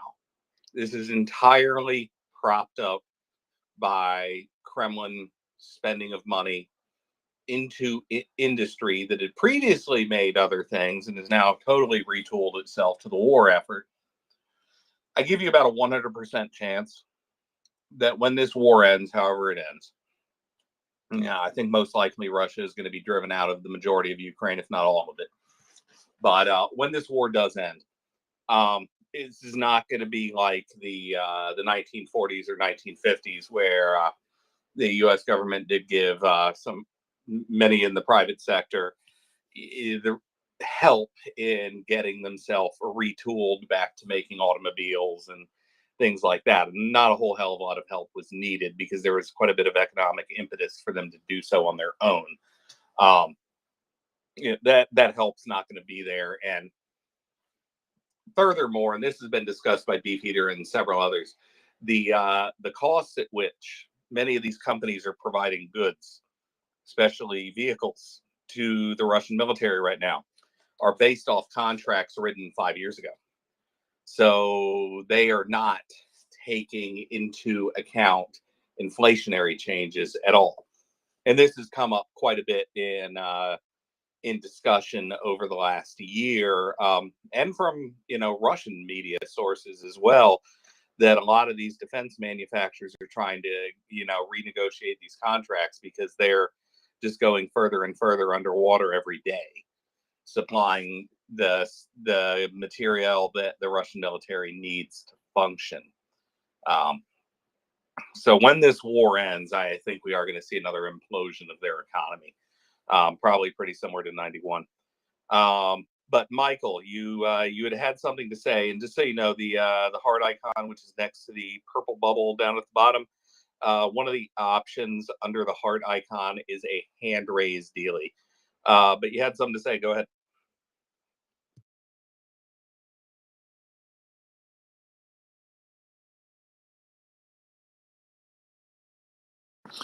Or not. Can you hear me now? Indeed, sir. Yes, sir. Okay. Very good. So everything I had listened to is very correct as well. So, being someone who had kind of grown up in the government here in the United States, here's what we're up against. We're up against a Putin regime in the United States who has been planted here for years. And it actually started with the space station, if that makes sense. So what we have is opportune times for, and Putin has done this all over the world too as well. They've actually put operatives everywhere. You all know this. If you live in Europe, you know this too as well. Am I correct? There's plenty of people in government of whom the Russians have compromat on. This is pretty well known, and those they don't have those they can't bribe, they give hotel trips to. We know this is how this works. The same shit, different decade. Correct. If I may go back to one thing too as well. So we have given aircraft to Russia back in World War II, as well as China. I'm not sure if they remember that somewhat, but we did. And American people seem to think like that was just on a movie or whatever, So we're trying to educate more people here as far as history. Well, and look, this is still repeating itself, especially with China. And this is just one of these random factoids. The one, actually, I think it is still the best-selling luxury crossover in China, made by Buick. Buick's biggest market is by far China, but China wouldn't allow Buick to operate its own factory there. They required them to get a local partner. And I believe the Buick factory is joint venture with Great Wall Motors. It could be Wuling, which is a Great Wall subsidiary, but it really doesn't matter. So they're required to have a 50-50 partner to operate a factory there. And, as this will surprise nobody, a lot of the IP in those production lines ends up in being used in other places. This is some shit that we really just haven't learned our lessons, to be very frank. I think, especially in the business community, I think enough people are awake to it now. And that's why you see, if you want a phone that's not made in China, great, buy an iPhone. The iPhone 14 and 14 Plus are made in India. The 15 Plus is made in India. And I'm sure the 16 is going to be the same. So, China manufacturer can be avoided. India and Vietnam are stepping up. Mexico is stepping up. So, there's going to be options. And I think more so than the war, and I'm going to close your mic for a second, Michael, because I'm getting feedback. Thank you, sir. I got that. All right. Yeah, more so than the war, I think it was COVID opened the business community's eyes up to how fucking stupid it is to have a single point of failure that large in your supply chain. And the impetus for diversification in the underlying supply chain really came in during COVID, as China had some pretty famously draconian lockdown measures, which you really didn't see in many other Western countries. You couldn't see measures like that in the U.S. because they'd be basically flatly illegal. But yeah, and that really screwed up some supply chains. Not entirely sure what he was getting at with the ISS thing, although I'm 99% that's what he was talking about. I know back in the 90s, I believe it was, Roscosmos was about to not exist, and NASA gave them some serious lifelines, which means the U.S. taxpayer did. Also, in retrospect, a damn mistake. Yeah, it should have just let it fail. Most of the issues we have on the space station now tie back to the Russian modules, but their technology is positively antiquated. And totally unrelated news, and I got to double check the date. It was sometime in the 2030s. Looks like SpaceX has been awarded the contract. It was $800 some odd million to deorbit the ISS for its eventual decommissioning. And that's something Roscosmos just never really worries about. They had this week, in fact, a rapid unscheduled disassembly of a Russian Earth observation satellite launched in 2013. And unfortunately, it was on the same inclination as the ISS and only about 20, I don't know if it was 20 kilometers or 20 miles below it. As NASA does engage in the aviation industry standard of giving flight altitude in miles or feet. But it's rather confusing. So, but that's damn close. Whether it's 20 kilometers or 20 miles below it, those debris clouds can do interesting things when they start ping-ponging off other crap. And the Russians do not really ever plan for end of life for any of their spacecraft. No, sure, hell, I'll just go and blame Russia for many things. But people go on about how much space junk is up there. A lot of that crap is up. A lot of it is ours. And to be fair, the U.S. launches more than anybody else. But our percent share of the space junk does not equal our percent share of launches, especially because for about the last 30 years, end of life and deorbit plans are basically now required. And any, all the government stuff and any and all private stuff, they have deorbit protocols and plans for when they reach end of life. Now, 10 years is a very short lifespan for Earth observation satellite. So I don't know if it had some kind of abnormality and failed prematurely, which would be very much on brand for Russia, or not.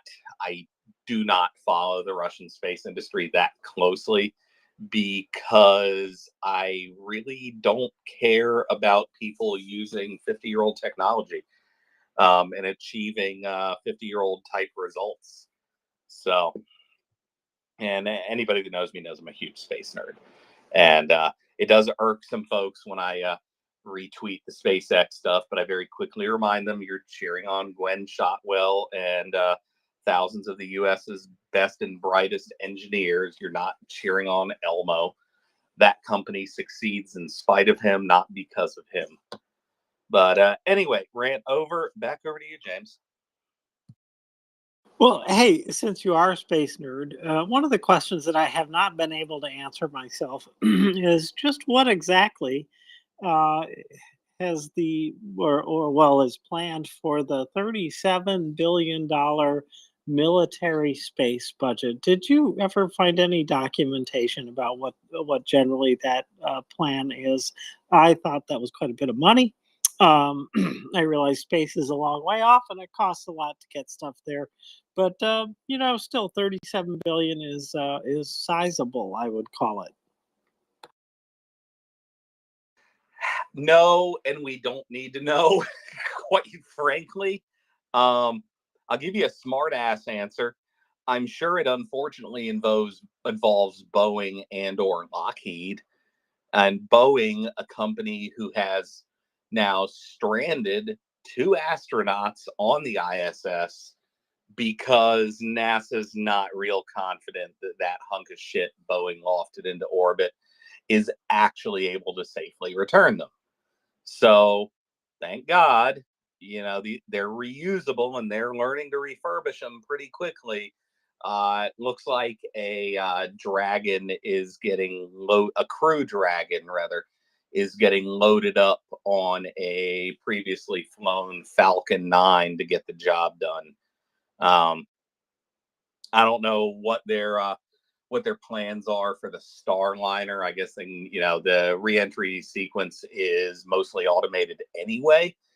So I guess they could try to fly it and, just get telemetry and see if the thing re-enters without experiencing a RUD, and just let Dragon get the crew back safely.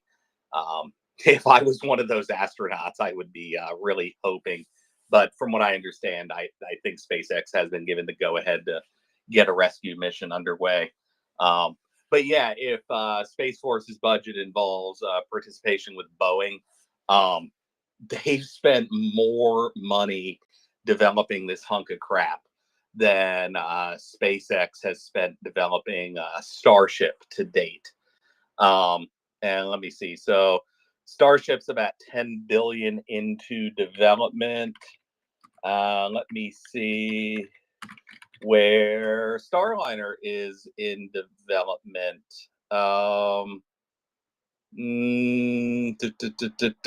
Yeah, so Starliner is about 3 billion in development just for the capsule. And the rocket system that it uses, I want to say gets that sucker closer to like 15. So now, full fairness, Starliner has gotten up once and done everything successfully, but also in full fairness, well, now Starship kind of has too. That wing, or those wings were true chads, and that they continued to still work, and it basically performed nominally, despite almost having its wings burned off. But yeah, Boeing is just like completely incompetent. But no, we don't need to know what the Space Force is spending that money on right now. Because if we know, then people like the Russians can find out. But I mean, not that I don't even know if it ended up getting off the ground. The Russians had a service mission scheduled to the ISS about a month ago. And I want to say it scrubbed in the last like 6 hours before launch. They had I want to say the astronauts or the cosmonauts. I don't believe there were anybody from a real country in that thing. They were already in the capsule, was my understanding, and it scrubbed on the launch pad. But they've had a couple of those this year, so they're starting to break down. So I think Space Force is going to be kind of lonely up there for a while.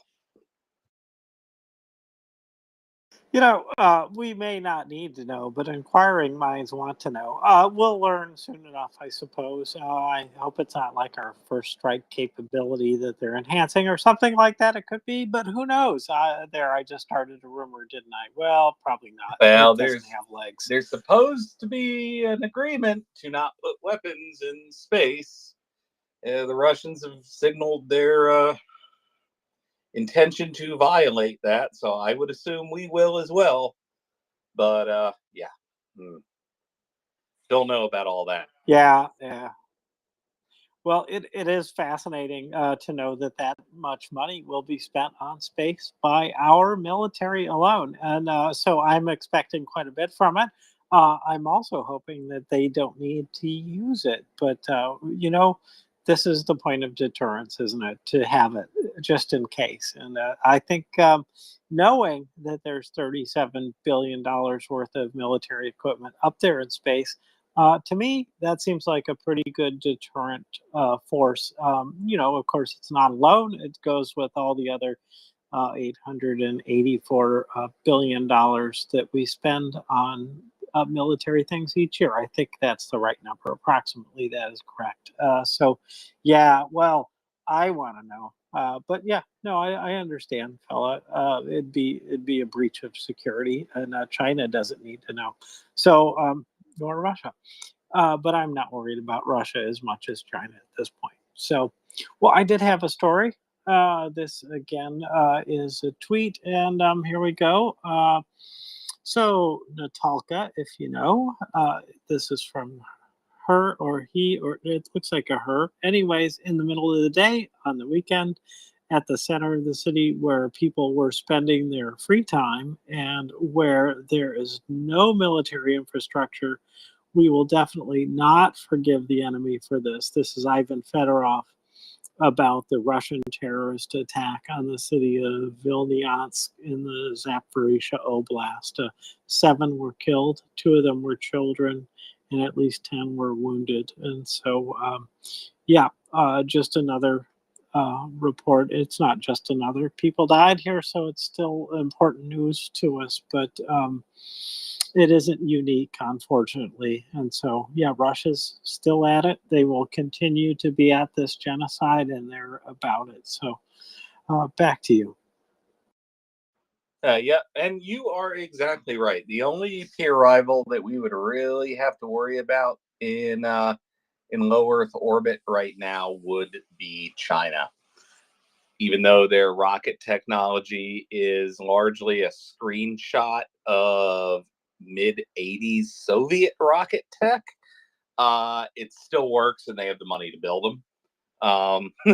So they are the only other real player in low Earth orbit or geosynchronous orbit besides the U.S., although their payload to geosynchronous is not real large just yet. As said, their rocket tech is still 40 plus years old. It's not terribly capable. Good news for Europe. ESA, the European Space Agency, finally has a functional replacement for Ariane 5.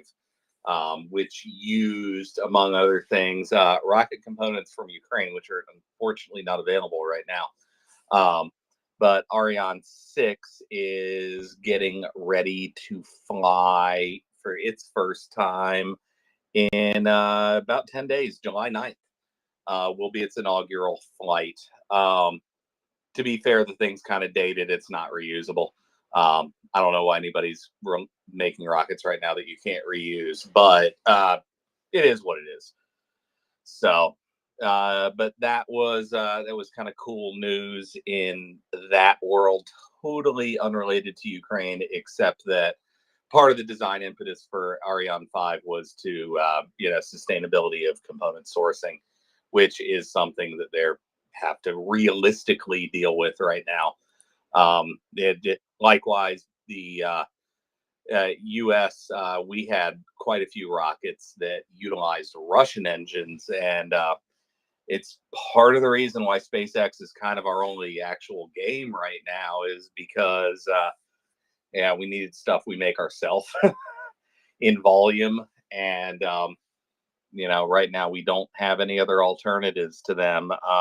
You couldn't pay me enough money to get on something that Boeing makes, so that I value my life.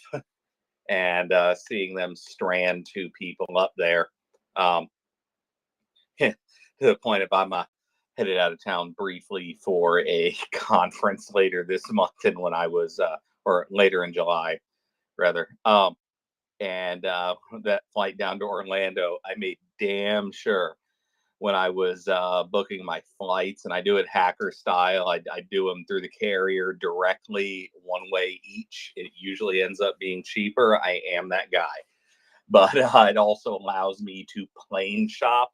And I was making damn sure to get on a bird made by Airbus. I hate to say it. Isn't that a shame? And largely because they were cost cutting, and it really has hurt their bottom line a tremendous amount to do what they've done with the way that the company's structured and where they are doing the different parts of the work. It's really a shame that this has happened.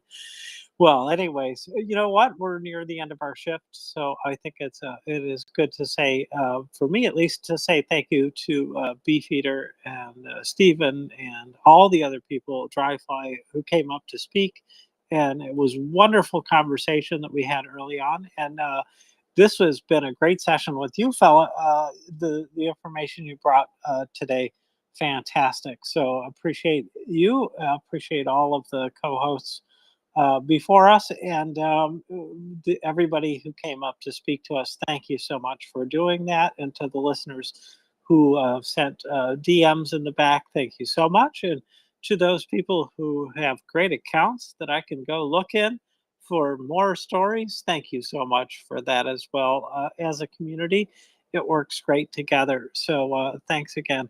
And I'm going to do my 30-second fundraiser. Yep. Demining equipment, Leatherman multi-tools, and combination hearing protection and communication devices will help demine Ukraine. It's in the nest. Please check it out. Give as generously as you can. Back to you. Yeah, thank you. And that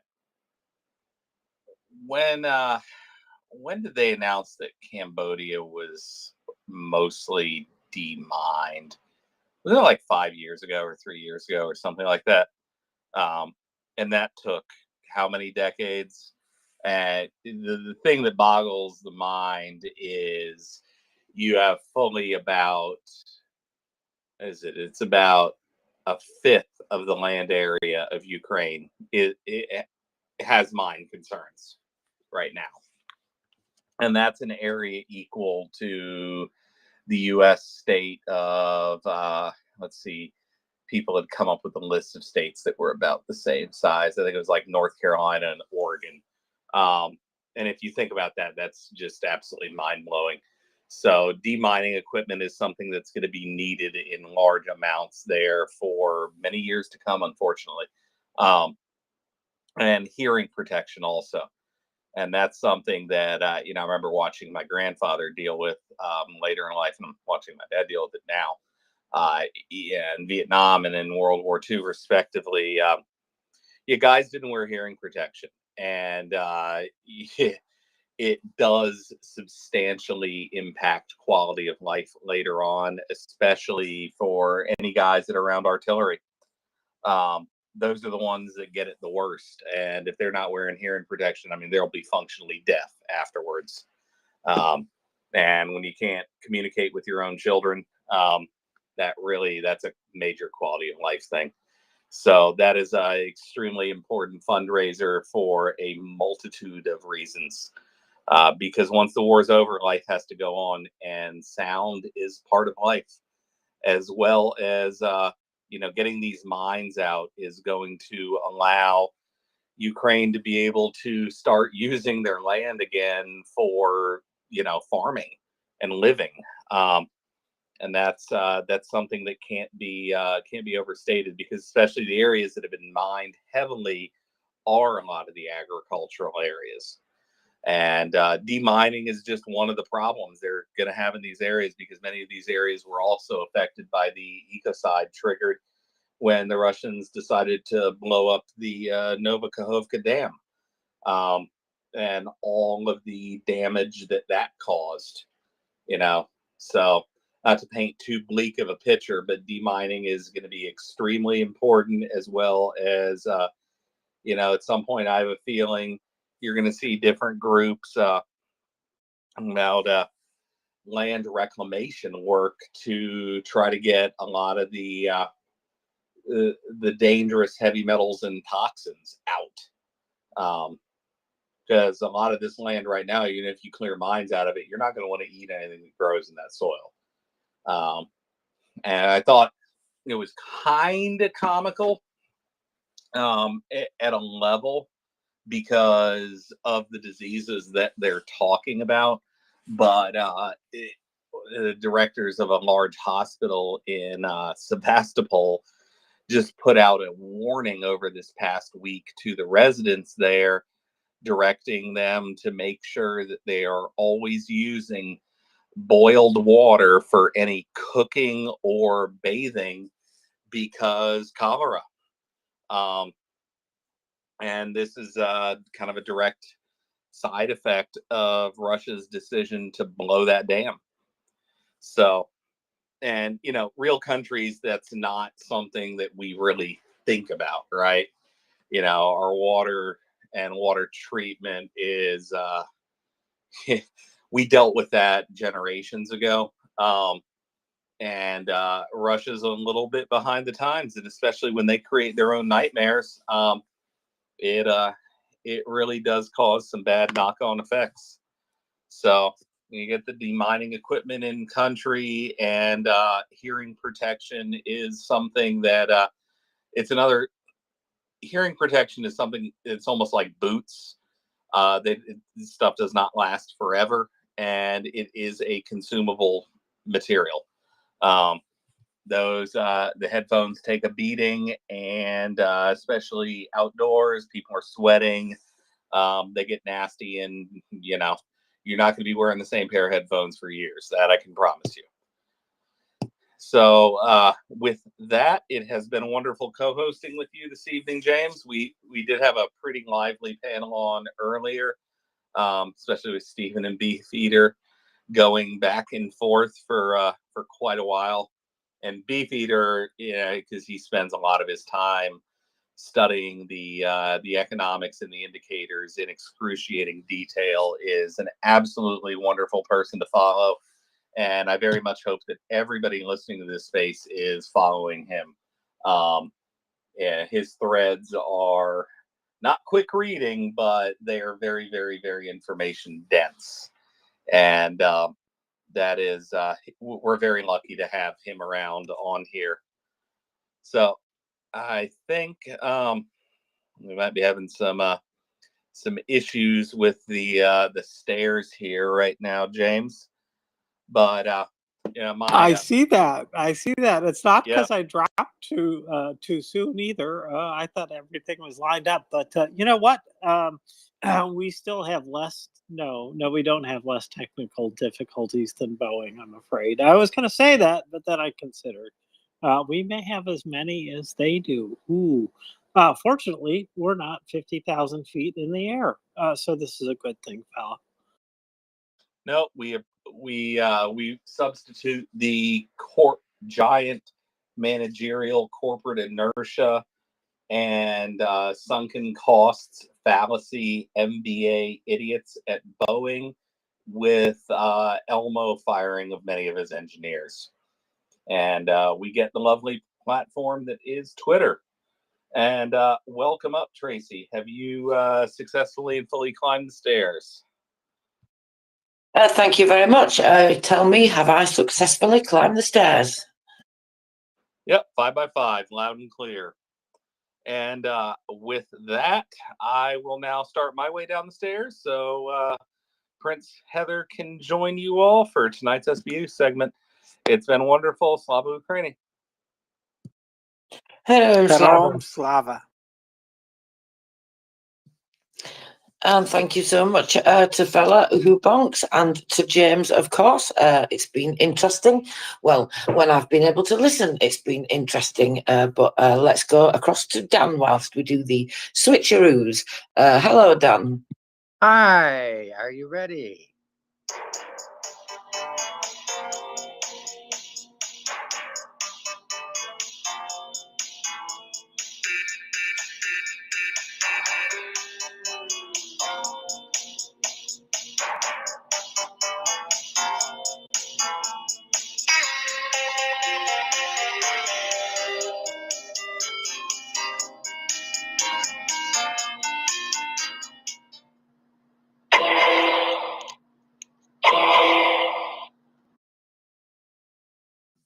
Thank you, Dan.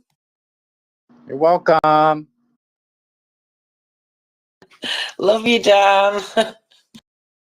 That was perfect timing. Welcome, Prince. Hello, how are you? Hello, I'm probably better than you. Thank you very much. How are you feeling? I'm okay. I would like to know who sent me a case of bone broth. Box wine, you are one of the suspects.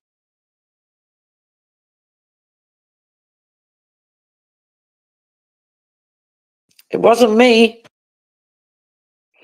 Freaking, it's not that I won't use it. I'll use it, and I appreciate it very much.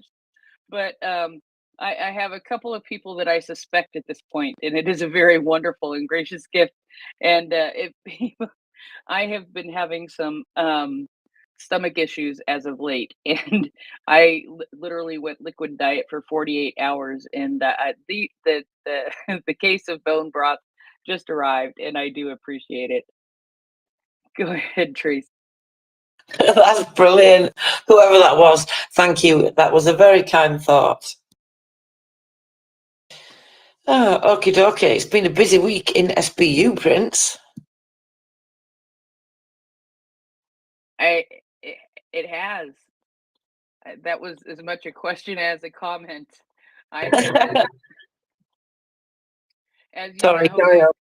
As you know, I woke up after a couple of hours of sleep and intended to be up for an hour and then go back to bed for a little bit. And I ended up being up for 6 hours dealing with a bunch of stuff before I was able to go back to bed. And so yeah, we will learn together. I appreciate your patience, Tracy. Not at all, Prince. As long as you don't mind the coffee machine. In fact, let me just move a minute because it's quite loud. It's my coffee machine for some reason. I don't know why. But anyway, there you go. No, not at all, Prince. Don't worry. We plod along together, don't we? And, you know, I know you did very well today, and to stay up all that time and to still be making sense and to be able to have a serious conversation as you did with Terry Fella and I think that was pretty impressive. Oh, thank you. It was much needed. So yeah, that's that I did get a few more hours sleep, which I am very, very thankful for. That will give me enough energy, I think, to go through my shift tonight and the things I need to do tonight before I go to bed. But and you know what? If I get stuck for what I'm going to have for dinner, I can just have myself a big, huge bowl of bone broth. Well, if you get stuck, you can just leave me to do the talking, as always, Prince, and just relax there and have your broth. How's that? and read the two cases that are particularly interesting to you today. Yes, I did. I did scan very quickly, and I did see my name mentioned. So I do. I do look forward to finding out about these cases, and I see what they're about a little bit. And those, yes, make complete sense for things that I would want to talk about. Okie dokie, so a busier week this week, 31 cases overall, or 31 perpetrators, whichever way you look at it. 31 perpetrators, I would think, because there are some other cases that have involved a couple of different things that don't exactly fall into a specific category as such, and one of those is taking property from, I don't know, what's he called, that Medvedchuk and his brother. They've taken some property, confiscated some property, and that's absolutely fantastic, because that's, by the look of it, I'm trying to work out exactly what type of plant it is, but it sort of tells you some of the details. Anyway, we can look at that, but they've basically taken back factories and all kinds of different property all across Ukraine, so it's pretty extensive. And then also there's been, of course, the ICC warrants this week, 2 more ICC warrants, trophy weapons, and then we've got 31 cases. So strategic category, 7 cases this week. All of those are detentions apart from one, which is a sentencing. 3 cases this week in the extortion category. So we've not had those any in that category. I think 1 or 2 here, but really not that many for quite a while. In fact, lots of the categories are full up this week again. So it's interesting to see that. So in the torture category, we have 4 cases. Well, I say 4 cases, it's not really, it's 7, because there are 5 suspects in one case, and they were all sentenced. Then there's 1 in another case, which was suspected, and then 1 has been served as well. And then in propaganda, a few cases this week, 13 people this week in the propaganda case. 7 of those have been detained. I think that might be a case that Will may find interesting if he's around. 5 of those have been exposed and 1 has been suspected. And then in the evading category, we've got 1 detention in there. So that's your 31 cases for this week, or 31 perpetrators. So kind of back up again, isn't it? Because we've been around the high teens for the last few weeks. And it's been a busy week overall, because, well, in case you didn't know, it's been quite a special week for the SBU this week, Prince. It has, hasn't it? I've seen a couple of things, and I do see a couple of your notes here that it has been a very special week for the SBU. And there was something else that I thought of. Oh, when it comes to the SBU, I noticed, I took note last night, when all of the videos were starting to come out, about the prisoner return. I noticed that the SBU put out a very specific video, and I just wonder how much involvement they had in returning, in transporting them for their return. And so I wonder, I don't know, but to see them having flown in from, I'm not sure where, but flown in from by helicopter, that I thought was really unusual, because they arrived at an airport, and they flew in by helicopter, and I'm not exactly sure where that is to, or where that is from, and I don't know that we will ever know, and that's fine. But I thought it was interesting that they came by helicopter, and it makes me wonder who helped with all of that, and who helped with the transport and everything. But yeah, you never know what the Vatican can pull off. I think those guys can do some sneaky stuff, right? Yeah, and the SBU too. I think I was thinking probably, I wonder if it's those prisoners that came, that were returned from Belarus, because then that would make sense. It's like not that far to fly a helicopter. I can't see them flying one from Russia, No. unless the prisoners. Go ahead. My thought was actually in a lot of cases, what they end up doing is they end up flying. In some cases, they've been doing this with the children with Qatar lately, right? Is they end up flying them to Belarus and then taking them by bus to the border to walk over the border. And so I don't know if you know what kind of situation happened, if you know the ones that were in Russia maybe felt that flew to Belarus, and then because you did actually see some of them walk over the border too. You did see that. So, and then I'm wondering if from the border area somewhere they flew them closer in somewhere. I just don't know how it all went together, you know, but I do know they were in Kyiv today already. And so that's absolutely fabulous. I am just uh, I said in a message I sent, um in the way I worded it, I have to find the exact way I worded it. To feel sorrow and joy all at the same time. When I think of the priests and other prisoners, I find myself with that feeling joy that they are home, but such sorrow knowing what they must have gone through in the journey of healing that must start now. Right? And I still start shaking when I think of them a little. I still start shaking a little because I don't know how, but I grew to love those two men, love those two priests, and really care about their fate. And it's a huge relief. There's joy, and there is also sorrow at the same time because I know that they won't have an easy road, and they have had an awful, awful road from where you know they've had an awful road in the last year plus. I mean, yeah, of course. I mean, you can tell by the pictures coming out, can't you, being shared by Dimitri Lubinets, especially those comparison ones where, you know, it's a side by side of them before and after, what they looked like before and after Russian captivity. And then, of course, you know that on top of that, that the torture will have been even more cruel. I mean, you just wonder how you can even say that it can be even more cruel than the things that we've heard Russians do to other prisoners. But you know for sure that it will have been because there's the religious aspect to it.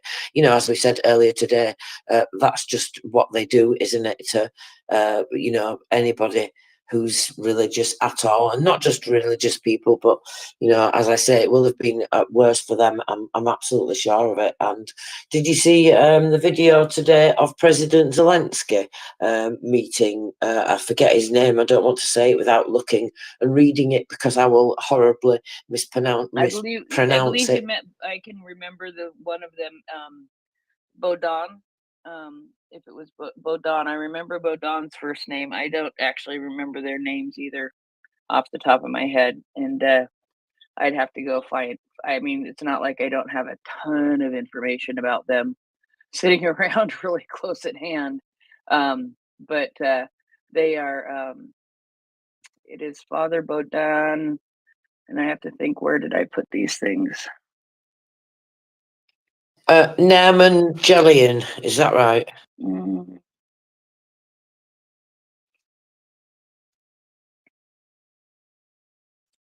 No, I don't. I don't know. There were so many, weren't there? Anyway, 10 people altogether. Galetia, and it might be Heletia, and Ivan. It's Bodan and Ivan. Father Bodan and Father Ivan are the two. And Father Bodan is the one who was more cleanly shaven in the pictures that I saw, and he has the lighter hair. And then Father Ivan has grayer hair than when this started, but he does have the darker hair and is a little bit taller. So yeah. Yeah, I think this gentleman here, I'm not sure then if he's one of the others, Naaman Jelial, who returned home from Russian captivity. The occupiers captured him in 2021 in Crimea and kept him there ever since. He's talking about President Zelensky, about him writing that Yes. letter here. Did you Yes. see what he Darren, wrote? yes, Those words. he is one of the leaders of the Crimean Tatar people. And Oh, right. yes, and he was living in Crimea, sort of, and leading the Crimean Tatars that were there. And he decided to go to the first Crimean, oh, what do they call it? The conference that they have about the Crimean platform. He decided to go to the first Crimean platform in Kyiv, and he knew what the consequences would be. And when he went back to Crimea, he was arrested. And so yeah, that's how he ended up in custody. And he is the one, yes, who was still able to communicate and write some letters from captivity. Yeah, and I was really struck by just a few of the words that President Zelensky put here. He said in his letter he wrote, "We are fighting not only for the integrity of our territories, but also for the unity of our society, our beautiful, strong nation." Important words that reminded us in unity, all together we can achieve. Even in the most difficult times, the results will definitely return. Return security to all our people and peace to Ukraine. Thanks to everyone who helps. So that, I mean, I thought that's quite staggering, isn't it? To be in a position like that yourself, but then to be writing letters saying, don't worry, we are fighting, we are strong, we are sticking together. That's just incredible. Yes, is this from the National Prayer Breakfast? Because I thought that was very interesting. Also, is that today in Ukraine was the National Prayer Breakfast, and I haven't watched the entire video, but it looked to me like both of the priests, both of the priests were there, and Nahum, the leader of the Crimea, he was like the deputy chairman of the Crimean Parliament, I believe, something along those lines. And the fact that they were at this already just sort of blows me away. Dmitry Lubinets made a point to say that that their team has already interviewed them and is taking records of things that happened to them, and so I'm sure that will continue to happen. They will have, I'm sure, huge debriefing to do with these people. Yeah, absolutely. It happens, doesn't it, with all of them anyway, with the coordination headquarters for the treatment of prisoners of war. And, they always say that. And in fact, that's the first thing they do, isn't it? See, doctors, psychologists, specialists, everything that they need to see. Actually, interestingly, did you notice that on the helicopter? I thought they had the markings on for the coordination headquarters for the treatment of prisoners of war. I thought that was really interesting. That is interesting. That's really cool. That's really cool. And I do want to watch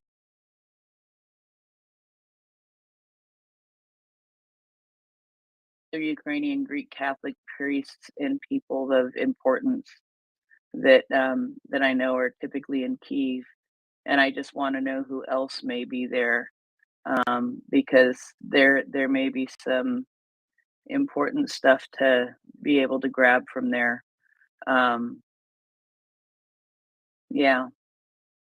Of course, we could just have Robin running around all over the place. Forget your classes, Robin. You are on a mission to hunt down all of the. You're on a mission to go and talk to a bunch of these Ukrainian Catholic priests and other leaders of the Ukrainian Catholic Church and get their reactions to all of this. So I'm just kidding. We wouldn't do that, other than the fact that she has run into the president of the university already. I know that's incredible, but absolutely, I'm so pleased for her. It's just wonderful. She'll be absolutely having a great time. Yeah, I'm really So pleased for I her. had, Sadly, I've not managed to hear her because she's been coming up when I've been asleep. yeah, I tried to get her to come up earlier this afternoon, but she was beat and already in bed. But I did sort of talk with her through her entire first experience as for an air raid shelter. So her first air raid, I messaged with her during that to see how she was holding up and all of that. So she is she's doing well. She is having a wonderful time, and she's doing what she wants, and it's absolutely wonderful. And I guess the university is just an amazing place to stay. They have a cafeteria with amazing food, I guess. So she keeps going there to eat. And I'm like, aren't there a bunch of cafes and things like that right around the university? Why aren't you going to those? She's like, well, the university food is really good. Um, so, but that also gives her the opportunity to run into people too, right? Um, there's she ran into Archbishop Boris, who of course lives in Philadelphia, but happens to be there now. He is the president of the university after also. And I'm waiting for her to run into some other people, but we do know that she is planning, and I haven't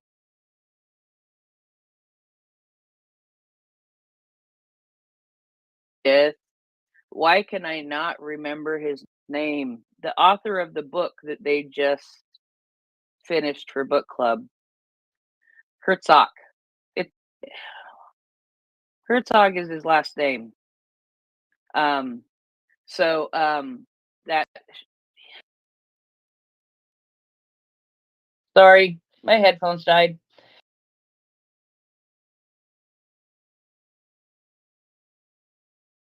Planning on meeting up with him. They've already exchanged emails and are going to get together. So that is absolutely wonderful and absolutely delightful and very exciting. So anyway, but we got sidetracked here because I was just curious. Oh my goodness. Okay, wait though. I just saw that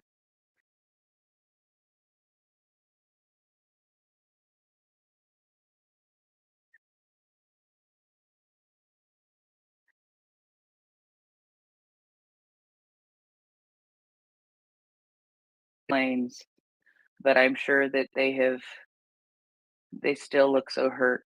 That was one of the things in when the pictures started coming out. There were pictures in the Kiev Independent, and I just looked at, especially the women. Those are just broken people, people who have been hurt so severely. They've been broken, and they're going to need a lot of support. Yeah. So we will get more of their stories as time goes on, and there will be lots of those stories, and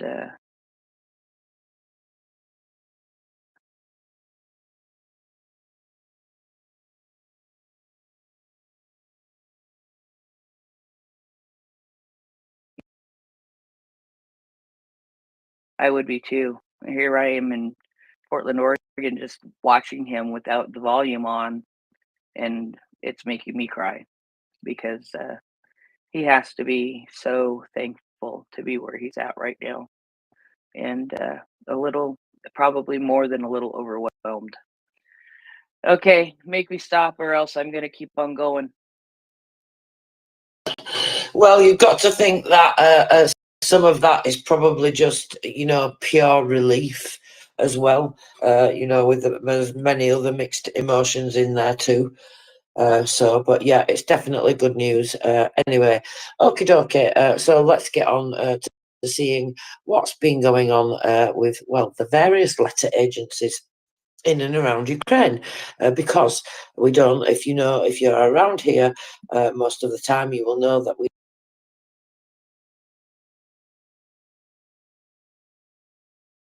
I took the advice of you, Prince, in case you didn't notice.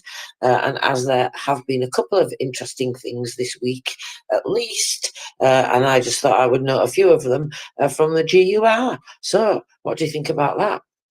I think that's. And I bet Will's not even here. I don't know if he's here. I don't know. What is it? Sunday is Monday for him. He might be off at meetings already. Yeah, because it's Monday. It's Monday at 10:30 in the morning. He may be doing some work before he co-hosts later. Oh, I thought it would be in bed. I have no idea what time it is across there. You do, of course, but I don't. You take whatever time it is on the east coast of the United States and add 12. Okay, that's just getting confusing. Let's not do that. Not to me anyway. I'm so rubbish with time zones. Anyway, let's leave the GUI till a little bit later then, shall we? Because I would not want to Will to miss that Excuse out. me. It's Sunday in Australia. I have my days mixed up. I think today is Sunday already. Thank you. I thought it was Sunday. Yeah, it's Sunday. It's Sunday. See, because for me, it's actually still Saturday night.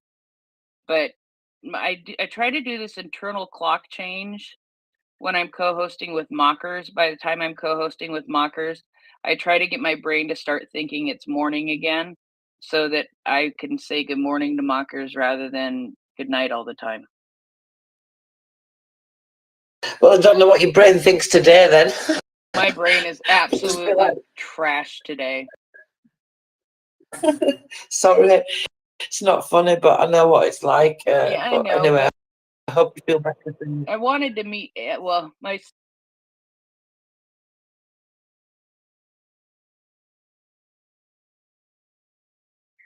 but I had to be there. I had been hearing so much about Eddie from Princess, and Eddie and I have several things about ourselves in common.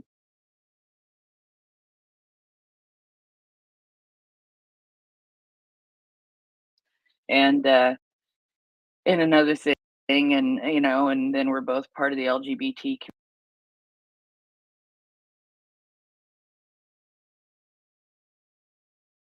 No, and I think it was definitely really important. So I'm glad you were able to do that anyway. So, it was really important. It was a fantastic segment, actually. Some excellent questions. Excuse me, I didn't mean to burp at you all then. I apologise. It just came out. But yeah, it was really good. And I'm glad you were there, Prince. I'm glad I was there too. So, anyway, we keep getting sidetracked by stuff. This is okay. That's what happens around here. So, a couple of interesting things that have happened with the SBU this week. Well, of course, it was Constitution Day, wasn't it? So, Vassal Maliuk, General Maliuk, he always says some really good things. It makes me wonder if he writes these things himself. I suspect he does for some reason, but I have absolutely no facts to base that on. That's just my opinion. Also, what he did. So we saw. I think I told you all last week that there were some new graduates of the SBU in the academy. So they graduated on the 21st. And then General Maliuk gave congratulations on the 30th anniversary of the creation of the Special Operations Centre A, which, of course, most of you will know, is our friends SBU Alpha. So it's been actually 30 years since the creation of the Centre for Special Operations Alpha. So how about that? That's quite good, that, isn't it? 30 years achievement. That is awesome. And now the web. That is awesome. So that. And the webpage. What's that? No, sorry, carry on. No, that's awesome. And, that's pretty much Ukraine's time of independence, since it has been free under from the Russian from the USSR.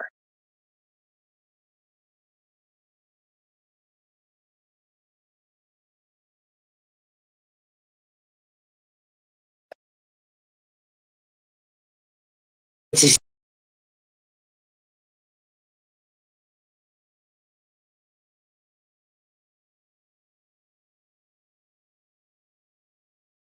opening. By the way, earlier on, just whilst this web page decides to open, I was having absolute nightmare with internet, both with Wi-Fi and mobile internet. I couldn't get online. I was connected to the space, and it kept coming in and out of the signal, and I kept forgetting that I was connected to the space because when the sound disappeared, I was trying to open web pages and do various things and getting really frustrated and wondering what the heck's going on.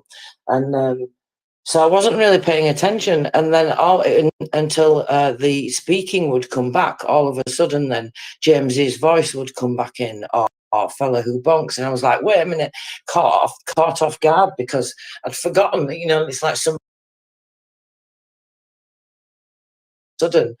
So it's been really odd, and it's still not opening. So basically what's happening is everything's timing out, which I find frustrating and annoying.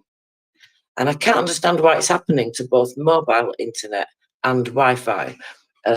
Earlier I was like, somebody's stealing the bandwidth, it's like Russia or NATO or both. But I think it's probably a few different things.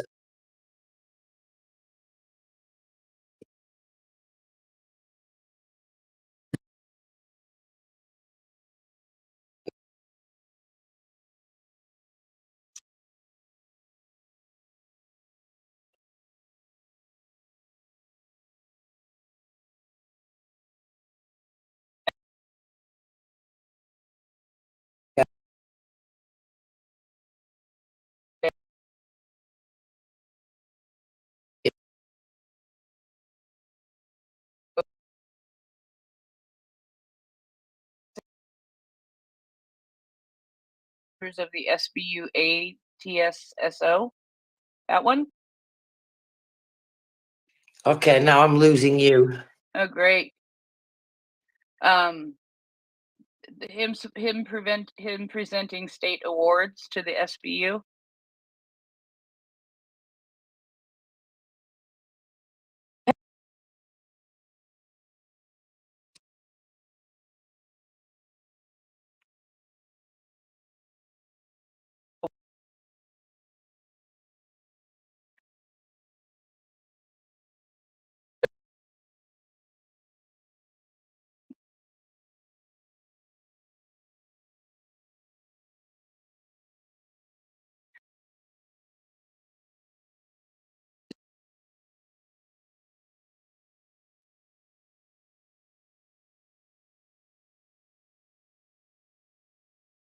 They gained combat experience in order to effectively defend their state.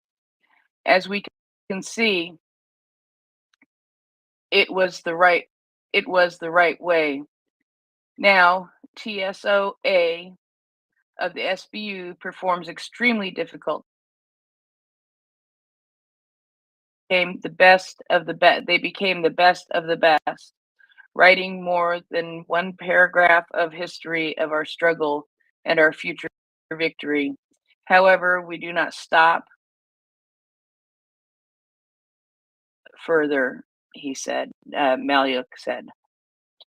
According to him, CSOA of the SBU sets high professional standards not only for representatives of the defense forces, but for also want to join the ranks of the center to serve and protect the country. The head of the SBU thanked the special forces for unique special operators behind enemy lines and high results of work at the front. In particular, more than 1,000 enemy tanks were a result of the work of the TSS. And that in order to be effective on the battlefield, we must constantly train, improve, and act ahead of schedule. This applies to both people and technology. So we are not standing still. I am grateful to the leadership of the state and the service for the support of our operational distribution of special appointed personnel in the fight against the enemy, said Yevgeny Kamara, Kamra, head of the Central Security Service A of the SBU. The center is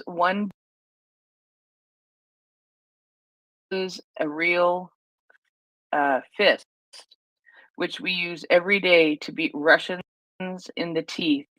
So many traditional wish to each of you. May the number of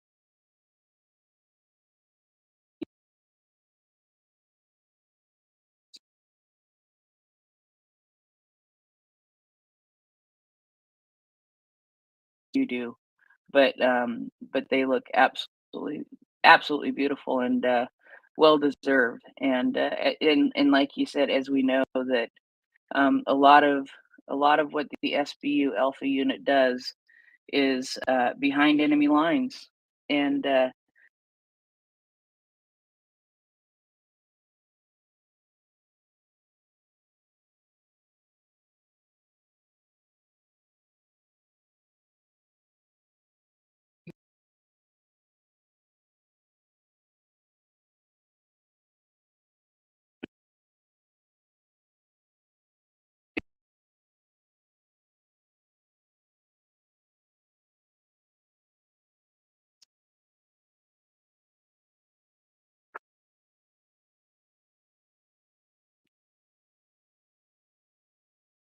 I don't know how else to put it. They take it up a notch.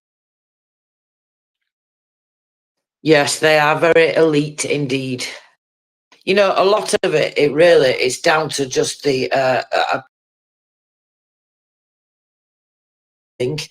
And you know, I think of things that Chuck Farrer and people like that say about training, and then speaking, you know, to Kevin Leach about these things from Sabre Training Advice. Is really, it's just that constant training and just the standards and the morals and the ethics and, you know, everything. Yeah, but they are definitely pretty elite, I would say. Yeah. Well, so the combat medics in particular, they train for every kind of environment, so they have to train. They were saying in the video, the documentary that I watched,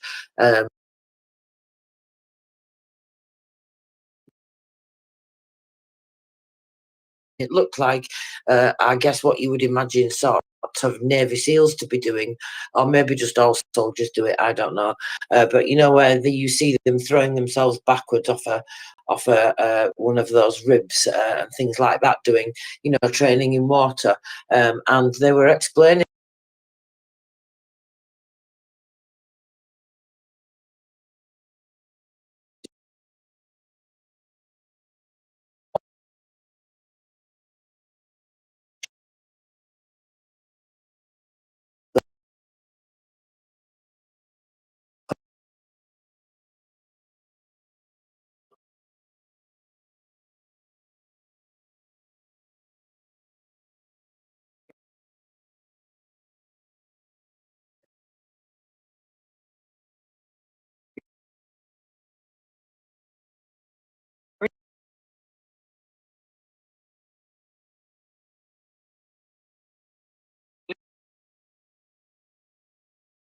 Do you even know who I'm talking about? No, no idea. Sorry. Yeah, he's a guy who did a TV show called Lifestyles of the Rich and Famous, and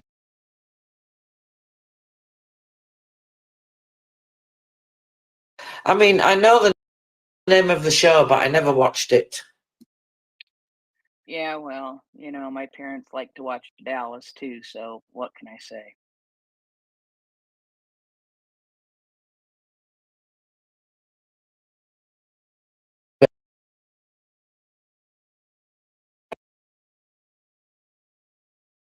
Seem to be okay with it, so I shall have to resort to Telegram if the worst comes to the worst. So no problem there. But anyway, let's start with takedown of the week. Did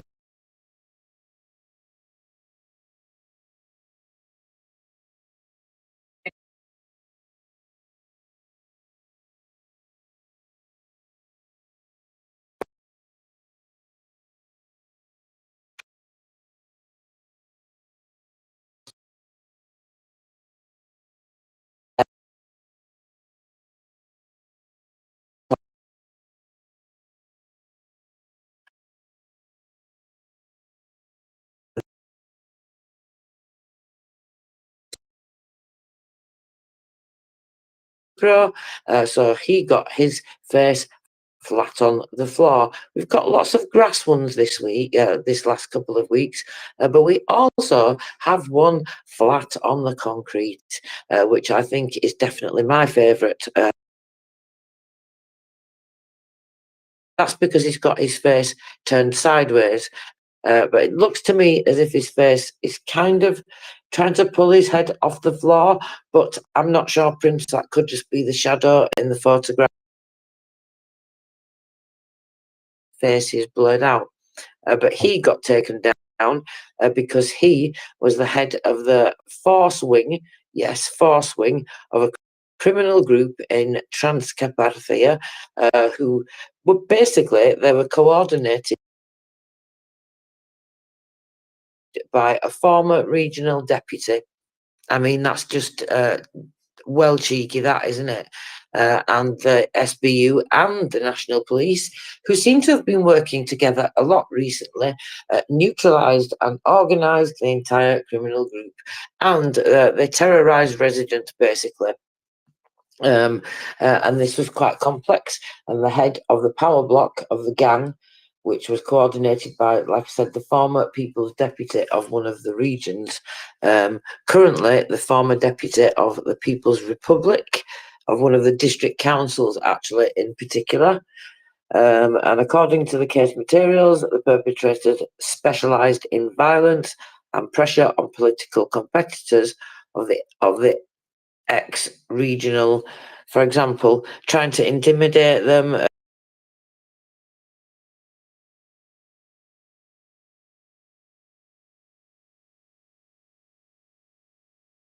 What do you think about that, Prince? Two choices. Concrete? I think definitely concrete. Prince is having a look now, and you should also all be having a look. Whilst Prince continues to do that, maybe I shall tell you Sorry, about, sorry, let sorry, me sorry, see. sorry, sorry. I had to open the garage and get something out of the fridge really quick because I'm like boiling to death here. Um, sorry. I actually haven't been able to No problem. I actually haven't been able to find I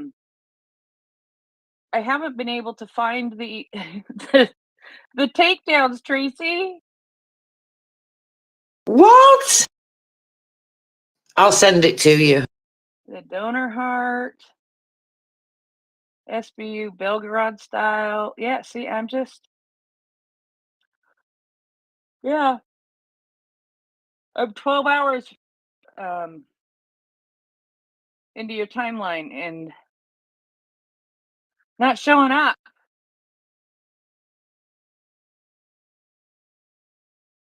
Okay, I just posted it to you in the background. That's really odd, isn't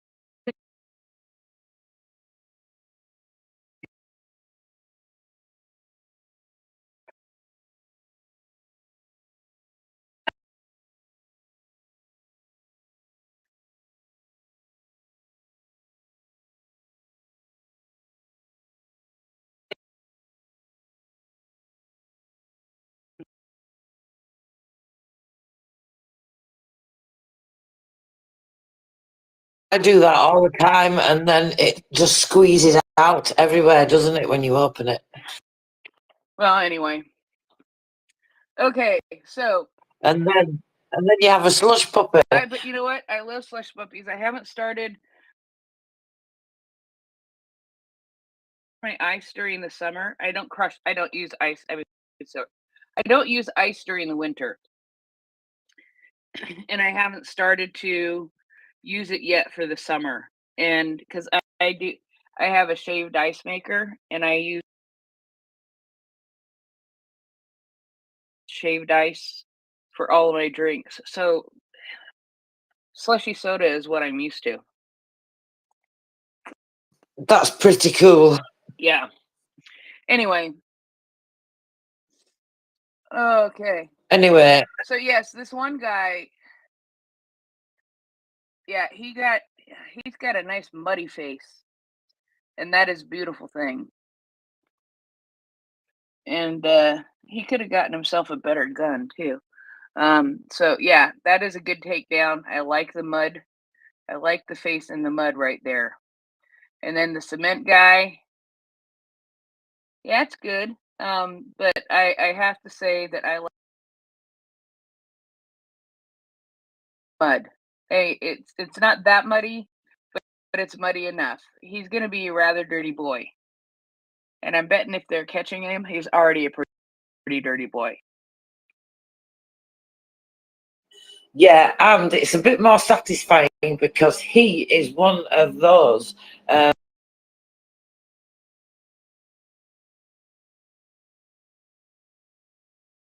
know what I'm talking about? I think so. Remind me. Okay. Let me just go to Telegram and I shall tell you because it's here.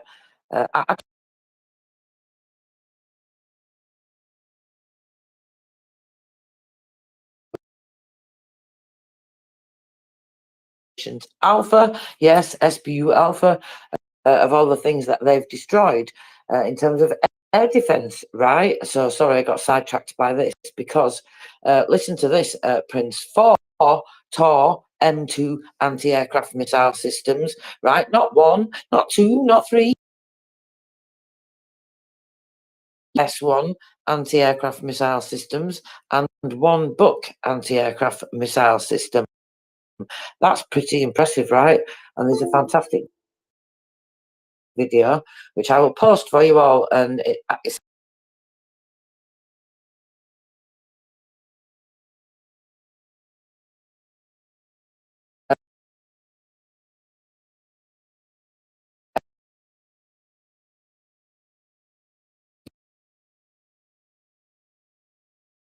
Ukraine. So anyway, I quite like these threads, but I'll post that video for everybody to have a look at as well. And now I'm just trying to scroll